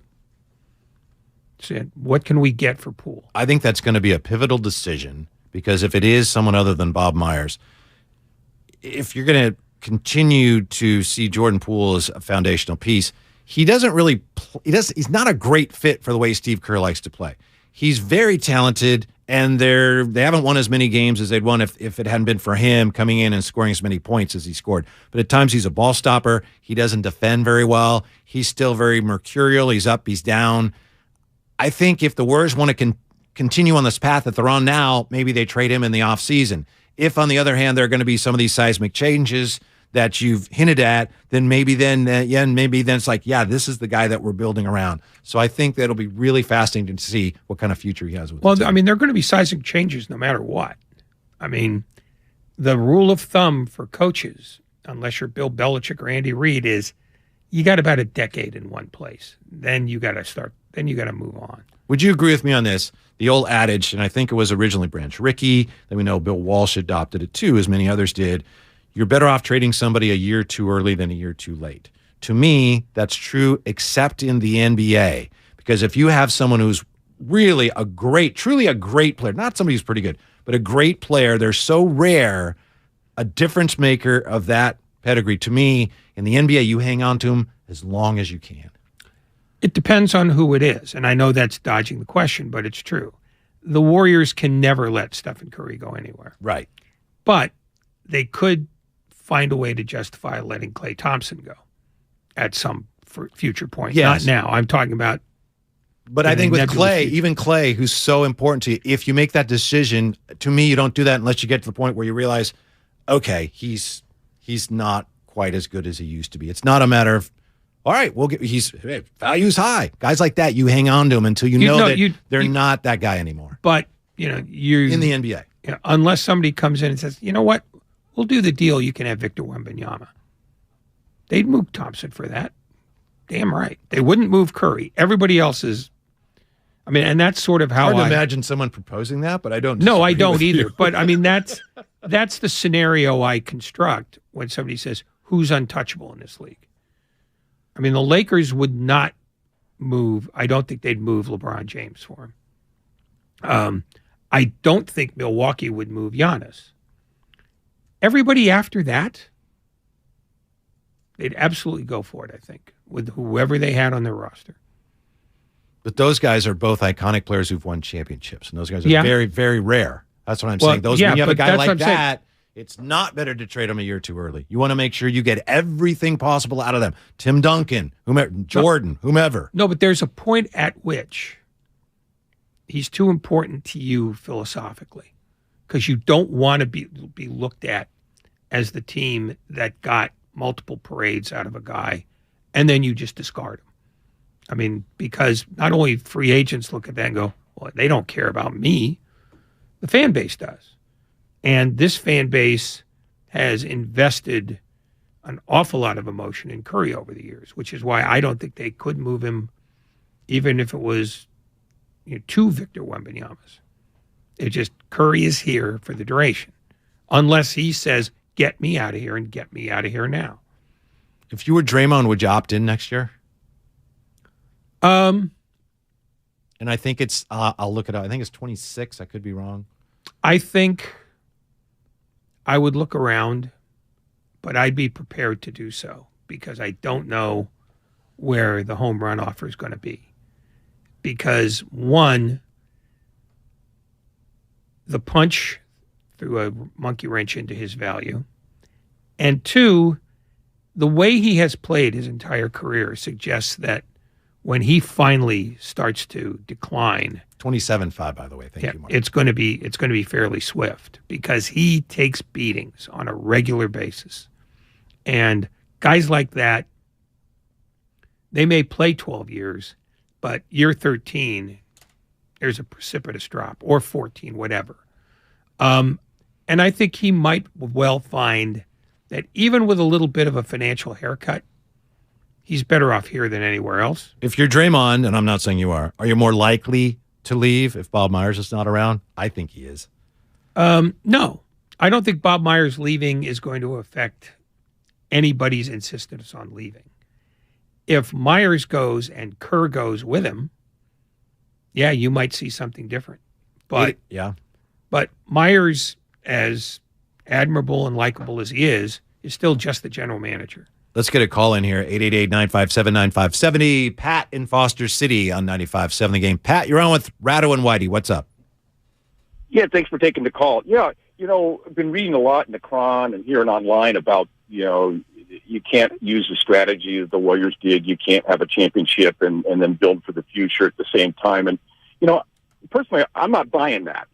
I think there's a difference between strategy and execution. I think the strategy could work, but if the execution is terrible, it's not going to work. So imagine that the Warriors had used the last 3 draft picks on Ball, Scotty Barnes, and Halliburton. Same picks as we had, basically, just a spot different, maybe. I think we'd have a lot different conversation now about can you build for the future and win at the same time. I think you can do it. You just have to be smarter. You have to have a draft like when we got Green and Thompson and Curry or closer to that than what we ended up with. So that's my take on it. I think you can do both, but you have to be smarter and maybe a little luckier with the draft picks. I'm curious about your guys' take on that. But gotcha, Pat. That's Thank you. my take. Thanks. And by the way, and yeah, I understand your point, agree with your overall point. Ball and Halliburton actually were the same draft, and then Barnes, I think, was gone before the Warriors picked. But I understand what you're saying, and that's been, Ray, I believe that's been Joe Lacob's plan. Joe Lacob has said, you can do both, and they try. It's not easy, and it looks like right now they're not pulling it off, but he believes the same thing Pat believes, which is you can do both. But they also believed that they absolutely had to have a big guy. Not one that was going to be ball dominant, but somebody who could, change shots, block shots, rebound, defend. And the year that they took James Wiseman, there were only 3 other centers in the draft, and those 3 have played fewer games, career games, than Wiseman has. So there was nothing to be gotten there. You cannot draft for the distant future when you're talking about we've got guys who can still win championships. You need to get guys who can help you immediately. Now, Halliburton would have been well worth the gamble. Barnes, maybe. I mean, he still wouldn't be a big presence in the middle, even though he's 6'9". Yeah, but I think he was picked before they picked Kuminga. Well, but we'll no, get back to it. Yeah, but yeah. we're playing out his scenario. Right. But I don't know that Ball was going to help them. He's one more ball-dominant guy on the team that already has ball-dominant guys. Have Poole. But we'll get back to James Wiseman and whatever happened to the Bay Area's future superstars. That's next. Damon and Ratto, Whitey in for Damon, and we are brought to you by Mitsubishi Motors. Still 2.5 hours of this? Why did you say...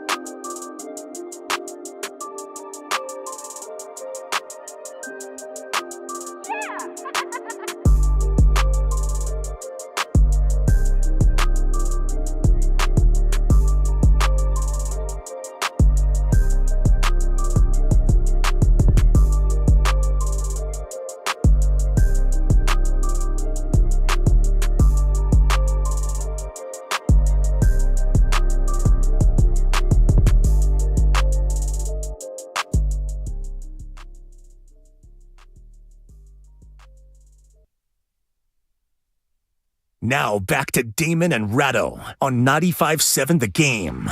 In for Damon today, Kevin Michael Whitey Gleason. With your permission, Ray, I'll be back with you tomorrow. What if I said no? Fine with me. You'd come anyway, though, right? I don't know. Yeah, you would. I probably would just, ask you to reconsider. But ultimately, I think. Well, I don't have I'd be okay. I don't have any power on this. You show up, and all right, that's the deal. We'll do it then. So you didn't have to say with your permission. You being kind of the prince of bleakness, not really the prince of darkness, but the prince of bleakness. Which of these two rather bleak scenarios do you think is more likely? Steph Curry writing out his career with the Warriors. They're a bad team, kind of like Kobe did with the Lakers, where they just, this season's all about bye-bye Kobe, and they were terrible, and Kobe had his big night to end his illustrious career, but they didn't win much. Or Steph saying at some point late in his run, you know what, this thing isn't going well. You guys should trade me and get something of use. So which of those two bleak scenarios do you think's more likely? Steph writing it out on a bad Warrior team, or Steph deciding it's time to send me somewhere else so you can get something of value back for me? He wouldn't put it that way. Well, however he put it. No, but I mean, it matters. He's not gonna be an altruist about this. He's gonna go, you know what? This is no fun playing here. Find me another place. And at that point, maybe they do it. But it's not going to be because, hey, maybe you can get something of use for me. It's give me a place where I can play the way I used to play. Okay, you're cleverly dodging the question by trying to find a flaw in my premise. But be that as it may. Yeah. And it wasn't that clever. It was pretty obvious, actually. But it wasn't meant to be clever. I was trying to point out to you that Stephen Curry is not taking any more hometown discounts. Okay, forget how it happens, but either Steph going somewhere else and the Warriors getting something of value for him, regardless of what Steph thinks about it, or Steph writing out the end of his career on a not very good Warrior team. I think the likelihood is he'll stay here because, one, there's still a $59 million payoff the last year. Two, being able to say that you put in all your time in one place, it just looks better than if you go, well, maybe I can get some time in Indiana. Better for the brand or better for his brand? Which brand is better for him, whether it's the brand or just himself. I mean, there are very few players who get to camp out in one place their entire career. I mean, almost no one does it. That's a monument right there. Secondly, I don't see, if he's in decline, why he would want to go decline on another team. I mean, he still is playing with house credit here. Presumably, it would be perhaps a team that he felt he had a better chance of continuing to win with. So that would be the answer to your question. Why would he go there if he thought he could win there and couldn't win here? Well, but if he was in decline, could he help another team win? Because he'd still want to play 35 minutes a game. I think he's always going to be a pretty good shooter. Well, we don't know that, first of all. Well, I think it's so. You can take it to the bank. And secondly, part of his shooting skill is his ability to get to a place quickly and getting the shot off quickly. That may be one of his diminished skills. But all other things being equal, I think he would prefer to stay here and ride it out. Yeah, I would guess so. That may change if they become really awful and now he's playing for a coach he doesn't like and a general manager he doesn't respect. At that point, sure, it changes. But it's hard to see him going anywhere else for any reason, really. It's hard to see the Warriors letting him go unless they're forced into a corner. Yeah. It wasn't that long ago I used to throw this question out to when I was filling in. I may have even asked you. I know I asked Dibbs. The question was, and this was a year ago, 2 years ago, over the last couple of years, hey, who's going to end up with the better career? Which Bay future superstar is going to have the better career ultimately? Joey Bart, James Wiseman, or Trey Lance? Right now, you nailed it. You just drilled that one. Is Joey Bart the answer? I don't know. We know that his manager and his general manager went to him recently and said, hey, nothing is guaranteed. But you look at that roster, I would still think they're counting on him to be their starting catcher. But James Wiseman gone now. People on the text line weighing in about how the Warriors did him wrong. And Trey Lance, obviously he got hurt, but even before that, underwhelming. So I don't know, Ray. Forget the answer to that question. Do Bart and Lance even have futures here in the Bay Area? Bart has a future because they don't have an alternative unless you believe that Austin Wynns is going to suddenly catch fire. Roberto Perez, they just picked up Roberto Perez. Outstanding defensive backstop in the past. Oh, that's because that's what you're after. One more. It's more important now because of the rule changes. Yeah, but I'm with you. I agree with you. Yeah, I mean, it just Lance. They need him. The Giants need Joey Bart this year. Yeah, they do. They may not get him, but they're playing with a thin enough margin that they need something from him. They can't be happy with him as their 9-hitter because that means that he's not going to make enough contact. And even though he's a better defensive catcher than he was, he's still not, I think, for their purposes, adequate. And Lance, who the hell knows? I think based on the notion that somehow Kyle Shanahan has to make a decision in February, he'd probably, list, Purdy as a starter. And if he's a starter, then the only way Lance is going to play is either if Purdy stinks or he gets hurt. What did you think of Trey Lance's explanation for his tweet that seemed to suggest he wanted out and wanted to go to Tennessee? I think people were running with nonsense. I didn't buy it. I think he was, again, thought we were stupid. It's pretty clear what he meant there. And maybe he had second thoughts, maybe didn't mean it, but I mean, come on. I was just backing my guy. I think he probably was and didn't give a lot of thought to what the blowback would be. Well, why would you put fingers crossed emojis for a guy's hiring and I hope he does well? I wish him well. I don't know. I will tell you this. Anybody who speaks emoji is illiterate. Well. And you don't know what the emoji meant. And it's not like he thought he could go there. The 49ers aren't trading him. No, I know.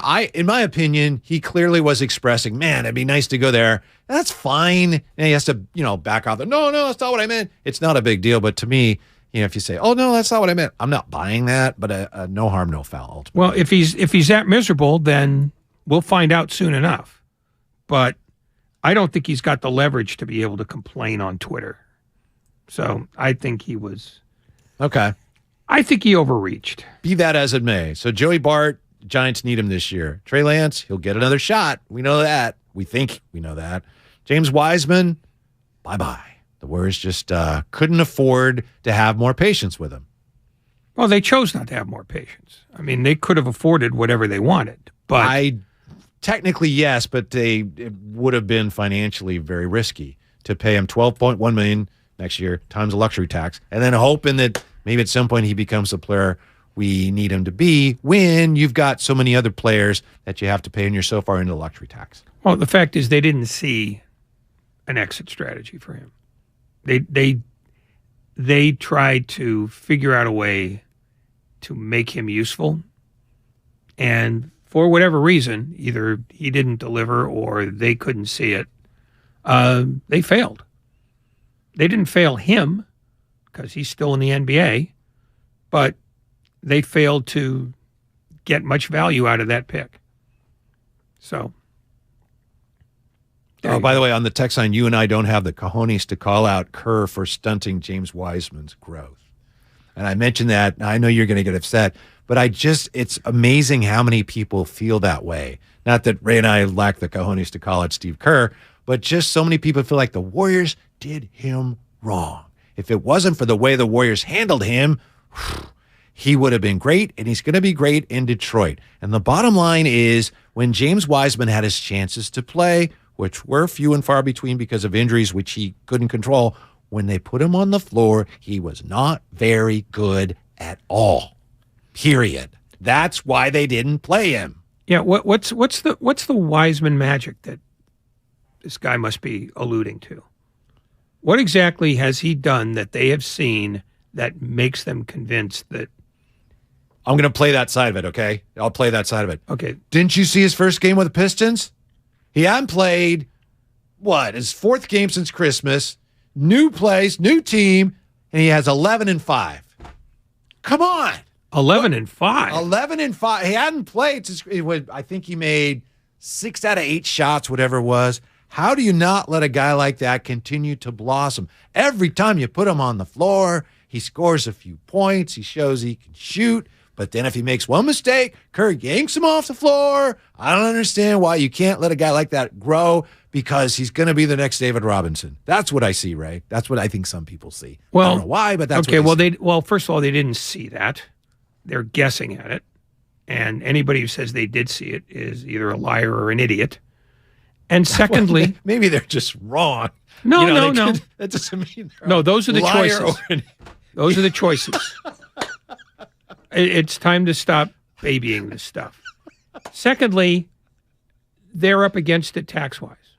Yes.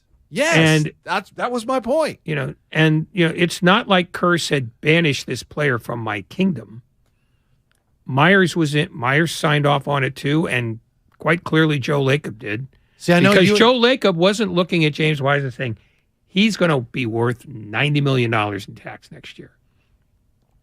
I know. You're trying to put a dollar sign on the muscle. And that's an old baseball scouting term from way back in the day. They're trying to figure out, is James Wiseman worth it to us on the floor and financially? And that's the world they're living in now. They used to be able to spend like drunken sailors and never mind about the tax. But Joe Lacob has finally seen what his comfort limit is. I know you and Damon talked to Coach Kerr about this, and I know you've been over it and over it. I appreciate your talking with me about it now, some of these things you've already discussed. But you guys had the interview with him, and to me, the problem for Coach Kerr there is, and this is what coaches do, and he's very bright and he can handle it, but he couldn't give you the real reasons, right? So he had to come up with things that are partially true. Well, we just couldn't get him on the floor. Well, you got the other players on the floor. Yeah, the thing was, A, he wasn't very good, and B, we needed to save money. But you can't say that. You don't want to denigrate the player, and you don't want to be upfront with the fact that finances had a lot to do with this move, because it's not a good look, but that's where it is. Well, I mean, that's part of it. It's all part of the thing. If James Wiseman was in fact contributing, they'd have bit a hole in their lip and they'd have kept him. They would have just said, you know what? And that's what they wanted. They wanted him to put them in that position. Yeah, and he didn't. And I'm a big believer in you don't get given playing time, you earn it. And unless you think that Steve Kerr and Bob Myers are stupid, you have to assume that they know what they're looking at and they know what they're looking for. And in Wiseman, they did not get enough of either. So they made the calculated choice to get out from what was looking like it was going to be a colossally bad investment. Did they get any help for him? Not in the short term, maybe not even in the long term. But if Wiseman can't play, he can't play. And no amount of dressing this up is going to change that. And we won't know if James Wiseman can be what these people think he's going to be until he's starting somewhere in the NBA and playing 35 minutes a game, because that's what they're projecting. I don't know how you can criticize Steve Kerr for the way he handled Wiseman when they won a championship last year. That's the ultimate goal, and few teams do it. And they won a championship. And this year they tried to get James Wiseman on the floor early in the year. They wanted him to play and develop and play well, and he didn't play well. So that's not on the coach. Some of it is bad luck. As I said, we know that James Wiseman, he was injured a lot. He just couldn't play. The ultimate mistake was in misjudging how raw he was when they drafted him, Ray. And again, it was a swing for the fences. We've got our aging core, as we've discussed, and we're going to have to replace some of these guys at some point. Well, we have the second pick in the draft, which we never get. So we could pick a guy we think is a pretty safe bet to be a pretty good player, or we could pick a guy who has a chance to be a superstar. That's the guy we need to take. They picked him because of the pandemic and a few games he played. Did take long before they realized he's just not that guy. So it was time to move on. Yeah, I mean, I don't know how to dress this up any other way, except that nobody knows what James Wiseman could have been here, because he didn't show it when he played, and he missed twice as many games as he played in. The truth is, they took a gamble on a guy who was incredibly young, and they wanted to raw. You're right. And they wanted to fashion him into a center of their liking. And the Warriors use their center different than a lot of teams. Secondly, they took him in a year where there were almost no big guys. So your chances of hitting a home run in a real thin market is even diminished more greatly.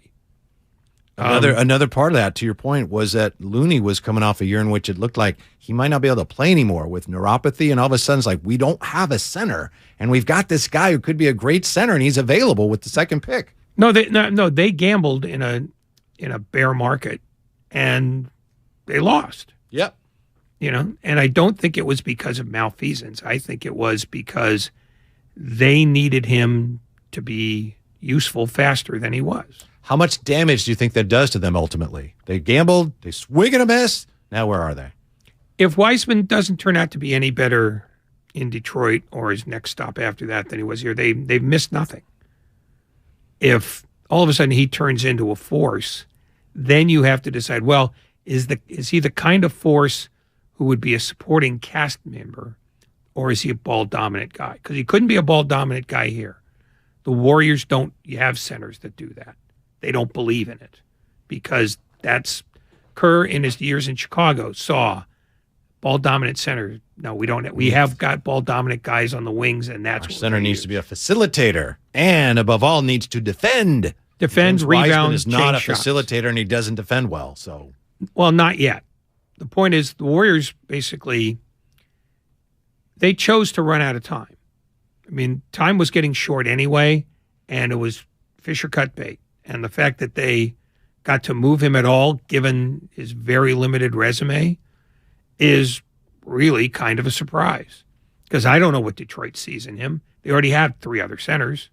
So what are they getting out of him? What are they going to turn James Wiseman into? Other centers are actually better than him, or have been. So, well, what are they going to turn Wiseman into then? Or are they going to get rid of those other centers? And remember, the guy they won in the draft is a center if they get lucky. Yeah. They hit the jackpot. Well, although I mean, some say he could be a 4. Yeah. Well, I mean, I guess we'll see. But, the Warriors, they gambled with pretty hefty odds. High risk, high reward. Well, we don't know we know what kind of reward there was, but he needed to be a center who wasn't going to amaze you in the box score. He was going to have to be sort of a younger, more agile version of Andrew Bogut. And I will say this, some people at the time pointed out the way the Warriors use their centers, the way they go out and find guys that fit their system that are maybe undervalued in other places. Zaza, I mean, they got a Zealy. I know they drafted him. They bring in Bogut. Given that that's the way the Warriors approach the center position, why would you spend the second pick on that guy? Because that was the pick they had. Yes. I mean, were you going to trade down 10 spots and then not have a big guy? Just not use that pick on a center, because the type of center you get at 2 is not the type of center that the Warriors typically employ. Then who are you taking there? If you're not going to take Ball and Edwards is already gone, you taking Patrick Williams? I told you at the time I would have traded down and gotten Halliburton. That would have been what I would have done. That's what I said at the time. And I know, I certainly was wrong about last year, but that's what I said at the time. Oh, no. Well, Halliburton would have been sensational, but he would have been duplicative for them. That's the problem with Halliburton on the Warriors. That's not a nice thing to say about a guy. He's an all-star and everything. I mean, come on. No, he's a sensational player because he got his, chances to play religion. on a team that didn't have a guard and then got traded to another team that didn't have a guard. I know. So he got 2 great situations to show how good he is.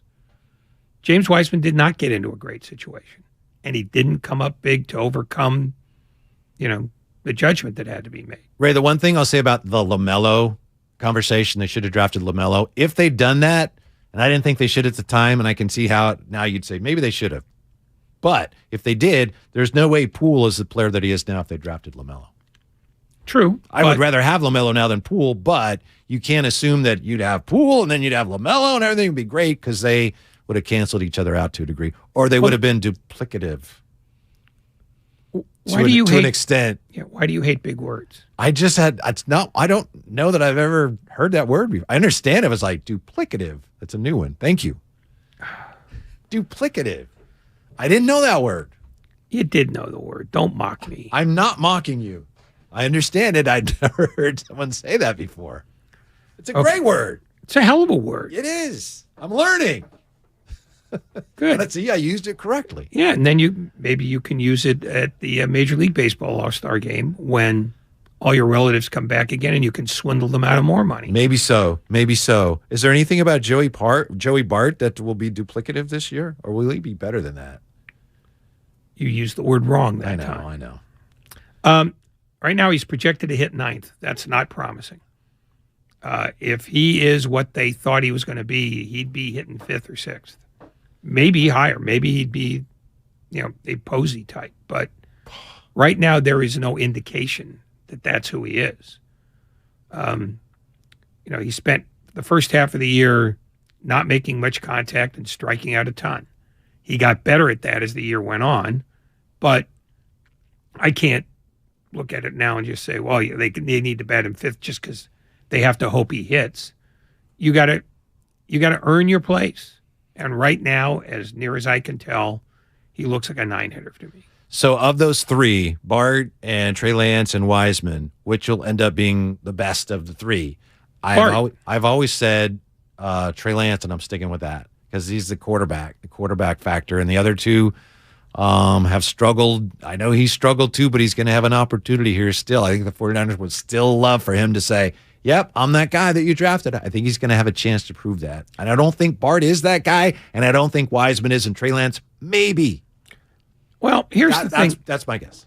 Albert Breer last week of Sports Illustrated said that, I guess he had talked to some people in the 49er front office, and they said they're not crazy about his throwing arm, and they're surprised that he's not a better runner. Well, if he's not as good at those 2 things, what do you got? So I'm not counting him. That is very alarming, as anything. I admit. That's very sobering. The 2 skills that we want a quarterback to have, he doesn't have them as much as we thought he did. I mean, if you want to, there's your Wiseman comp. Took a guy way ahead of where he probably projected based on experience, and they're finding out that you can't make up for experience. Do you mean, and maybe you don't know because you didn't say it, but do you mean that his arm strength they're not as pleased with, or the running skill I can see because maybe he's not as elusive? He phrased it there. His throwing, that could be accuracy, that could be depth, that could be. There are a number of things about throwing a football that make it a more complicated thing than he can throw 70 yards. So, but they're clearly not as satisfied with it as they were. And frankly, when he was healthy, they weren't interested in playing him either. So which one of the 3 is going to end up being the best player? You said Bart. You said Bart, yeah. Speaking of baseball, coming up, baseball's new rules. They kind of worry me, and they make me think of John Wooden, actually, Ray. That's coming up next. You always think of John Wooden. Not always. And it's creepy. It's Damon and Ratto, Whitey and for Damon. We are presented by Fremont Bank, full service banking, no compromises.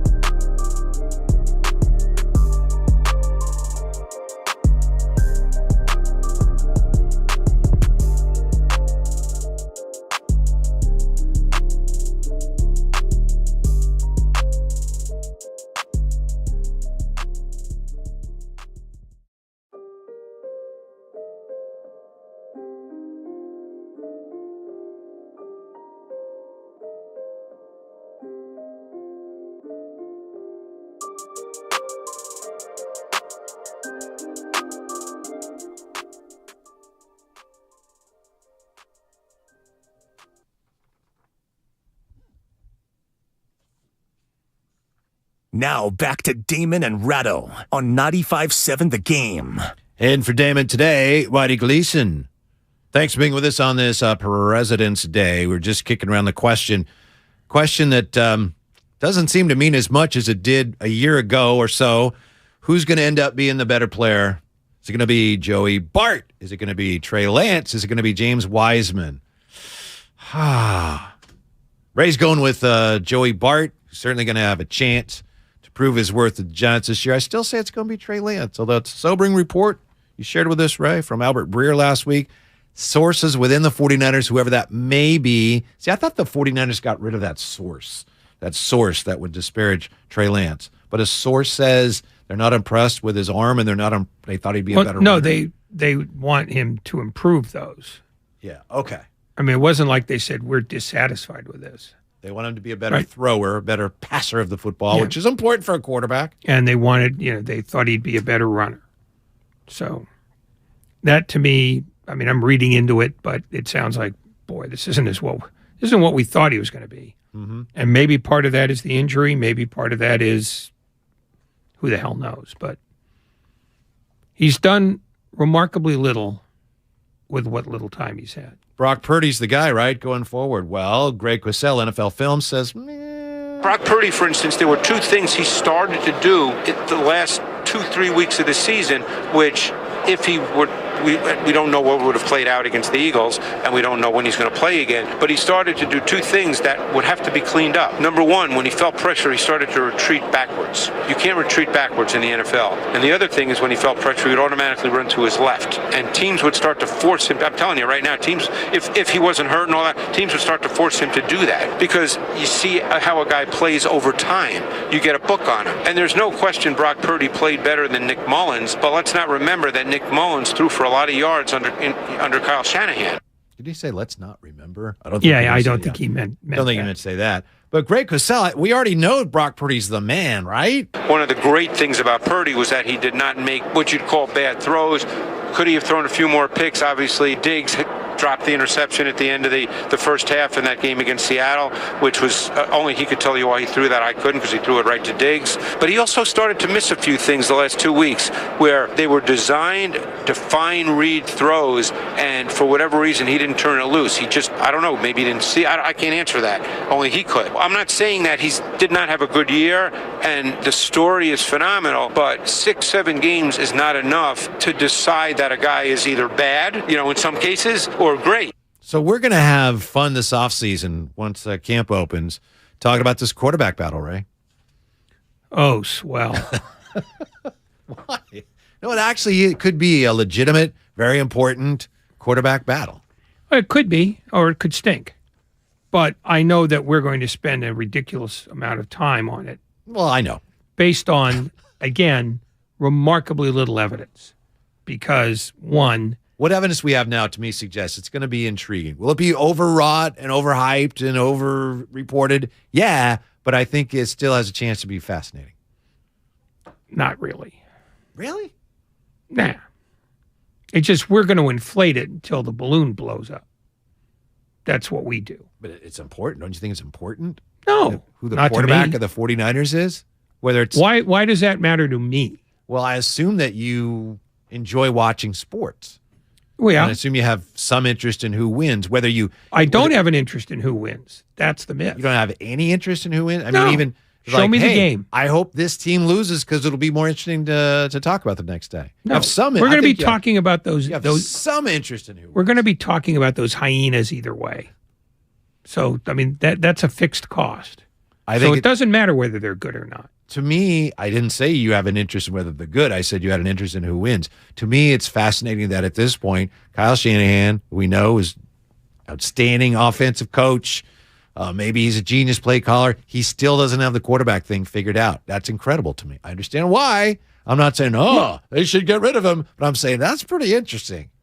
The idea that he has to have the quarterback thing figured out in February is hilarious to me. Because ignoring the injuries, what he's really shown you is two things.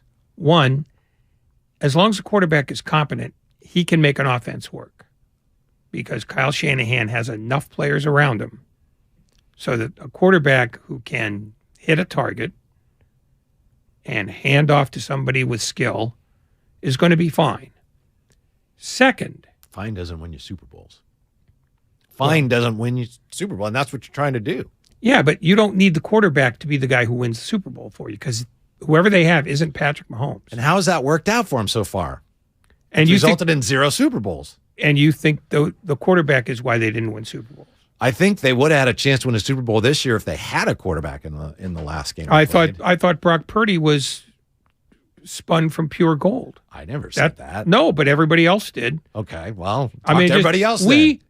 We overvalue, one, the quarterback who's not playing, and two, we obsess about the quarterback in this town to a not just egregious, but stunningly stupid degree. It just, the 49ers. If you're not on YouTube, Ray actually snarled when he said stunningly stupid. Well, the 49ers have shown that they are loaded with talent, and the places where they were at least slightly deficient wasn't the quarterback.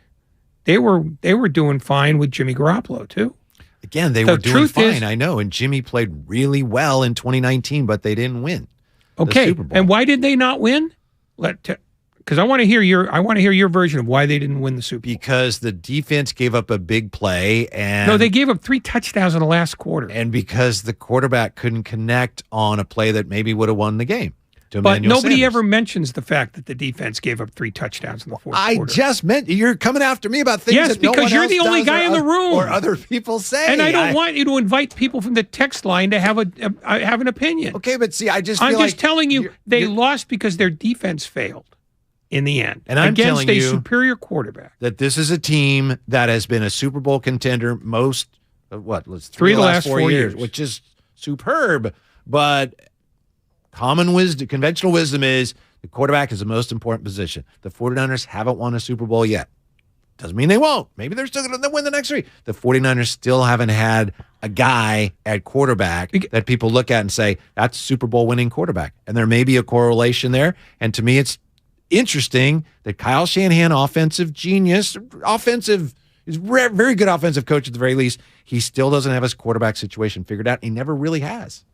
No, but and that's fascinating. They didn't win one Super Bowl because the defense failed them in the end, and they didn't win the other one because a cornerback dropped a sure interception.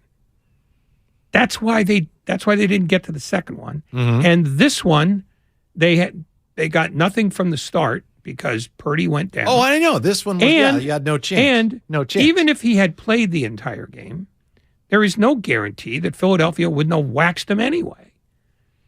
I mean, the thing is, people want Brock Purdy to succeed wildly, but they also want Trey Lance to succeed wildly, and one of them can't. Okay, well, take that up with those people.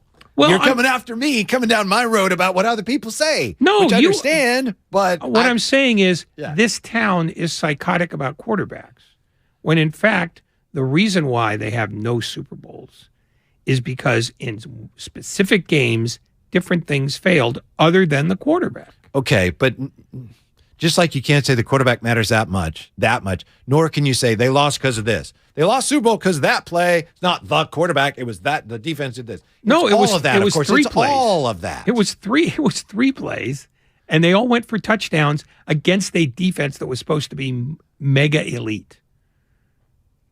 I mean, even without Purdy, the NFC Championship game, they gave up 31. Here's the I mean, Purdy's injury. If your offense was more functional, you wouldn't have given up 31. How do you know that? Well, I'm guessing you would have had the ball more often, and so that you probably wouldn't have given up 31. So to say, without Purdy, they gave up 31. Well, yeah, but I mean, it all goes hand in hand. Well, then it all goes hand in hand. Well, then you just argued my point. If it all goes hand in hand, then why are you fixating on one guy? Because they haven't had the guy at quarterback and they haven't won. Could there be a connection there? There's also this. I think Kyle Shanahan in the past, and I think he's phenomenal. All right. But here's why he sucks. No, I'm not. See, I think he's been an excellent coach, but obviously, that's obvious. But it's fair to wonder whether he has something that I call scheme arrogance.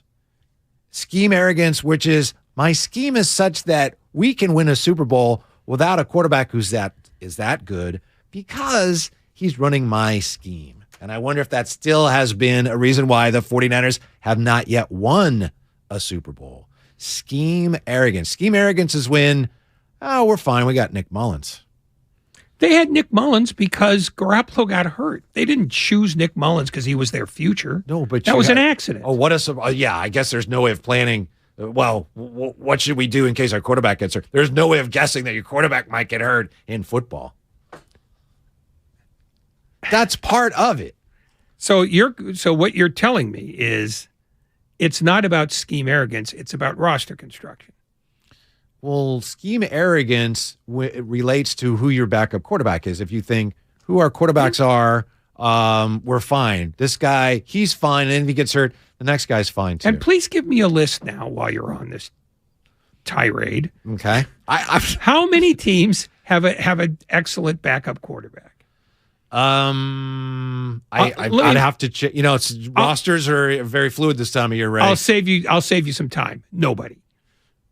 The backup is the backup because he's not nearly as good as the starter. Well, so that's just the fact that there aren't very many quarterbacks that are very good. Even a lot of starters who weren't very good. And Baker Mayfield's going to be on his 4th team in 3 years because of it. Yeah. And he was a high draft choice. The NFL isn't really good at finding the elite quarterback. Well, it's because, too, and I agree with you about the backups, there was a time when obviously with the cap, before the cap, the good teams made sure they had a good backup quarterback. And we all know, it's going way back, but that's why you'd have Joe Montana, Steve Young. So you could afford to do that. But, I mean, you have to have a backup who can play. 888-957-9570. If you're a team that has aspirations to go far. Let's talk to Dave in Pleasanton on 95.7 The Game. Hey, Dave, what's up? Hey, really quick, you are right about the scheme arrogance, and I think that has to do a lot with the offensive line. Kyle thinks, hey, as long as we got Trent Williams, we can kind of use my scheme to make the offensive line look better. But I called mainly to get on Ray a little bit. Yeah. Because our defense consistently has been the majority of the reason we got as far as we did. Jimmy G is the last reason we got as far as we did. How many times did they cover up his mistakes? So I agree with Ray. They did lose the Super Bowl in the NFC Championship game. But when they saved his butt so many times, you can't say Jimmy G wasn't the biggest problem on the team. I feel that was the easy. I think Derek Carr could have won the Super Bowl with us. Thank you, Dave, for checking in. And I'm sorry, Ray, but Dave has spoken, and he agrees with me. Well, can he do the rest of the shift and I'll go home?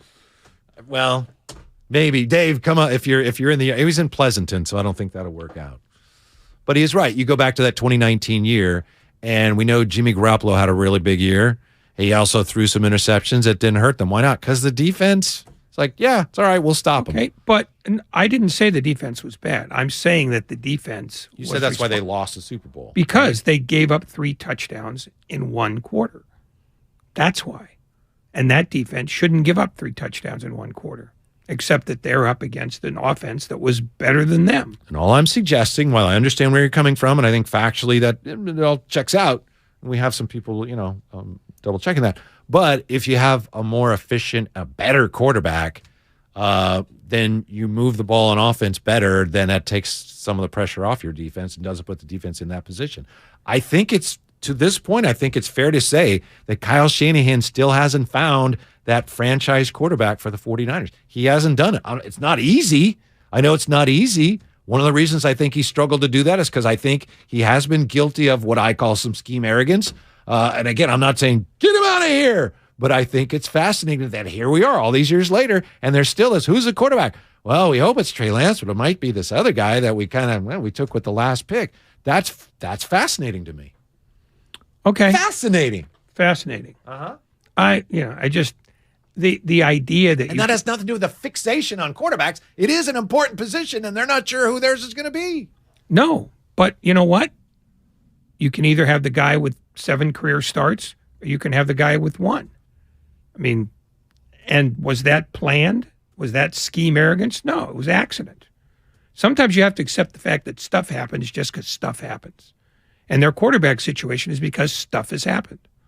And the thing that you have to say about Kyle Shanahan is that when handed a 7-2, he turns it into something because he does have a scheme that works. It's not, he says, I don't need a quarterback. It's, I can't find one because I've had bad luck doing that. I mean, there's a difference between, my guy got hurt and it doesn't matter who I need. I'm going back even to his first year here when Brian Hoyer was the quarterback. And I know they weren't going to win anything. His first year? Yes. He was lucky that anybody would come and play. Yes. And I know that they weren't going to win anything then anyway. But Brian Hoyer, what did they say about Brian Hoyer? He knows the system. He can get the ball out. He couldn't. He couldn't get the ball out. But that was the first sign of Kyle Shanahan thinking this certain guy's like, yep, that's my guy because he knows my thing. And he's not that good, but my scheme will make him better. And it hasn't always worked out. 888-957-9570. Jerry in Bayview, 95.7 The Game. Hey, Jerry, what's up? Hey, guys. Great show. I think Shanahan, until he gets into a live read offense, like you're stepping the line and seeing what's going on, he's just guessing. And I think you saw 3 offensive coordinators that did or would have completely outplayed him in the Cincinnati Bengals guy, the Philadelphia guy, and and Kansas City, you got to get a live read offense, or else you're just guessing. And a lot of times the defense was guessing right on Shanahan. Thanks, guys. All right, thanks, Jerry. I guess Jerry's talking about running some RPO stuff. Is that what it? Did I understand him right? Live read offense, like you're running more quarterbacks making reads. I guess. I think it's a get to the line of scrimmage, see what the defense is doing, and go from there. Let the quarterback make decisions before the snap. Gotcha. Interesting point. I don't have a problem with Kyle Shanahan and his play calling and all that. I mean, the level of success they had is phenomenal. But to me, it's not a coincidence that they haven't quite been able to just break through just yet. And they have not had a quarterback that everyone could point to and say, man, that's a guy that you want to ride with going forward. It's always been, he's our guy for now, and that's good enough. Always. And again, it's because I know a lot of circumstances. You're right. Well, okay, then accept right. that. Don't some of it. Yeah, then don't do the scheme arrogance thing. Like, oh, anybody can do this. Because if anybody could do this, he'd still have Brian Hoyer. Brian Hoyer was there the first year because that team was awful, and it took him 2 years to shovel out that stable. So anything that happened in the first 2 years is just him trying to figure out who here can play at all. He knew Brian Hoyer wasn't going to be a part of the long-term solution. He knew that. No, but he didn't play as well that year as he was supposed to, and he wasn't able to do some of the things that Shanahan assumed he could do. Again, I'm not saying that set back the Shanahan program or the 49ers would have won 2 Super Bowls by now if not for Hoyer. I'm not saying that. No, but he knew that Brian Hoyer was not an answer to anything except who's my right now guy. He had to bench Hoyer. Yes, because he didn't plan to bench. Hoyer was like, he's going to solidify things. He's going to be steady. He's not going to solidify things. He's going to eat up games until I have a team that doesn't stink. And he couldn't do that. Okay. Because he wasn't as good as Kyle Shanahan thought. No, but it wasn't like Kyle Shanahan has a little bit of a blind spot when it comes to quarterbacks, which is incredible to me. It should be incredible because it's wrong. I don't know. I mean, Brian Hoyer is not a choice you make. Brian Hoyer is what you're stuck with. I mean, that's it. He didn't say, this guy can run my offense. It's that he's the guy I got. I mean, like I said, the first 2 years of his reign don't count because he had to undo the damage that preceded him. That's how that worked. It worked that way with Bill Walsh, too. I mean, he went from 2 wins the first year to 6 wins the second, then he won a Super Bowl. But he needed those 2 years to clean out the stables. I don't dispute that, but I would say, since you bring up Bill Walsh, how many quarterbacks did Bill Walsh in the 49ers draft that ended up starters on other teams? I mean, I'm thinking like Bono and Elvis Gerbach, and they would do that because they would develop quarterbacks and they would also get guys in the first place that were good quarterbacks. And some of that I know has to do with back then more teams ran the West Coast offense. But you look at the 49ers, it's not all on Kyle, but they go out and they've got, they trade up to get Trey Lance, and I still hope it works out. But look, here we are, and as you said, you've got insiders going, we're not that thrilled with him. Okay, well, I mean, it's certainly possible. Blind spot when it comes to quarterbacks. Not blind spot. Maybe it's a roster construction problem because he's also the general manager. It's not John Lynch. And I don't know how many times it has to be said, but Kyle Shanahan makes the choices on that. He's the one who wanted Trey Lance, and he's the one who said, no, this is what I'm doing. And I don't buy the argument that he was talked out of Mac Jones. Nobody talks Kyle Shanahan out of anything. He takes what he wants. And did he pick wrong on Trey Lance? Beats me, but there's no evidence yet that he's anything other than a mistake. And the truth is, which is not good. No, obviously. but that's not a matter of he can't mold a quarterback. It's just he took a guy who's not NFL ready. But you have to go back to at the time when he made that pick and he talked about, remember, you can look this up. I'm paraphrasing to a degree, but Kyle Shanahan talked about how when they lost that Super Bowl, the Falcons lost that Super Bowl to the Patriots when they were up 28-3. He said, you know what? I learned a lot from that. I learned that you've got to have that guy as your quarterback. These were, I'm paraphrasing again, but this is very close to what he actually said, the actual exact words. I learned from that experience. To win a Super Bowl, you've got to have that guy. That's what he said. They don't have that guy. They have not been able to find him. Now, I know in all fairness to you and to Kyle Shanahan and to all these players, it's not that easy. You can't just assume every year that that guy is available. And quite often when he is available, as we've seen, a guy like Mahomes, not a lot of people recognized it. So I know that. But it is a fact that they still don't have unless Trey Lance, turns out to be that guy, or maybe Brock Purdy, I think he's a long ways from that. They still haven't found that guy, and that's one of the reasons they haven't won a Super Bowl yet. No, but that's not scheme arrogance. That's luck. That's guessing wrong on a draft choice. It's not that he wants to have average quarterbacks.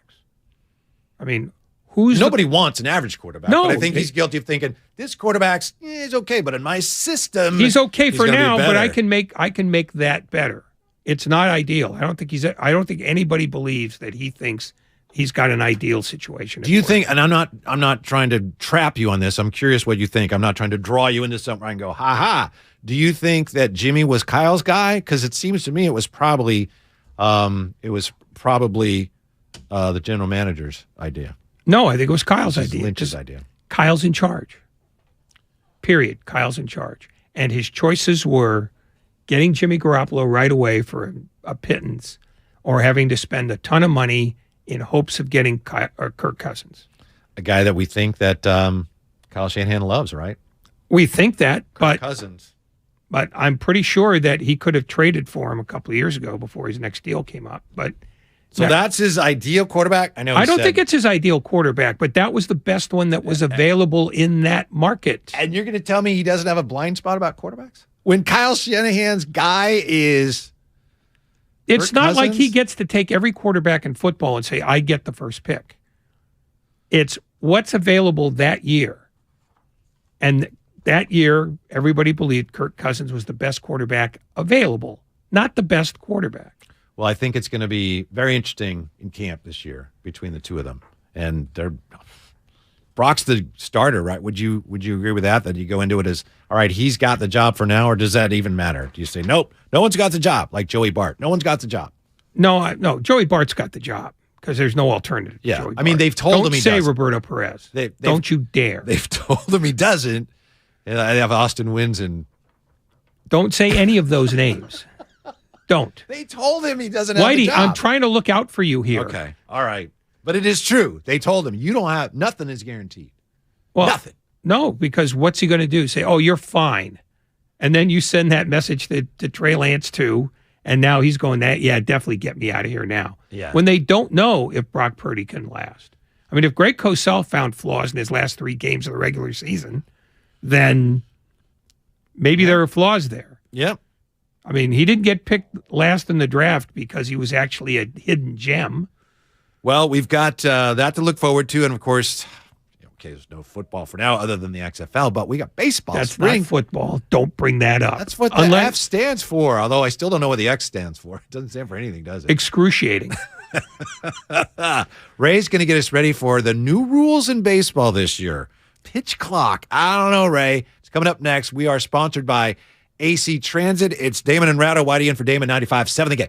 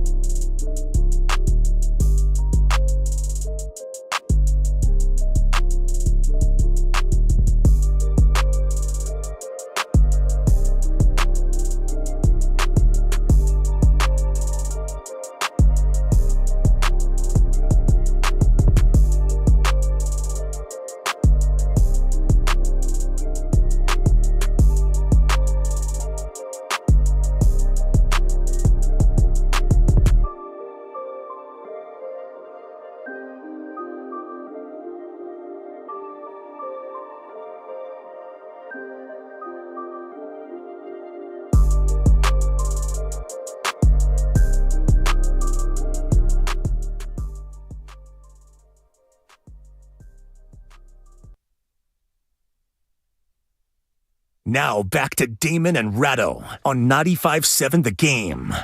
And for Damon, Kevin, Michael, Whitey Gleason, thank you for being with us today. I'll be back with you tomorrow. Then I think Alan Stiles is going to be in for a couple of days, and I'll be back Friday. But I don't think you're going to be here Friday, Ray. I think it's me and I have to apologize to Alan ahead of time. But if he tries to goad me into a stupid debate about the 49er quarterback in February, I deserve what I get. I wasn't trying to debate you. I was trying to tell you the way it is, and you just wouldn't listen, and you started arguing with me about things that other people say. So I don't understand. You're a conduit for other people say, and you should know by now that my value of other people is minimal. I do know that. In fact, I honestly believe the planet could do right by itself by having the meteor hit. As promised, we're going to address some of these baseball rule changes, and we'll see how that goes. If that's it'll exciting, be a disaster. Yeah, well, we'll see how it goes. Before we get to that, though, since we're talking quarterbacks, and Ray and I disagreeing on the 49ers and their quarterback philosophy over the last several years, I'm wondering what you thought of this. Now, this is from a writer. So this is a beat writer for the Packers. His name is Bob McGinn. He's been covering them for 100 years. So in your view, he's probably well connected. He is well connected. He says he's convinced that the Packers are disgusted with Aaron Rodgers. The reason I'm laughing is because the whole thing with Aaron Rodgers' darkness retreat. Bob McGinn, beat writer, Green Bay Packers beat writer, says he apparently he didn't think the team's really crazy about that whole thing. They are done with Rodgers. He's not coming back. I mean, they're disgusted with him. They're done with him, and they're moving on. So yeah. The team is high on Jordan Love. They think he's the second coming right now. So as we talk about quarterbacks, I'm not suggesting that, look out. They'll make their move for Aaron Rodgers. Did something happen to Aaron Rodgers, or did we just not know what he was all about all along? I think he's probably changed in some ways, but I would caution you that the idea that people are disgusted with players in their employ in February is a permanent condition. I mean, Jimmy Garoppolo was done and dusted here a year ago. There's no chance he's coming back. And then miraculously he came back. So I don't think the Packers are so disgusted with Rodgers that they're ready to get rid of him now. For one, they got to pay him $45 million next year. And a lot of teams can't swallow that. And two, they're not that high on Jordan Love. If they were that high on Jordan Love, he'd have played a little more here or there. He never plays. So that might be Bob projecting a little bit of his own disgust. Rodgers has said he's willing to rework his deal for this upcoming season. It carries a cap hit of $31.6 million. He has a $59.465 million guarantee to play next season. Your personal friend Peter King wrote last week, there was eyebrow raising among a few league or team people I brought this up with, this being the darkness retreat.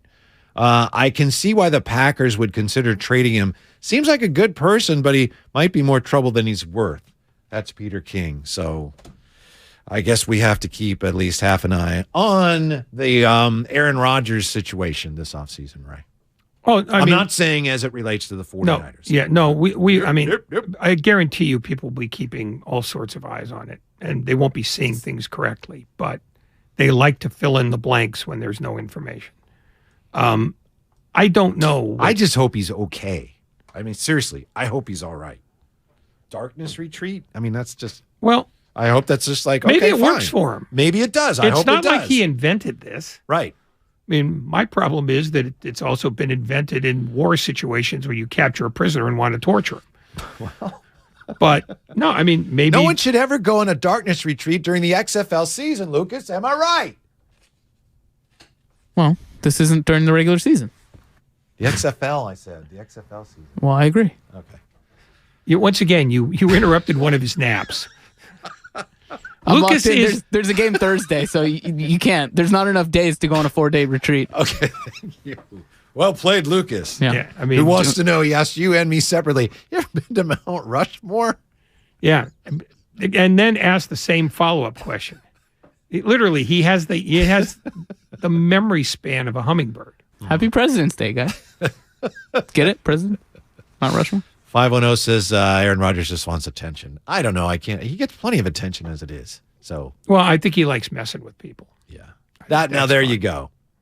He loves the fact that someone like me is going, I don't know what he's doing in a darkness retreat. He loves that. Yeah, I don't care what he's doing. Yeah.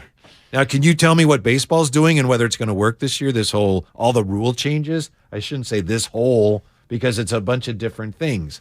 I mentioned earlier, Ray, and you mocked me mercilessly. I said I think of John Wooden when I think of some of these rules. What I mean by that is, John Wooden, one of his famous sayings, there's a book of them. He said, be quick, but don't hurry. It's brilliant. Be quick, but don't hurry. I'm afraid with this, 20-second pitch clock in baseball, and I think it's 15 when there's nobody on base, that pitchers will be in a position where they can't be quick without hurrying. And if they hurry, I don't know, is that going to lead to more hit batters? Is it going to lead to just arm injuries?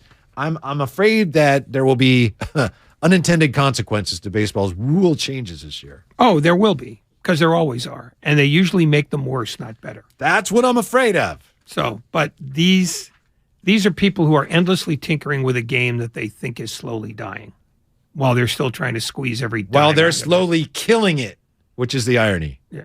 Well, I don't know if they're killing it or whether that's the natural progression of things, but they are not doing it any favors and they are not providing it any services. You could have just said, yeah, you're right, they're killing it. But instead, because they're not.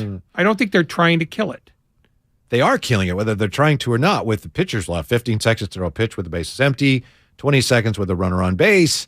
Hitters will need to be in the batter's box with 8 seconds on the pitch clock. Now, I hope it works, and I hope it speeds up the game a little bit. You color me skeptical. Well, the idea that batters don't get to take a walk after every pitch is helpful. Should be. The pitch count, however, I think increases the possibility that more pitchers will end up with arm trouble. That's That's what's wrong with that. But the main thing is that they feel like the thing that's turning people off from baseball is that the game is too long. And it's not that it's too long. It's that it's too much wasted action, too much wasted time, not enough action, and way too much walk, strikeout, homer. Not enough athleticism. What's the thing that every other sport has? You see players doing extraordinary things. The extraordinary thing you most see in baseball is a hitter trying to make a judgment in about half a second whether a ball is hittable or not. That's an incredibly difficult thing to do, but it's not riveting. And they're trying to make the sport riveting for a generation that they may have already lost. The shift will be no more. There's only so much you can do, but at the time a pitch is thrown, all 4 infielders are required to be on the infield dirt or infield grass with 2 on each side of second base. Okay. I understand what they're trying to do there. The bases will be larger from 15 inches to 18 inches. Fewer throwovers, so they're trying to get more stolen bases and more base hits on contact. I hope it works, but I mean, just the whole idea of the pitch clock, I think it's going to end up being something that's unworkable. They're trying to overthrow what a bunch of young general managers have been trying to instill in baseball for the last 10 to 15 years, which is that balls in play are less important than balls over fence. And they might have the math to prove it, but it makes it a far more sterile game.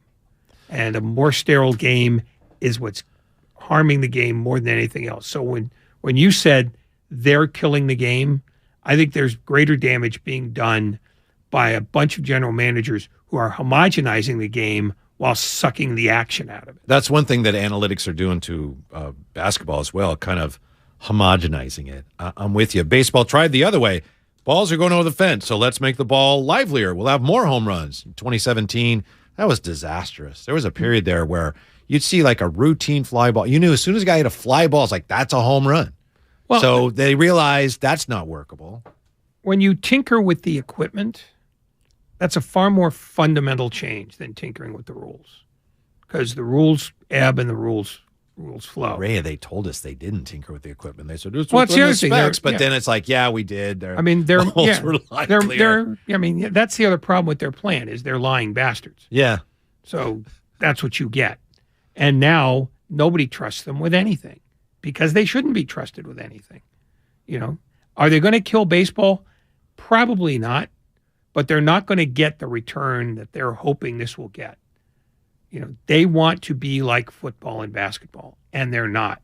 They don't embrace their differences. They spit on them. Do you think that baseball is, in terms of its popularity with the other sports, is it an endangered species? That if you just let the game go, that it's going to end up being a less attractive product to the masses? Because you can go back over the history of baseball, and every so often they've had to try to goose the offense. You can go way back to the original live ball, and then lowering the mound. It's the natural progression of baseball that over time, if you just leave it alone, pitching becomes more and more dominant. So is that just where this whole thing is headed, and there's only so much you can do? Well, I mean, I guess we'll see what these changes do, but I think this is going to be, if you see a change, it's going to be more incremental because you now have to train an entire generation of hitters, not just ones in the major leagues, but in the minors, in college, and high school, to change their approach. You know, stop worrying about launch angle. You know, try to put the ball in play, hit the ball on a line. They have to learn that skill again because it's not being taught now. And that's the problem, is they have basically squeezed everybody into this one funnel and said, you need to be this. Whether or not said person can be that. He said, no, this is what you need to be, or there is no job for you. I think, Ray, these rules, for better or worse, I think they're going to be very noticeable. I think it's easy to say that, oh, you'll get used to them. And I admit, I've been to minor league games with a pitch clock, and initially I was outraged, and after a while you kind of roll with it.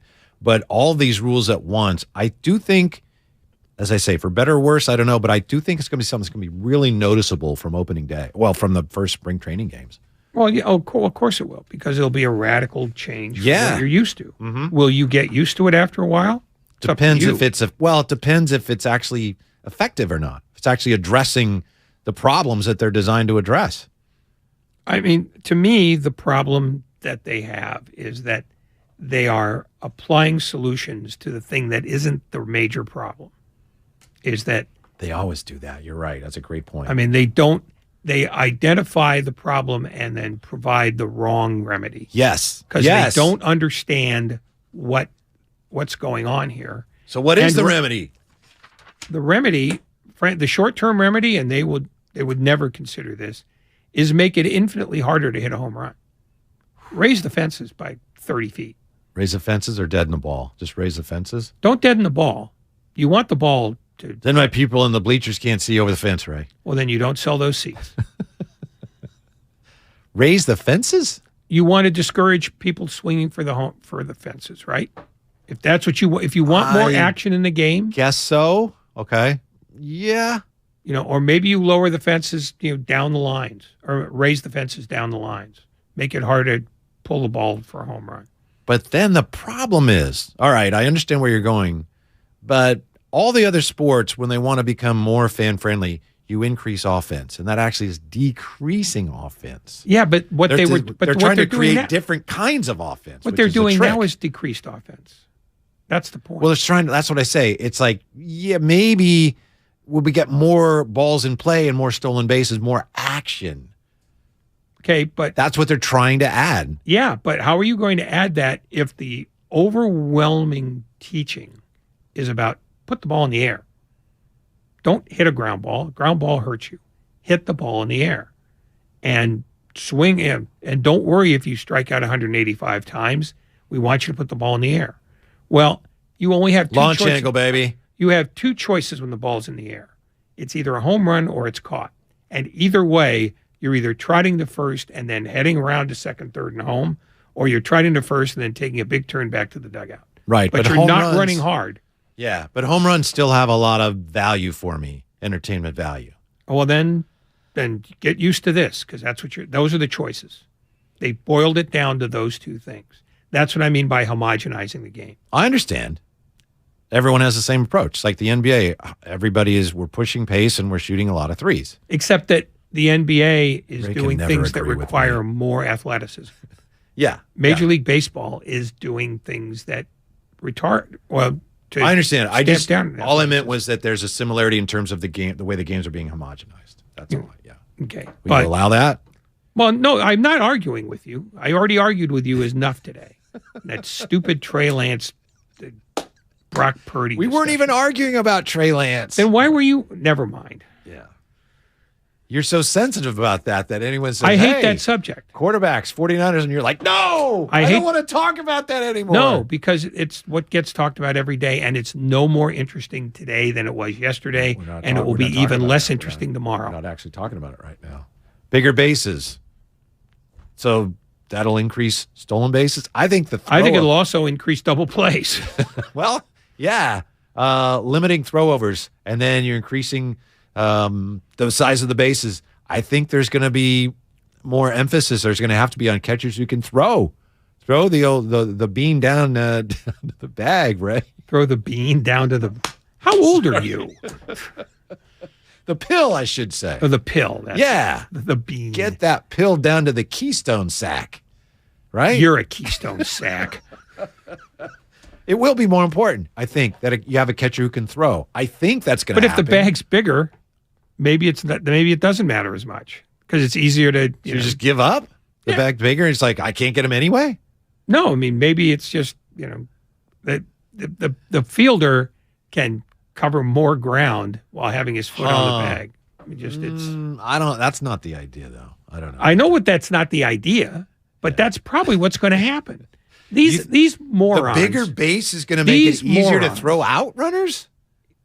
Is that what you're suggesting? I'm saying that if you make the target bigger, it's easier for the fielder as well as the runner to be around the base. Yeah, but it makes the distance the runner has to travel shorter. And you think 3 inches is the difference?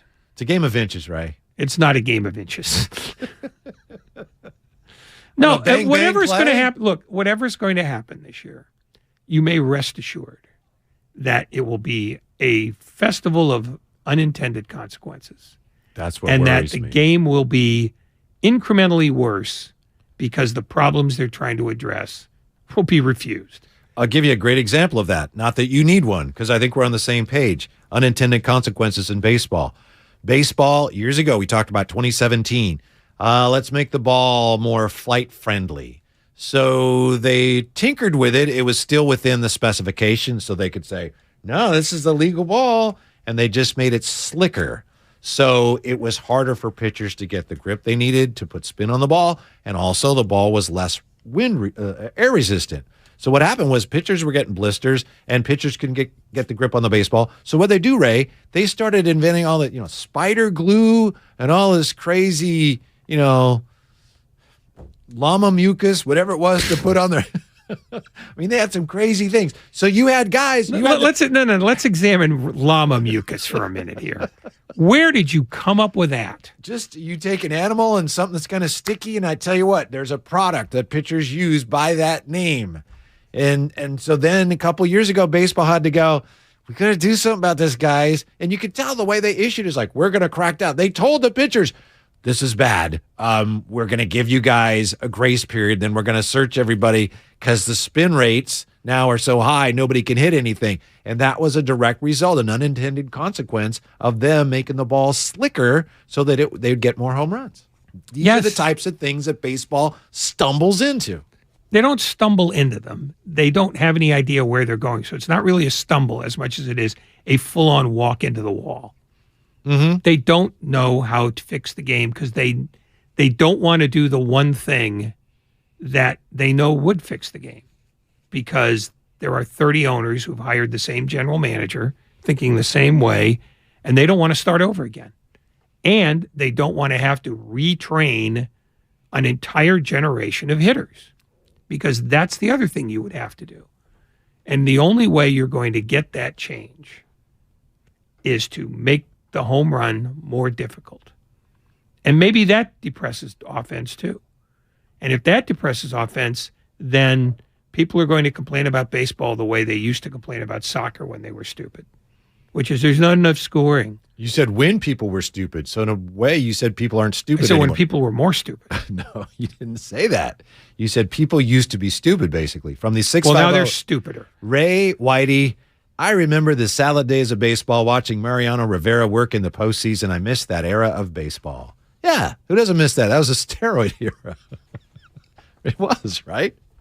Mariano Rivera. I mean, you're talking. You think he was boosting? No, I'm just saying you're talking that was the steroid era. Yeah. When you had the 90s and you had some of those great teams and all those guys hitting all those home runs, and that was part of it. It was more entertaining, though. Well, in some ways. Well, then why isn't baseball legalizing or trying to figure out how to legalize performance-enhancing drugs? They're not. You know they would do that in a heartbeat if they could. I think they're doing it anyway. I mean, guys are still testing positive, so it's not like they've eradicated it. Don't you think guys get a heads up about when they're going to be tested from somewhere? I don't know if the league's involved or the agents or somehow, because the league doesn't want guys getting caught. Yeah, they don't want guys using steroids, but more than that, they don't want anybody getting caught. Well, the only reason why they do even this performative stuff is because George Mitchell scared him to death. Oh my God, we might lose our antitrust exemption if we get crosswise with Congress. And so, they promptly became drug police. But they weren't effective drug police because before that, they not only delighted in the product, they cashed in on the product. And when it was found that the product was tainted by cheating and illegality, did they return any of the money? I'd have to check. Granny could check, but I don't believe they did. No, we could check that. Well, I have checked it. Not a dime. No, I'm they agreeing with you were about that. happy when it was coming in. Now they're complaining because it's not coming in as fast. That's the thing that's that's one of the things I think is going to happen next is baseball's all of a sudden is going to start looking the other way on this again. And you're going to get to see guys with Popeye arms and Popeye calves. Mm-hmm. And it's going to, they'll do anything to try to fix this, but they're not fixing it in a way that is lasting. Coming up, Ray will give his very optimistic, I'm sure, view of the Giants season. We've got that coming up. And how do the Warriors get there from here? We got some NBA buyout news today. We'll share that, how it impacts the Warriors. That is next. It's Damon and Ratto. Whitey in for Damon today, and we're presented by Fremont Bank, full-service banking, no compromises.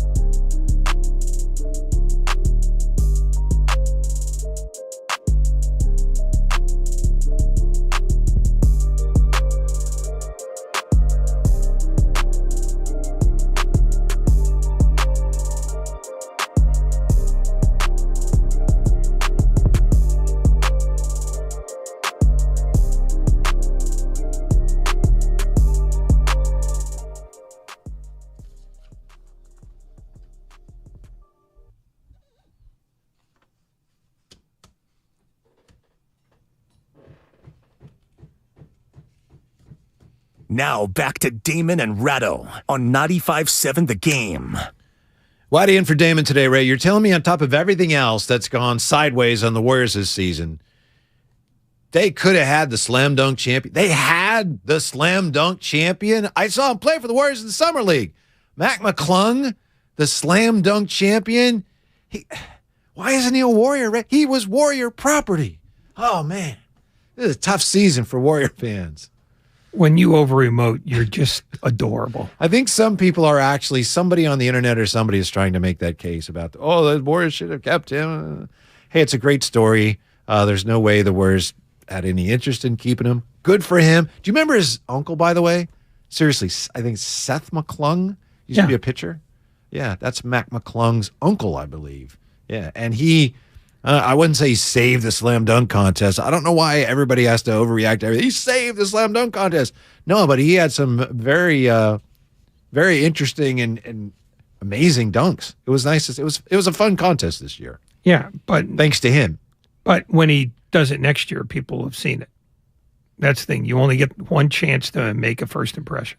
That's why, Ray, I think Reggie Miller may have mentioned this yesterday, and if he did, I'm upset because it's been my idea for a long time. The dunk contest should be in-game. The dunk contest for the All-Star Game should be in-game because there's something about a dunk in basketball. It's exciting and meaningful when you don't know it's coming. But when you have, like, here you go, here's the ball, go dunk. Oh, is that all you got? And when you're getting guys that aren't, Trey Murphy III, valiant effort. Kenyon Martin Jr. was out there with his dad and stuff. It's like some of them get to be almost embarrassing. All you need is one guy in an in-game dunk try to get style points, get hurt. And that'll be the end of that. Which is also the problem with getting big names into the actual dunk contest. Well, there's no reason why anyone would want to do it. Well, big names aren't getting into that. They have nothing to prove anymore. And what do they gain unless they win the dunk contest? Ridicule. Yeah. So why would you bother? Speaking of watching stuff, hopefully you watched and enjoyed at least some of the All-Star Weekend. For all of our best content, head to YouTube, search 95.7 The Game. Click subscribe. You're going to see all our shows live, the best interviews, the most interesting segments, behind-the-scenes content from the Warriors, and more. That's all on 95.7 The Game YouTube page. Subscribe. Why do you make your voice do that? Warriors. Warriors? Yeah. You say how or why? Why? Why? Well, I know how you do it. Warriors. Like Warriors. You know that. So, yeah, but why do you pretend to be a 5-year-old boy? I don't pretend to be a 5-year-old boy. It's just something to mix it up a little bit to maybe ensure that it's more likely someone's actually going to listen to some of these things, right? And then drive their car off the bridge because all of a sudden they're hearing this high-pitched whine that they think is their engine going on fire. From the 510, they almost had the slam dunk contest winner 2 years in a row. Yeah.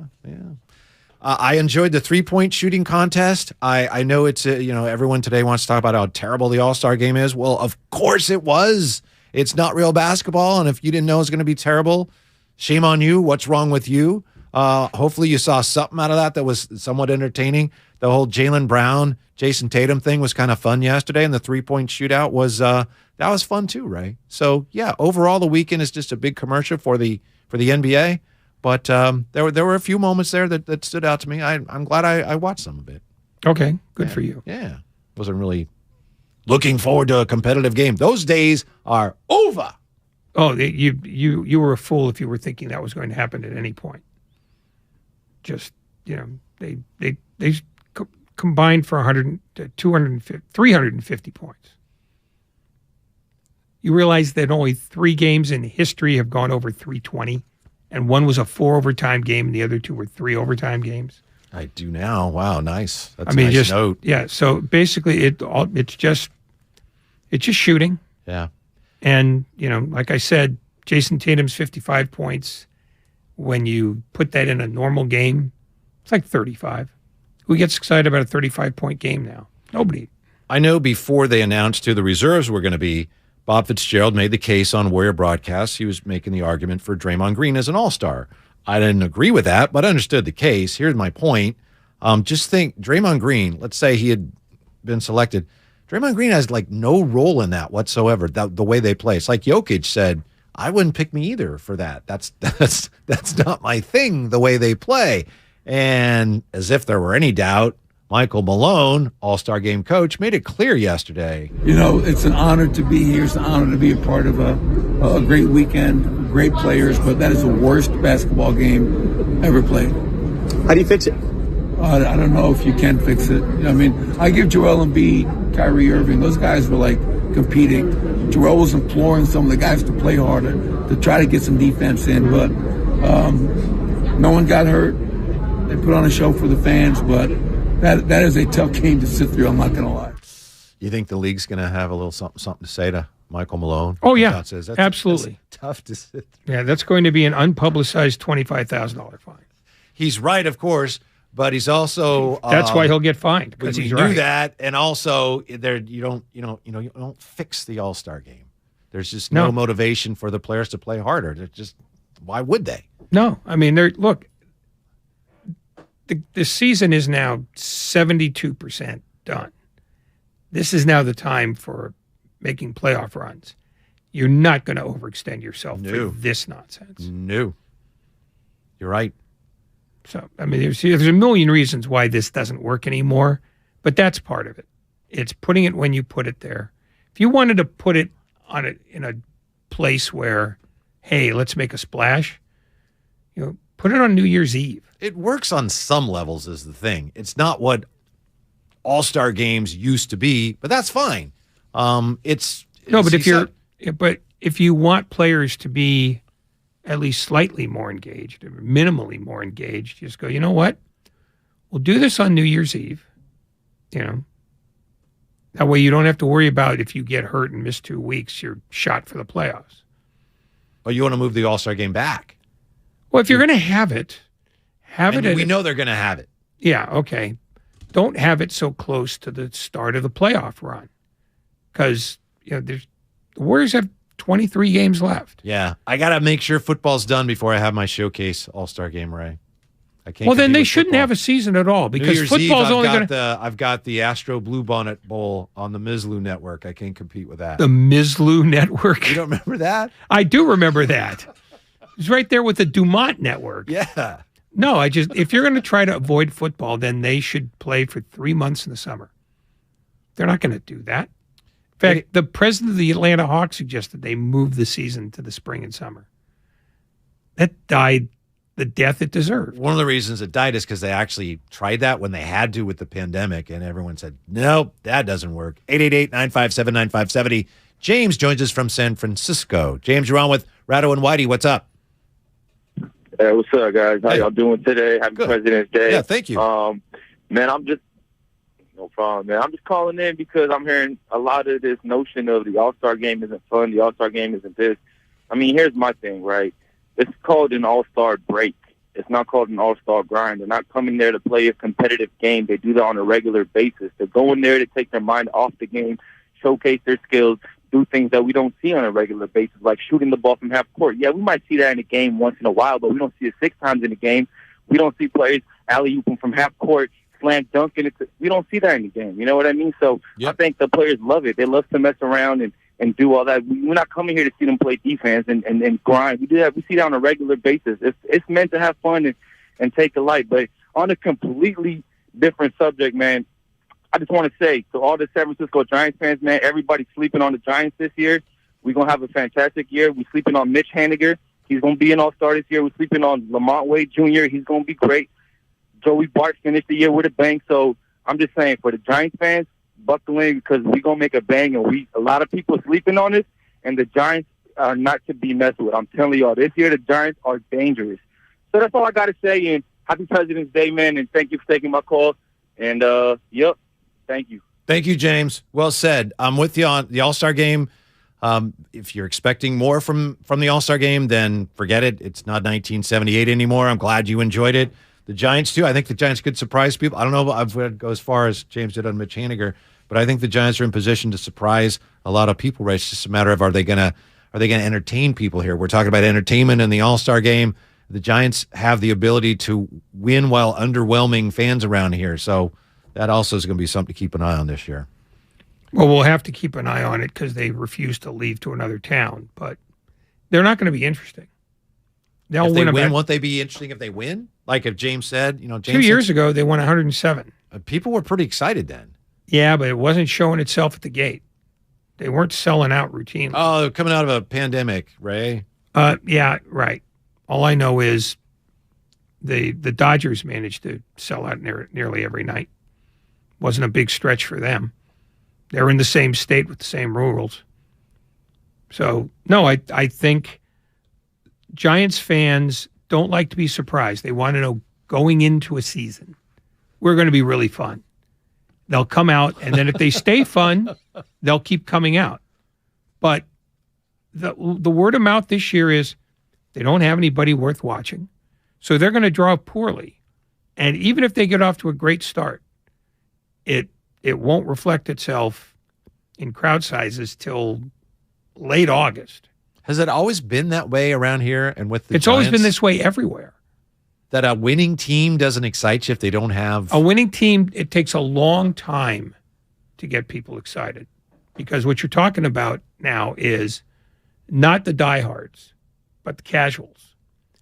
The casuals don't do walk-up very much anymore. They make a plan to go to a game, which means you've got to be good, and you've got to be good long enough to convince them that it's more likely to be worth their while than not. So, yeah, it takes a long time. It's like turning an ocean liner. It takes miles. On the text line, text of the day nominee from the 510, Xfinity mobile text line 888-957-9570. Love the Mizlu network. They broadcast the old World Football League in the early 70s. I believe that's correct. Mark Grandy had a question for my grand idea about the slam dunk contest being in-game, Mark? Not necessarily specifically in-game, but just the slam dunk contest in general. I was curious because it's kind of the NBA's equivalent to baseball's home run derby. The winner of the home run derby takes home $1 million. The winner of the slam dunk contest gets $100,000. I don't know if money is enough to convince someone like Ja Moran or more of a star player to try to compete and win, but that is a pretty big difference, $100,000 to $1 million. Yeah, that's a good point. Thank you, Mark. My guess is that someone like Ja, if I get hurt, I'm going to end up losing more than $1 million. There's no guarantee I'm going to win the million. I don't think that would be enough, right? Maybe I'm wrong. I know Shea Gilgeous-Alexander said money talks when he was asked about how come guys don't play harder. So I think it would take more than that for the big names to get interested in the dunk contest again.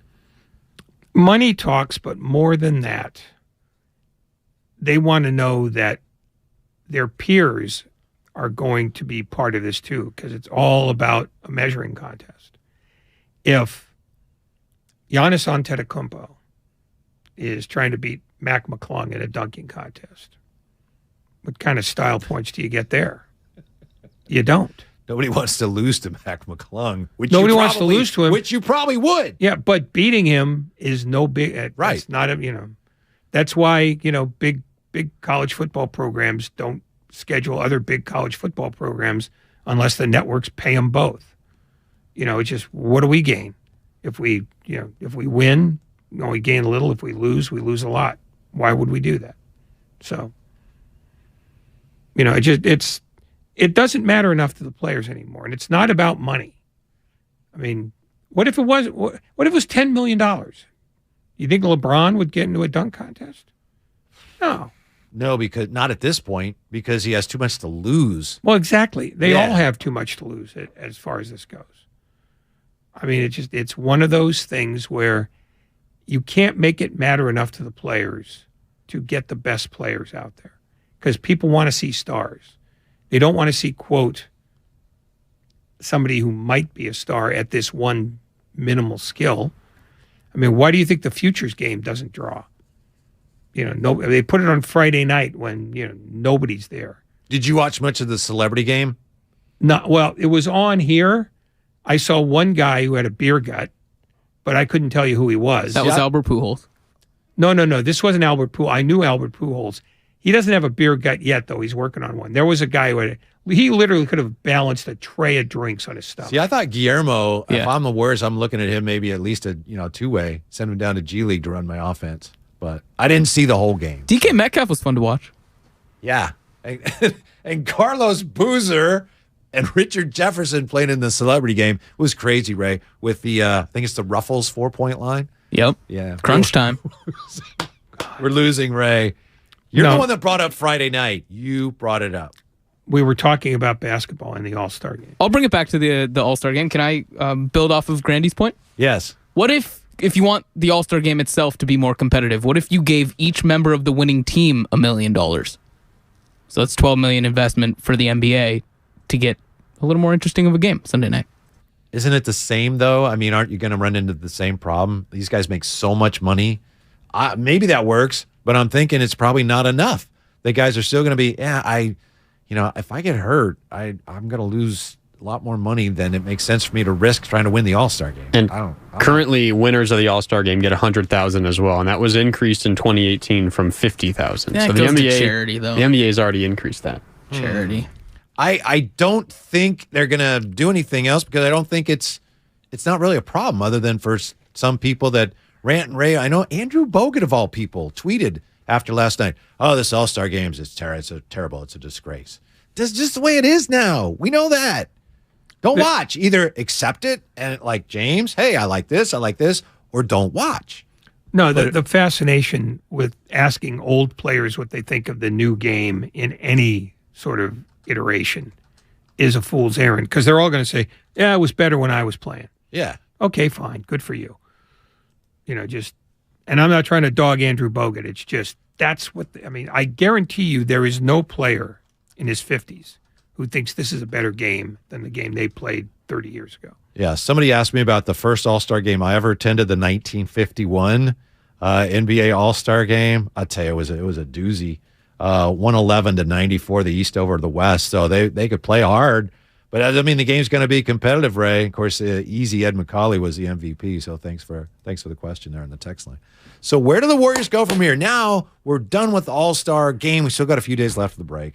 All right, we found out today Patrick Beverley is going to the Warriors. No, he's going to the Bulls. And we know that Westbrook's going to the Clippers. Kevin Love, is he going to the Warriors? No, he's going to the Heat. So the Warriors got injury issues with their new player Peyton and with Steph Curry. They got a tough schedule coming out of the break here. They got to win some games, Ray. And just yesterday, Charles Barkley said they're cooked. I know you said the oven's going, but they're not cooked just yet. What do the Warriors have to do? What do they need to happen to get back into the thick of this thing, which frankly I don't see? Get Curry healthy. Learn to play defense far more often than they do. And take care of the little things that essentially keep them from being the efficient team that they've been when they've won. You've watched basketball a long time. Do you ever? Yeah, 1951. Okay. Do you ever remember? See, I didn't even throw that on you. I was self-defecating there. Do you ever remember? Self-defecating? Yes. Do you ever remember a team that had this wide of a margin in terms of free throws? They don't get to the foul line, and they get. And now the last game against the Clippers actually got to the line, I think 27 times. But you look at them game to game over the course of the first half of the season, they don't get to the foul line, Ray. And when you're getting hammered at the foul line in terms of attempts and points, it's tough to make up for, especially when you're turning the ball over all the time. Tell me how many free throws they averaged a year ago when they won the championship. I think it was a few more than this year. 0.3. I'm now going to look at 2018. Okay, but you have to look at also, it's a good point, but you have to look at the disparity as well, not just the number. Well, because that's my point. It's the disparity, not the number. And in 2018, they averaged 20.3. You know, it's not that they don't go to the line. It's that this year, the other team is going to the line a ton. And that's part of their defense. That's not, But aren't they last in free throws attempted? I'd have to look, but okay, but I understand your point. I'd agree with you. Yeah, they're not last; they're fifth from the bottom. Okay, but the Clippers are last. Phoenix is 27th, tied with Oklahoma City, and the only team of the five who aren't in the in the bottom six is Orlando. So Boston, a lot of numbers. What does it all mean? Boston is 24th in free throws attempted. It's not a meaningful statistic. What is a meaningful statistic is that they are allowing teams to go to the line 23 times. It's because they foul too much. Okay. That's their biggest problem. They foul a lot, and they foul a lot because they don't defend. According to Basketball Reference, that I have their last in the league in free throws attempted, but at their 30th, there's 30 teams, right? So I don't. Maybe we're looking at some different numbers, but I agree with you. The overall point is, it's a matter of the disparity. Because if you're giving up more free throws, a lot more nightly, which they are, then you're just giving up a lot of points. I mean, they're always going to be a high turnover team because of the way they play. They've been a higher turnover team every year since Steve Kerr got there. Not because they would like them to commit more turnovers, but because that's the nature of their game. What they didn't do was give up 118 points a game. What they didn't do was foul 4 more times a game than they're fouled. The details are what is getting away from them, and they're not able to make that up. And I wonder if Peyton can address that. Obviously, better on-ball defense is going to lead, hopefully, to fewer fouls because you have fewer things breaking down, but we don't even know how much he's going to play. We don't know if he's going to be healthy. Better on-ball defense, though. If, let's say he's healthy, just to play the game. And don't you think, Ray, pardon me, I'll let you make your point. Don't you think that for them to make this trade, they have to have good reason to believe that he's going to be healthy at some point this year? I think they were so committed to moving Wiseman at the end. I mean, because they had a chance. They had 3 days to negate this deal. And so they got to play the best case scenarios in their heads and the worst case scenarios in their heads. They don't know, and they do tend to be more conservative than most teams in terms of treatment of injured players. So I think there's a part of them that says, you know what?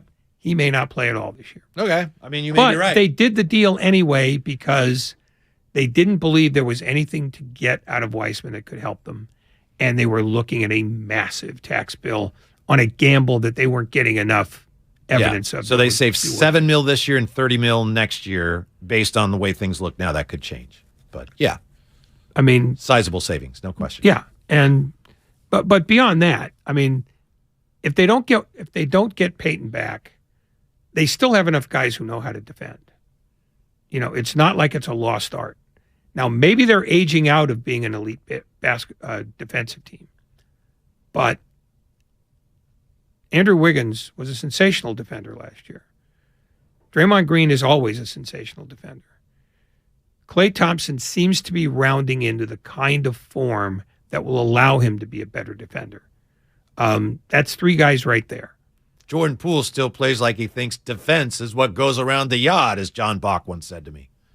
Yeah, John Bach. He literally said that to me. I'm sure he does. But, as a team, because you can have three guys playing their ass off defensively, but if the other two guys aren't very good defenders, you're not a very good defensive team. You can hide one guy, max. Can't hide two. And they don't have enough guys to hide as many guys as aren't good defenders. I also think, Ray, that when this thing broke, the story broke about whatever happened with Peyton failing his physical, I think the Warriors saw what happened to the Giants and the Correa situation, and they learned from that, and they made sure they got out in front of it. Maybe I'm wrong, and maybe it was just that's the way it happened, and that's the way it unfolded. But I know I was on with Guru, and we talked to Bob Myers the day that Correa thing was falling apart for the Giants, and he talked about how, we feel so bad for them, we're in the same market. I think the Warriors did a great job of getting out in front of all that as it kind of blew up in their faces and controlling the narrative to point out that, well, we don't think they gave us the accurate information on his injury. What do you think of that? Well, they got ahead of the narrative. But they definitely did. But they did not get ahead of the problem because the Giants got ahead of the problem and then didn't explain why. The Warriors inherited the problem and did explain why. I don't know what the better approach is. Openness always gives you less PR grief, but are they better because they took on an injured player who they might not be able to use at all this year? Do you think part of the value of Peyton in this particular instance is he's a popular player here, and then you're admitting that our number 2 pick was that was a bad pick, we missed, but it softens the blow with your fan base. It's like, yeah, we blew that, but look who we're bringing back. It's GP2. Everybody loves him. I don't think they did it because of that. I don't think it's a compelling reason, but I think there's some upside to that. I think there's minimal upside because they're still going to sell out every night. They're still going to have fans who believe that the Warriors are the Warriors. So I don't know that really entered into it that much, but I do believe that it was hard to get any team interested in Wiseman based on his resume, and that they had to bring in 2 other teams, both of whom had players they wanted to get rid of to make this trade work. And I think that's what you ended up getting. Portland didn't want Peyton, and Peyton didn't want Portland. Detroit had soured on Sadiq Bey. Atlanta, Kevin Knox was a cipher for them. So they all were getting rid of problems to one extent or another. I don't know that anybody came away from this enraptured by the deal they made, except that something they didn't want anymore was now somebody else's problem. If I'm a Warrior fan, I'm looking at it this way. They wanted to make a move. They needed somebody who would help now. They got a guy who may not be able to help now. They traded away the number 2 pick that was supposed to be part of the future. The buyout market, they didn't get anybody, at least not yet. You're seeing guys that some Warrior fans think could help them, and they're going to other teams. I don't think that, but some Warrior fans think that. So I couldn't blame some Warrior fans right now if they feel like, man, how in the world are we expected to believe this team can turn around? On what basis can this team get better when they really haven't brought anybody else in? They can get healthier, but even when they were healthy, they weren't that good. So what do I have to believe in the rest of the way? 2 possibilities. 1, not all change works well. And 2, the Warriors have muscle memory.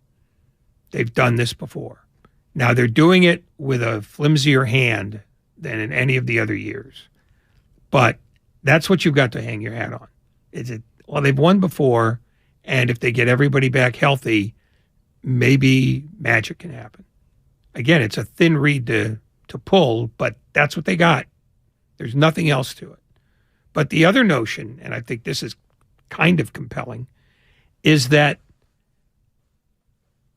teams that make trades don't always do well in them. Sometimes they make things worse. The Clippers might be making their situation worse with Russell Westbrook. They sure might. Dallas might find that Kyrie Irving is a nightmare. Phoenix might not get, Kevin Durant healthy enough in time to become Kevin Durant again. Every trade comes with risk, and not everybody wins every trade or every acquisition. So that's another thing they have to hope is that, that sometimes change sucks. But even then, okay, I understand that. I think it's unlikely, but certainly possible. Even then, you're still looking up at, you got Denver and you got Memphis. And, Sacramento, things are going to stiffen up for them a little bit schedule-wise the rest of the way. But they're still had a really good first part of the season. But you're still looking up at those teams. Well, and they're going to continue. How are the Warriors going to get better? I agree with you. It's got to be defensively. And Peyton, if he's healthy, he would address that area. But other than that, I mean, they're going to have to win as a 6 seed. They're not catching Denver. They're not catching Memphis. They have to hope that they peak at the right time and get the right set of matchups, like most 6 seeds. I don't see them, sprinting to the end and going, 16-7. I don't think anybody does. Do you think obviously it would be possible, just about anything's possible. How likely do you think it would be that they could come out of the play-in and still legitimately compete for a championship, at least advance deep into the playoffs? Because before you answer, as we know right now, they're in the 9th spot because Dallas is 6th. Then the 4 play-in teams, as it stands now, would be the Pelicans, Timberwolves, Warriors, Thunder. Pelicans are a half game out of the 6th spot. So are the Timberwolves, and the Warriors are just a game out of that spot, but they're also just a game out of 12th. Well, if they're the 7 and they get out, they'd be playing Memphis. They've had decent success against Memphis. But then they'd in all likelihood be playing Denver. Given their road problems this year, and especially in that place, and especially with Nikola Jokic, that's a tough ask. Very tough. That's just the reality right now. So if they're a playing team, I would say the best they have a right to think they're capable of is second round and out. Yeah. Now, this presumes that Denver is still healthy and whole and, dominant, it's not like they've won anything in the last forever. Right. But, right. They're the only team I think that they simply cannot beat is in the East. I don't think they can beat a healthy Milwaukee, and I don't think they could beat a healthy Boston. But we thought that last year about Boston. They won that too. So that's the read. Go back to your earlier question. That's the read. That's the other part of this read that you can hang on to if you're a Warrior fan. Nobody's super this year. Everybody's got a flaw or a multitude of them. Right. The discouraging aspect of that is it's so wide open in the West that a lot of the teams, handful of the teams, made some major moves. Obviously, you're right. They may not work out. But whilst Phoenix and the Mavs and the Clippers, I even liked what Memphis did to a degree. While those teams made moves, the Warriors really didn't. They brought back a guy they had last year. So it's very daunting the rest of the way for them. They have to rely on the kindness of strangers. They've never had to do that before. They need significant breaks. They need teams to get injured the way they were getting injured in the playoffs in 2015. They need teams to fail in addition to them succeeding. Whereas in 17 and 18, they didn't have to worry about anybody. They had the best team going in, and they kicked all the ass presented to them, and then they had a parade. Even 15, they got a few breaks on the western side of the bracket. Sure. But when it came, and even at that, they were down 2-1 both to Memphis and to Cleveland. So they had to overcome some stuff. So it's not like that would be new to them. But it still took a lot to do that. And they were 7 years younger then. How likely do you think it is that we're looking at the end of this? Bob Myers could be leaving. And Draymond could opt out. I doubt that he would, but he certainly could. If Bob Myers leaves, what does that mean for Steph's future as a Warrior, for Clay, for Draymond, for Steve Kerr? If they don't win this year, I do think this, Ray. I think we're going to look back, no matter what happens this year. I think we, not only as someone who roots for the Warriors, but as just basketball fans, I think they'll look back on last year's championship by the Warriors, and I think people will in the future say, "Wow, that was a remarkable feat." I think it'll be more clear as more time passes how remarkable that championship and how unlikely, frankly, last year's championship was. Well, I mean, they got a break when Phoenix couldn't get past Dallas. Yep.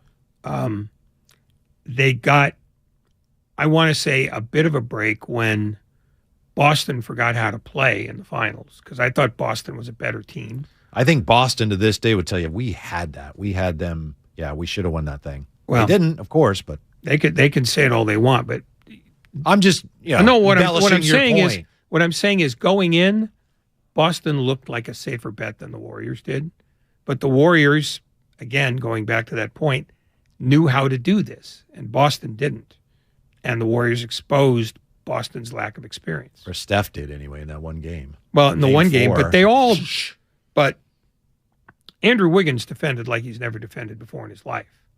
And Draymond Green came off that hideous game with a great game. So they knew how to do this, and Boston didn't yet. Now Boston knows what you have to do to get through a final and all the games you have to eat. Plus, they went out and got Mike Muscala, Ray. Good shooter. Yeah, he's great. No, I just think that the Warriors didn't do anything. Okay, but they got an injured Peyton. But you knew they weren't going to be able to do much. That's what being cap strangled means. You don't have flexibility. That's why you have to hit your home runs in the offseason, not at the trade deadline. I mean, they're going to be grinding through cap hell for a while. So they can't all of a sudden go, I know, we'll be real clever in February and steal somebody. Nobody's got there. There aren't thefts to be made. Mm-hmm. You have to find a team that is literally willing to give you their best player because they hate him so much, like Brooklyn. And they don't have the wherewithal to get a guy like that. They don't have enough draft picks. They don't have enough. They don't have enough assets on the big league roster. They were going to end up doing, in all likelihood, nothing. I wonder the fact that they got Peyton, even as inert as he is more than I thought they'd be able to do. From the 415, don't you guys think that the baseline level for talent in the NBA has risen in the logjam in the Western end of it? The West actually it's a down year for the West. It has been, yeah. But he's asking about how the trades made it better. And on paper, they do. But now it's a matter of chemistry. Does Russell Westbrook make the Clippers better?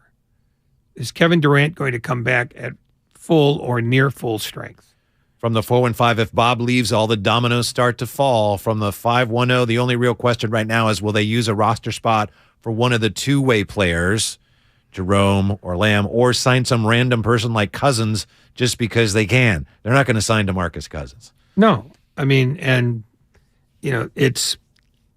there's a trap in going back to players you've had before. It just, I don't know who they could get, so I'll just mention a guy that I saw on their roster a year or two ago.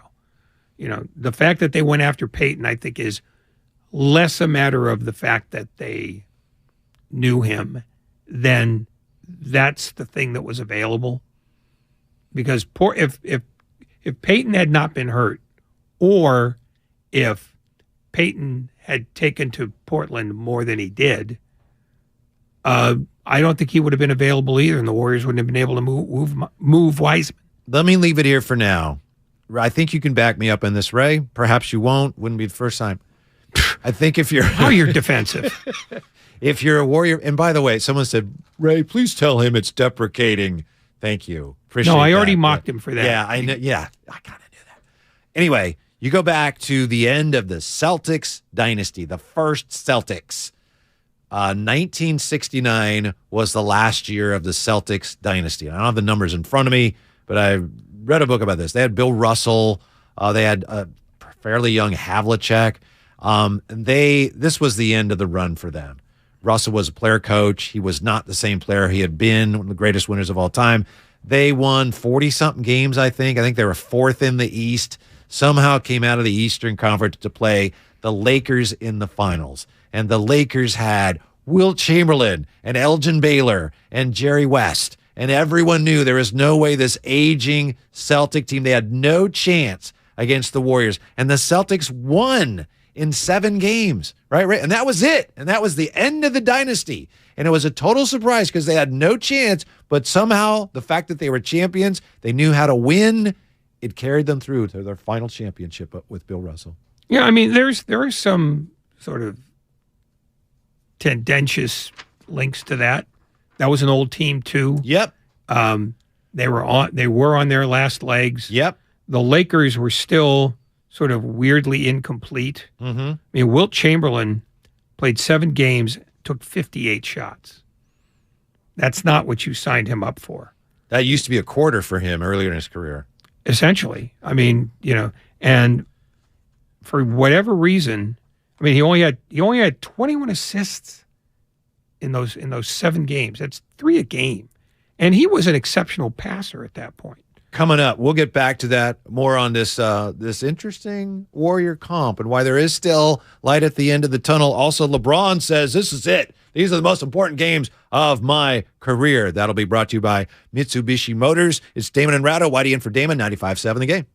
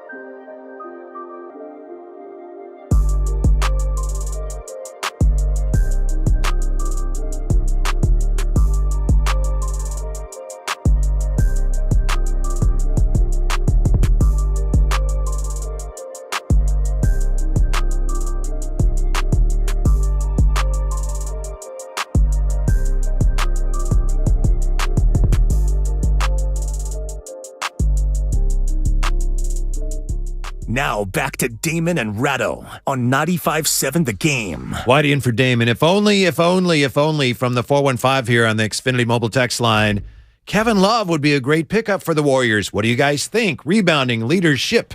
2 words, leadership. Buys in the culture, champion, and he can probably come back. If only, Ray, because he's going to the Heat. Kevin Love intends to join the Heat after clearing waivers. This is what a lot of Warrior fans are looking at, the type of things they're wondering about. How about this guy? How about this guy?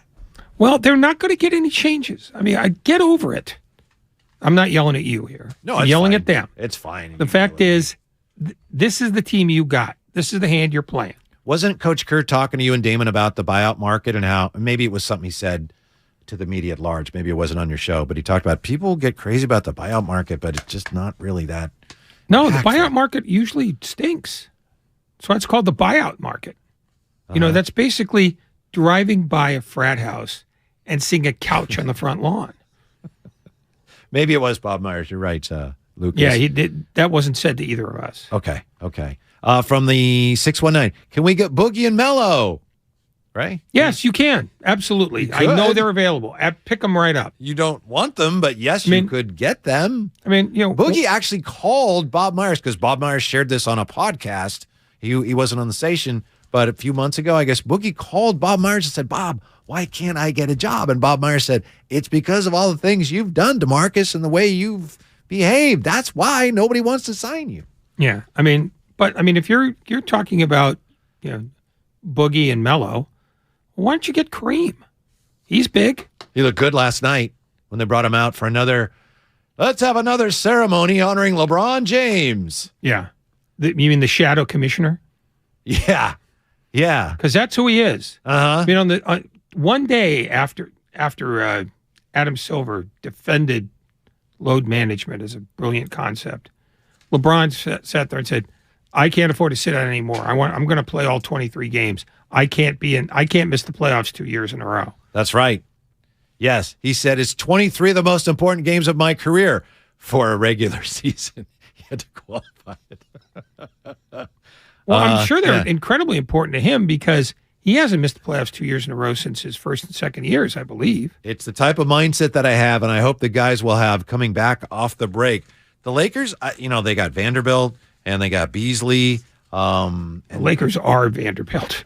Yeah, they actually made some nice moves. Who else did they get? Well, they got Rui Hachimura, but they don't win. They haven't been winning since they did that.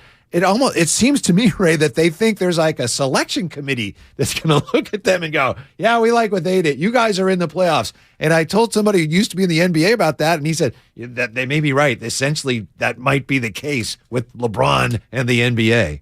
Well, the truth is, they've always, decided that no, stars and big names are what we need in this town. And that worked for a very long time. They missed the playoffs like 6 times in like 64 years. But in the last decade, really since the last Kobe contract sort of strangled their ability to get other players, they have been punching uphill. And to compound that, their front office is shambolic. They don't know what they don't know.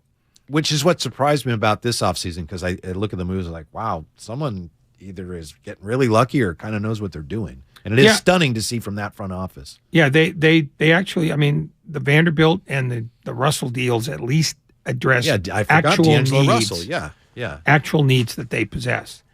But you still don't know how much they don't get it. Because that would be the first time they've ever sort of not been swindled on a deal. I mean, when they went out and got Russell Westbrook, they were swimming against the tide of 29 other teams that said, "We've seen that. We don't want it." Mm-hmm. And once again, big name, went to UCLA. We'll get a lot of local fans. They got all the fans they need. Get players. And now he's going to the Clippers. Looks like, I believe that was reported that he's going to the Clippers. And by the way, also reported today, Patrick Beverley going to the Bulls. Who cares? Well, there are some Warrior fans who were hoping the Warriors would hitch their wagon to Patrick Beverley. I was never in favor of that, but it speaks to where a lot of Warriors fans are right now. It's like, these guys are available. Other teams are doing things. Why aren't we doing anything, Ray? They can't. They can't. And why these people don't understand that is staggering to me. It just, how do you not know that they're so far over the tax they can't get anybody? I mean, the fact that they got Gary Payton II is a modern miracle. That shouldn't have been able to happen either. But they already had him. They had him, and they let him go. So they got a guy back that they decided they didn't want, and it cost them a number 2 pick. But they made a money choice there. I know. They couldn't pay that. They couldn't be comfortable paying the level of tax that they were going to inherit with that.